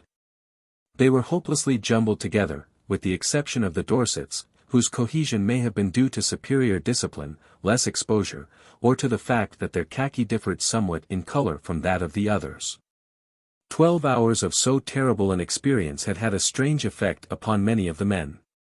Some were dazed and battle-struck, incapable of clear understanding.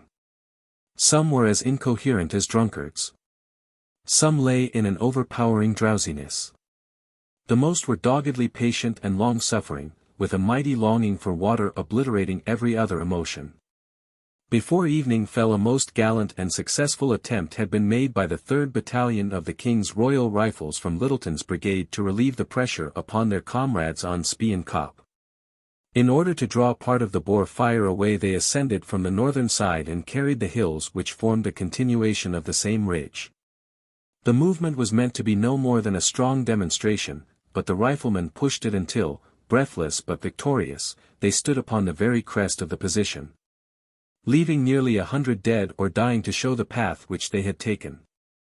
Their advance being much further than was desired, they were recalled, and it was at the moment that Buchanan Riddell, their brave colonel, stood up to read Littleton's note that he fell with a Boer bullet through his brain, making one more of those gallant leaders who died as they had lived, at the head of their regiments. Chisholm, Dick Cunningham, Downman, Wilford, Gunning, Shurston, Thackeray, Sitwell, McCarthy O'Leary, Airlie, they have led their men up to and through the gates of death.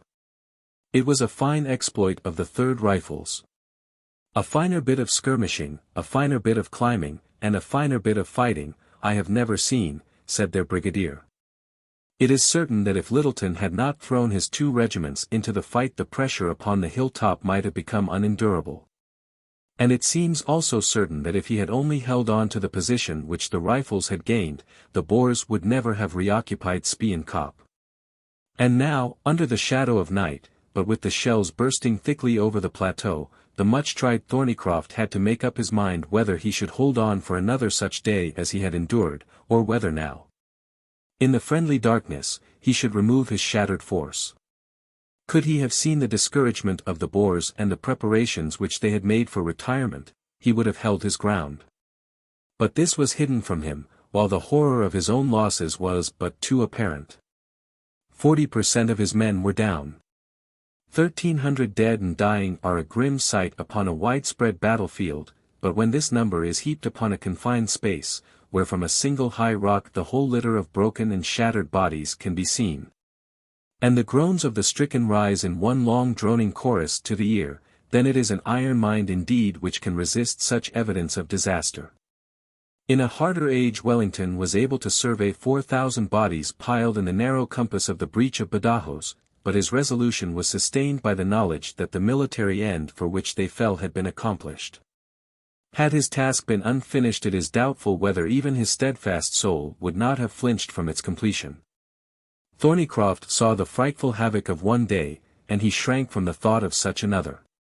Better 6 battalions safely down the hill than a mop-up in the morning, said he, and he gave the word to retire. One who had met the troops as they staggered down has told me how far they were from being routed. In mixed array, but steadily and in order, the long thin line trudged through the darkness. Their parched lips would not articulate, but they whispered, "Water. Where is water?" as they toiled upon their way. At the bottom of the hill they formed into regiments once more, and marched back to the camp. In the morning the blood-spattered hilltop, with its piles of dead and of wounded, were in the hands of Botha and his men, whose valor and perseverance deserved the victory which they had won. There is no doubt now that at 3 a.m. of that morning Botha, knowing that the Rifles had carried Berger's position, regarded the affair as hopeless, and that no one was more astonished than he when he found, on the report of 2 scouts, that it was a victory and not a defeat which had come to him. How shall we sum up such an action save that it was a gallant attempt, gallantly carried out, and as gallantly met? On both sides the results of artillery fire during the war have been disappointing, but at Spion Kop beyond all question it was the Boer guns which won the action for them. So keen was the disappointment at home that there was a tendency to criticize the battle with some harshness, but it is difficult now, with the evidence at our command, to say what was left undone which could have altered the result. Had Thornycroft known all that we know, he would have kept his grip upon the hill. On the face of it one finds it difficult to understand why so momentous a decision, upon which the whole operations depended, should have been left entirely to the judgment of one who in the morning had been a simple lieutenant-colonel. "Where are the bosses?" cried a fusilier, and the historian can only repeat the question. General Warren was at the bottom of the hill.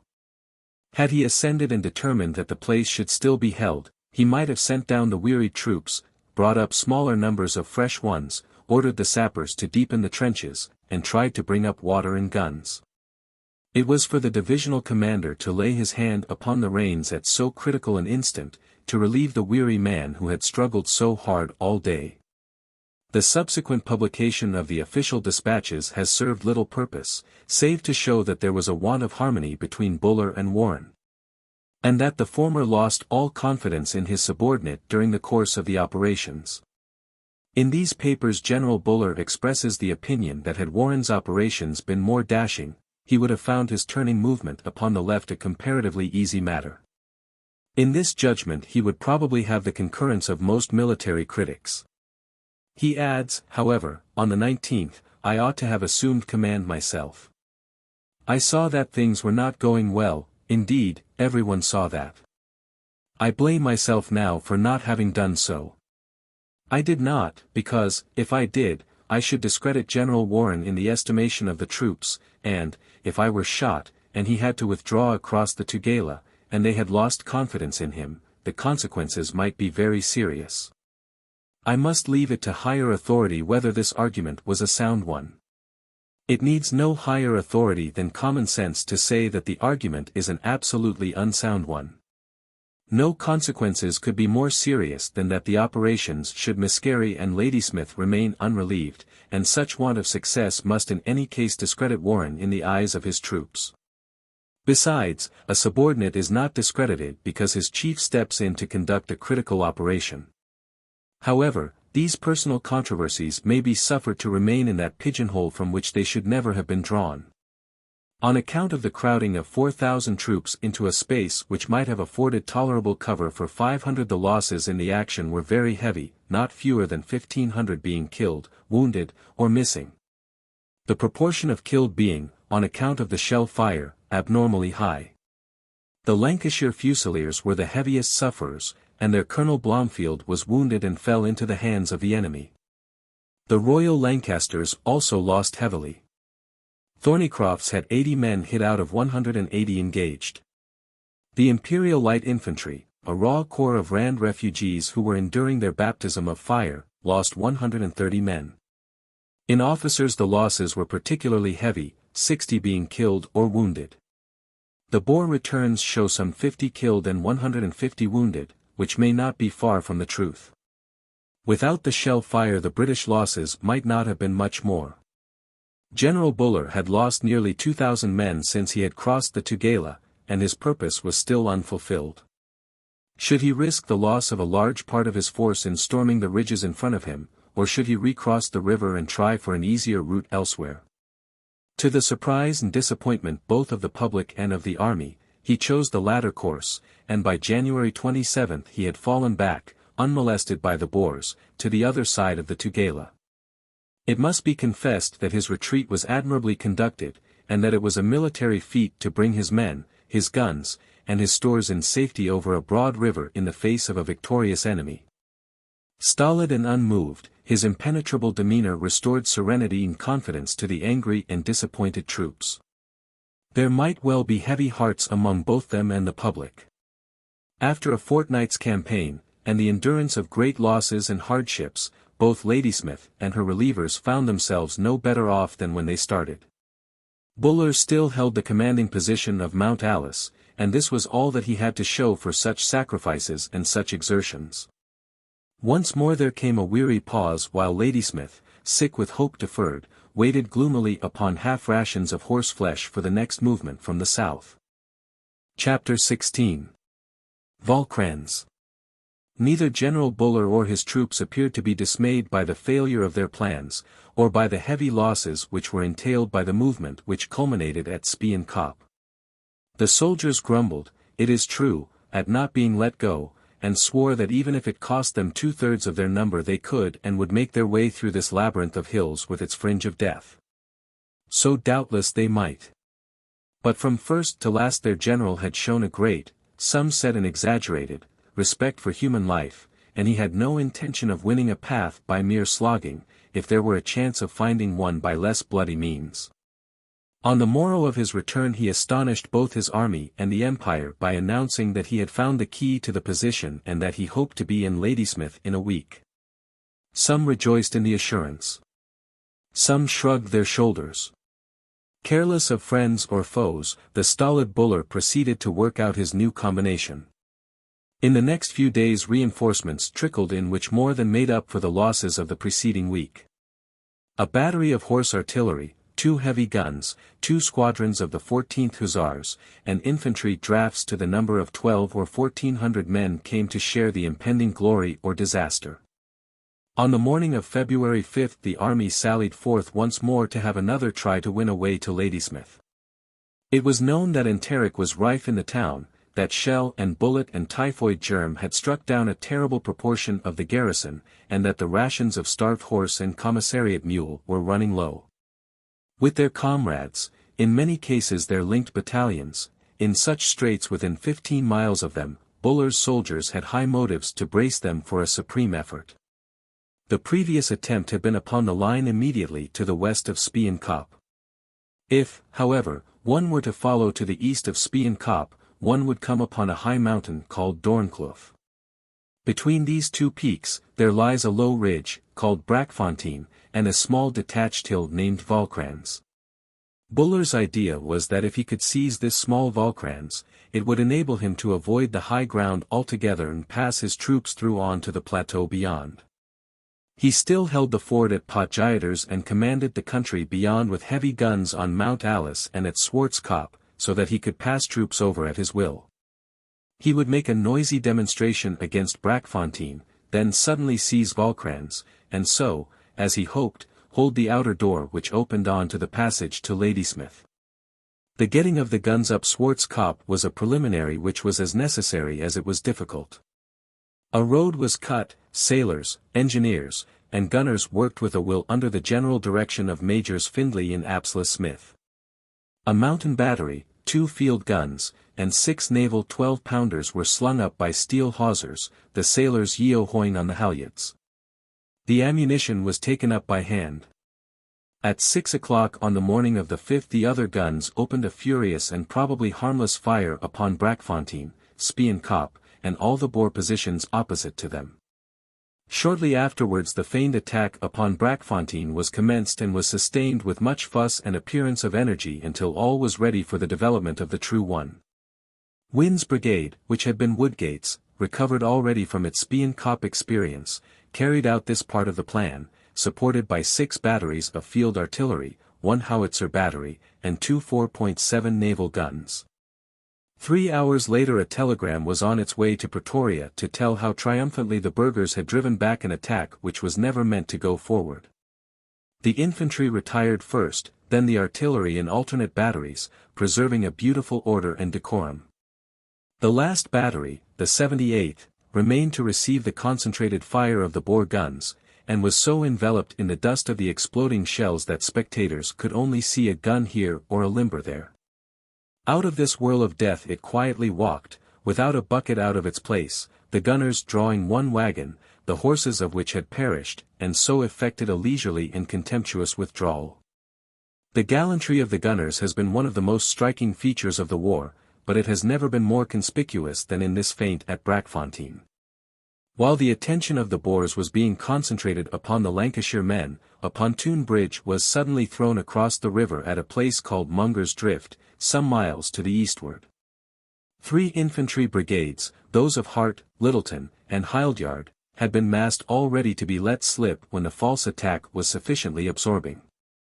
The artillery fire, the Swartskop guns, and also the batteries which had been withdrawn from the Braakfontein demonstration, was then turned suddenly, with the crashing effect of 70 pieces, upon the real object of attack. The isolated Vaalkranz. It is doubtful whether any position has ever been subjected to so terrific a bombardment, for the weight of metal thrown by single guns was greater than that of a whole German battery in the days of their last Great War. The 4-pounders and 6-pounders of which Prince Kraft discourses would have seemed toys beside these mighty howitzers and 4.7s. Yet though the hillside was sharded off in great flakes, it is doubtful if this terrific fire inflicted much injury upon the cunning and invisible riflemen with whom we had to contend. About midday the infantry began to stream across the bridge, which had been most gallantly and efficiently constructed under a warm fire, by a party of sappers, under the command of Major Irvine. The attack was led by the Durham Light Infantry of Littleton's brigade, followed by the 1st Rifle Brigade, with the Scottish and 3rd Rifles in support. Never did the old Light Division of Peninsular fame go up a Spanish hillside with greater spirit and dash than these, their descendants, facing the slope of Vaalkranz.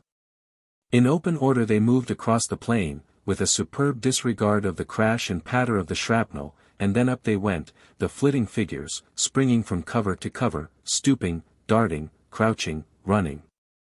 Until with their glasses the spectators on Swartskop could see the gleam of the bayonets and the strain of furious rushing men upon the summit, as the last Boers were driven from their trenches. The position was gained, but little else. 7 officers and 70 men were lying killed and wounded among the boulders.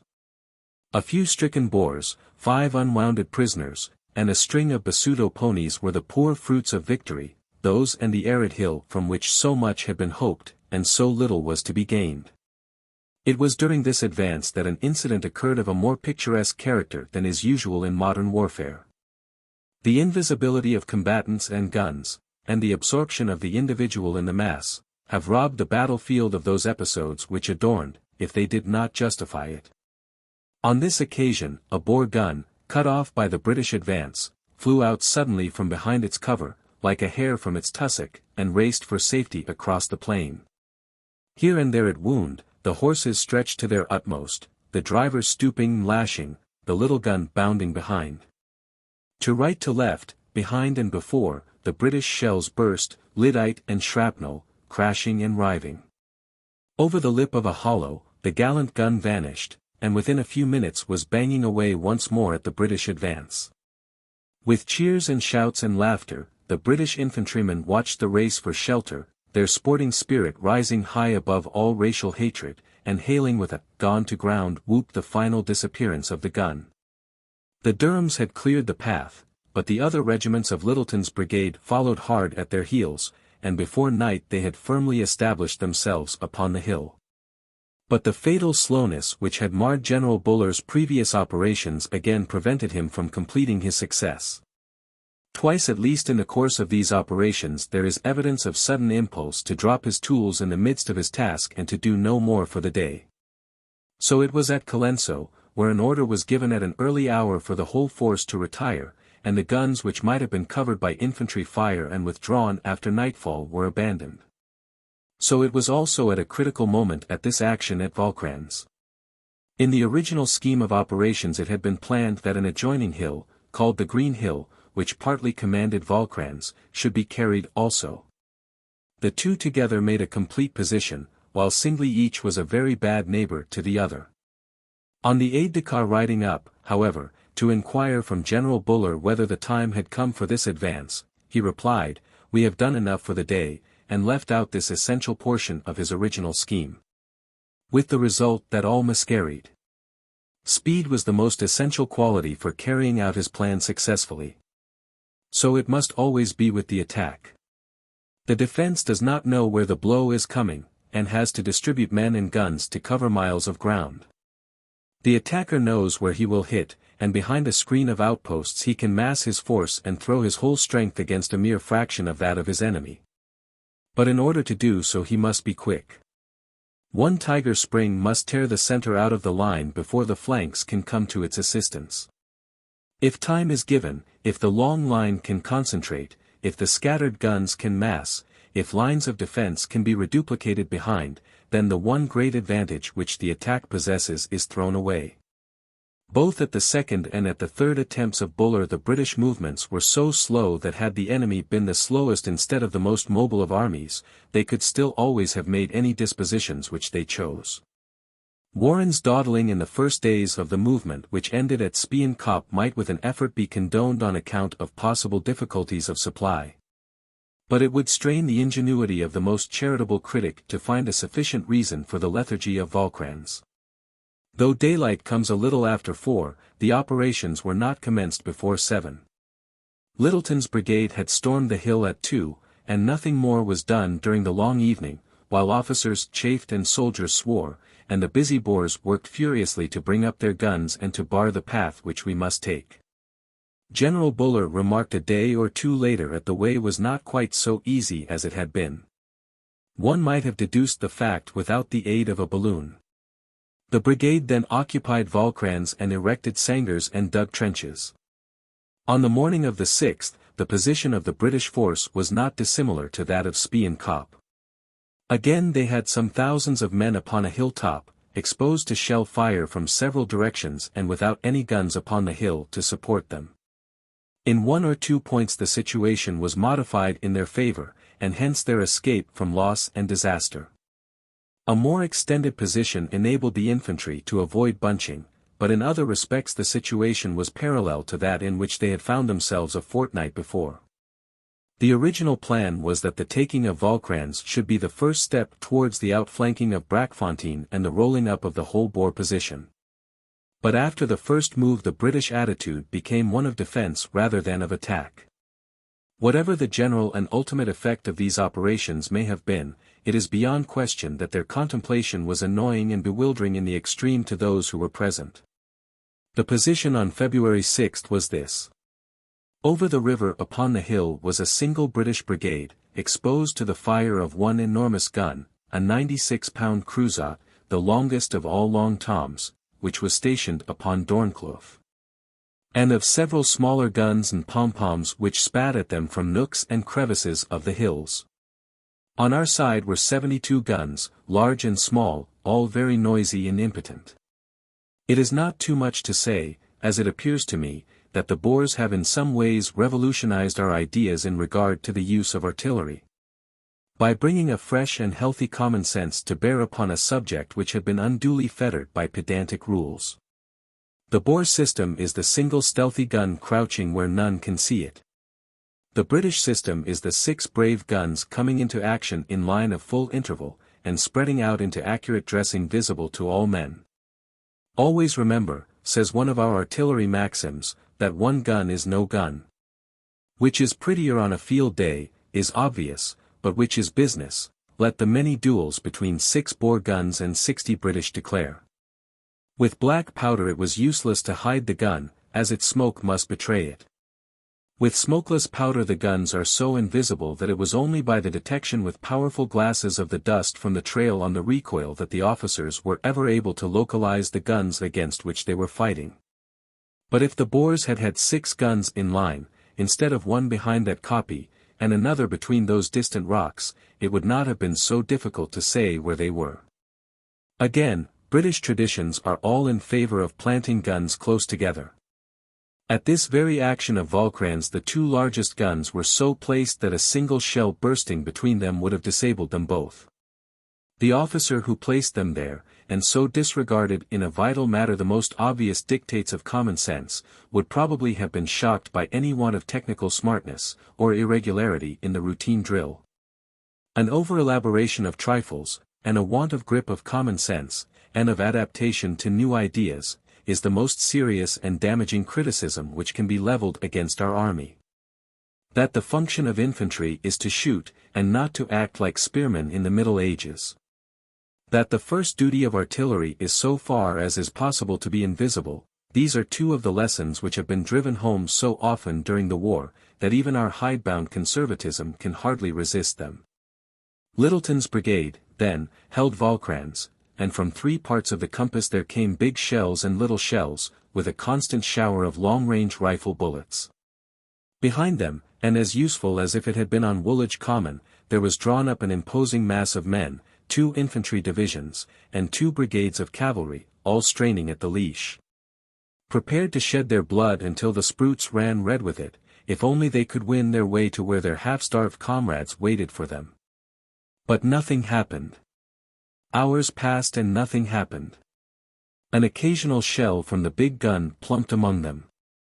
One, through some freak of gunnery, lobbed slowly through a division, and the men whooped and threw their caps at it as it passed. The guns on Swartkop, at a range of nearly 5 miles, tossed shells at the monster on Doornkloof, and finally blew up his powder magazine amid the applause of the infantry. For the army it was a picnic and a spectacle. But it was otherwise with the men up on Vaalkranz. In spite of Sanger and Trench, that cross-fire was finding them out, and no feint or demonstration on either side came to draw the concentrated fire from their position. Once there was a sudden alarm at the western end of the hill, and stooping bearded figures with slouch hats and bandoliers were right up on the ridge before they could be stopped, so cleverly had their advance been conducted. But a fiery rush of Durhams and rifles cleared the crest again, and it was proved once more how much stronger is the defense than the attack. Nightfall found the position unchanged, save that another pontoon bridge had been constructed during the day. Over this Hildyard's brigade marched to relieve Lyttleton's, who came back for a rest under the cover of the Swartkop guns. Their losses in the 2 days had been under 250, a trifle if any aim were to be gained, but excessive for a mere demonstration. That night Hildyard's men supplemented the defences made by Lyttleton, and tightened their hold upon the hill. One futile night attack caused them for an instant to change the spade for the rifle. When in the morning it was found that the Boers had, as they naturally would, brought up their outlying guns, the tired soldiers did not regret their labors of the night. It was again demonstrated how innocuous a thing is a severe shell fire, if the position be an extended one with chances of cover. A total of 40 killed and wounded out of a strong brigade was the result of a long day under an incessant cannonade. And then at nightfall came the conclusion that the guns were too many, that the way was too hard, and down came all their high hopes with the order to withdraw once more across that accursed river. Vaalkranz was abandoned, and Hildyard's brigade, seething with indignation, was ordered back once more to its camp. Chapter 17. Buller's Final Advance. The heroic moment of the Siege of Ladysmith was that which witnessed the repulse of the great attack. The epic should have ended at that dramatic instant. But instead of doing so, the story falls back to an anticlimax of crowded hospitals, slaughtered horses, and sporadic shell fire. For another 6 weeks of inactivity the brave garrison endured all the sordid evils which had steadily grown from inconvenience to misfortune and from misfortune to misery. Away in the south they heard the thunder of Buller's guns, and from the hills round the town they watched with pale faces and bated breath the tragedy of Spion Kop. Preserving a firm conviction that a very little more would have transformed it into their salvation. Their hearts sank with the sinking of the cannonade, and rose again with the roar of Vaalkranz. But Vaalkranz also failed them, and they waited on in the majesty of their hunger and their weakness for the help which was to come. It has been already narrated how General Buller had made his 3 attempts for the relief of the city. The general who was inclined to despair was now stimulated by dispatches from Lord Roberts, while his army, who were by no means inclined to despair, were immensely cheered by the good news from the Kimberley side. Both general and army prepared for a last supreme effort. This time, at least, the soldiers hoped that they would be permitted to burst their way to the help of their starving comrades or leave their bones among the hills which had faced them so long. All they asked was a fight to a finish, and now they were about to have one. General Buller had tried the Boers' center, he had tried their extreme right, and now he was about to try their extreme left. There were some obvious advantages on this side which make it surprising that it was not the first to be attempted. In the first place, the enemy's main position upon that flank was at Hlangwyn Mountain, which is to the south of the Tugela, so that in case of defeat the river ran behind them. In the second, Hlangwyn Mountain was the one point from which the Boer position at Colenso could be certainly enfiladed, and therefore the fruits of victory would be greater on that flank than on the other. Finally, the operations could be conducted at no great distance from the railhead, and the force would be exposed to little danger of having its flank attacked or its communications cut, as was the case in the Spion Kop advance. Against these potent considerations there is only to be put the single fact that the turning of the Boer right would threaten the Free Staters' line of retreat. On the whole, the balance of advantage lay entirely with the new attempt, and the whole army advanced to it with a premonition of success. Of all the examples which the war has given of the enduring qualities of the British troops there is none more striking than the absolute confidence and whole-hearted delight with which, after 3 bloody repulses, they set forth upon another venture. On February 9 the movements were started which transferred the greater part of the force from the extreme left to the center and right. By the 11th Littletons, formerly Clary's, 2nd Division and Warren's 5th Division had come eastward, leaving Burn Murdoch's cavalry brigade to guard the western side. On the 12th Lord Dundonald, with all the colonial cavalry, 2 battalions of infantry, and a battery, made a strong reconnaissance towards Hussar Hill, which is the nearest of the several hills which would have to be occupied in order to turn the position. The hill was taken, but was abandoned again by General Buller after he had used it for some hours as an observatory. A long-range action between the retiring cavalry and the Boers ended in a few losses upon each side. What Buller had seen during the hour or 2 which he had spent with his telescope upon Hussar Hill had evidently confirmed him in his views, for 2 days later, February 14, the whole army set forth for this point. By the morning of the 15th 20,000 men were concentrated upon the sides and spurs of this eminence. On the 16th the heavy guns were in position, and all was ready for the advance. Facing them now were the formidable Boer lines of Llangwain Hill and Green Hill, which would certainly cost several thousands of men if they were to take them by direct storm. Beyond them, upon the Boer flank, were the hills of Monte Cristo and Singelo, which appeared to be the extreme outside of the Boer position. The plan was to engage the attention of the trenches in front by a terrific artillery fire and the threat of an assault, while at the same time sending the true flank attack far round to carry the Singelo Ridge, which must be taken before any other hill could be approached. On the 17th, in the early morning, with the first tinge of violet in the east, the irregular cavalry and the 2nd Division, Littleton's, with Wynn's brigade started upon their widely curving flanking march. The country through which they passed was so broken that the troopers led their horses in single file, and would have found themselves helpless in face of any resistance. Fortunately, Singelo Hill was very weakly held, and by evening both our horsemen and our infantry had a firm grip upon it, thus turning the extreme left flank of the Boer position. For once their mountainous fortresses were against them, for a mounted Boer force is so mobile that in an open position, such as faced Methuen, it is very hard and requires great celerity of movement ever to find a flank at all. On a succession of hills, however, it was evident that some one hill must mark the extreme end of their line, and Buller had found it at Singelo. Their answer to this movement was to throw their flank back so as to face the new position. Even now, however, the Boer leaders had apparently not realized that this was the main attack, or it is possible that the intervention of the river made it difficult for them to send reinforcements. However that may be, it is certain that the task which the British found awaiting them on the 18th proved to be far easier than they had dared to hope. The honours of the day rested with Hildyard's English Brigade, East Surrey, West Yorkshires, and 2nd Devons. In open order and with a rapid advance, taking every advantage of the cover, which was better than is usual in South African warfare, they gained the edge of the Monte Cristo Ridge, and then swiftly cleared the crest. One at least of the regiments engaged, the Devons, was nerved by the thought that their own 1st Battalion was waiting for them at Ladysmith. The capture of the hill made the line of trenches which faced Buller untenable, and he was at once able to advance with Barton's Fusilier Brigade and to take possession of the whole Boer position of Llangwain and Green Hill. It was not a great tactical victory, for they had no trophies to show save the worthless debris of the Boer camps. But it was a very great strategical victory, for it not only gave them the whole south side of the Tugela, but also the means of commanding with their guns a great deal of the north side, including those Colenso trenches which had blocked the way so long.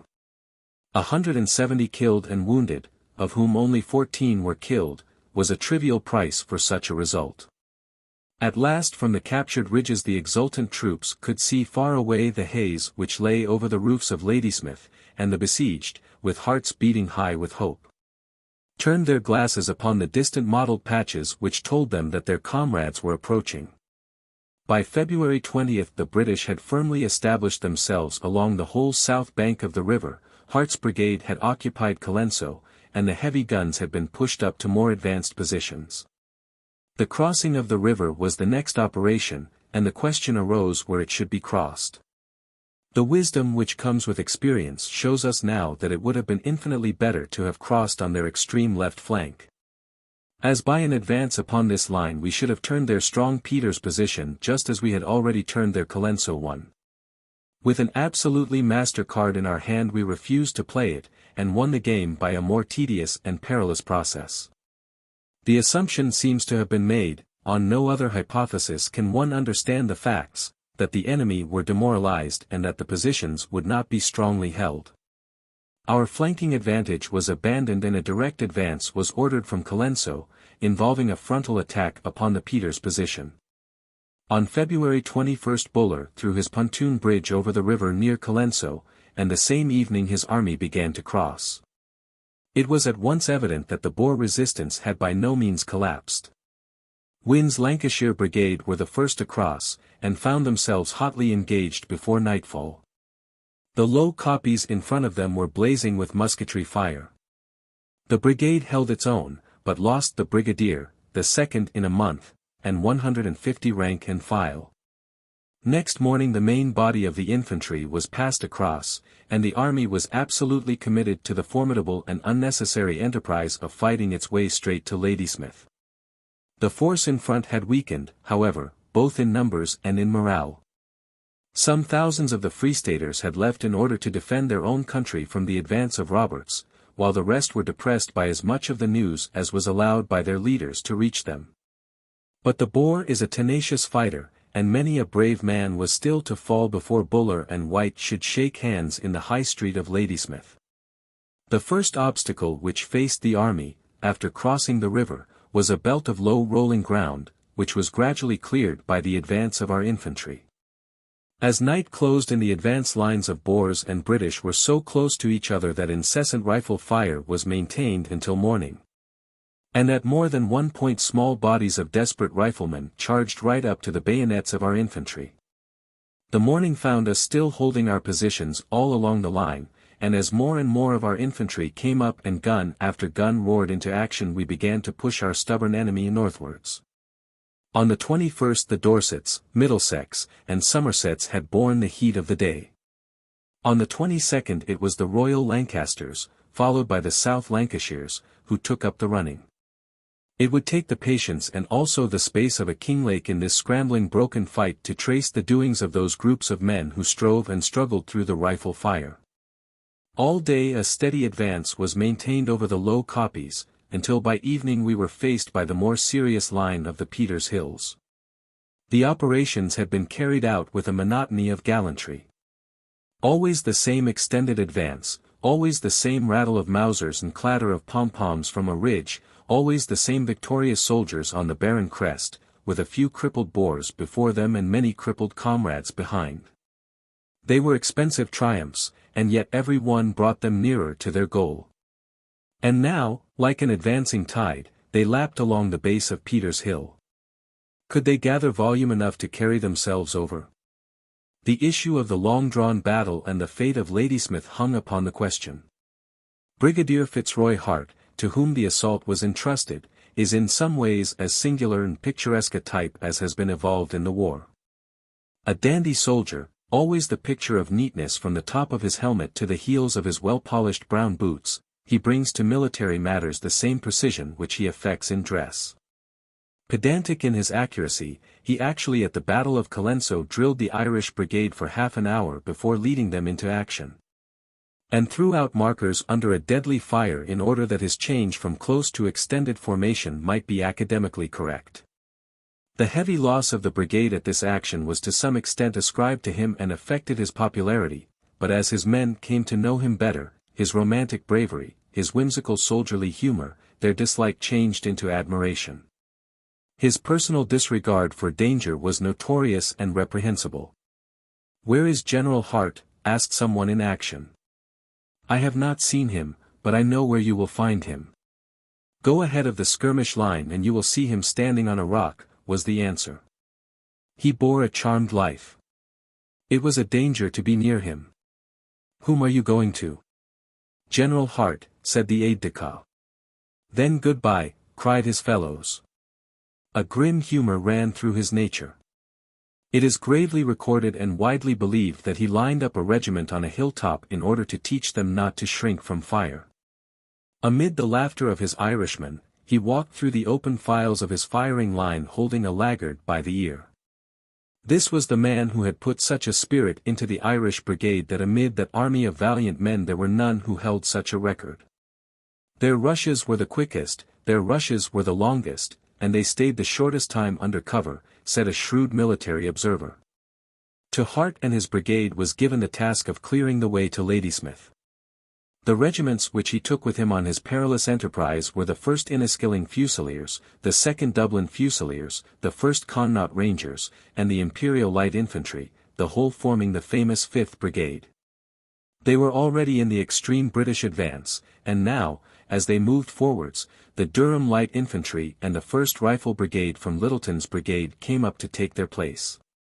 The hill to be taken lay on the right, and the soldiers were compelled to pass in single file under a heavy fire for more than a mile until they reached the spot which seemed best for their enterprise. There, short already of 60 of their comrades, they assembled and began a cautious advance upon the lines of trenches and sangars which seamed the brown slope above them. For a time they were able to keep some cover, and the casualties were comparatively few.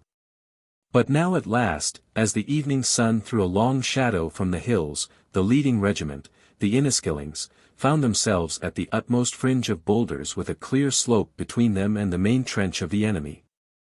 Up there where the shrapnel was spurting and the great lyddite shells crashing they could dimly see a line of bearded faces and the black dots of the slouch hats.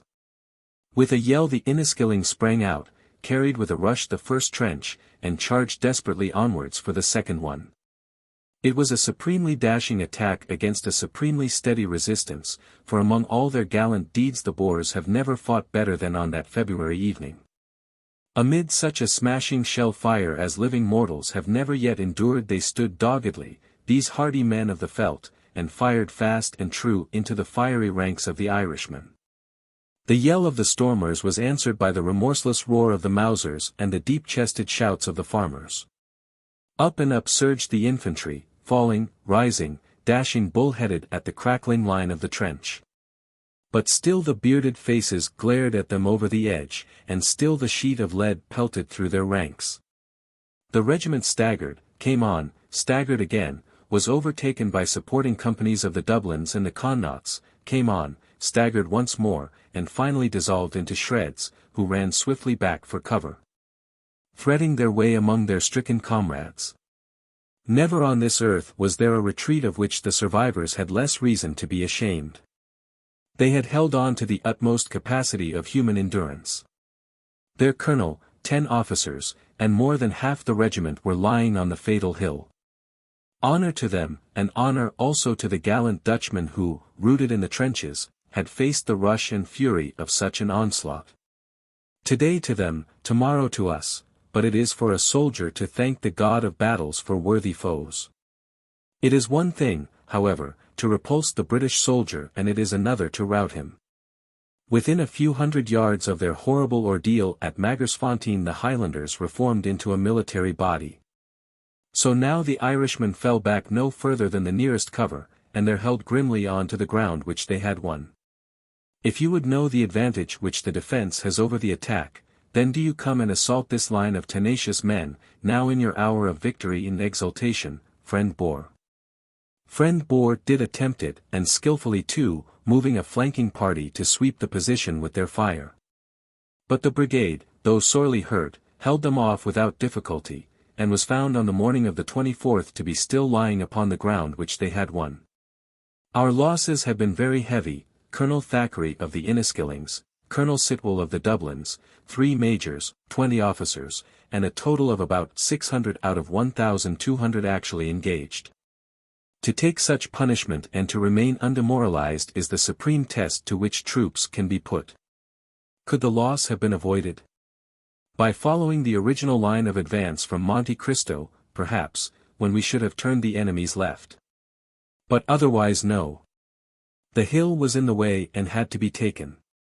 In the war game you cannot play without a stake. You lose and you pay forfeit, and where the game is fair the best player is he who pays with the best grace. The attack was well prepared, well delivered, and only miscarried on account of the excellence of the defense.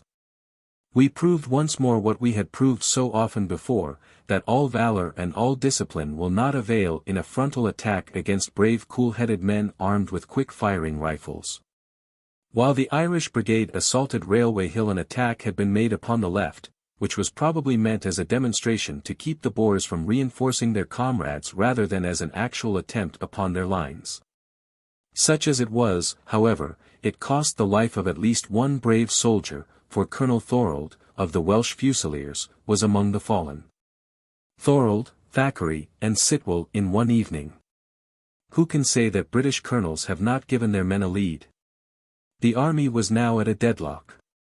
Railway Hill barred the way, and if Hart's men could not carry it by assault it was hard to say who could. The 24th found the two armies facing each other at this critical point, the Irishmen still clinging to the slopes of the hill and the Boers lining the top. Fierce rifle firing broke out between them during the day, but each side was well covered and lay low. The troops in support suffered somewhat, however, from a random shell fire. Mr. Winston Churchill has left it upon record that within his own observation 3 of their shrapnel shells fired at a venture onto the reverse slope of a hill accounted for 19 men and 4 horses. The enemy can never have known how hard those 3 shells had hit us, and so we may also believe that our artillery fire has often been less futile than it appeared. General Buller had now realized that it was no mere rearguard action which the Boers were fighting, but that their army was standing doggedly at bay. So he reverted to that flanking movement which, as events showed, should never have been abandoned. Hart's Irish Brigade was at present almost the right of the army. His new plan, a masterly one, was to keep Hart pinning the Boers at that point, and to move his center and left across the river, and then back to envelope the left wing of the enemy.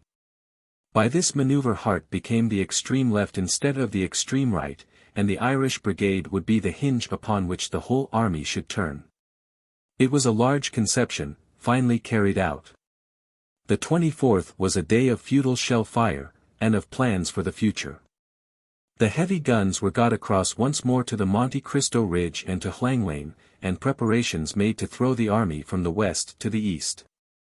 The enemy still snarled and occasionally snapped in front of Hart's men, but with 4 companies of the 2nd Rifle Brigade to protect their flanks their position remained secure. In the meantime, through a contretemps between our outposts and the Boers, no leave had been given to us to withdraw our wounded, and the unfortunate fellows, some hundreds of them, had lain between the lines in agonies of thirst for 36 hours, one of the most painful incidents of the campaign. Now, upon the 25th, an armistice was proclaimed, and the crying needs of the survivors were attended to. On the same day the hearts of our soldiers sank within them as they saw the stream of our wagons and guns crossing the river once more. What, were they foiled again? Was the blood of these brave men to be shed in vain? They ground their teeth at the thought. The higher strategy was not for them, but back was back and forward was forward, and they knew which way their proud hearts wished to go. The 26th was occupied by the large movements of troops which so complete a reversal of tactics necessitated. Under the screen of a heavy artillery fire, the British right became the left and the left the right. A second pontoon bridge was thrown across near the Old Boar Bridge at Llangwain, and over it was passed a large force of infantry, Barton's Fusilier Brigade, Kitchener's, Vice Wynn's, Vice Woodgate's, Lancashire Brigade, and 2 battalions of Norcott's, formerly Littleton's, brigade. Coke's brigade was left at Colenso to prevent a counter-attack upon our left flank and communications. In this way, while Hart with the Durhams and the 1st Rifle Brigade held the Boers in front, the main body of the army was rapidly swung round onto their left flank. By the morning of the 27th all were in place for the new attack. Opposite the point where the troops had been massed were 3 Boer Hills, one, the nearest, may for convenience sake be called Barton's Hill. As the army had formerly been situated, the assault upon this hill would have been a matter of extreme difficulty. But now, with the heavy guns restored to their commanding position, from which they could sweep its sides and summits, it had recovered its initial advantage. In the morning sunlight Barton's Fusiliers crossed the river, and advanced to the attack under a screaming canopy of shells. Up they went and up, darting and crouching, until their gleaming bayonets sparkled upon the summit. The masterful artillery had done its work, and the first long step taken in this last stage of the relief of Ladysmith. The loss had been slight and the advantage enormous. After they had gained the summit the Fusiliers were stung and stung again by clouds of skirmishers who clung to the flanks of the hill, but their grip was firm and grew firmer with every hour. Of the 3 Boer Hills which had to be taken, the nearest, or eastern one, was now in the hands of the British. The furthest, or western one, was that on which the Irish Brigade was still crouching, ready at any moment for a final spring which would take them over the few hundred yards which separated them from the trenches. Between the two intervened a central hill, as yet untouched. Could we carry this, the whole position would be ours. Now for the final effort. Turn every gun upon it, the guns of Monte Cristo, the guns of Llangwain. Turn every rifle upon it, the rifles of Barton's men, the rifles of Hart's men, the carbines of the distant cavalry. Scalp its crown with the machine gun fire. And now up with you, Lancashire men, Norcott's men. The summit or a glorious death, for beyond that hill your suffering comrades are awaiting you.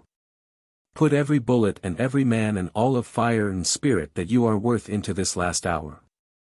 For if you fail now you have failed forever, and if you win, then when your hairs are white your blood will still run warm when you think of that morning's work. The long drama had drawn to an end, and one short day's work is to show what that end was to be. But there was never a doubt of it. Hardly for one instant did the advance waver at any point of its extended line. It was the supreme instant of the naval campaign, as, wave after wave, the long lines of infantry went shimmering up the hill.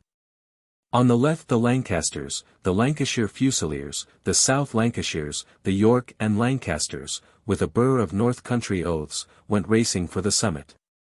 Spion Kop and 1,000 comrades were calling for vengeance. "Remember, men, the eyes of Lancashire are watching you," cried the gallant McCarthy O'Leary. The old 40th swept on, but his dead body marked the way which they had taken. On the right the East Surrey, the Cameronians, the 3rd Rifles, the 1st Rifle Brigade, the Durhams, and the gallant Irishmen, so sorely stricken and yet so eager, were all pressing upwards and onwards. The Boer fire lulls, it ceases, they are running. Wild hat-waving men upon the Llangwain uplands see the silhouette of the active figures of the stormers along the skyline and know that the position is theirs. Exultant soldiers dance and cheer upon the ridge. The sun is setting in glory over the great Drakensberg mountains, and so also that night set for ever the hopes of the Boer invaders of Natal.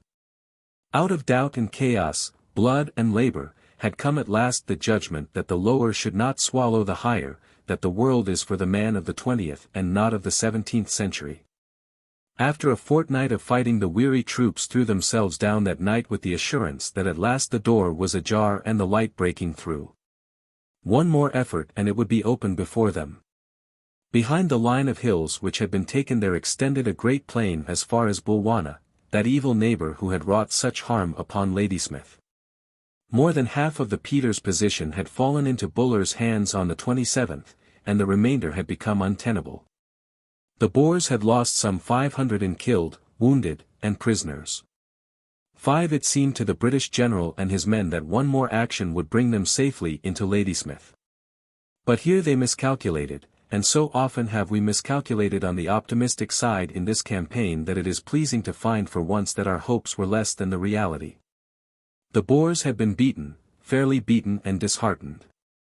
It will always be a subject for conjecture whether they were so entirely on the strength of the Natal campaign, or whether the news of the Cronje disaster from the western side had warned them that they must draw in upon the east.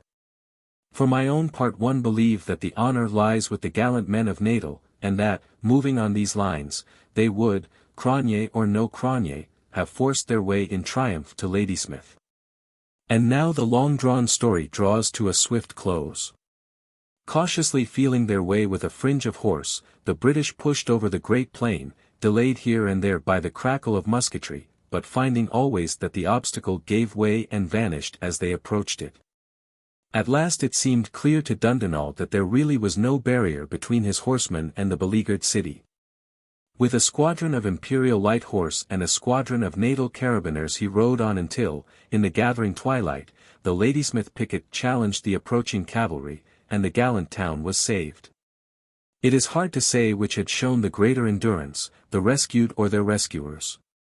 The town, indefensible, lurking in a hollow under commanding hills, had held out for 118 days.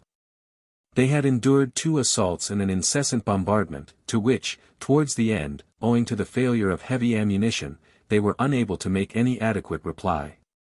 It was calculated that 16,000 shells had fallen within the town. In 2 successful sorties they had destroyed 3 of the enemy's heavy guns. They had been pressed by hunger, horseflesh was already running short, and they had been decimated by disease.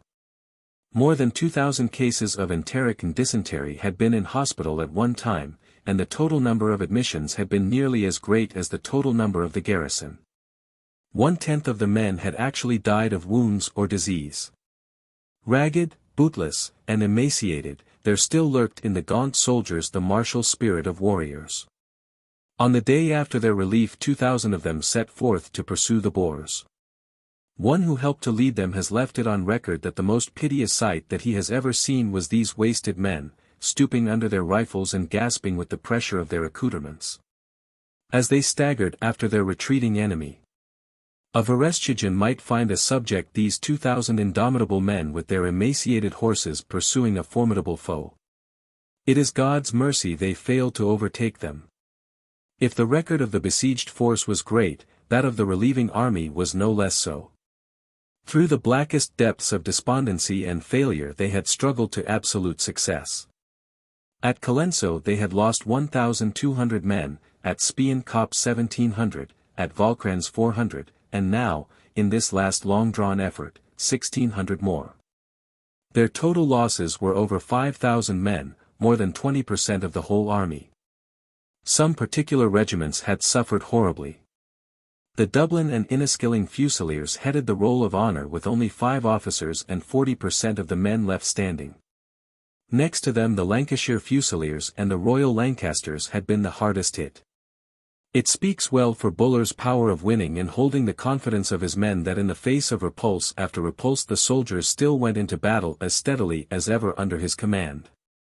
On March 3 Buller's force entered Ladysmith in state between the lines of the defenders. For their heroism the Dublin Fusiliers were put in the van of the procession, and it is told how, as the soldiers who lined the streets saw the 5 officers and small clump of men, the remains of what had been a strong battalion, realizing, for the first time perhaps, what their relief had cost, many sobbed like children. With cheer after cheer the stream of brave men flowed for hours between banks formed by men as brave. But for the purposes of war the garrison was useless. A month of rest and food would be necessary before they could be ready to take the field once more. So the riddle of the Tugela had at last been solved. Even now, with all the light which has been shed upon the matter, it is hard to apportion praise and blame. To the cheerful optimism of Symonds must be laid some of the blame of the original entanglement. But man is mortal, and he laid down his life for his mistake. White, who had been but a week in the country, could not, if he would, alter the main facts of the military situation. He did his best, committed 1 or 2 errors, did brilliantly on 1 or 2 points, and finally conducted the defense with a tenacity and a gallantry which are above all praise. It did not, fortunately, develop into an absolutely desperate affair, like Messina's defense of Genoa, but a few more weeks would have made it a military tragedy.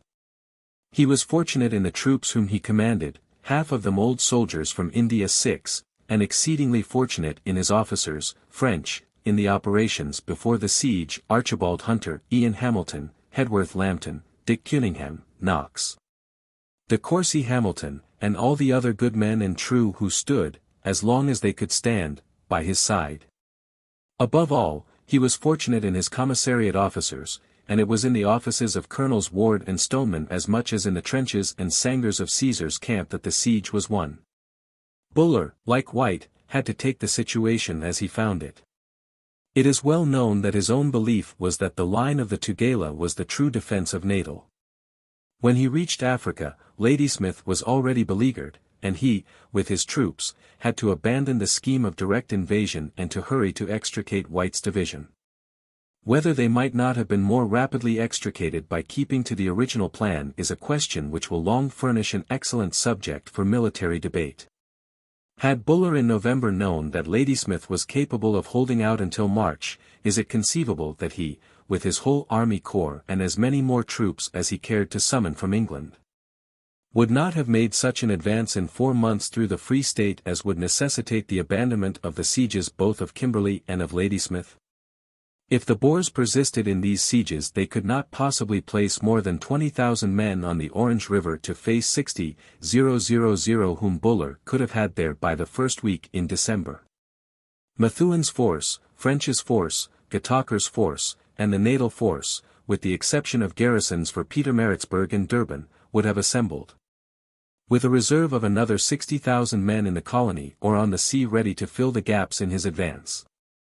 Moving over a flat country with plenty of flanking room, it is probable that he would have been in Bloemfontein by Christmas and at the Vaal River late in January. What could the Boers do then? They might remain before Ladysmith, and learn that their capital and their gold mines had been taken in their absence. Or they might abandon the siege and trek back to defend their own homes. This, as it appears to a civilian critic, would have been the least expensive means of fighting them. But after all, the strain had to come somewhere, and the long struggle of Ladysmith may have meant a more certain and complete collapse in the future. At least, by the plan actually adopted, we saved Natal from total devastation, and that must count against a great deal. Having taken his line, Buller set about his task in a slow, deliberate, but pertinacious fashion. It cannot be denied, however, that the pertinacity was largely due to the stiffening counsel of Roberts and the soldierly firmness of White, who refused to acquiesce in the suggestion of surrender. Let it be acknowledged that Buller's was the hardest problem of the war, and that he solved it. The mere acknowledgment goes far to soften criticism.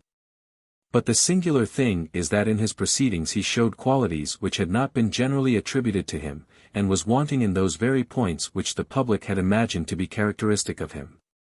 He had gone out with the reputation of a downright John Bull fighter, who would take punishment or give it, but slog his way through without wincing. There was no reason for attributing any particular strategical ability to him. But as a matter of fact, setting the Colenso attempt aside, the crossing for the Spion Kop enterprise, the withdrawal of the compromised army, the Vaalkranz crossing with the clever feint upon Braakfontein, the final operations, and especially the complete change of front after the third day of Pieters, were strategical movements largely conceived and admirably carried out. On the other hand, a hesitation in pushing onwards, and a disinclination to take a risk or to endure heavy punishment, even in the case of temporary failure, were consistent characteristics of his generalship. The Vaalkranz operations are particularly difficult to defend from the charge of having been needlessly slow and half-hearted. This saturnine fighter, as he had been called, proved to be exceedingly sensitive about the lives of his men, an admirable quality in itself, but there are occasions when to spare them today is to needlessly imperil them tomorrow.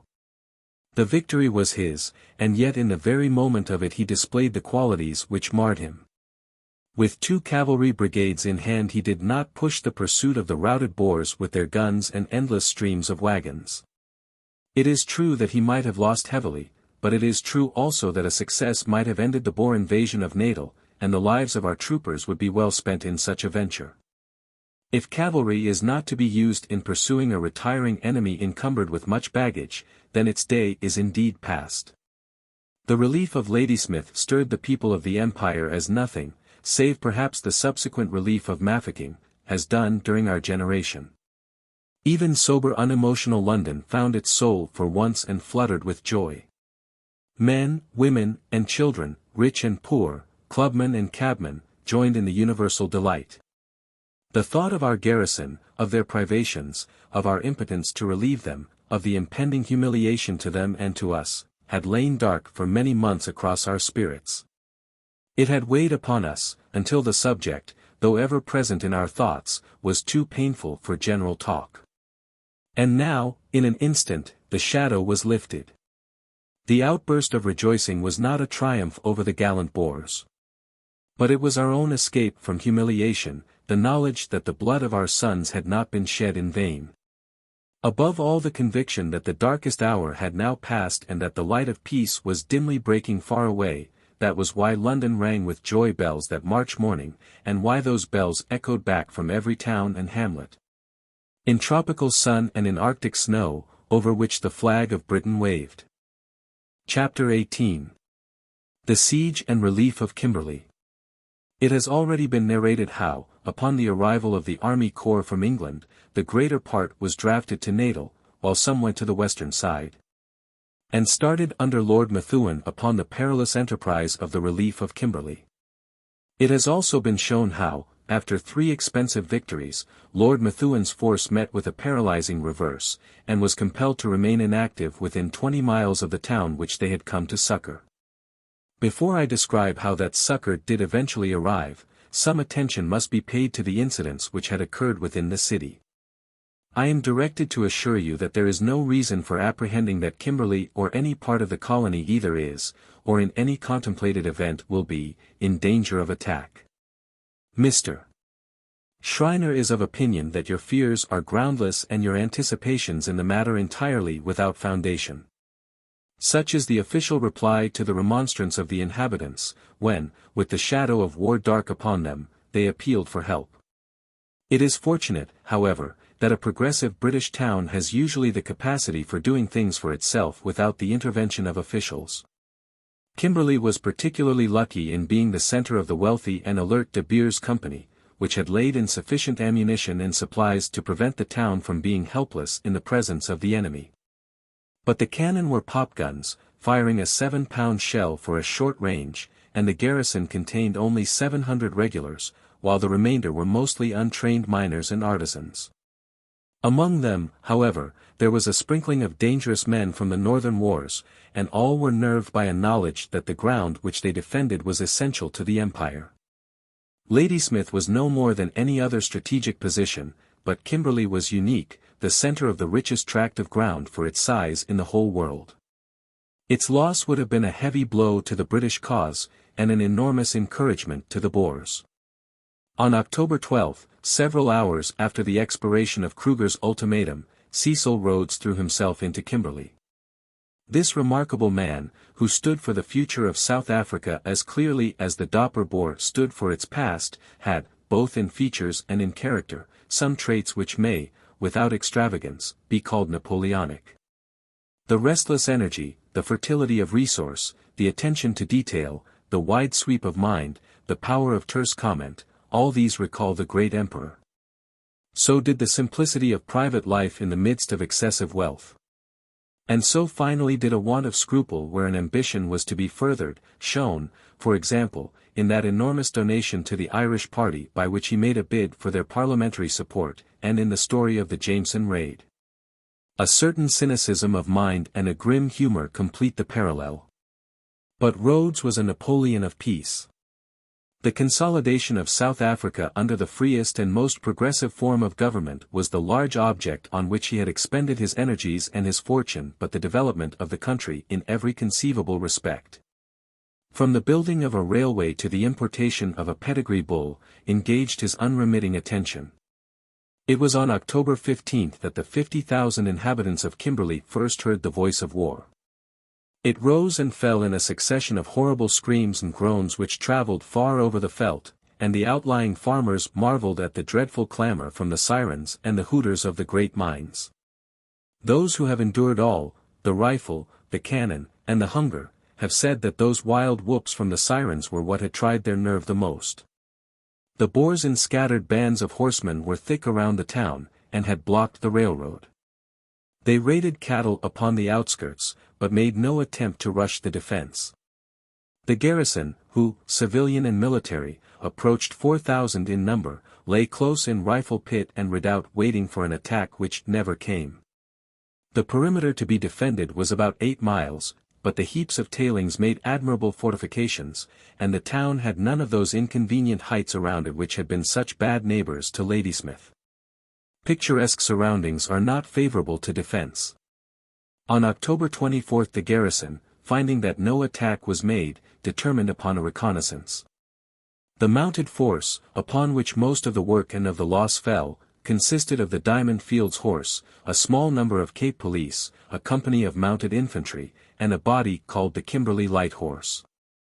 With 270 volunteers from this force Major Scott Turner, a redoubtable fighter, felt his way to the north until he came in touch with the Boers. The latter, who were much superior in numbers, maneuvered to cut him off, but the arrival of 2 companies of the North Lancashire Regiment turned the scale in our favour. We lost 3 killed and 21 wounded in the skirmish. The Boer loss is unknown, but their commander Botha was slain. On November 4 Commandant Wessels formally summoned the town, and it is asserted that he gave Colonel Keekwich leave to send out the women and children. That officer has been blamed for not taking advantage of the permission, or at the least for not communicating it to the civil authorities. As a matter of fact, the charge rests upon a misapprehension.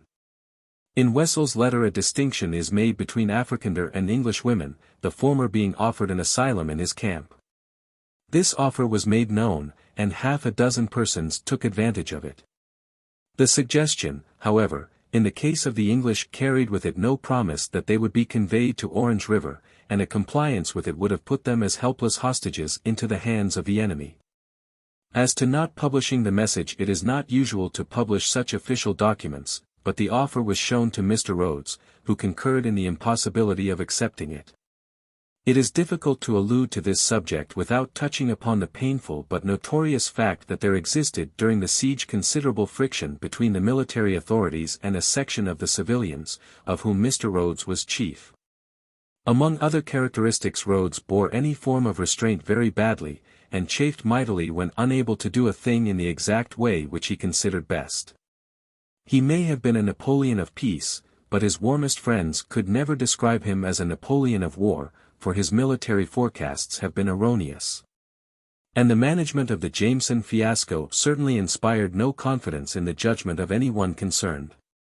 That his intentions were of the best, and that he had the good of the empire at heart, may be freely granted. But that these motives should lead him to cabal against, and even to threaten, the military governor, or that he should attempt to force Lord Roberts's hand in a military operation, was most deplorable. Every credit may be given to him for all his aid to the military. He gave with a good grace what the garrison would otherwise have had to commandeer, but it is a fact that the town would have been more united, and therefore stronger, without his presence.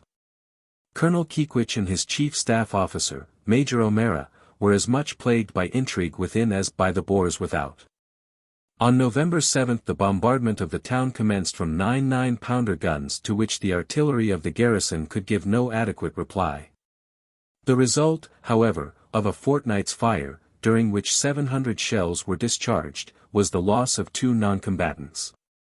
The question of food was recognized as being of more importance than the enemy's fire. An early relief appeared probable, however, as the advance of Methuen's force was already known. 1 pound of bread, 2 ounces of sugar, and half a pound of meat were allowed per head. It was only on the small children that the scarcity of milk told with tragic effect. At Ladysmith, at Mafeking, and at Kimberley hundreds of these innocents were sacrificed. November 25 was a red-letter day with the garrison, who made a sortie under the impression that Methuen was not far off, and that they were assisting his operations.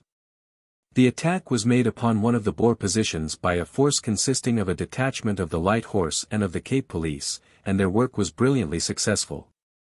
The actual storming of the redoubt was carried out by some 40 men, of whom but 4 were killed. They brought back 33 prisoners as a proof of their victory, but the Boer gun, as usual, escaped us. In this brilliant affair Scott Turner was wounded, which did not prevent him, only 3 days later, from leading another sortie, which was as disastrous as the first had been successful. Save under very exceptional circumstances, it is in modern warfare long odds always upon the defense. And the garrison would probably have been better advised had they refrained from attacking the fortifications of their enemy, a truth which Baden-Powell learned also at Game Tree Hill. As it was, after a temporary success the British were blown back by the fierce Mauser fire, and lost the indomitable Scott Turner, with 21 of his brave companions killed and 28 wounded, all belonging to the Colonial Corps. The Empire may reflect with pride that the people in whose cause mainly they fought showed themselves by their gallantry and their devotion worthy of any sacrifice which has been made. Again the siege settled down to a monotonous record of decreasing rations and of expectation. On December 10 there came a sign of hope from the outside world. Far on the southern horizon a little golden speck shimmered against the blue African sky. It was Methuen's balloon gleaming in the sunshine. Next morning the low grumble of distant cannon was the sweetest of music to the listening citizens. But days passed without further news, and it was not for more than a week that they learned of the bloody repulse of Magersfontein, and that help was once more indefinitely postponed. Heliographic communication had been opened with the relieving army, and it is on record that the first message flashed through from the south was a question about the number of a horse. With inconceivable stupidity, this has been cited as an example of military levity and incapacity. Of course, the object of the question was a test as to whether they were really in communication with the garrison. It must be confessed that the town seems to have contained some very querulous and unreasonable people. The new year found the beleaguered city reduced to £1/4 of meat per head, while the health of the inhabitants began to break down under their confinement. Their interest, however, was keenly aroused by the attempt made in the De Beers workshops to build a gun which might reach their opponents. This remarkable piece of ordnance, constructed by an American named Labram by the help of tools manufactured for the purpose and of books found in the town, took the shape eventually of a 28-pound rifled gun, which proved to be a most efficient piece of artillery. With grim humor, Mr. Rhodes's compliments had been inscribed upon the shells, a fair retort in view of the openly expressed threat of the enemy that in case of his capture they would carry him in a cage to Pretoria. The Boers, though held off for a time by this unexpected piece of ordnance, prepared a terrible answer to it. On February 7 an enormous gun, throwing a 96-pound shell, opened from Kamfersdam, which is 4 miles from the center of the town. The shells, following the evil precedent of the Germans in 1870, were fired not at the forts, but into the thickly populated city. Day and night these huge missiles exploded, shattering the houses and occasionally killing or maiming the occupants. Some thousands of the women and children were conveyed down the mines, where, in the electric-lighted tunnels, they lay in comfort and safety. One surprising revenge the Boers had, for by an extraordinary chance one of the few men killed by their gun was the ingenious Labram who had constructed the 28-pounder. By an even more singular chance, Leon, who was responsible for bringing the big bore gun, was struck immediately afterwards by a long-range rifle shot from the garrison. The historian must be content to give a tame account of the siege of Kimberley, for the thing itself was tame. Indeed, siege is a misnomer, for it was rather an investment or a blockade. Such as it was, however, the inhabitants became very restless under it, and though there were never any prospects of surrender, the utmost impatience began to be manifested at the protracted delay on the part of the relief force. It was not till later that it was understood how cunningly Kimberley had been used as a bait to hold the enemy until final preparations had been made for his destruction. And at last the great day came. It is on record how dramatic was the meeting between the mounted outposts of the defenders and the advance guard of the relievers, whose advent seems to have been equally unexpected by friend and foe. A skirmish was in progress on February 15 between a party of the Kimberley Light Horse and of the Boers, when a new body of horsemen, unrecognized by either side, appeared upon the plain and opened fire upon the enemy. One of the strangers rode up to the patrol. "What the dickens does KLH mean on your shoulder strap?" he asked. "It means Kimberley Light Horse." "Who are you?" "I am one of the New Zealanders." Macaulay in his wildest dream of the future of the much-quoted New Zealander never pictured him as heading a rescue force for the relief of a British town in the heart of Africa. The population had assembled to watch the mighty cloud of dust which rolled along the southeastern horizon. What was it which swept westwards within its reddish heart? Hopeful and yet fearful they saw the huge bank draw nearer and nearer. An assault from the whole of Cronje's army was the thought which passed through many a mind. And then the dust cloud thinned, a mighty host of horsemen spurred out from it, and in the extended far-flung ranks the glint of spearheads and the gleam of scabbards told of the hussars and lancers. While denser banks on either flank marked the position of the whirling guns. Wearied and spent with 100 miles' ride, the dusty riders and the panting, dripping horses took fresh heart as they saw the broad city before them, and swept with martial rattle and jingle towards the cheering crowds. Amid shouts and tears French rode into Kimberley while his troopers encamped outside the town. To know how this bolt was prepared and how launched, the narrative must go back to the beginning of the month. At that period Methuen and his men were still faced by Cronje and his entrenched forces, who, in spite of occasional bombardments, held their position between Kimberley and the relieving army. French, having handed over the operations at Colesberg to Clements, had gone down to Cape Town to confer with Roberts and Kitchener. Thence they all three made their way to the Modder River, which was evidently about to be the base of a more largely conceived series of operations than any which had yet been undertaken. In order to draw the Boer attention away from the thunderbolt which was about to fall upon their left flank, a strong demonstration ending in a brisk action was made early in February upon the extreme right of Cronje's position. The force, consisting of the Highland Brigade, 2 squadrons of the 9th Lancers, No. 7 Company, Royal Engineers, and the 62nd Battery, was under the command of the famous Hector MacDonald.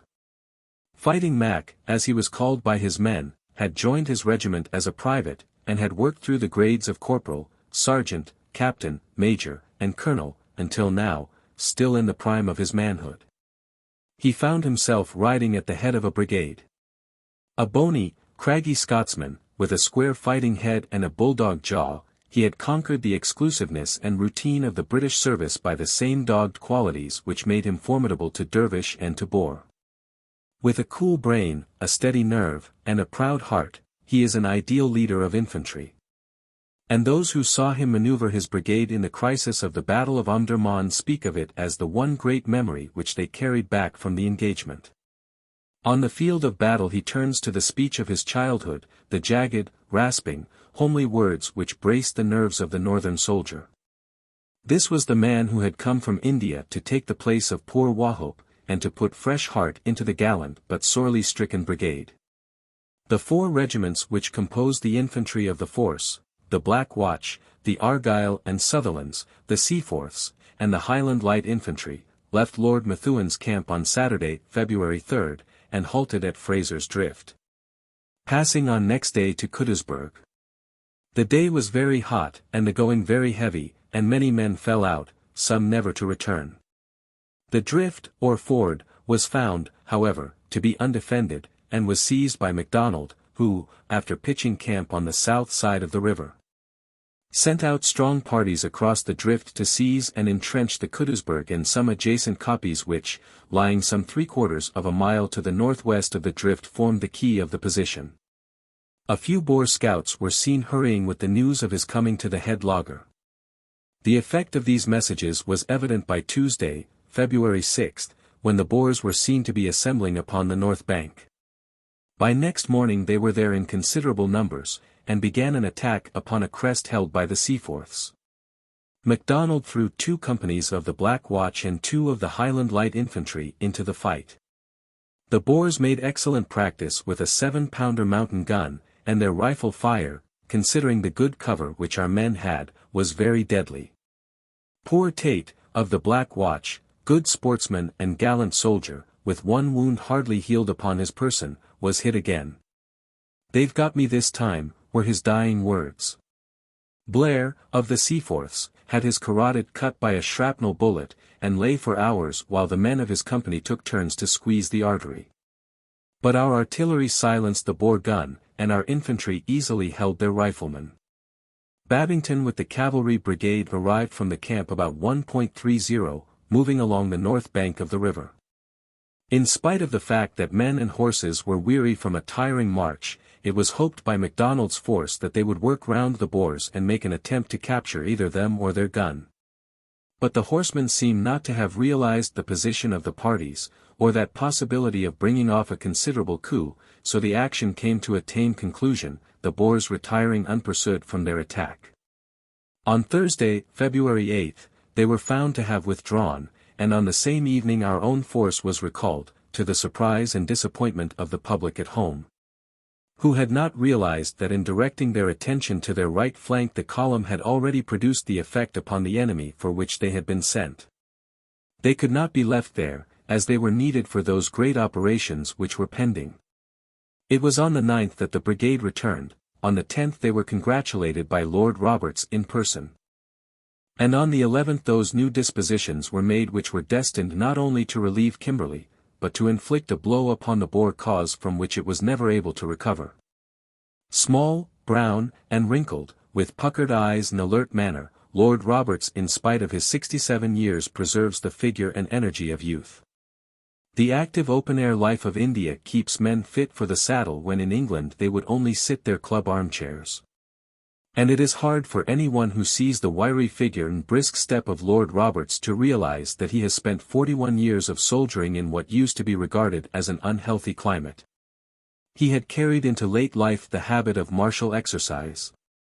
And a Russian traveler has left it on record that the sight which surprised him most in India was to see the veteran commander of the army ride forth with his spear and carry off the peg with the skill of a practiced trooper. In his early youth he had shown in the mutiny that he possessed the fighting energy of the soldier to a remarkable degree, but it was only in the Afghan War of 1880 that he had an opportunity of proving that he had rarer and more valuable gifts. The power of swift resolution and determined execution. At the crisis of the war he and his army disappeared entirely from the public ken, only to emerge dramatically as victors at a point 300 miles distant from where they had vanished. It is not only as a soldier, but as a man, that Lord Roberts possesses some remarkable characteristics. He has in a supreme degree that magnetic quality which draws not merely the respect but the love of those who know him. In Chaucer's phrase, he is a very perfect gentle knight. Soldiers and regimental officers have for him a feeling of personal affection such as the unemotional British Army has never had for any leader in the course of our history. His chivalrous courtesy, his unerring tact, his kindly nature, his unselfish and untiring devotion to their interests have all endeared him to those rough loyal natures who would follow him with as much confidence and devotion as the grognards of the Guard had in the case of the great emperor. There were some who feared that in Roberts's case, as in so many more, the Donga and Koppie of South Africa might form the grave and headstone of a military reputation. But far from this being so, he consistently showed a wide sweep of strategy and a power of conceiving the effect of scattered movements over a great extent of country which have surprised his warmest admirers. In the second week of February his dispositions were ready, and there followed the swift series of blows which brought the Boers upon their knees. Of these we shall only describe here the exploits of the fine force of cavalry which, after a ride of 100 miles, broke out of the heart of that reddish dust cloud and swept the Boer besiegers away from hard-pressed Kimberley. In order to strike unexpectedly, Lord Roberts had not only made a strong demonstration at Kudusdrift, at the other end of the Boer line, but he had withdrawn his main force some 40 miles south, taking them down by rail to Belmont and Ensslin with such secrecy that even commanding officers had no idea whither the troops were going. The cavalry which had come from French's command at Colesberg had already reached the rendezvous, travelling by road to Nauport, and thence by train. This force consisted of the Carabineers, New South Wales Lancers, Inniskillings, Composite Regiment of Household Cavalry, 10th Hussars, with some mounted infantry and 2 batteries of horse artillery, making a force of nearly 3,000 sabres.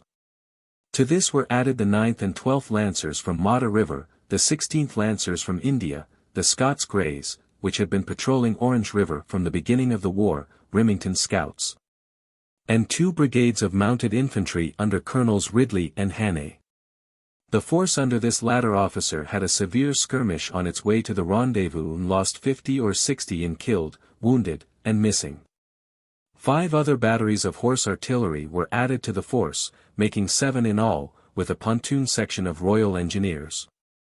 The total number of men was about 5,000. By the night of Sunday, February 11th, this formidable force had concentrated at Ramdam, 20 miles northeast of Belmont, and was ready to advance.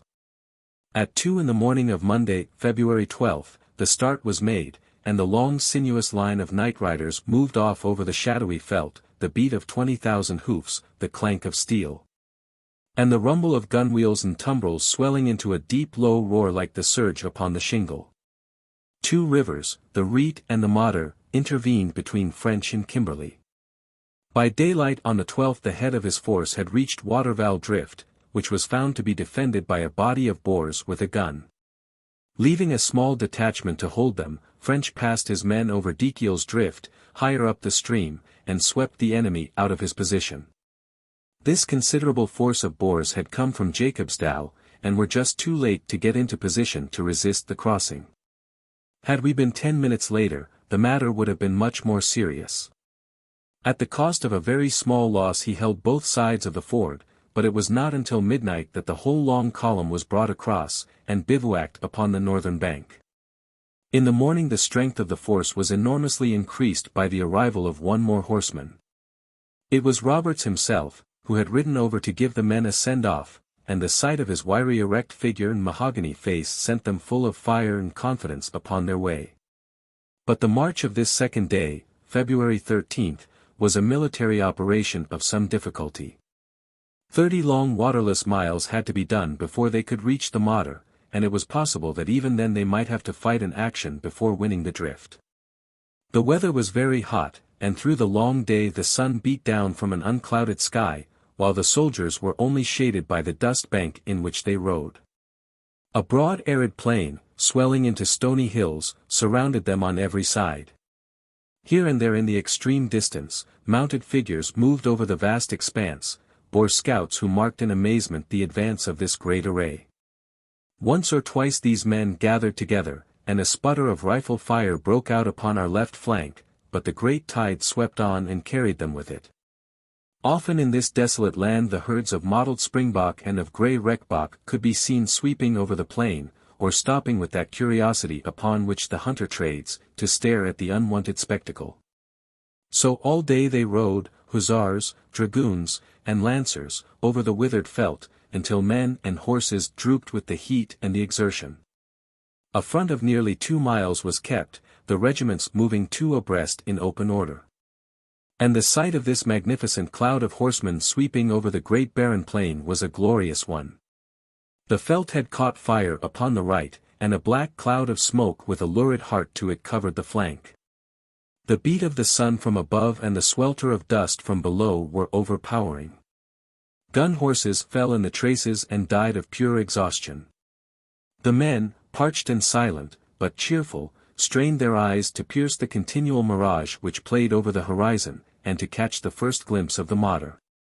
At last, as the sun began to slope down to the west, a thin line of green was discerned, the bushes which skirt the banks of that ill-favoured stream. With renewed heart the cavalry pushed on and made for the drift, while Major Remington, to whom the onerous duty of guiding the force had been entrusted, gave a sigh of relief as he saw that he had indeed struck the very point at which he had aimed. The essential thing in the movements had been speed, to reach each point before the enemy could concentrate to oppose them. Upon this it depended whether they would find 500 or 5,000 waiting on the further bank. It must have been with anxious eyes that French watched his first regiment ride down to Klip Drift. If the Boers should have had notice of his coming and have transferred some of their 40-pounders, he might lose heavily before he forced the stream. But this time, at last, he had completely outmaneuvered them. He came with the news of his coming, and Broadwood with the 12th Lancers rushed the drift. The small Boer force saved itself by flight, and the camp, the wagons, and the supplies remained with the victors. On the night of the 13th he had secured the passage of the Modder, and up to the early morning the horses and the guns were splashing through its coffee-colored waters. French's force had now come level to the main position of the Boers, but had struck it upon the extreme left wing. The extreme right wing, thanks to the Kudusdrift demonstration, was 50 miles off, and this line was naturally very thinly held, save only at the central position of Magersfontein. Cronje could not denude this central position, for he saw Methuen still waiting in front of him, and in any case Klip Drift is 25 miles from Magersfontein. But the Boer left wing, though scattered, gathered into some sort of cohesion on Wednesday, February 14th, and made an effort to check the victorious progress of the cavalry. It was necessary on this day to rest at Klip Drift, until Kilkenny should come up with the infantry to hold what had been gained. All day the small bodies of Boers came riding in and taking up positions between the column and its objective. Next morning the advance was resumed, the column being still 40 miles from Kimberley with the enemy in unknown force between. Some 4 miles out French came upon their position, 2 hills with a long low neck between, from which came a brisk rifle fire supported by artillery. But French was not only not to be stopped, but could not even be retarded. Disregarding the Boer fire completely the cavalry swept in wave after wave over the low neck, and so round the base of the hills. The Boer riflemen upon the koppies must have seen a magnificent military spectacle as regiment after regiment, the 9th Lancers leading, all in very open order, swept across the plain at a gallop, and so passed over the neck. A few score horses and half as many men were left behind them, but 40 or 50 Boers were cut down in the pursuit. It appears to have been one of the very few occasions during the campaign when that obsolete and absurd weapon the sword was anything but a dead weight to its bearer. And now the force had a straight run in before it, for it had outpaced any further force of Boers which may have been advancing from the direction of Magersfontein. The horses, which had come 100 miles in 4 days with insufficient food and water, were so done that it was no uncommon sight to see the trooper not only walking to ease his horse, but carrying part of his monstrous weight of saddle gear. But in spite of fatigue the force pressed on until in the afternoon a distant view was seen, across the reddish plain, of the brick houses and corrugated roofs of Kimberley. The Boer besiegers cleared off in front of it, and that night, February 15th, the relieving column camped on the plain 2 miles away, while French and his staff rode into the rescued city. The war was a cruel one for the cavalry, who were handicapped throughout by the nature of the country and by the tactics of the enemy. They are certainly the branch of the service which had least opportunity for distinction.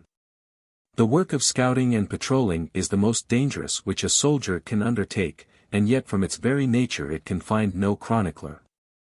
The war correspondent, like Providence, is always with the big battalions, and there never was a campaign in which there was more unrecorded heroism, the heroism of the picket and of the vedette which finds its way into no newspaper paragraph. But in the larger operations of the war it is difficult to say that cavalry, as cavalry, have justified their existence. In the opinion of many the tendency of the future will be to convert the whole force into mounted infantry. How little is required to turn our troopers into excellent foot soldiers was shown at Magersfontein, where the 12th Lancers, dismounted by the command of their colonel, Lord Airlie, held back the threatened flank attack all the morning. A little training in taking cover, leggings instead of boots, and a rifle instead of a carbine would give us a formidable force of 20,000 men who could do all that our cavalry does, and a great deal more besides. It is undoubtedly possible on many occasions in this war, at Colesberg, at Diamond Hill, to say, here our cavalry did well. They are brave men on good horses, and they may be expected to do well. But the champion of the cavalry cause must point out the occasions where the cavalry did something which could not have been done by the same number of equally brave and equally well-mounted infantry. Only then will the existence of the cavalry be justified. The lesson both of the South African and of the American Civil War is that the light horseman who is trained to fight on foot is the type of the future. A few more words as a sequel to this short sketch of the siege and relief of Kimberley. Considerable surprise has been expressed at the great gun at Kamfersdam, a piece which must have weighed many tons and could not have been moved by bullock teams at a rate of more than 2 or 3 miles an hour, should have eluded our cavalry. It is indeed a surprising circumstance, and yet it was due to no inertia on the part of our leaders, but rather to one of the finest examples of Boer tenacity in the whole course of the war. The instant that Keekwich was sure of relief he mustered every available man and sent him out to endeavor to get the gun. It had already been removed, and its retreat was covered by the strong position of Dronfield, which was held both by riflemen and by light artillery. Finding himself unable to force it, Murray, the commander of the detachment, remained in front of it. Next morning, Friday, at 3 o'clock the weary men and horses of 2 of French's brigades were afoot with the same object.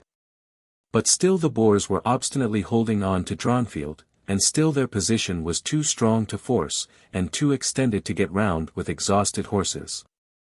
It was not until the night after that the Boers abandoned their excellent rearguard action, leaving one light gun in the hands of the Cape Police, but having gained such a start for their heavy one that French, who had other and more important objects in view, could not attempt to follow it. Chapter 19. Paardeberg. Lord Roberts's operations, prepared with admirable secrecy and carried out with extreme energy, aimed at 2 different results, each of which he was fortunate enough to attain. The first was that an overpowering force of cavalry should ride round the Boer position and raise the siege of Kimberley. The fate of this expedition has already been described. The second was that the infantry, following hard on the heels of the cavalry, and holding all that they had gained, should establish itself upon Cronje's left flank and cut his connection with Bloemfontein. It is this portion of the operations which has now to be described. The infantry force which General Roberts had assembled was a very formidable one. The guards he had left under Methuen in front of the lines of Magersfontein to contain the Boer force. With them he had also left those regiments which had fought in the 9th Brigade in all Methuen's actions. These, as will be remembered, were the 1st Northumberland Fusiliers, the 2nd Yorkshire Light Infantry, the 2nd Northamptons, and one wing of the loyal North Lancashire Regiment. These stayed to hold Cronje in his position. There remained 3 divisions of infantry, one of which, the 9th, was made up on the spot. These were constituted in this way. 6th Division, Kilkenny. 12th Brigade, Knox. Oxford Light Infantry. Gloucesters, 2nd. West Riding. Buffs. 18th Brigade, Stevenson. Essex.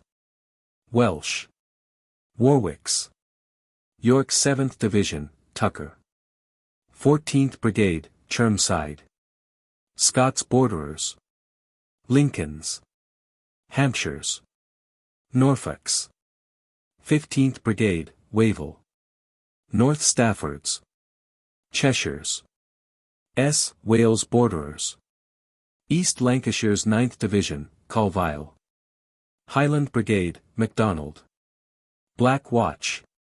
Argyll and Sutherland's. Seaforths. Highland Light Infantry. 19th Brigade, Smith-Dorrien. Gordons. Canadians. Shropshire Light Infantry. Cornwall Light Infantry. With these were 2 brigade divisions of artillery under General Marshall, the first containing the 18th, 62nd, and 75th batteries, Colonel Hall, the other the 76th, 81st, and 82nd, Colonel MacDonnell. Besides these there were a howitzer battery, a naval contingent of 4 4.7 guns and 4 12-pounders under Captain Bearcroft of the Philomel. The force was soon increased by the transfer of the guards and the arrival of more artillery. But the numbers which started on Monday, February 12, amounted roughly to 25,000 foot and 8,000 horse with 98 guns, a considerable army to handle in a foodless and almost waterless country. 700 wagons drawn by 11,000 mules and oxen, all collected by the genius for preparation and organization which characterizes Lord Kitchener, groaned and creaked behind the columns. Both arms had concentrated at Ramdam, the cavalry going down by road, and the infantry by rail as far as Belmont or Enslan. On Monday, February 12, the cavalry had started, and on Tuesday the infantry were pressing hard after them. The first thing was to secure a position upon Cronje's flank, and for that purpose the 6th Division and the 9th, Kilkennys and Colvilles, pushed swiftly on and arrived on Thursday, February 15, at Clip Drift on the Modder, which had only been left by the cavalry that same morning. It was obviously impossible to leave Jacobsdal in the hands of the enemy on our left flank, so the 7th Division, Tucker's, turned aside to attack the town. Wavell's brigade carried the place after a sharp skirmish. Chiefly remarkable for the fact that the City Imperial Volunteers found themselves under fire for the first time and bore themselves with the gallantry of the old train bands whose descendants they are. Our loss was 2 killed and 20 wounded, and we found ourselves for the first time firmly established in one of the enemy's towns. In the excellent German hospital were 30 or 40 of our wounded. On the afternoon of Thursday, February 15, our cavalry, having left Clip Drift in the morning, were pushing hard for Kimberley. At Clip Drift was Kilkenny's 6th Division. South of Clip Drift at Wegdry was Colville's 9th Division, while the 7th Division was approaching Jacobsdal. Altogether the British forces were extended over a line of 40 miles. The same evening saw the relief of Kimberley and the taking of Jacobsdal, but it also saw the capture of one of our convoys by the Boers, a dashing exploit which struck us upon what was undoubtedly our vulnerable point. It has never been cleared up whence the force of Boers came which appeared upon our rear on that occasion. It seems to have been the same body which had already had a skirmish with Hane's mounted infantry as they went up from Orange River to join the rendezvous at Ramdam. The balance of evidence is that they had not come from Colesberg or any distant point, but that they were a force under the command of Piet de Wet, the younger of two famous brothers. Descending to Waterval Drift, the ford over the Riet, they occupied a line of koppies, which ought, one would have imagined, to have been carefully guarded by us, and opened a brisk fire from rifles and guns upon the convoy as it ascended the northern bank of the river. Numbers of bullocks were soon shot down, and the removal of the 180 wagons made impossible. The convoy, which contained forage and provisions, had no guard of its own, but the drift was held by Colonel Ridley with 1 company of Gordons and 150 mounted infantry without artillery, which certainly seems an inadequate force to secure the most vital and vulnerable spot in the line of communications of an army of 40,000 men. The Boers numbered at the first some 500 or 600 men, but their position was such that they could not be attacked. On the other hand, they were not strong enough to leave their shelter in order to drive in the British Guard, who, lying in extended order between the wagons and the assailants, were keeping up a steady and effective fire. Captain Head, of the East Lancashire Regiment, a fine natural soldier, commanded the British firing line, and neither he nor any of his men doubted that they could hold off the enemy for an indefinite time. In the course of the afternoon reinforcements arrived for the Boers, but Kitchener's horse and a field battery came back and restored the balance of power. In the evening the latter swayed altogether in favour of the British, as Tucker appeared upon the scene with the whole of the 14th Brigade. But as the question of an assault was being debated, a positive order arrived from Lord Roberts that the convoy should be abandoned and the force return. If Lord Roberts needed justification for this decision, the future course of events will furnish it. One of Napoleon's maxims in war was to concentrate all one's energies upon one thing at one time. Roberts's aim was to outflank and possibly to capture Cronje's army. If he allowed a brigade to be involved in a rearguard action, his whole swift-moving plan of campaign might be dislocated. It was very annoying to lose 180 wagons, but it only meant a temporary inconvenience. The plan of campaign was the essential thing. Therefore he sacrificed his convoy and hurried his troops upon their original mission. It was with heavy hearts and bitter words that those who had fought so long abandoned their charge, but now at least there are probably few of them who do not agree in the wisdom of the sacrifice. Our loss in this affair was between 50 and 60 killed and wounded. The Boers were unable to get rid of the stores, and they were eventually distributed among the local farmers and recovered again as the British forces flowed over the country. Another small disaster occurred to us on the preceding day in the loss of 50 men of E Company of Kitchener's horse, which had been left as a guard to a well in the desert. But great events were coming to obscure those small checks which are incidental to a war carried out over immense distances against a mobile and enterprising enemy. Cronje had suddenly become aware of the net which was closing round him. To the dark fierce man who had striven so hard to make his line of koppies impregnable, it must have been a bitter thing to abandon his trenches and his rifle pits. But he was crafty as well as tenacious, and he had the Boer horror of being cut off, an hereditary instinct from fathers who had fought on horseback against enemies on foot. If at any time during the last 10 weeks Methuen had contained him in front with a thin line of riflemen with machine guns, and had thrown the rest of his force on Jacobsdal and the east, he would probably have attained the same result. Now at the rumour of English upon his flank, Cronje instantly abandoned his position and his plans, in order to restore those communications with Bloemfontein upon which he depended for his supplies. With furious speed he drew in his right wing, and then, one huge mass of horsemen, guns, and wagons, he swept through the gap between the rear of the British cavalry bound for Kimberley and the head of the British infantry at Klip Drift. There was just room to pass, and at it he dashed with the furious energy of a wild beast rushing from a trap. A portion of his force with his heavy guns had gone north round Kimberley to Warrenton. Many of the Free Staters also had slipped away and returned to their farms. The remainder, numbering about 6,000 men, the majority of whom were Transvaalers, swept through between the British forces. This movement was carried out on the night of February 15, and had it been a little quicker it might have been concluded before we were aware of it. But the lumbering wagons impeded it, and on the Friday morning, February 16, a huge rolling cloud of dust on the northern veldt, moving from west to east, told our outposts at Klip Drift that Cronje's army had almost slipped through our fingers. Lord Kitchener, who was in command at Klip Drift at the moment, instantly unleashed his mounted infantry in direct pursuit, while Knox's brigade sped along the northern bank of the river to cling on to the right haunch of the retreating column. Cronje's men had made a night march of 30 miles from Magersfontein, and the wagon bullocks were exhausted.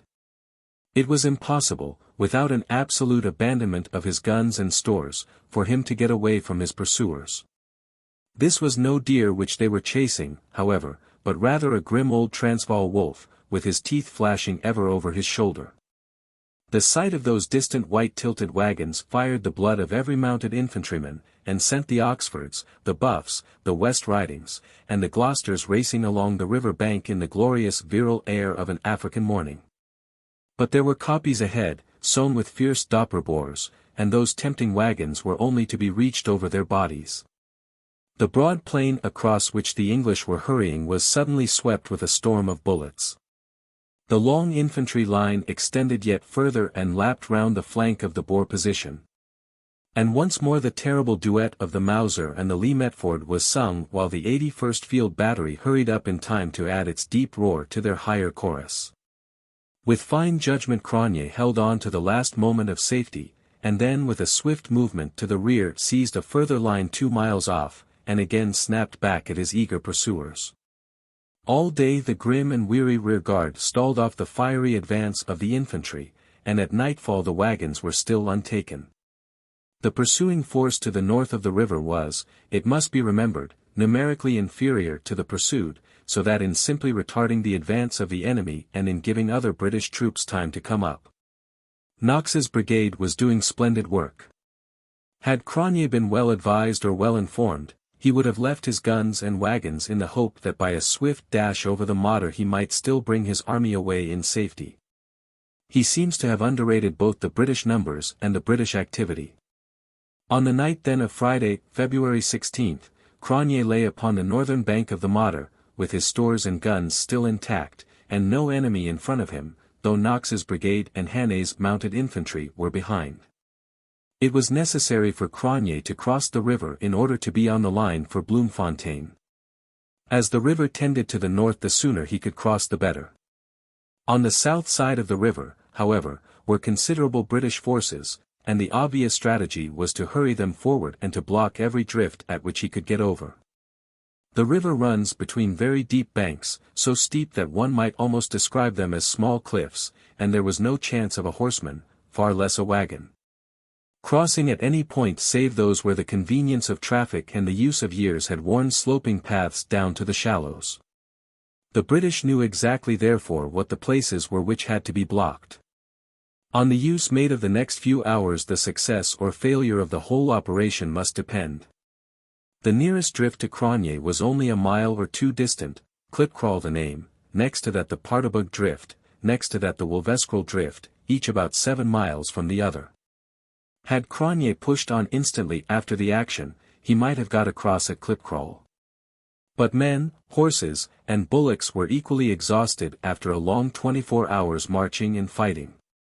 He gave his weary soldiers some hours' rest, and then, abandoning 78 of his wagons, he pushed on before daylight for the farthest off of the 3 fords, Wolveskrol drift. Could he reach and cross it before his enemies, he was safe.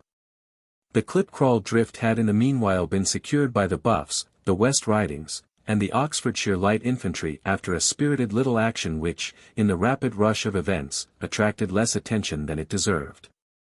The brunt of the fighting fell upon the Oxfords, who lost 10 killed and 39 wounded. It was not a waste of life, however, for the action, though small and hardly recorded, was really a very essential one in the campaign. But Lord Roberts's energy had infused itself into his divisional commanders, his brigadiers, his colonels. And so down to the humblest Tommy who tramped and stumbled through the darkness with a devout faith that Bobs was going to catch old Cronje this time. The mounted infantry had galloped round from the north to the south of the river, crossing at Klip Drift and securing the southern end of Klipkraal. Thither also came Stevenson's brigade from Killiecrannie's division, while Knox, finding in the morning that Cronje was gone, marched along the northern bank to the same spot. As Klipkraal was safe, the mounted infantry pushed on at once and secured the southern end of the Paardeberg Drift, whither they were followed the same evening by Stevenson and Knox.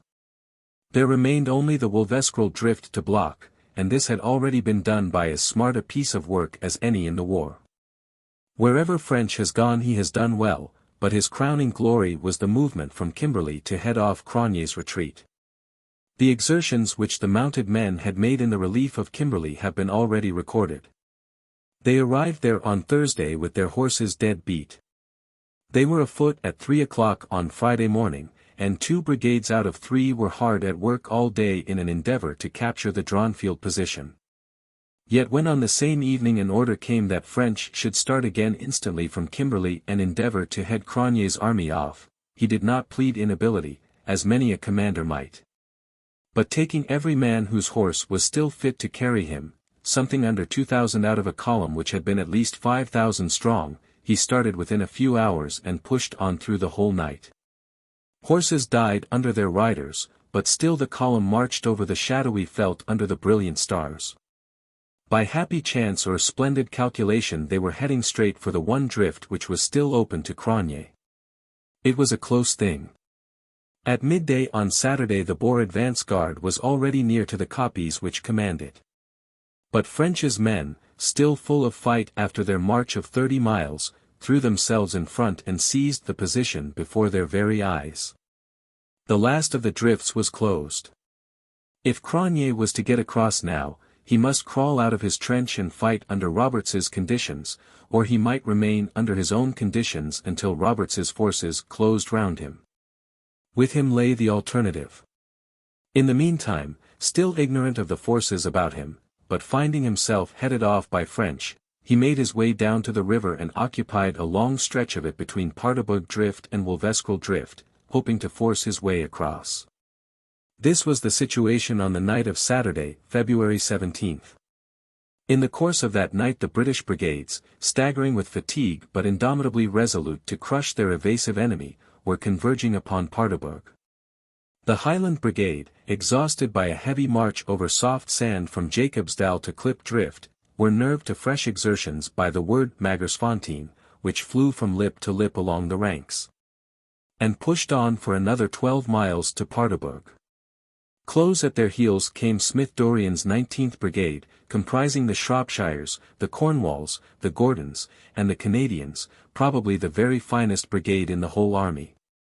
They pushed across the river and took up their position upon the north bank. The Old Wolf was now fairly surrounded. On the west the Highlanders were south of the river, and Smith Dorrien on the north. On the east Killiecrannie's division was to the south of the river, and French with his cavalry and mounted infantry were to the north of it. Never was a general in a more hopeless plight. Do what he would, there was no possible loophole for escape. There was only one thing which apparently should not have been done, and that was to attack him. His position was a formidable one. Not only were the banks of the river fringed with his riflemen under excellent cover, but from these banks there extended on each side a number of dongas, which made admirable natural trenches. The only possible attack from either side must be across a level plain at least 1,000 or 1,500 yards in width, where our numbers would only swell our losses. It must be a bold soldier and a far bolder civilian, who would venture to question an operation carried out under the immediate personal direction of Lord Kitchener. But the general consensus of opinion among critics may justify that which might be temerity in the individual. Had Cronje not been tightly surrounded, the action with its heavy losses might have been justified as an attempt to hold him until his investment should be complete. There seems, however, to be no doubt that he was already entirely surrounded, and that, as experience proved, we had only to sit round him to ensure his surrender. It is not given to the greatest man to have every soldierly gift equally developed. And it may be said without offence that Lord Kitchener's cool judgment upon the actual field of battle has not yet been proved as conclusively as his long-held power of organization and his iron determination. Putting aside the question of responsibility, what happened on the morning of Sunday, February 18th, was that from every quarter an assault was urged across the level plains, to the north and to the south. Upon the lines of desperate and invisible men who lay in the dongas and behind the banks of the river. Everywhere there was a terrible monotony about the experiences of the various regiments which learned once again the grim lessons of Colenso and Mada River. We surely did not need to prove once more what had already been so amply proved, that bravery can be of no avail against concealed riflemen well entrenched, and that the more hardy is the attack the heavier must be the repulse. Over the long circle of our attack Knox's brigade, Stevenson's brigade, the Highland brigade, Smith-Dorrien's brigade all fared alike. In each case there was the advance until they were within the 1,000-yard fire zone, then the resistless sleet of bullets which compelled them to get down and to keep down. Had they even then recognized that they were attempting the impossible, no great harm might have been done, but with generous emulation the men of the various regiments made little rushes, company by company, towards the river bed. And found themselves ever exposed to a more withering fire. On the northern bank Smith-Dorrien's brigade, and especially the Canadian regiment, distinguished themselves by the magnificent tenacity with which they persevered in their attack. The Cornwalls of the same brigade swept up almost to the river bank in a charge which was the admiration of all who saw it. If the miners of Johannesburg had given the impression that the Cornish man is not a fighter, the record of the county regiment in the war has forever exploded the calumny. Men who were not fighters could have found no place in Smith-Dorrien's brigade or in the charge of Paardeberg. While the infantry had been severely handled by the Boer riflemen, our guns, the 76th, 81st, and 82nd Field Batteries, with the 65th Howitzer Battery, had been shelling the river bed. Though our artillery fire proved as usual to have little effect against scattered and hidden riflemen. At least, however, it distracted their attention, and made their fire upon the exposed infantry in front of them less deadly. Now, as in Napoleon's time, the effect of the guns is moral rather than material. About midday French's horse artillery guns came into action from the north. Smoke and flames from the dongas told that some of our shells had fallen among the wagons and their combustible stores. The Boer line had proved itself to be unshakable on each face, but at its ends the result of the action was to push them up, and to shorten the stretch of the river which was held by them. On the north bank Smith-Dorrien's brigade gained a considerable amount of ground. At the other end of the position the Welsh, Yorkshire, and Essex regiments of Stevenson's brigade did some splendid work, and pushed the Boers for some distance down the river bank. A most gallant but impossible charge was made by Colonel Hannay and a number of mounted infantry against the northern bank. He was shot with the majority of his followers. General Knox of the 12th Brigade and General MacDonald of the Highlanders were among the wounded. Colonel Aldworth of the Cornwalls died at the head of his men. A bullet struck him dead as he hooped his West countrymen on to the charge. 1,100 killed and wounded testified to the fire of our attack and the grimness of the Boer resistance. The distribution of the losses among the various battalions, 80 among the Canadians, 90 in the West Riding Regiment, 120 in the Seaforths, 90 in the Yorkshires, 76 in the Argyll and Sutherlands, 96 in the Black Watch, 31 in the Oxfordshires, 56 in the Cornwalls, 46 in the Shropshires, shows how universal was the gallantry, and especially how well the Highland Brigade carried itself. It is to be feared that they had to face, not only the fire of the enemy, but also that of their own comrades on the further side of the river. A great military authority has stated that it takes many years for a regiment to recover its spirit and steadiness if it has been heavily punished. And yet within 2 months of Magersfontein we find the indomitable Highlanders taking without flinching the very bloodiest share of this bloody day, and this after a march of 30 miles with no pause before going into action. A repulse it may have been, but they hear no name of which they may be more proud upon the victory scroll of their colours. What had we got in return for our 1,100 casualties? We had contracted the Boer position from about 3 miles to less than 2. So much was to the good, as the closer they lay the more effective our artillery fire might be expected to be. But it is probable that our shrapnel alone, without any loss of life, might have effected the same thing. It is easy to be wise after the event, but it does certainly appear that with our present knowledge the action at Paardeberg was as unnecessary as it was expensive. The sun descended on Sunday, February 18, upon a bloody field and crowded field hospitals. But also upon an unbroken circle of British troops still hemming in the desperate men who lurked among the willows and mimosas which draped the brown steep banks of the Modder. There was evidence during the action of the presence of an active Boer force to the south of us, probably the same well-handled and enterprising body which had captured our convoy at Waterval. A small party of Kitchener's horse was surprised by this body, and 30 men with 4 officers were taken prisoners. Much has been said of the superiority of South African scouting to that of the British regulars, but it must be confessed that a good many instances might be quoted in which the colonials, though second to none in gallantry, have been defective in that very quality in which they were expected to excel. This surprise of our cavalry post had more serious consequences than can be measured by the loss of men, for by it the Boers obtained possession of a strong kopje called Kitchener's Hill, lying about 2 miles distant on the southeast of our position. The movement was an admirable one strategically upon their part, for it gave their beleaguered comrades a first station on the line of their retreat. Could they only win their way to that kopje, a rearguard action might be fought from there which would cover the escape of at least a portion of the force. De Wet, if he was indeed responsible for the maneuvers of these southern Boers, certainly handled his small force with a discreet audacity which marks him as the born leader which he afterwards proved himself to be. If the position of the Boers was desperate on Sunday, it was hopeless on Monday, for in the course of the morning Lord Roberts came up, closely followed by the whole of Tucker's division, 7th, from Jacobsdal. Our artillery also was strongly reinforced. The 18th, 62nd, and 75th Field Batteries came up with 3 naval 4.7 guns and 2 naval 12-pounders. 35,000 men with 60 guns were gathered round the Little Boer army. It is a poor spirit which will not applaud the supreme resolution with which the gallant farmers held out, and award to Cronje the title of one of the most grimly resolute leaders of whom we have any record in modern history. For a moment it seemed as if his courage was giving way. On Monday morning a message was transmitted by him to Lord Kitchener asking for a 24 hours armistice. The answer was of course a curt refusal.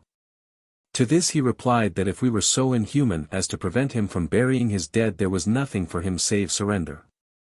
An answer was given that a messenger with power to treat should be sent out, but in the interval Cronje had changed his mind, and disappeared with a snarl of contempt into his burrows. It had become known that women and children were in the laager, and a message was sent offering them a place of safety, but even to this a refusal was given. The reasons for this last decision are inconceivable. Lord Roberts's dispositions were simple, efficacious, and above all bloodless. Smith Dorrien's brigade, who were winning in the Western Army something of the reputation which Hart's Irishmen had won in Natal, were placed astride of the river to the west, with orders to push gradually up, as occasion served, using trenches for their approach. Chermside's brigade occupied the same position on the east.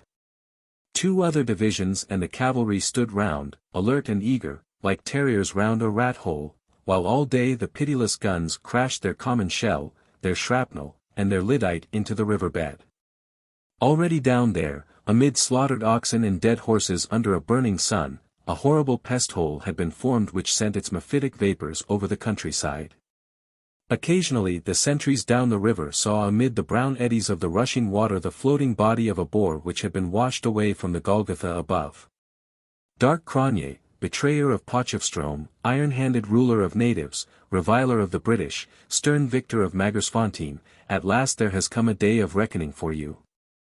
On Wednesday, the 21st, the British, being now sure of their grip of Cronje, turned upon the Boer force which had occupied the hill to the southeast of the drift. It was clear that this force, unless driven away, would be the vanguard of the relieving army which might be expected to assemble from Ladysmith, Bloemfontein, Colesberg, or wherever else the Boers could detach men. Already it was known that reinforcements who had left Natal whenever they heard that the Free State was invaded were drawing near. It was necessary to crush the force upon the hill before it became too powerful.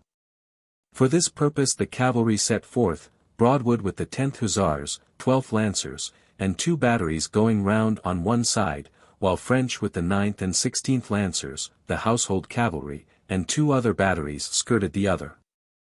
A force of Boers was met and defeated, while the defenders of the hill were driven off with considerable loss. In this well-managed affair the enemy lost at least 100, of whom 50 were prisoners. On Friday, February 23, another attempt at rescue was made from the south, but again it ended disastrously for the Boers. A party attacked a copy held by the Yorkshire Regiment and were blown back by a volley, upon which they made for a second copy, where the Buffs gave them an even rougher reception. 80 prisoners were marched in. Meantime hardly a night passed that some of the Boers did not escape from their laager and give themselves up to our pickets. At the end of the week we had taken 600 in all. In the meantime the cordon was being drawn ever tighter, and the fire became heavier and more deadly, while the conditions of life in that fearful place were such that the stench alone might have compelled surrender. Amid the crash of tropical thunderstorms, the glare of lightning, and the furious thrashing of rain there was no relaxation of British vigilance. A balloon floating overhead directed the fire, which from day to day became more furious, culminating on the 26th with the arrival of 4 5-inch howitzers. But still there came no sign from the fierce Boer and his gallant followers. Buried deep within burrows in the river bank the greater part of them lay safe from the shells, but the rattle of their musketry when the outposts moved showed that the trenches were as alert as ever. The thing could only have one end, however, and Lord Roberts, with admirable judgment and patience, refused to hurry it at the expense of the lives of his soldiers. The 2 brigades at either end of the Boer lines had lost no chance of pushing in, and now they had come within striking distance.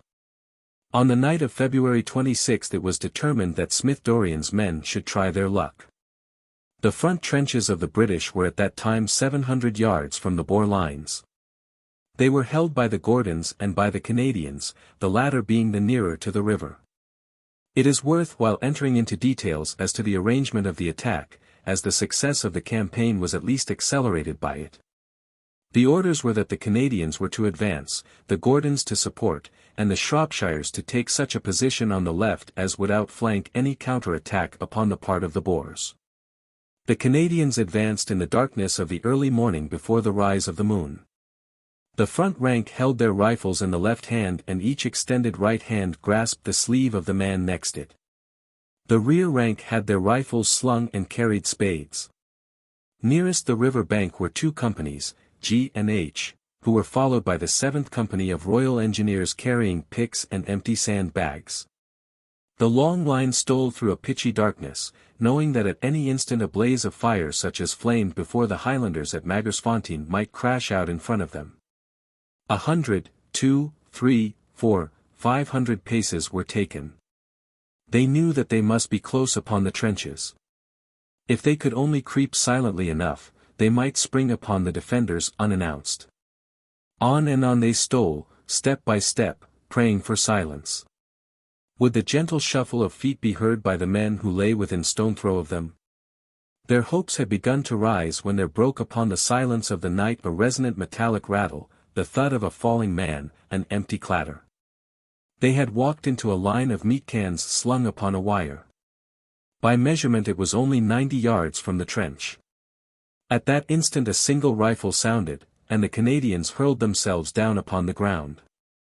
Their bodies had hardly touched it when from a line 600 yards long there came one furious glare of rifle fire, with a hiss like water on a red-hot plate, of speeding bullets.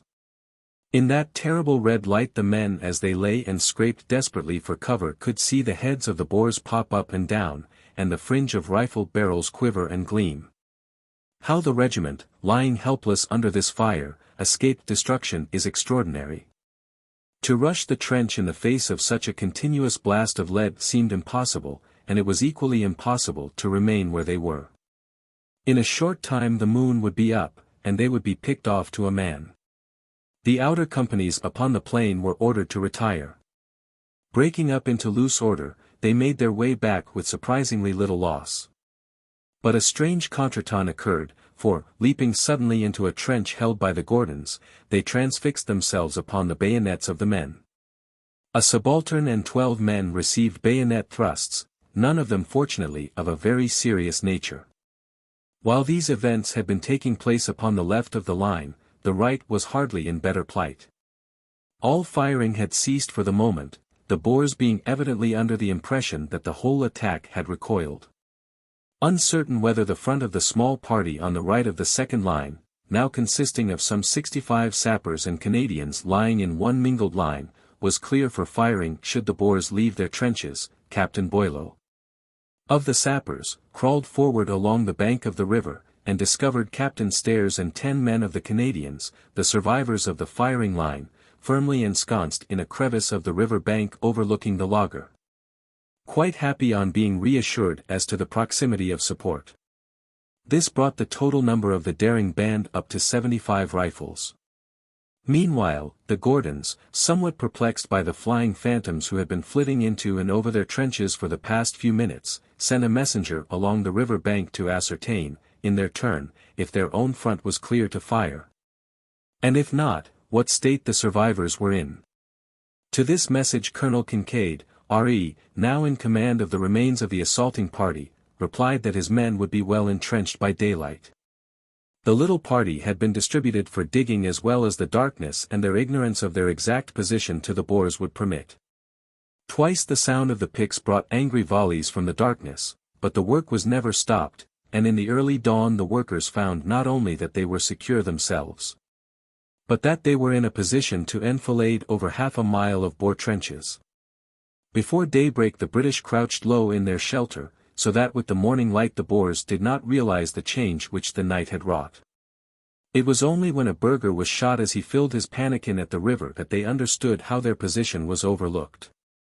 For half an hour a brisk fire was maintained, at the end of which time a white flag went up from the trench. Kincaid stood up on his parapet, and a single haggard figure emerged from the Boer warren. "The burghers have had enough, what are they to do?" said he. As he spoke his comrades scrambled out behind him and came walking and running over to the British lines. It was not a moment likely to be forgotten by the parched and grimy warriors who stood up and cheered until the cry came crashing back to them again from the distant British camps. No doubt Cronje had already realized that the extreme limit of his resistance was come. But it was to that handful of sappers and Canadians that the credit is immediately due for that white flag which fluttered on the morning of Majuba Day over the lines of Paardeberg. It was 6 o'clock in the morning when General Prettyman rode up to Lord Roberts's headquarters. Behind him upon a white horse was a dark-bearded man, with the quick, restless eyes of a hunter, middle-sized, thickly built, with grizzled hair flowing from under a tall brown felt hat. He wore the black broadcloth of the burgher with a green summer overcoat, and carried a small whip in his hands. His appearance was that of a respectable London vestryman rather than of a most redoubtable soldier with a particularly sinister career behind him. The generals shook hands, and it was briefly intimated to Cronje that his surrender must be unconditional, to which, after a short silence, he agreed. His only stipulations were personal, that his wife, his grandson, his secretary, his adjutant, and his servant might accompany him. The same evening he was dispatched to Cape Town, receiving those honorable attentions which were due to his valor rather than to his character. His men, a pallid ragged crew, emerged from their holes and burrows, and delivered up their rifles. It is pleasant to add that, with much in their memories to exasperate them, the British privates treated their enemies with as large-hearted a courtesy as Lord Roberts had shown to their leader.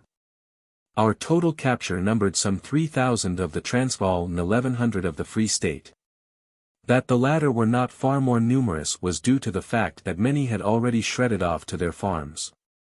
Besides Cronje, Wolverans of the Transvaal, and the German artillerist Albrecht, with 44 other field cornets and commandants, fell into our hands. 6 small guns were also secured. The same afternoon saw the long column of the prisoners on its way to Modder River, there to be entrained for Cape Town, the most singular lot of people to be seen at that moment upon earth, ragged, patched, grotesque, some with galoshes, some with umbrellas, coffee-pots, and Bibles, their favorite baggage. So they passed out of their 10 days of glorious history. A visit to the lager showed that the horrible smells which had been carried across to the British lines, and the swollen carcasses which had swirled down the muddy river were true portents of its condition. Strong-nerved men came back white and sick from a contemplation of the place in which women and children had for 10 days been living. From end to end it was a festering mass of corruption, overshadowed by incredible swarms of flies. Yet the engineer who could face evil sights and nauseous smells was repaid by an inspection of the deep narrow trenches in which a rifleman could crouch with the minimum danger from shells. And the caves in which the non-combatants remained in absolute safety. Of their dead we have no accurate knowledge, but 200 wounded in a donga represented their losses, not only during a bombardment of 10 days, but also in that Paardeberg engagement which had cost us 1,100 casualties. No more convincing example could be adduced both of the advantage of the defense over the attack, and of the harmlessness of the fiercest shell fire if those who are exposed to it have space and time to make preparations. A fortnight had elapsed since Lord Roberts had launched his forces from Ramdam, and that fortnight had wrought a complete revolution in the campaign. It is hard to recall any instance in the history of war where a single movement has created such a change over so many different operations. On February 14 Kimberley was in danger of capture, a victorious Boer army was facing Methuen, the lines of Magersfontein appeared impregnable, Clements was being pressed at Colesberg, Getacher was stopped at Stormberg.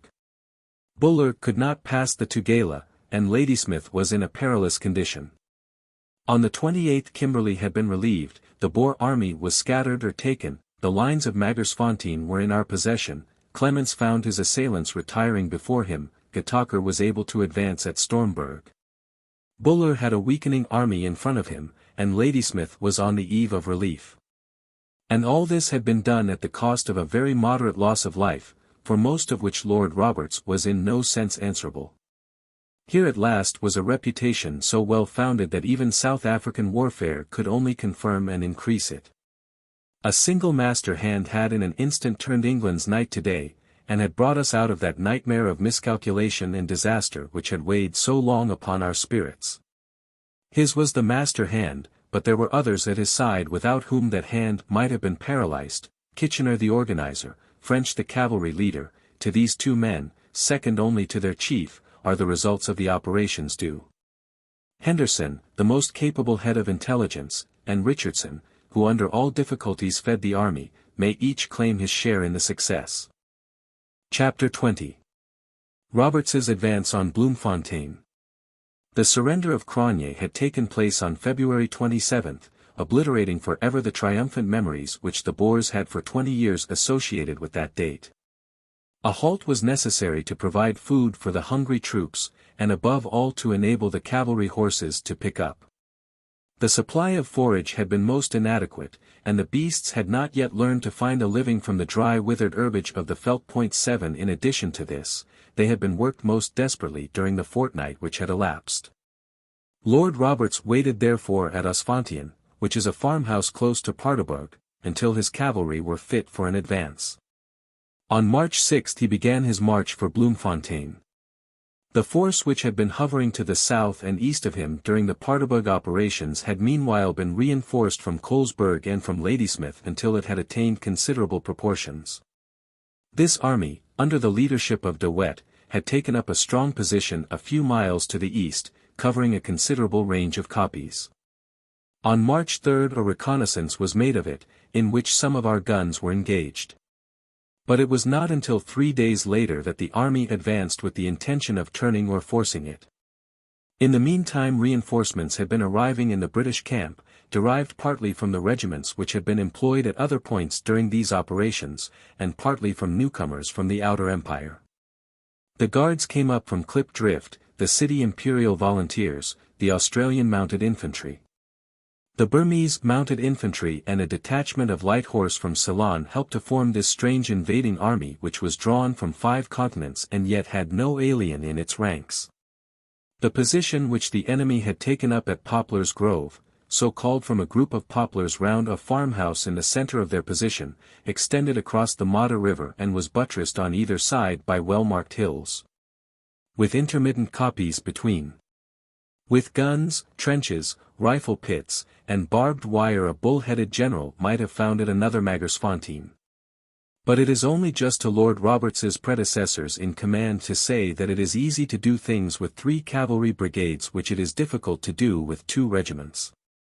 The ultimate blame does not rest with the man who failed with the 2 regiments, but with those who gave him inadequate means for the work which he had to do. And in this estimate of means our military authorities, our politicians, and our public were all in the first instance equally mistaken. Lord Roberts's plan was absolutely simple, and yet, had it been carried out as conceived, absolutely effective. It was not his intention to go near any of that entanglement of ditch and wire which had been so carefully erected for his undoing. The weaker party, if it be wise, atones for its weakness by entrenchments. The stronger party, if it be wise, leaves the entrenchments alone and uses its strength to go round them. Lord Roberts meant to go round. With his immense preponderance of men and guns, the capture or dispersal of the enemy's army might be reduced to a certainty. Once surrounded, they must either come out into the open or they must surrender. On March 6 the cavalry were brought across the river, and in the early morning of March 7 they were sent off in the darkness to sweep round the left wing of the Boers and to establish themselves on the line of their retreat. Kenny's division, 6th, had orders to follow and support this movement. Meanwhile Tucker was to push straight along the southern bank of the river, though we may surmise that his instructions were, in case of resistance, not to push his attack home. Colville's 9th Division, with part of the Naval Brigade, were north of the river, the latter to shell the drifts in case the Boers tried to cross. And the infantry to execute a turning movement which would correspond with that of the cavalry on the other flank. The plan of action was based, however, upon one supposition which proved to be fallacious. It was that after having prepared so elaborate a position the enemy would stop at least a little time to defend it. Nothing of the sort occurred, however, and on the instant that they realized that the cavalry was on their flank they made off. The infantry did not fire a shot. The result of this very decisive flight was to derange all calculations entirely.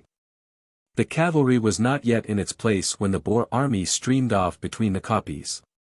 One would have thought, however, that they would have had a dash for the wagons and the guns, even if they were past them.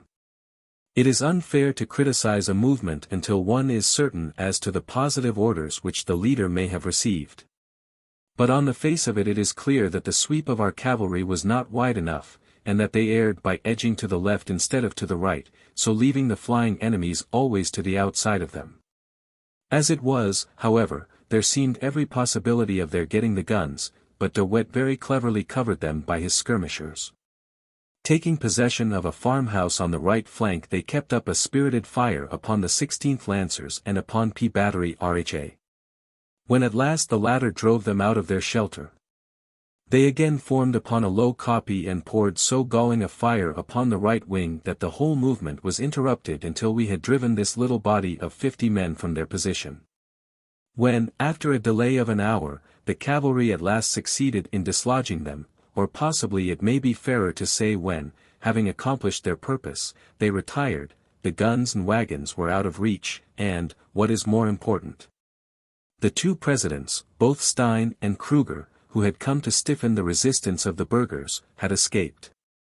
Making every allowance for the weary state of the horses, it is impossible to say that our cavalry were handled with energy or judgment on this occasion. That such a force of men and guns should be held off from an object of such importance by so small a resistance reflects no credit upon us. It would have been better to repeat the Kimberley tactics and to sweep the regiments in extended order past the obstacle if we could not pass over it. At the other side of that little ill-defended kopje lay a possible termination of the war, and our crack cavalry regiments maneuvered for hours and let it pass out of their reach. However, as Lord Roberts good-humoredly remarked at the end of the action, in war you can't expect everything to come out right. General French can afford to shed one leaf from his laurel wreath. On the other hand, no words can be too high for the gallant little band of Boers who had the courage to face that overwhelming mass of horsemen, and to bluff them into regarding this handful as a force fighting a serious rearguard action. When the stories of the war are told round the fires in the lonely felt farmhouses, as they will be for a century to come, this one deserves an honored place. The victory, if such a word can apply to such an action, had cost some 50 or 60 of the cavalry killed and wounded, while it is doubtful if the Boers lost as many. The finest military display on the British side had been the magnificent marching of Killiecrannie's 6th Division, who had gone for 10 hours with hardly a halt. One 9-pound Krupp gun was the only trophy. On the other hand, Roberts had turned them out of their strong position, had gained 12 or 15 miles on the road to Bloemfontein, and for the first time shown how helpless a Boer army was in country which gave our numbers a chance. From now onwards it was only in surprise and ambuscade that they could hope for a success. We had learned and they had learned that they could not stand in the open field. The action of Poplar's Grove was fought on March 7. On the 9th the army was again on its way, and on the 10th it attacked the new position which the Boers had occupied at a place called Driefontein, or Abram's Kraal. They covered a front of some 7 miles in such a formation that their wings were protected, the northern by the river and the southern by flanking bastions of hill extending for some distance to the rear. If the position had been defended as well as it had been chosen, the task would have been a severe one. Since the Modder covered the enemy's right, the turning movement could only be developed on their left, and Tucker's division was thrown out very wide on that side for the purpose. But in the meanwhile a contretemps had occurred which threw out and seriously hampered the whole British line of battle. General French was in command of the left wing, which included Killiecrannie's division, the 1st Cavalry Brigade, and Alderson's mounted infantry. His orders had been to keep in touch with the center, and to avoid pushing his attack home. In endeavoring to carry out these instructions French moved his men more and more to the right, until he had really squeezed in between the Boers and Lord Roberts's central column, and so masked the latter. The essence of the whole operation was that the frontal attack should not be delivered until Tucker had worked round to the rear of the position. It is for military critics to decide whether it was that the flankers were too slow or the frontal assailants were too fast, but it is certain that Killiecrannie's division attacked before the cavalry and the 7th Division were in their place. Killiecrannie was informed that the position in front of him had been abandoned, and 4 regiments, the Buffs, the Essex, the Welsh, and the Yorkshires, were advanced against it. They were passing over the open when the crash of the Mauser fire burst out in front of them, and the bullets hissed and thudded among the ranks. The ordeal was a very severe one. The Yorkshires were swung round wide upon the right, but the rest of the brigade, the Welsh regiment leading, made a frontal attack upon the ridge. It was done coolly and deliberately, the men taking advantage of every possible cover. Boers could be seen leaving their position in small bodies as the crackling, swaying line of the British surged ever higher upon the hillside. At last, with a cheer, the Welshmen with their Kent and Essex comrades swept over the crest into the ranks of that cosmopolitan crew of sturdy adventurers who are known as the Johannesburg Police. For once the loss of the defense was greater than that of the attack. These mercenaries had not the instinct which teaches the Boer the right instant for flight, and they held their position too long to get away. The British had left 400 men on the track of that gallant advance, but the vast majority of them were wounded, too often by those explosive or expansive missiles which make war more hideous. Of the Boers we actually buried over 100 on the ridge, and their total casualties must have been considerably in excess of ours. The action was strategically well conceived, all that Lord Roberts could do for complete success had been done. But tactically it was a poor affair, considering his enormous preponderance in men and guns. There was no glory in it, save for the 4 regiments who set their faces against that sleet of lead. The artillery did not do well, and were browbeaten by guns which they should have smothered under their fire. The cavalry cannot be said to have done well either. And yet, when all is said, the action is an important one, for the enemy were badly shaken by the result.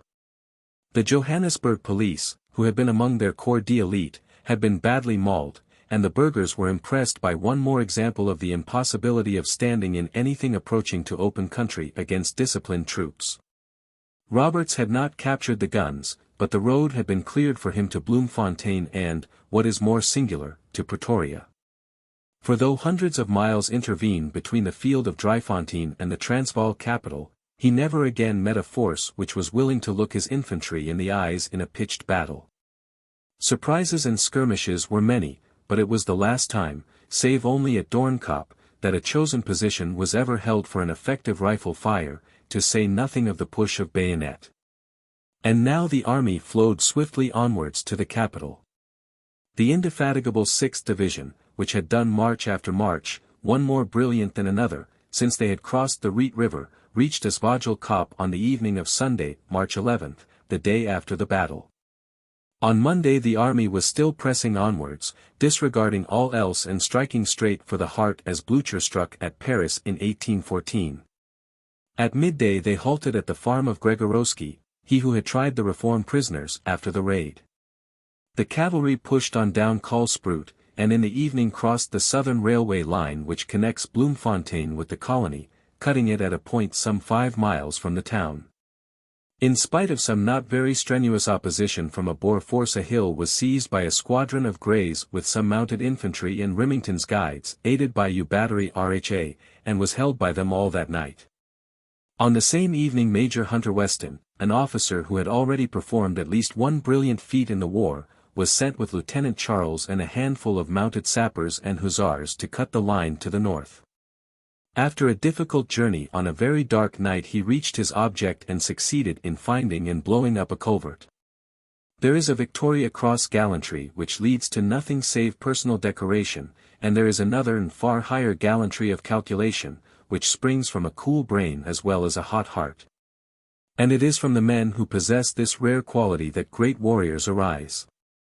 Such feats as the cutting of this railway or the subsequent saving of the Bethely Bridge by Grant and Popham are of more service to the country than any degree of mere valor untempered by judgment. Among other results, the cutting of the line secured for us 28 locomotives, 250 trucks, and 1,000 tons of coal, all of which were standing ready to leave Bloemfontein station. The gallant little band were nearly cut off on their return, but fought their way through with the loss of 2 horses, and so got back in triumph. The action of Driefontein was fought on the 10th. The advance began on the morning of the 11th. On the morning of the 13th the British were practically masters of Bloemfontein. The distance is 40 miles. No one can say that Lord Roberts cannot follow a victory up as well as win it. Some trenches had been dug and sangars erected to the northwest of the town, but Lord Roberts, with his usual perverseness, took the wrong turning and appeared upon the broad open plain to the south, where resistance would have been absurd. Already Stein and the irreconcilables had fled from the town, and the general was met by a deputation of the mayor, the Landrost, and Mr. Fraser to tender the submission of the capital. Fraser, a sturdy clear-headed Highlander, had been the one politician in the Free State who combined a perfect loyalty to his adopted country with a just appreciation of what a quarrel à l'outrance with the British Empire would mean. Had Fraser's views prevailed, the Orange Free State would still exist as a happy and independent state. As it is, he may help her to happiness and prosperity as the Prime Minister of the Orange River Colony. It was at 1:30 on Tuesday, March 13, that General Roberts and his troops entered Bloemfontein, amid the acclamations of many of the inhabitants, either to propitiate the victor, or as a sign of their real sympathies. Had hoisted Union Jacks upon their houses. Spectators have left it upon record how from all that interminable column of yellow-clad weary men, worn with half rations and whole-day marches, there came never one jeer, never one taunting or exultant word. As they tramped into the capital of their enemies. The bearing of the troops was chivalrous in its gentleness, and not the least astonishing sight to the inhabitants was the passing of the guards, the dandy troops of England, the body servants of the great Queen. Black with sun and dust, staggering after a march of 38 miles, gaunt and haggard, with their clothes in such a state that decency demanded that some of the men should be discreetly packed away in the heart of the dense column. They still swung into the town with the aspect of Kentish hop-pickers and the bearing of heroes. She, the venerable mother, could remember the bearded ranks who marched past her when they came with sadly thin files back from the Crimean winter. Even those gallant men could not have endured more sturdily, nor have served her more loyally, than these their worthy descendants. It was just a month after the start from Ramdam that Lord Roberts and his army rode into the enemy's capital. Up to that period we had in Africa generals who were hampered for want of troops, and troops who were hampered for want of generals. Only when the commander-in-chief took over the main army had we soldiers enough, and a man who knew how to handle them. The result was one which has not only solved the question of the future of South Africa, but has given an illustration of strategy which will become classical to the military student. How brisk was the course of events, how incessant the marching and fighting, may be shown by a brief recapitulation. On February 13 cavalry and infantry were marching to the utmost capacity of men and horses. On the 14th the cavalry were halted, but the infantry were marching hard. On the 15th the cavalry covered 40 miles, fought in action, and relieved Kimberley. On the 16th the cavalry were in pursuit of the Boer guns all day, and were off on a 30-mile march to the Modder at night, while the infantry were fighting Cronje's rearguard action, and closing up all day. On the 17th the infantry were marching hard. On the 18th was the Battle of Paardeberg. From the 19th to the 27th was incessant fighting with Cronje inside the laager and with De Wet outside. From the 28th to March 6th was rest. On March 7th was the action of Poplar's Grove with heavy marching, on March 10th the Battle of Rietfontein. On the 11th and 12th the infantry covered 40 miles, and on the 13th were in Bloemfontein. All this was accomplished by men on half rations, with horses which could hardly be urged beyond a walk, in a land where water is scarce and the sun semi-tropical, each infantryman carrying a weight of nearly 40 pounds. There are few more brilliant achievements in the history of British arms. The tactics were occasionally faulty, and the Battle of Paardeberg was a blot upon the operations. But the strategy of the general and the spirit of the soldier were alike admirable. Chapter 21. Strategic Effects of Lord Roberts's March. From the moment that Lord Roberts with his army advanced from Ramdam, all the other British forces in South Africa, the Colesberg force, the Stormberg force, Brabant's force, and the Natal force, had the pressure relieved in front of them, a tendency which increased with every fresh success of the main body. A short chapter must be devoted to following rapidly the fortunes of these various armies, and tracing the effect of Lord Roberts's strategy upon their movements. They may be taken in turn from west to east.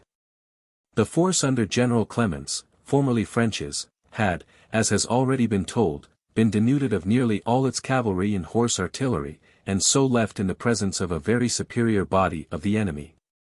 Under these circumstances Clements had to withdraw his immensely extended line, and to concentrate at Arundel, closely followed by the elated enemy. The situation was a more critical one than has been appreciated by the public, for if the force had been defeated the Boers would have been in a position to cut Lord Roberts's line of communications, and the main army would have been in the air. Much credit is due, not only to General Clements, but to Carter of the Wiltshires, Hackett Payne of the Worcesters, Butcher of the 4th RFA. The admirable Australians, and all the other good men and true who did their best to hold the gap for the Empire.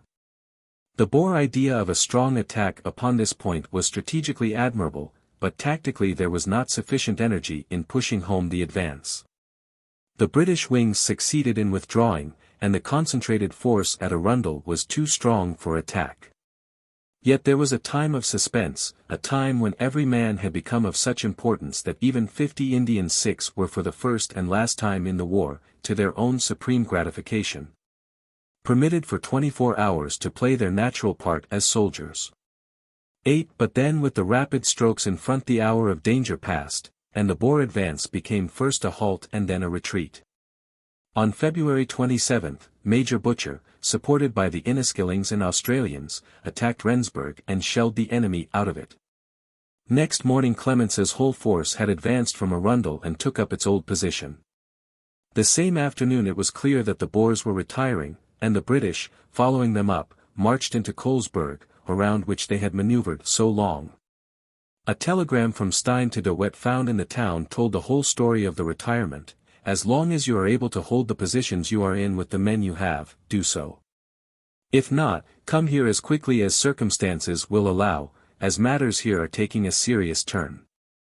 The whole force passed over the Orange River unimpeded, and blew up the Norvels Pont railway bridge behind it. Clemence's brigade followed on March 4, and succeeded in the course of a week in throwing a pontoon bridge over the river and crossing into the Orange Free State. Roberts having in the meanwhile seized Bloemfontein, communication was restored by railway between the forces, and Clemence was dispatched to Philippolis, Fort Smith, and the other towns in the southwest to receive the submission of the inhabitants and to enforce their disarmament. In the meantime the engineers worked furiously at the restoration of the railway bridge over the Orange River, which was not, however, accomplished until some weeks later. During the long period which had elapsed since the repulse at Stormberg, General Getacher had held his own at Sterkstrom, under orders not to attack the enemy, repulsing them easily upon the only occasion when they ventured to attack him. Now it was his turn also to profit by the success which Lord Roberts had won. On February 23 he reoccupied Maltino, and on the same day sent out a force to reconnoitre the enemy's position at Stormberg. The incident is memorable as having been the cause of the death of Captain de Montmorency IX, one of the most promising of the younger officers of the British Army. He had formed a corps of scouts, consisting originally of 4 men, but soon expanding to 70 or 80.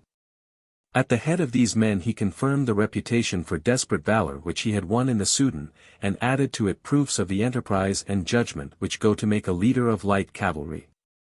In the course of the reconnaissance he ascended a small kopje accompanied by 3 companions, Colonel Hosquier, a London volunteer soldier, Weiss, a civilian, and Sergeant Howe. "They are right on the top of us," he cried to his comrades, as he reached the summit, and dropped next instant with a bullet through his heart. Hosquier was shot in 5 places, and Weiss was mortally wounded, only Howe escaping. The rest of the scouts, being farther back, were able to get cover and to keep up a fight until they were extricated by the remainder of the force. Altogether our loss was formidable rather in quality than in quantity, for not more than a dozen were hit, while the Boers suffered considerably from the fire of our guns. On March 5 General Getacher found that the Boers were retreating in front of him, in response, no doubt, to messages similar to those which had already been received at Colesberg. Moving forward he occupied the position which had confronted him so long. Thence, having spent some days in drawing in his scattered detachments and in mending the railway, he pushed forward on March 12 to Burgersdorp, and thence on the 13th to Olive Siding, to the south of the Bethely Bridge. There are 2 bridges which span the broad muddy Orange River, thick with the washings of the Basutoland Mountains. One of these is the magnificent high railway bridge, already blown to ruins by the retreating Boers. Dead men or shattered horses do not give a more vivid impression of the unrelenting brutality of war than the sight of a structure, so graceful and so essential, blown into a huge heap of twisted girders and broken piers. Half a mile to the west is the road bridge, broad and old-fashioned. The only hope of preserving some mode of crossing the difficult river lay in the chance that the troops might anticipate the Boers who were about to destroy this bridge. In this they were singularly favored by fortune. On the arrival of a small party of scouts and of the Cape Police under Major Nolan Nalan at the end of the bridge it was found that all was ready to blow it up, the mines sunk, the detonator fixed, and the wire laid. Only the connection between the wire and the charge had not been made. To make sure, the Boers had also laid several boxes of dynamite under the last span, in case the mine should fail in its effect. The advance guard of the police, only 6 in number, with Nolan Nalan at their head, threw themselves into a building which commanded the approaches of the bridge. And this handful of men opened so spirited and well-aimed a fire that the Boers were unable to approach it. As fresh scouts and policemen came up they were thrown into the firing line, and for a whole long day they kept the destroyers from the bridge. Had the enemy known how weak they were and how far from supports, they could have easily destroyed them, but the game of bluff was admirably played, and a fire kept up which held the enemy to their rifle pits. The Boers were in a trench commanding the bridge, and their brisk fire made it impossible to cross. On the other hand, our rifle fire commanded the mine and prevented any one from exploding it. But at the approach of darkness it was certain that this would be done. The situation was saved by the gallantry of young Popham of the Derbyshires, who crept across with 2 men and removed the detonators. There still remained the dynamite under the further span, and this also they removed, carrying it off across the bridge under a heavy fire. The work was made absolutely complete a little later by the exploit of Captain Grant of the sappers, who drew the charges from the holes in which they had been sunk, and dropped them into the river, thus avoiding the chance that they might be exploded next morning by shell fire. The feat of Popham and of Grant was not only most gallant but of extraordinary service to the country. But the highest credit belongs to Nolan Nalan, of the police, for the great promptitude and gallantry of his attack, and to McNeill for his support. On that road bridge and on the pontoon bridge at Norval's Pont Lord Roberts's army was for a whole month dependent for their supplies. On March 15 Gataker's force passed over into the Orange Free State, took possession of Bethely, and sent on the cavalry to Springfontein, which is the junction where the railways from Cape Town and from East London meet. Here they came in contact with 2 battalions of guards under Polkaroo, who had been sent down by train from Lord Roberts's force in the north. With Roberts at Bloemfontein, Gataker at Springfontein, Clements in the southwest, and Brabant at Aliwal, the pacification of the southern portion of the Free State appeared to be complete.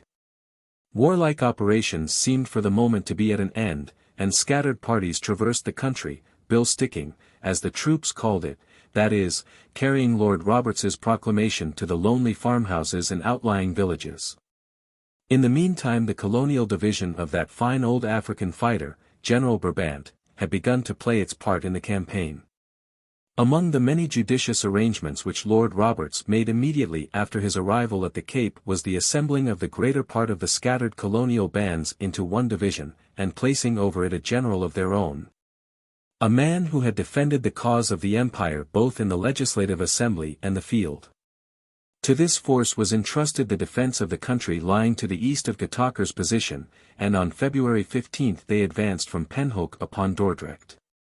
Their imperial troops consisted of the Royal Scots and a section of the 79th RFA. The Colonial of Brabant's Horse, the Caffrarian Mounted Rifles, the Cape Mounted Rifles and Cape Police, with Queenstown and East London Volunteers. The force moved upon Dordrecht, and on February 18 occupied the town after a spirited action, in which Brabant's Horse played a distinguished part. On March 4 the division advanced once more with the object of attacking the Boer position at Labuschagen's Neck, some miles to the north. Aided by the accurate fire of the 79th RFA. The Colonials succeeded, after a long day of desultory fighting, in driving the enemy from his position. Leaving a garrison in Dordrecht, Brabant followed up his victory and pushed forward with 2,000 men and 8 guns, 6 of them light 7-pounders, to occupy Jamestown, which was done without resistance. On March 10 the colonial force approached Aliwal, the frontier town, and so rapid was the advance of Major Henderson with Brabant's Horse that the bridge at Aliwal was seized before the enemy could blow it up. At the other side of the bridge there was a strong stand made by the enemy, who had several Krupp guns in position, but the light horse, in spite of a loss of some 25 men killed and wounded, held on to the heights which command the river. A week or 10 days were spent in pacifying the large northeastern portion of Cape Colony, to which Aliwal acts as a centre. Barclay East, Herschel, Lady Grey, and other villages were visited by small detachments of the colonial horsemen, who pushed forward also into the southeastern portion of the Free State, passing through Rouville. And so along the Basutoland border as far as Wepener. The rebellion in the colony was now absolutely dead in the northeast. While in the northwest in the Prieska and Carnarvon districts it was only kept alive by the fact that the distances were so great and the rebel forces so scattered that it was very difficult for our flying columns to reach them. Lord Kitchener had returned from Paardeberg to attend to this danger upon our line of communications, and by his exertions all chance of its becoming serious soon passed. With a considerable force of yeomanry in cavalry he passed swiftly over the country, stamping out the smouldering embers.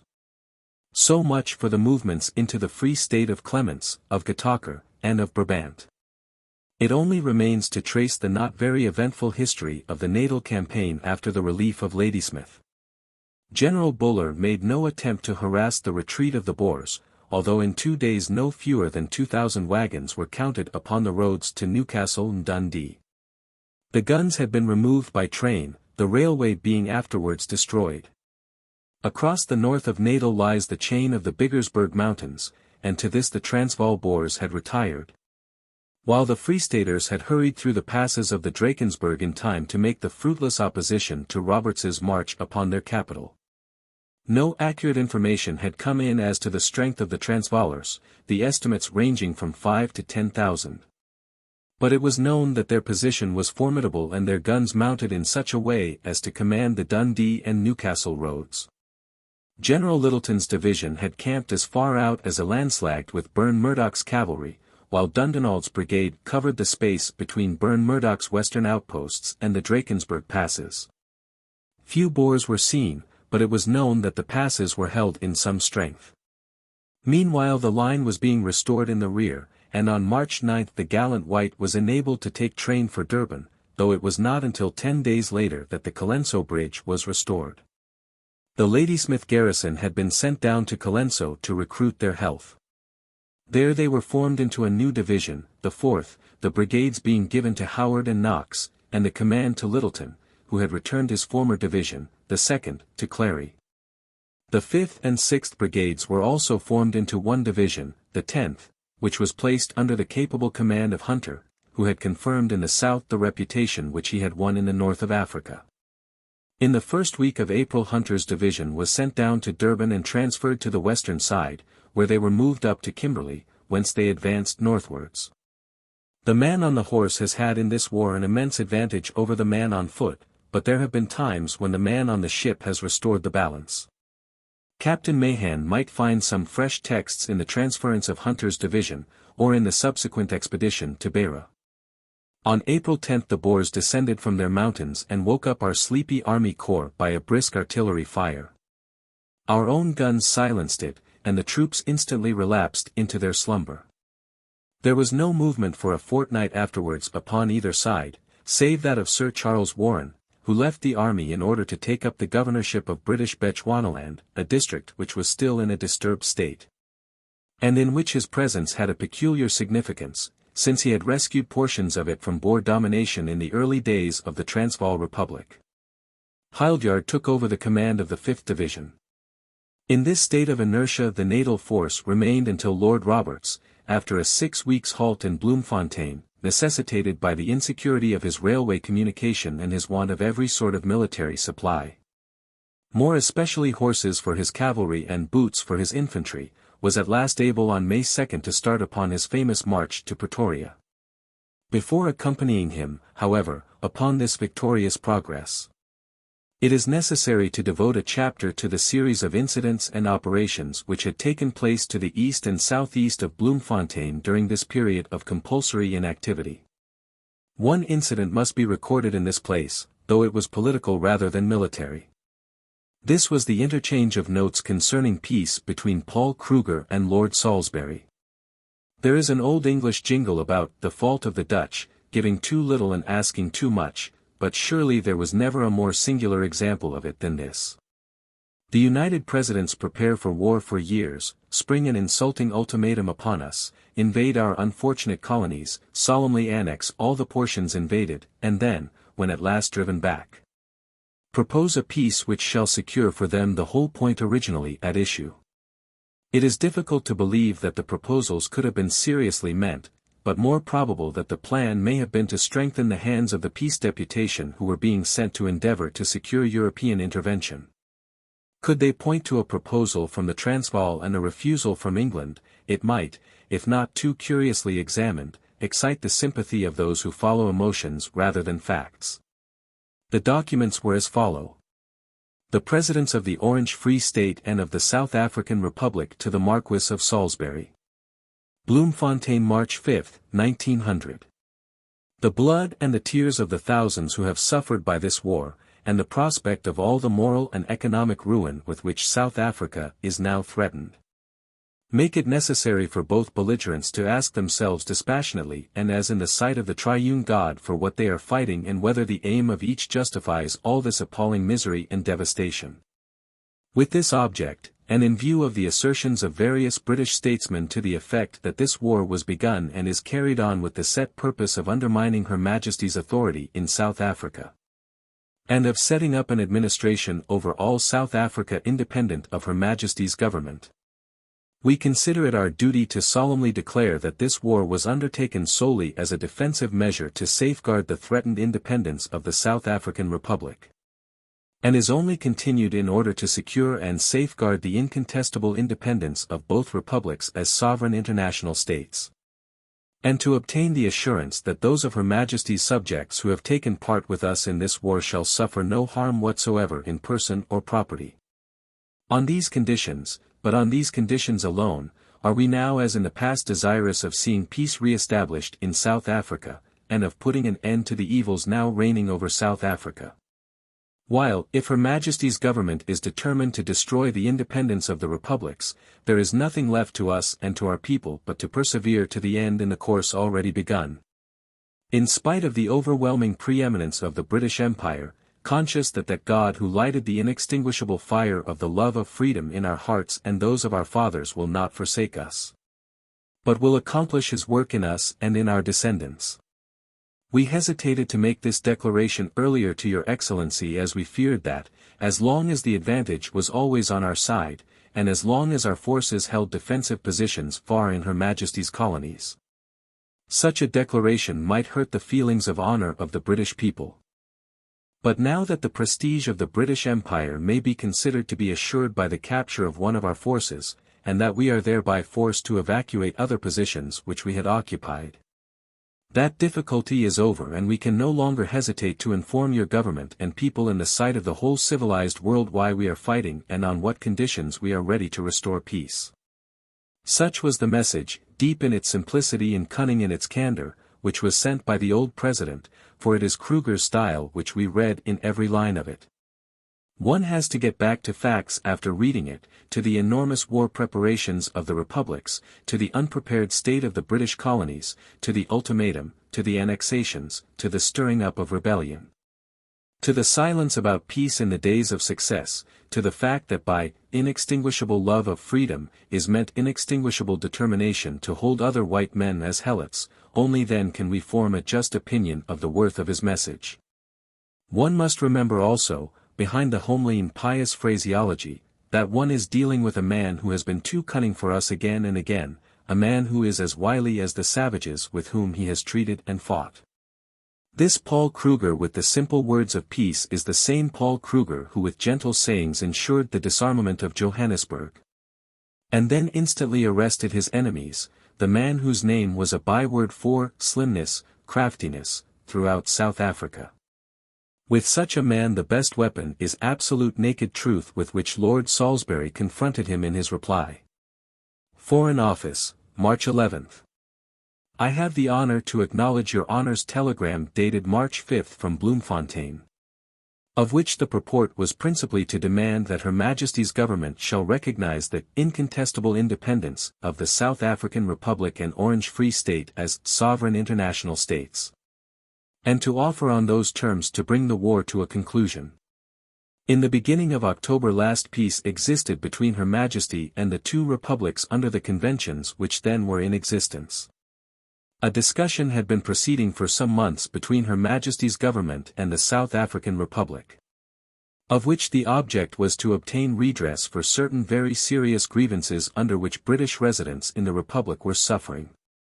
In the course of those negotiations the Republic had, to the knowledge of Her Majesty's government, made considerable armaments, and the latter had consequently taken steps to provide corresponding reinforcements to the British garrisons of Cape Town and Natal. No infringement of the rights guaranteed by the conventions had up to that time taken place on the British side. Suddenly, at 2 days' notice, the South African Republic, after issuing an insulting ultimatum, declared war, and the Orange Free State with whom there had not even been any discussion, took a similar step. Her Majesty's dominions were immediately invaded by the two republics, siege was laid to 3 towns within the British frontier, a large portion of the 2 colonies was overrun with great destruction to property and life, and the republics claimed to treat the inhabitants as if those dominions had been annexed to one or other of them. In anticipation of these operations, the South African Republic had been accumulating for many years past military stores upon an enormous scale, which by their character could only have been intended for use against Great Britain. Your Honours make some observations of a negative character upon the object with which these preparations were made. I do not think it necessary to discuss the questions which you have raised. But the result of these preparations, carried on with great secrecy, has been that the British Empire has been compelled to confront an invasion which has entailed a costly war and the loss of thousands of precious lives. This great calamity has been the penalty which Great Britain has suffered for having in recent years acquiesced in the existence of the two republics. In view of the use to which the two republics have put the position which was given to them, and the calamities which their unprovoked attack has inflicted upon Her Majesty's dominions. Her Majesty's government can only answer your Honour's telegram by saying that they are not prepared to assent to the independence either of the South African Republic or of the Orange Free State.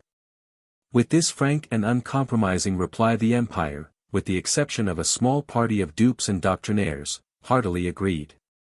The pens were dropped, and the Mauser and the Lee Metford once more took up the debate. Chapter 22.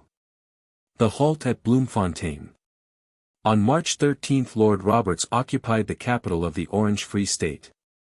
On May 1, more than 6 weeks later, the advance was resumed. This long delay was absolutely necessary in order to supply the place of the 10,000 horses and mules which are said to have been used up in the severe work of the preceding month. It was not merely that a large number of the cavalry chargers had died or been abandoned, but it was that of those which remained the majority were in a state which made them useless for immediate service.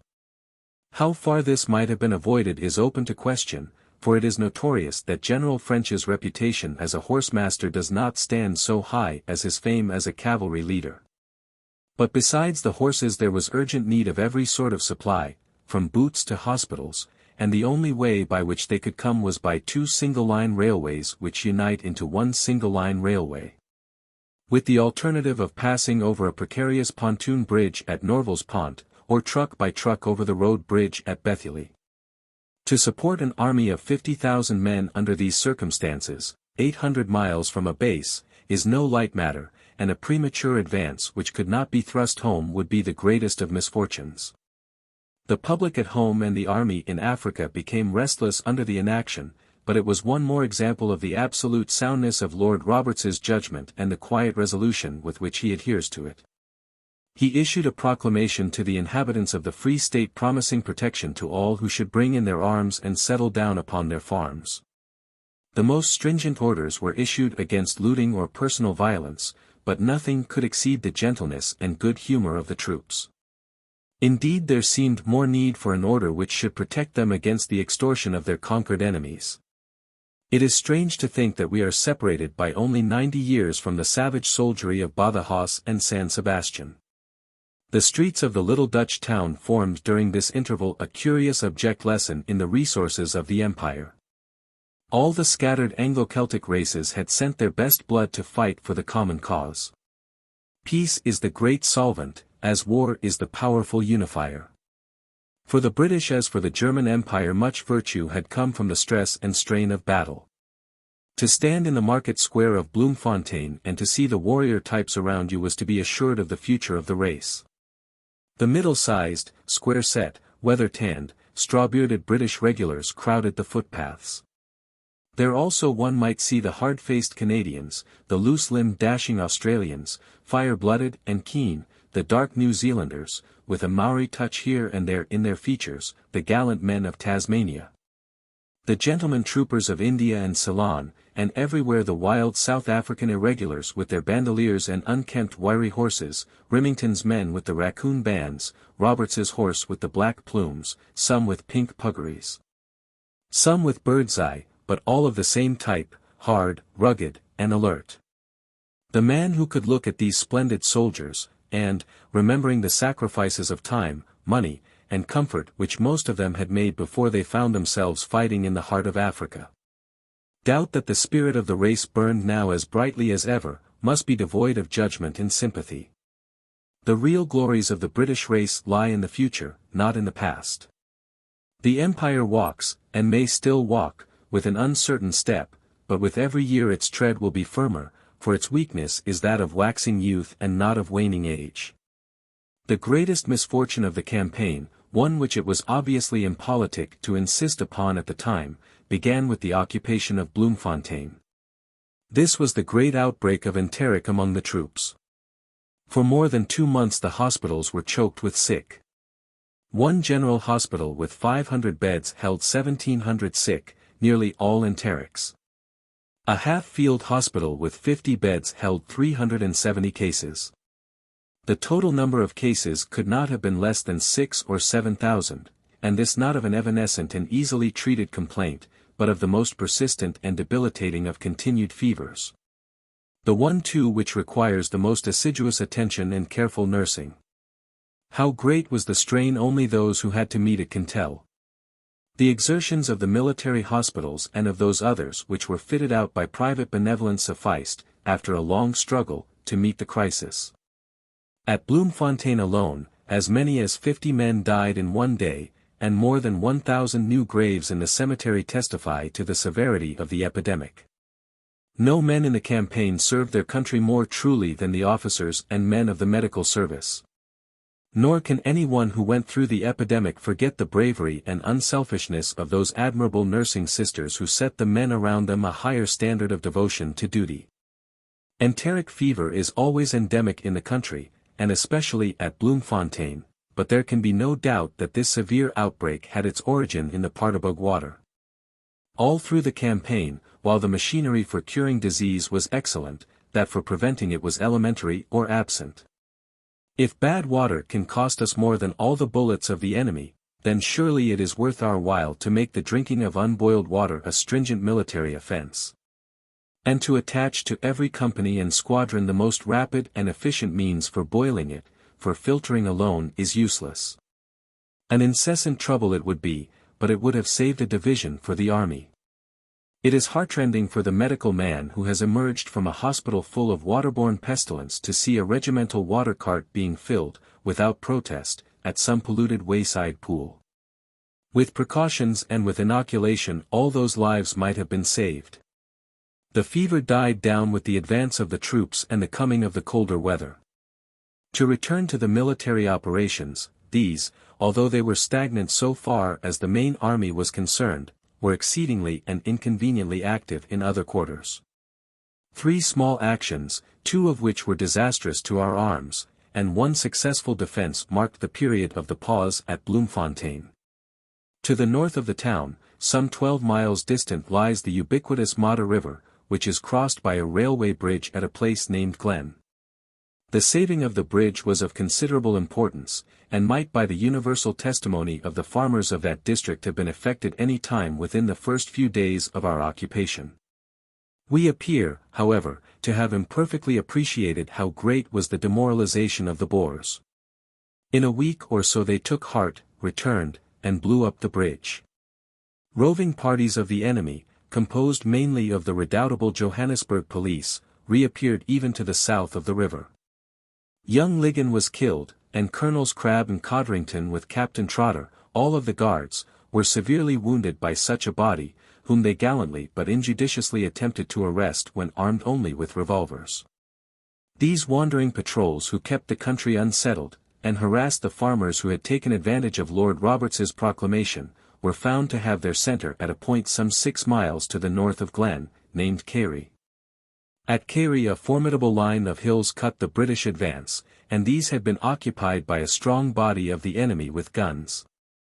Lord Roberts determined to drive them off, and on March 28 Tucker's 7th Division, consisting of Chermside's brigade, Lincoln's, Norfolk's, Hampshire's, and Scottish Borderers, and Wavell's brigade, Cheshire's, East Lancashire's, North Stafford's, and South Wales Borderers, were assembled at Glen.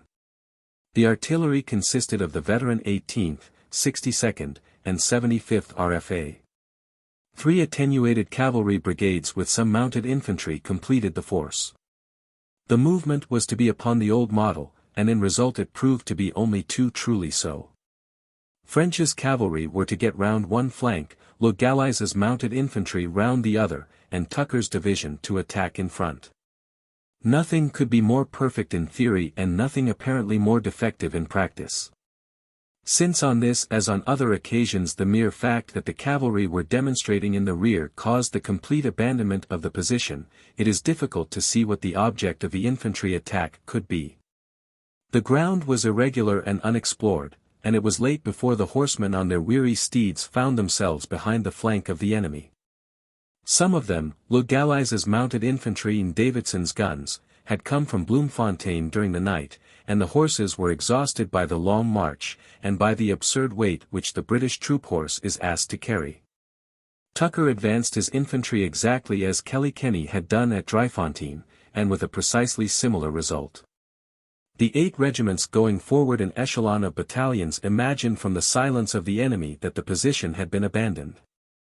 They were undeceived by a cruel fire which beat upon 2 companies of the Scottish borderers from a range of 200 yards. They were driven back, but reformed in a donga. About 2:30 a Boer gun burst shrapnel over the Lincolnshires and Scottish borderers with some effect, for a single shell killed 5 of the latter regiment. Chermside's brigade was now all involved in the fight, and Wavell's came up in support, but the ground was too open and the position too strong to push the attack home. Fortunately, about 4 o'clock, the horse batteries with French began to make their presence felt from behind, and the Boers instantly quitted their position and made off through the broad gap which still remained between French and Le Galli's. The Brandfort plain appears to be ideal ground for cavalry, but in spite of that the enemy with his guns got safely away. The loss of the infantry amounted to 160 killed and wounded, the larger share of the casualties and of the honour falling to the Scottish borderers and the East Lancashires. The infantry was not well handled, the cavalry was slow, and the guns were inefficient, altogether an inglorious day. Yet strategically it was of importance, for the ridge captured was the last before one came to the great plain which stretched, with a few intermissions, to the north. From March 29 until May 2 Carey remained the advanced post. In the meanwhile there had been a series of operations in the east which had ended in a serious disaster. Immediately after the occupation of Bloemfontein, on March 18, Lord Roberts dispatched to the east a small column consisting of the 10th Hussars, the Composite Regiment, 2 batteries, Q and U, of the Horse Artillery, some mounted infantry, Roberts's horse, and Remington's guides. On the eastern horizon 40 miles from the capital, but in that clear atmosphere looking only half the distance, there stands the impressive mountain named Thebanchu, the Black Mountain.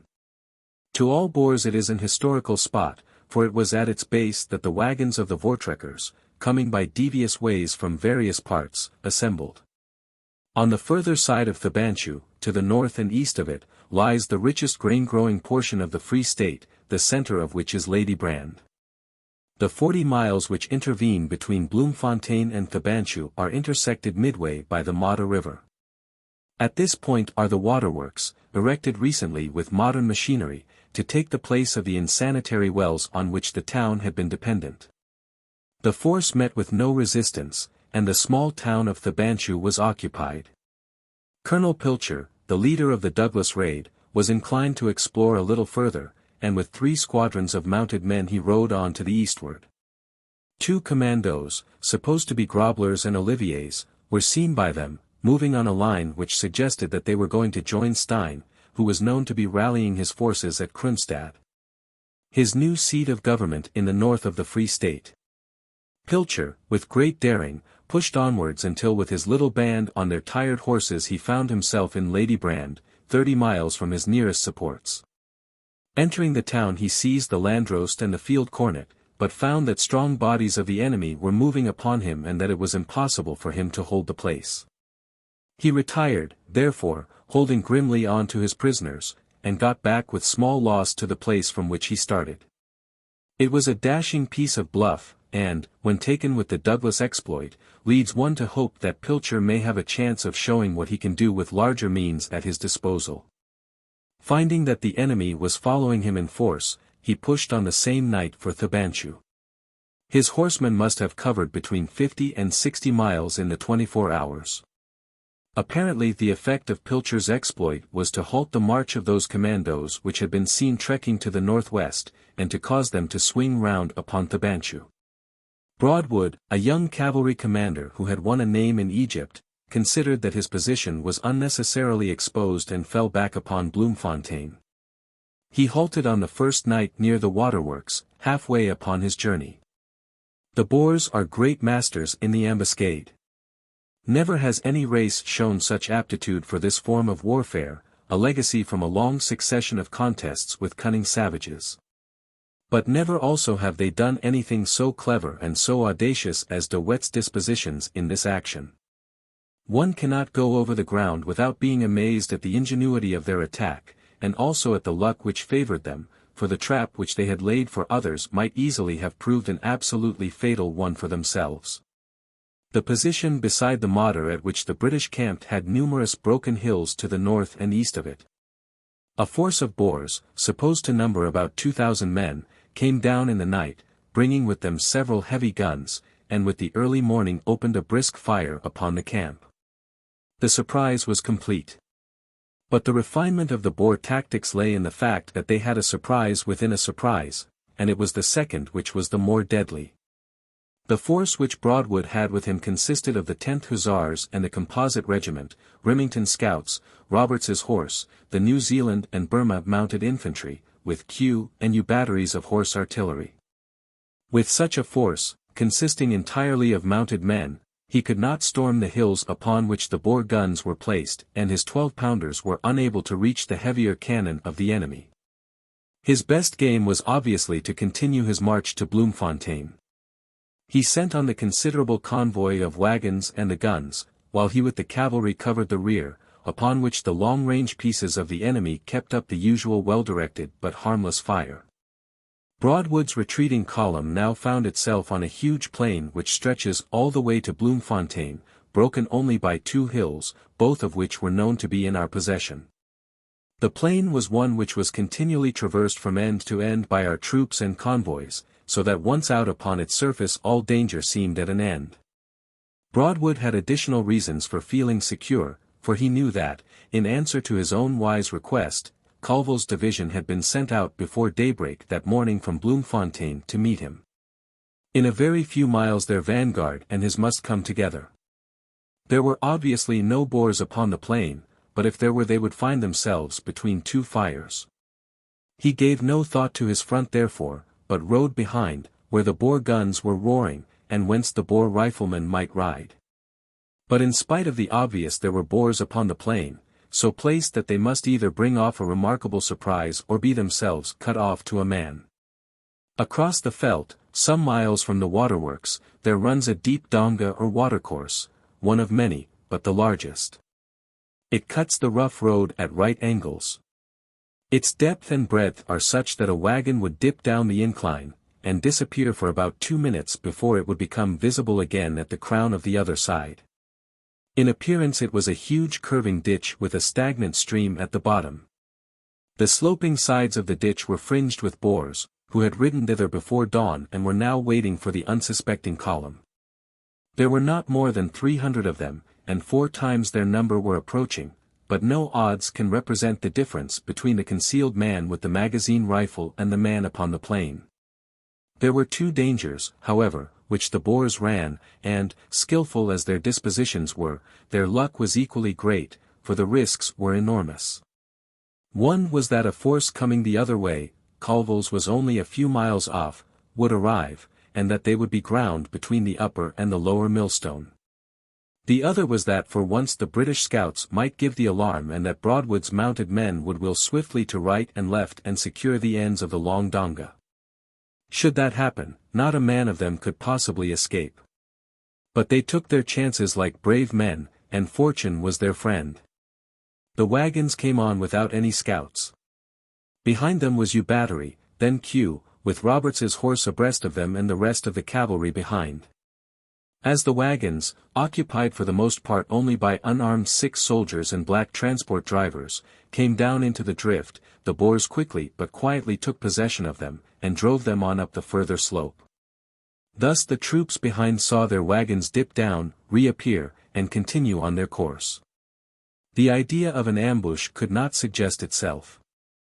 Only one thing could avert an absolute catastrophe, and that was the appearance of a hero who would accept certain death in order to warn his comrades. Such a man rode by the wagons, though, unhappily, in the stress and rush of the moment there is no certainty as to his name or rank. We only know that one was found brave enough to fire his revolver in the face of certain death. The outburst of firing which answered his shot was the sequel which saved the column. Not often is it given to a man to die so choice a death as that of this nameless soldier. But the detachment was already so placed that nothing could save it from heavy loss. The wagons had all passed but 9, and the leading battery of artillery was at the very edge of the donga. Nothing is so helpless as a limbered-up battery.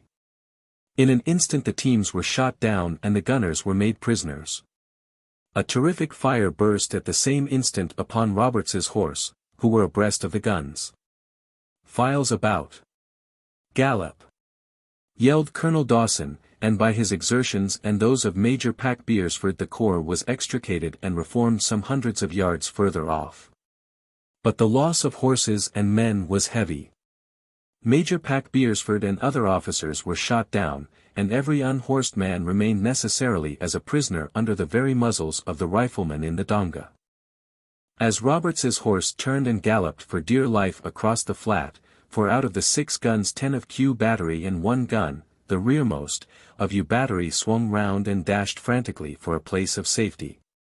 At the same instant every Boer along the line of the donga sprang up and emptied his magazine into the mass of rushing, shouting soldiers, plunging horses, and screaming Kaffirs. It was for a few moments a sauve qui put. Sergeant Major Martin of U, with a single driver on a wheeler, got away the last gun of his battery. The 4 guns which were extricated of Q, under Major Phipps Hornby, whirled across the plain, pulled up, unlimbered, and opened a brisk fire of shrapnel from about 1,000 yards upon the donga. Had the battery gone on for double the distance, its action would have been more effective, for it would have been under a less deadly rifle fire, but in any case its sudden change from flight to discipline and order steadied the whole force. Roberts's men sprang from their horses, and with the Burmese and New Zealanders flung themselves down in a skirmish line. The cavalry moved to the left to find some drift by which the donga could be passed, and out of chaos there came in a few minutes calm and a settled purpose. It was for Q battery to cover the retreat of the force, and most nobly it did it. A fortnight later a pile of horses, visible many hundreds of yards off across the plain, showed where the guns had stood. It was the Colenso of the horse gunners. In a devilish sleet of lead they stood to their work, loading and firing while a man was left. Some of the guns were left with 2 men to work them, one was loaded and fired by a single officer. When at last the order for retirement came, only 10 men, several of them wounded, were left upon their feet. With scratch teams from the limbers, driven by single gunners, the 12-pounders staggered out of action, and the skirmish line of mounted infantry sprang to their feet amid the hail of bullets to cheer them as they passed. It was no slight task to extricate that sorely stricken force from the close contact of an exultant enemy, and to lead it across that terrible donga. Yet, thanks to the coolness of Broadwood and the steadiness of his rear guard, the thing was done. A practicable passage had been found 2 miles to the south by Captain Chestermaster of Remington's. This corps, with Roberts's, the New Zealanders, and the 3rd Mounted Infantry, covered the withdrawal in turn. It was one of those actions in which the horseman who is trained to fight upon foot did very much better than the regular cavalry. In 2 hours' time the drift had been passed and the survivors of the force found themselves in safety. The losses in this disastrous but not dishonorable engagement were severe. About 30 officers and 500 men were killed, wounded, or missing. The prisoners came to more than 300. They lost 100 wagons, a considerable quantity of stores, and 7 12-pounder guns, 5 from U battery and 2 from Q. Of U battery only Major Taylor and Sergeant Major Martin seemed to have escaped, the rest being captured en bloc. Of Q battery nearly every man was killed or wounded. Roberts's horse, the New Zealanders, and the mounted infantry were the other corps which suffered most heavily. Among many brave men who died, none was a greater loss to the service than Major Booth of the Northumberland Fusiliers, serving in the mounted infantry. With 4 comrades he held a position to cover the retreat, and refused to leave it. Such men are inspired by the traditions of the past, and pass on the story of their own deaths to inspire fresh heroes in the future. Broadwood, the instant that he had disentangled himself, faced about, and brought his guns into action. He was not strong enough, however, nor were his men in a condition, to seriously attack the enemy. Martyr's mounted infantry had come up, led by the Queenslanders, and at the cost of some loss to themselves helped to extricate the disordered force. Colville's division was behind Bushman's Kop, only a few miles off, and there were hopes that it might push on and prevent the guns and wagons from being removed. Colville did make an advance, but slowly and in a flanking direction instead of dashing swiftly forward to retrieve the situation.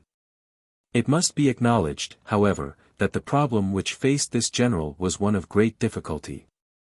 It was almost certain that before he could throw his men into the action the captured guns would be beyond his reach, and it was possible that he might swell the disaster.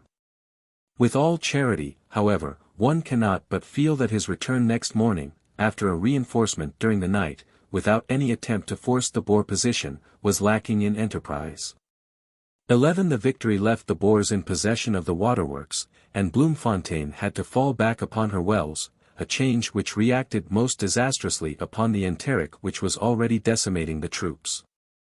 The effect of the Sauna's Post defeat was increased by the fact that only 4 days later, on April 4, a second even more deplorable disaster befell our troops. This was the surrender of 5 companies of infantry, 2 of them mounted, at Reddersburg. So many surrenders of small bodies of troops had occurred during the course of the war that the public, remembering how seldom the word surrender had ever been heard in our endless succession of European wars, had become very restive upon the subject, and were sometimes inclined to question whether this new and humiliating fact did not imply some deterioration of our spirit. The fear was natural, and yet nothing could be more unjust to this the most splendid army which has ever marched under the red-crossed flag. The fact was new because the conditions were new, and it was inherent in those conditions. In that country of huge distances small bodies must be detached, for the amount of space covered by the large bodies was not sufficient for all military purposes. In reconnoitering, in distributing proclamations, in collecting arms, in overawing outlying districts, weak columns must be used. Very often these columns must contain infantry soldiers, as the demands upon the cavalry were excessive. Such bodies, moving through a hilly country with which they were unfamiliar, were always liable to be surrounded by a mobile enemy. Once surrounded, the length of their resistance was limited by 3 things: their cartridges, their water, and their food. When they had all 3, as at Wepener or Mafeking, they could hold out indefinitely. When one or other was wanting, as at Reddersburg or Nicholson's Neck, their position was impossible. They could not break away, for how can men on foot break away from horsemen? Hence those repeated humiliations, which did little or nothing to impede the course of the war, and which were really to be accepted as one of the inevitable prices which we had to pay for the conditions under which the war was fought. Numbers, discipline, and resources were with us. Mobility, distances, nature of the country, insecurity of supplies, were with them. We need not take it to heart therefore if it happened, with all these forces acting against them, that our soldiers found themselves sometimes in a position whence neither wisdom nor valor could rescue them. To travel through that country, fashioned above all others for defensive warfare, with trench and fort of superhuman size and strength, barring every path, one marvels how it was that such incidents were not more frequent and more serious. It is deplorable that the white flag should ever have waved over a company of British troops, but the man who is censorious upon the subject has never travelled in South Africa.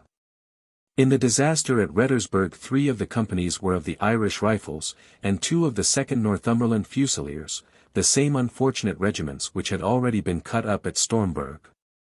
They had been detached from Getacher's 3rd Division, the headquarters of which was at Springfontein.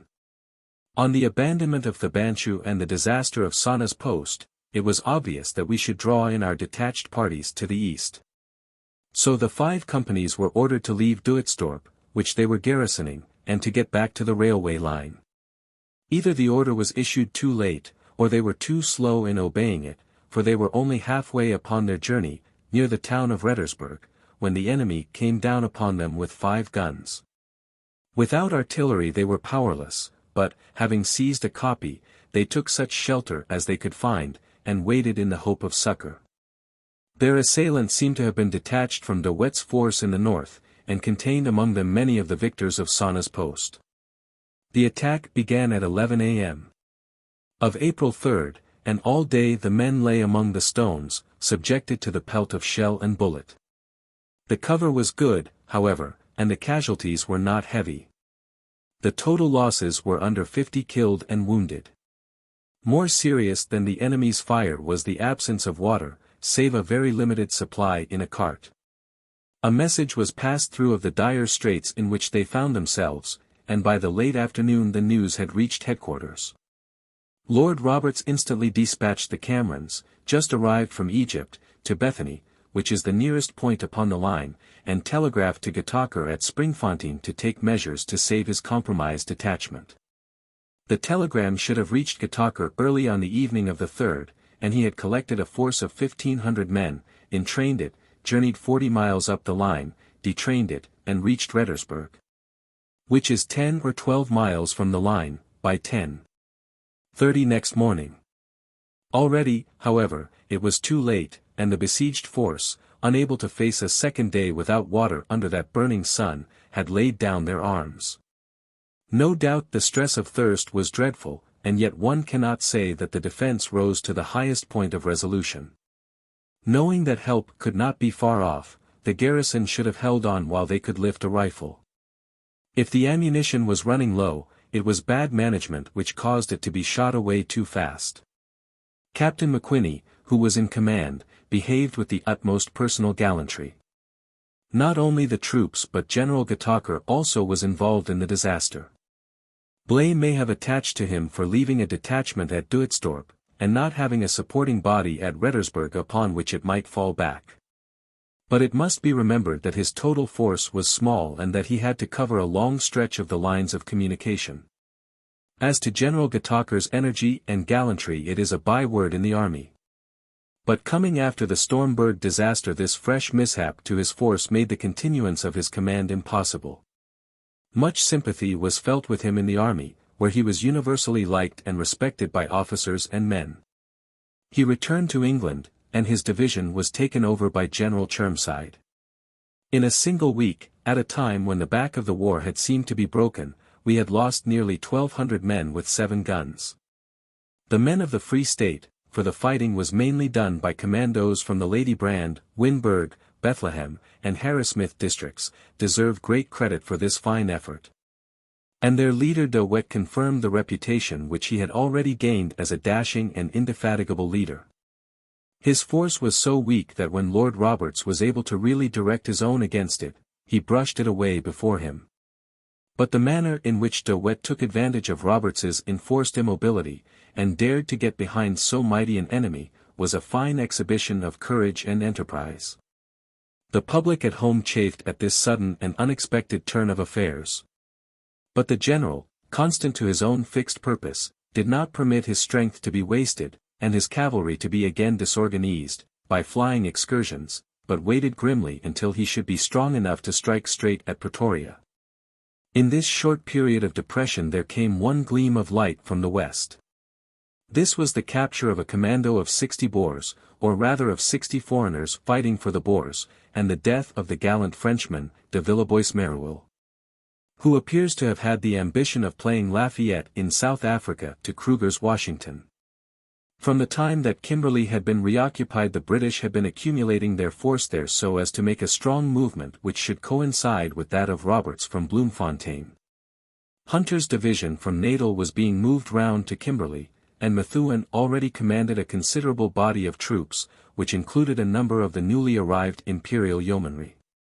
With these Methuen pacified the surrounding country, and extended his outposts to Barkley West on the one side, to Boshoff on the other, and to Warrenton upon the Vaal River in the center.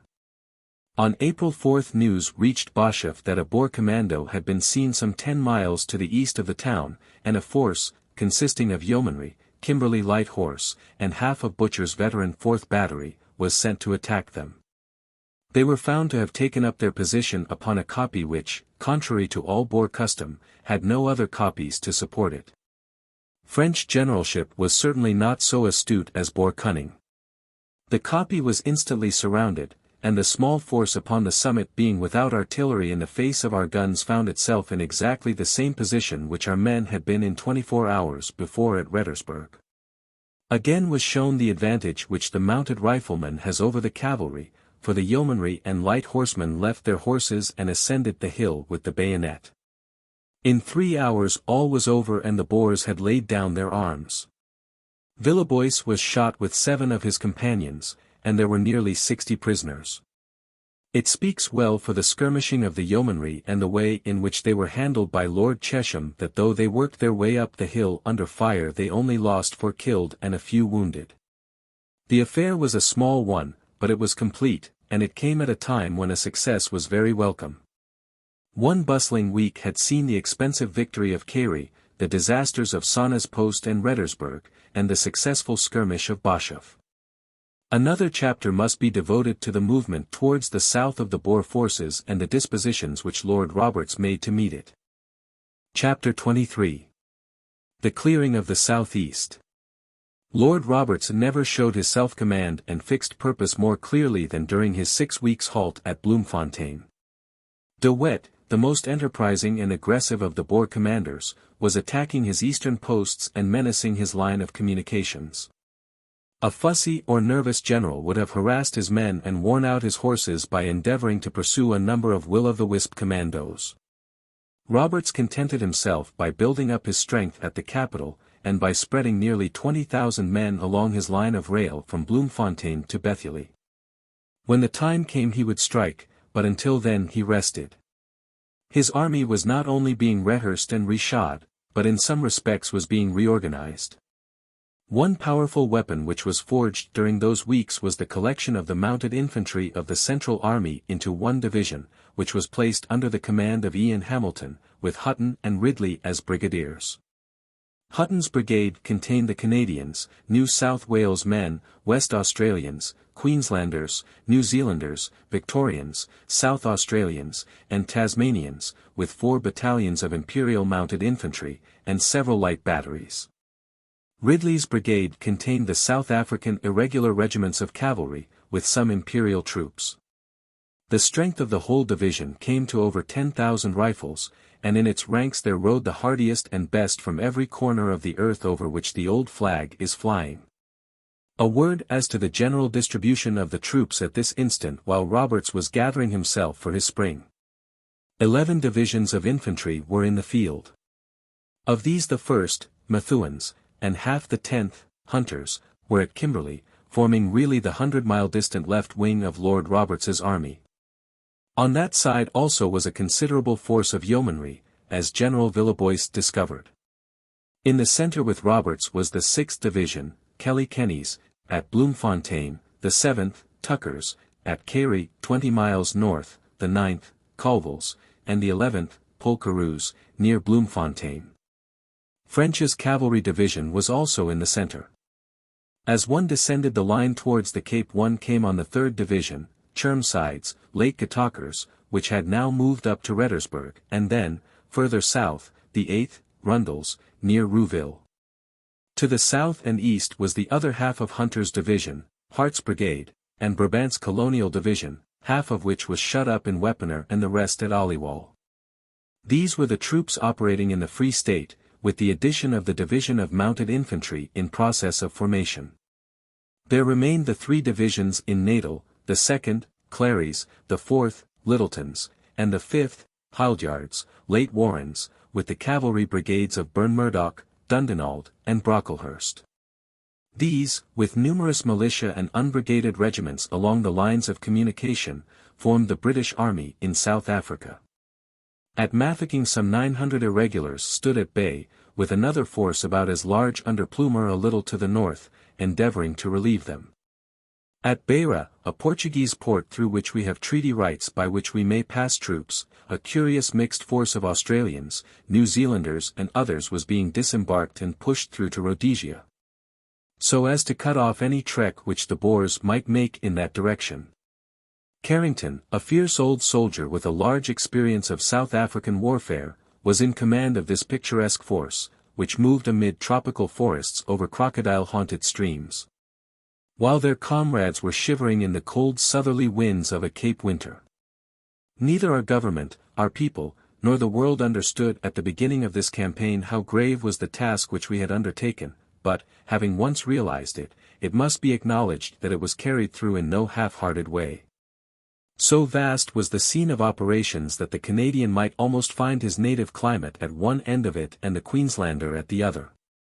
To follow in close detail the movements of the Boers and the counter-movements of the British in the southeast portion of the Free State during this period would tax the industry of the historian and the patience of the reader.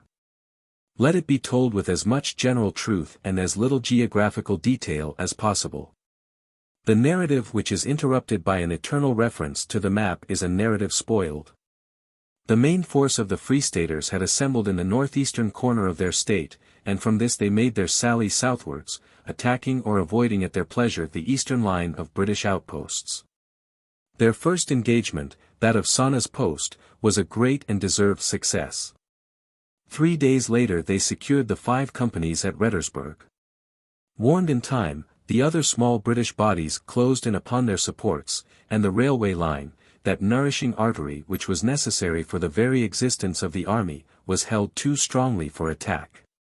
The Bethely Bridge was a particularly important point, but though the Boers approached it, and even went the length of announcing officially that they had destroyed it, it was not actually attacked.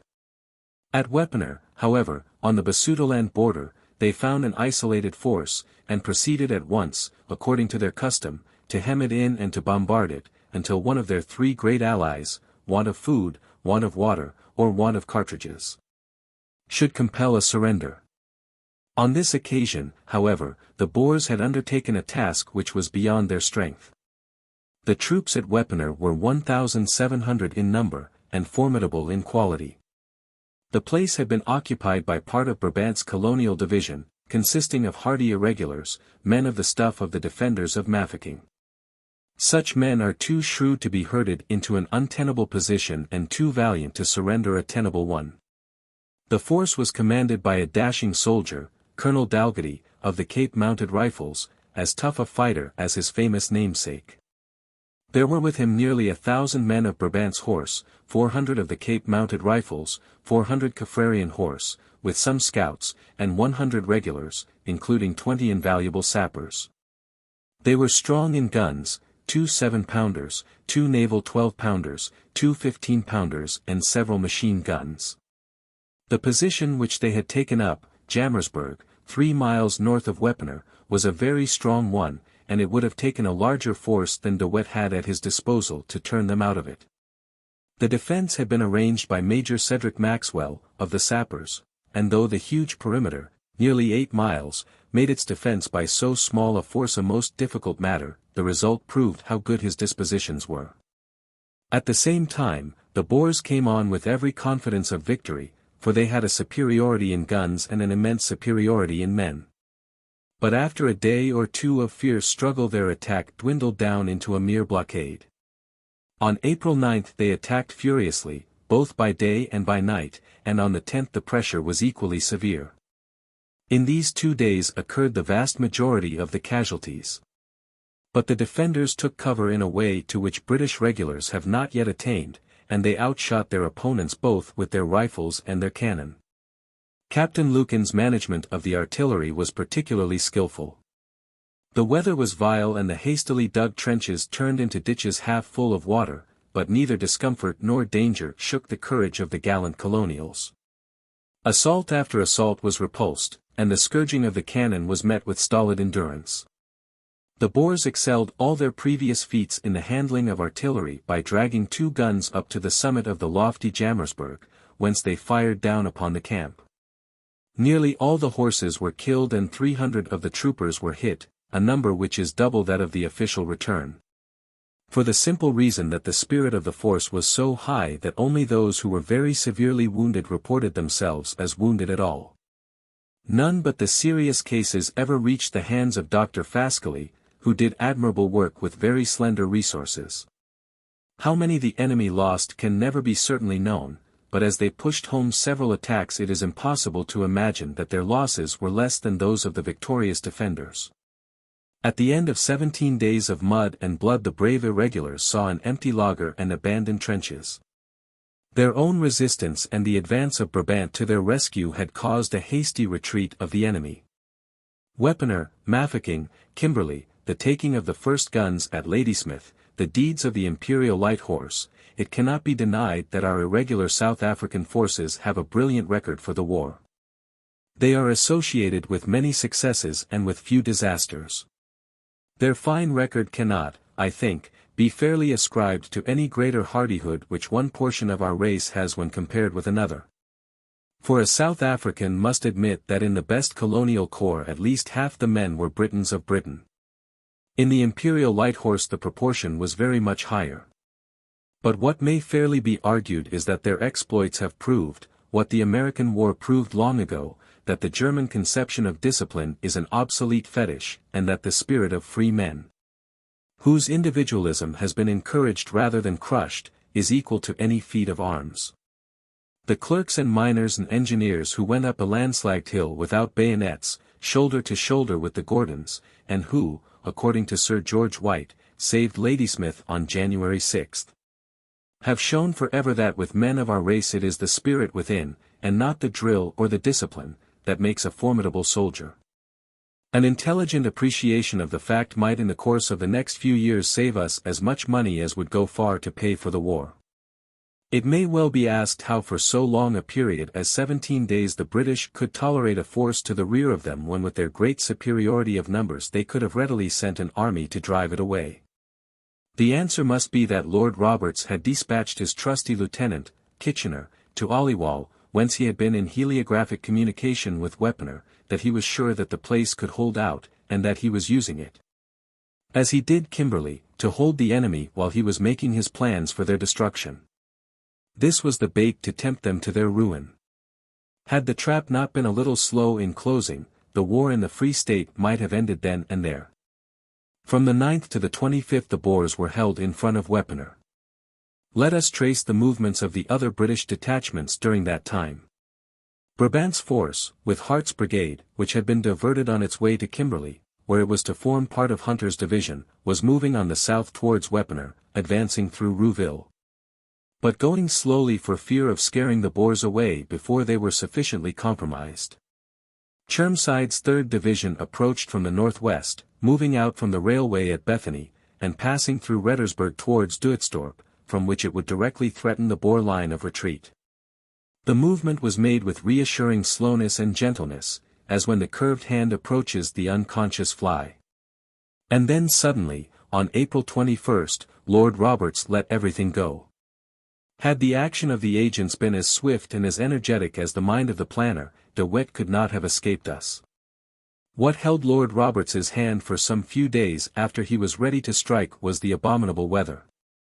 Rain was falling in sheets, and those who know South African roads, South African mud, and South African drifts will understand how impossible swift military movements are under those circumstances.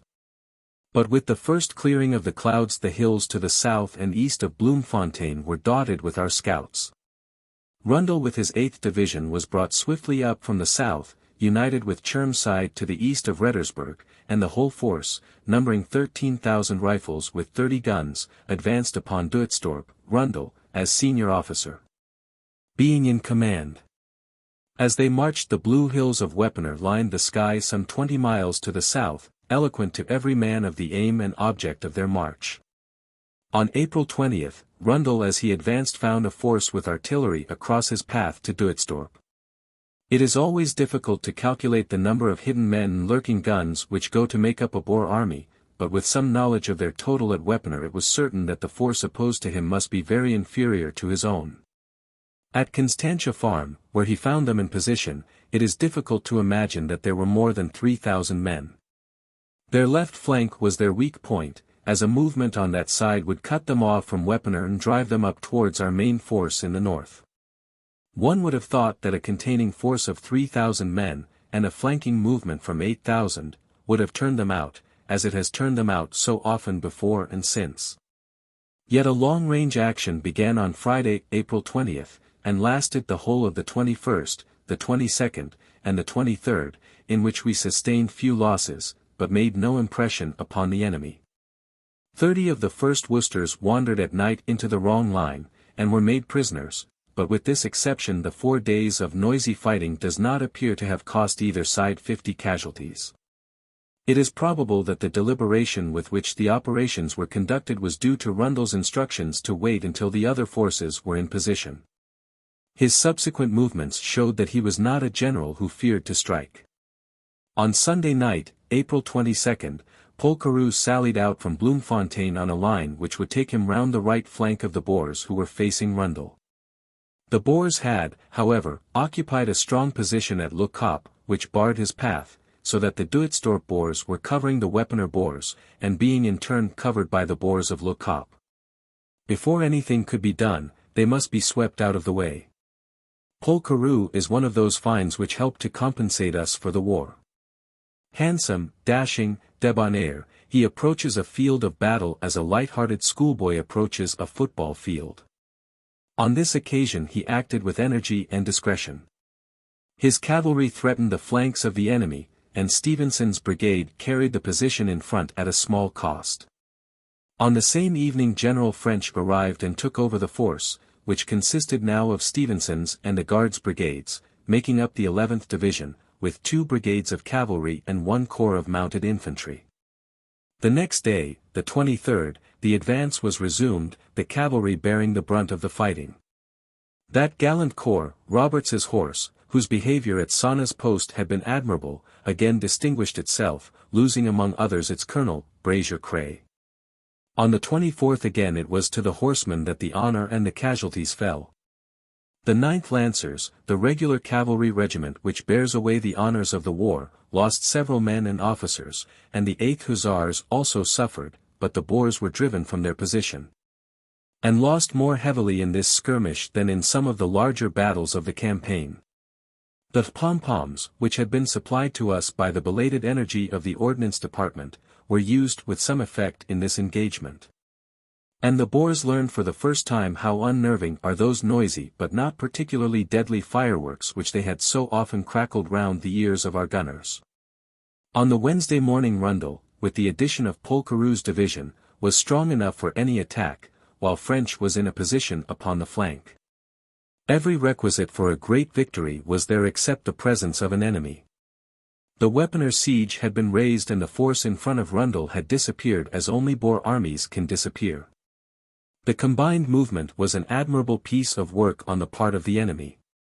Finding no force in front of them, the combined troops of French, Rundle, and Chermside occupied Duitsdorp, where the latter remained, while the others pushed on to Thabanchu, the storm center from which all our troubles had begun nearly a month before. All the way they knew that De Wet's retreating army was just in front of them, and they knew also that a force had been sent out from Bloemfontein to Thabanchu to head off the Boers. Lord Roberts might naturally suppose, when he had formed 2 cordons through which De Wet must pass, that one or other must hold him. But with extraordinary skill and mobility De Wet, aided by the fact that every inhabitant was a member of his intelligence department, slipped through the double net which had been laid for him.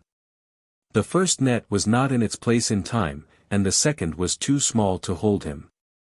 While Rundle and French had advanced on Duitsdorp as described, the other force which was intended to head off De Wet had gone direct to Thabanchu. The advance began by a movement of Ian Hamilton on April 22 with 800 mounted infantry upon the waterworks. The enemy, who held the hills beyond, allowed Hamilton's force to come right down to the Modder before they opened fire from 3 guns.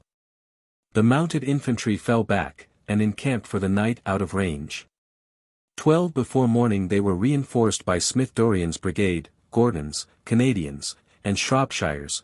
The Cornwalls had been left behind, and some more mounted infantry. With daylight a fine advance was begun, the brigade moving up in very extended order and the mounted men turning the right flank of the defense. By evening we had regained the waterworks, a most important point for Bloemfontein, and we held all the line of hills which command it.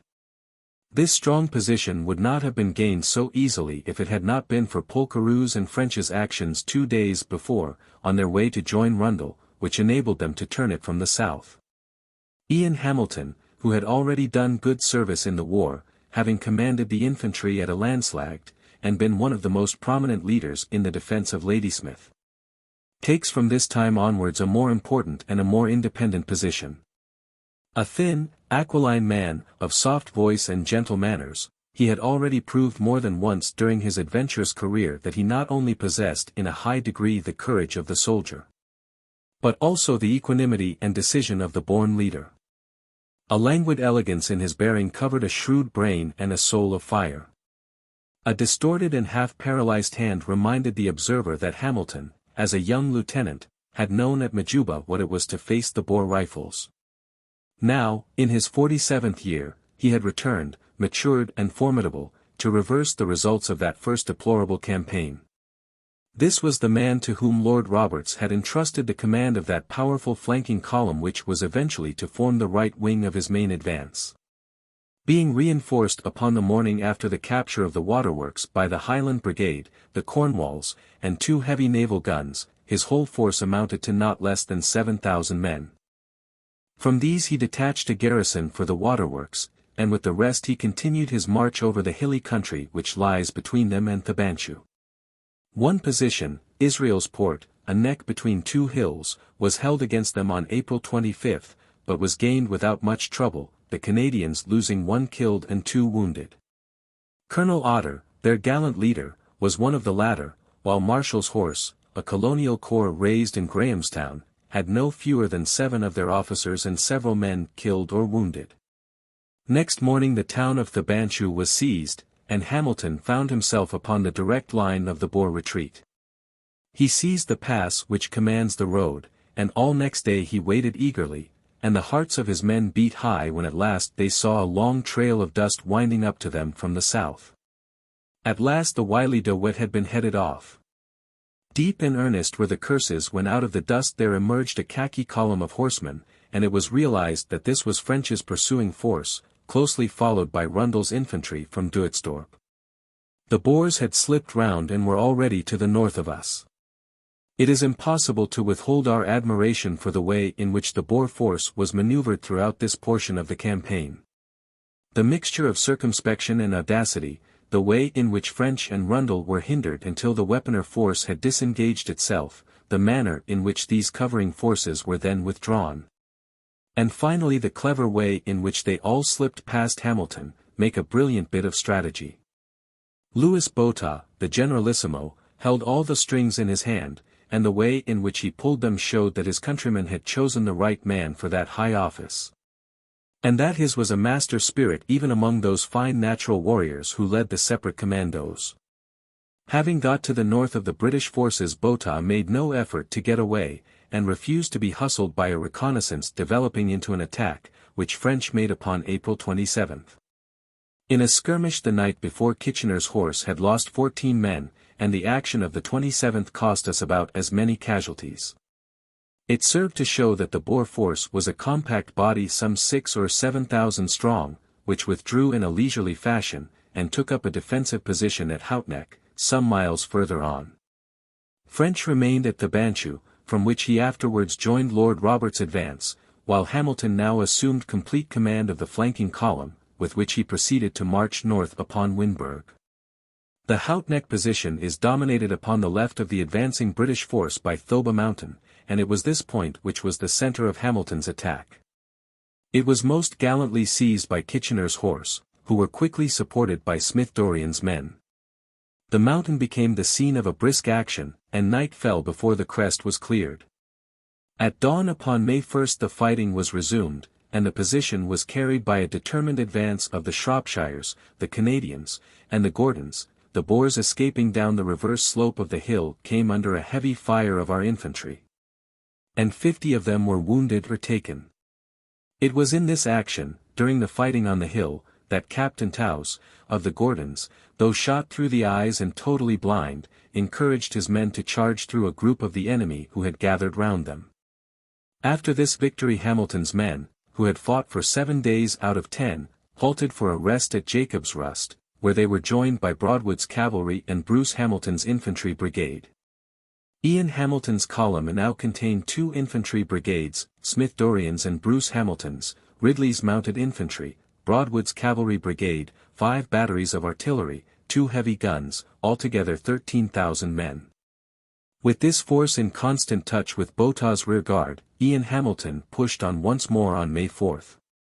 On May 5 he fought a brisk cavalry skirmish, in which Kitchener's horse and the 12th Lancers distinguished themselves, and on the same day he took possession of Winburg, thus covering the right of Lord Roberts's great advance. The distribution of the troops on the eastern side of the Free State was, at the time of this the final advance of the main army, as follows: Ian Hamilton with his mounted infantry, Smith Dorrien's brigade, MacDonald's brigade, Bruce Hamilton's brigade, and Broadwood's cavalry were at Winburg. Rundle was at the Banchu, and Brabant's colonial division was moving up to the same point. Chermside was at Duitsdorp, and had detached a force under Lord Castletown to garrison Wepener.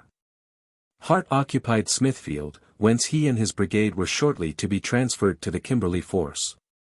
Altogether there could not have been fewer than 30,000 men engaged in clearing and holding down this part of the country. French's cavalry and Polkarou's division had returned to take part in the central advance.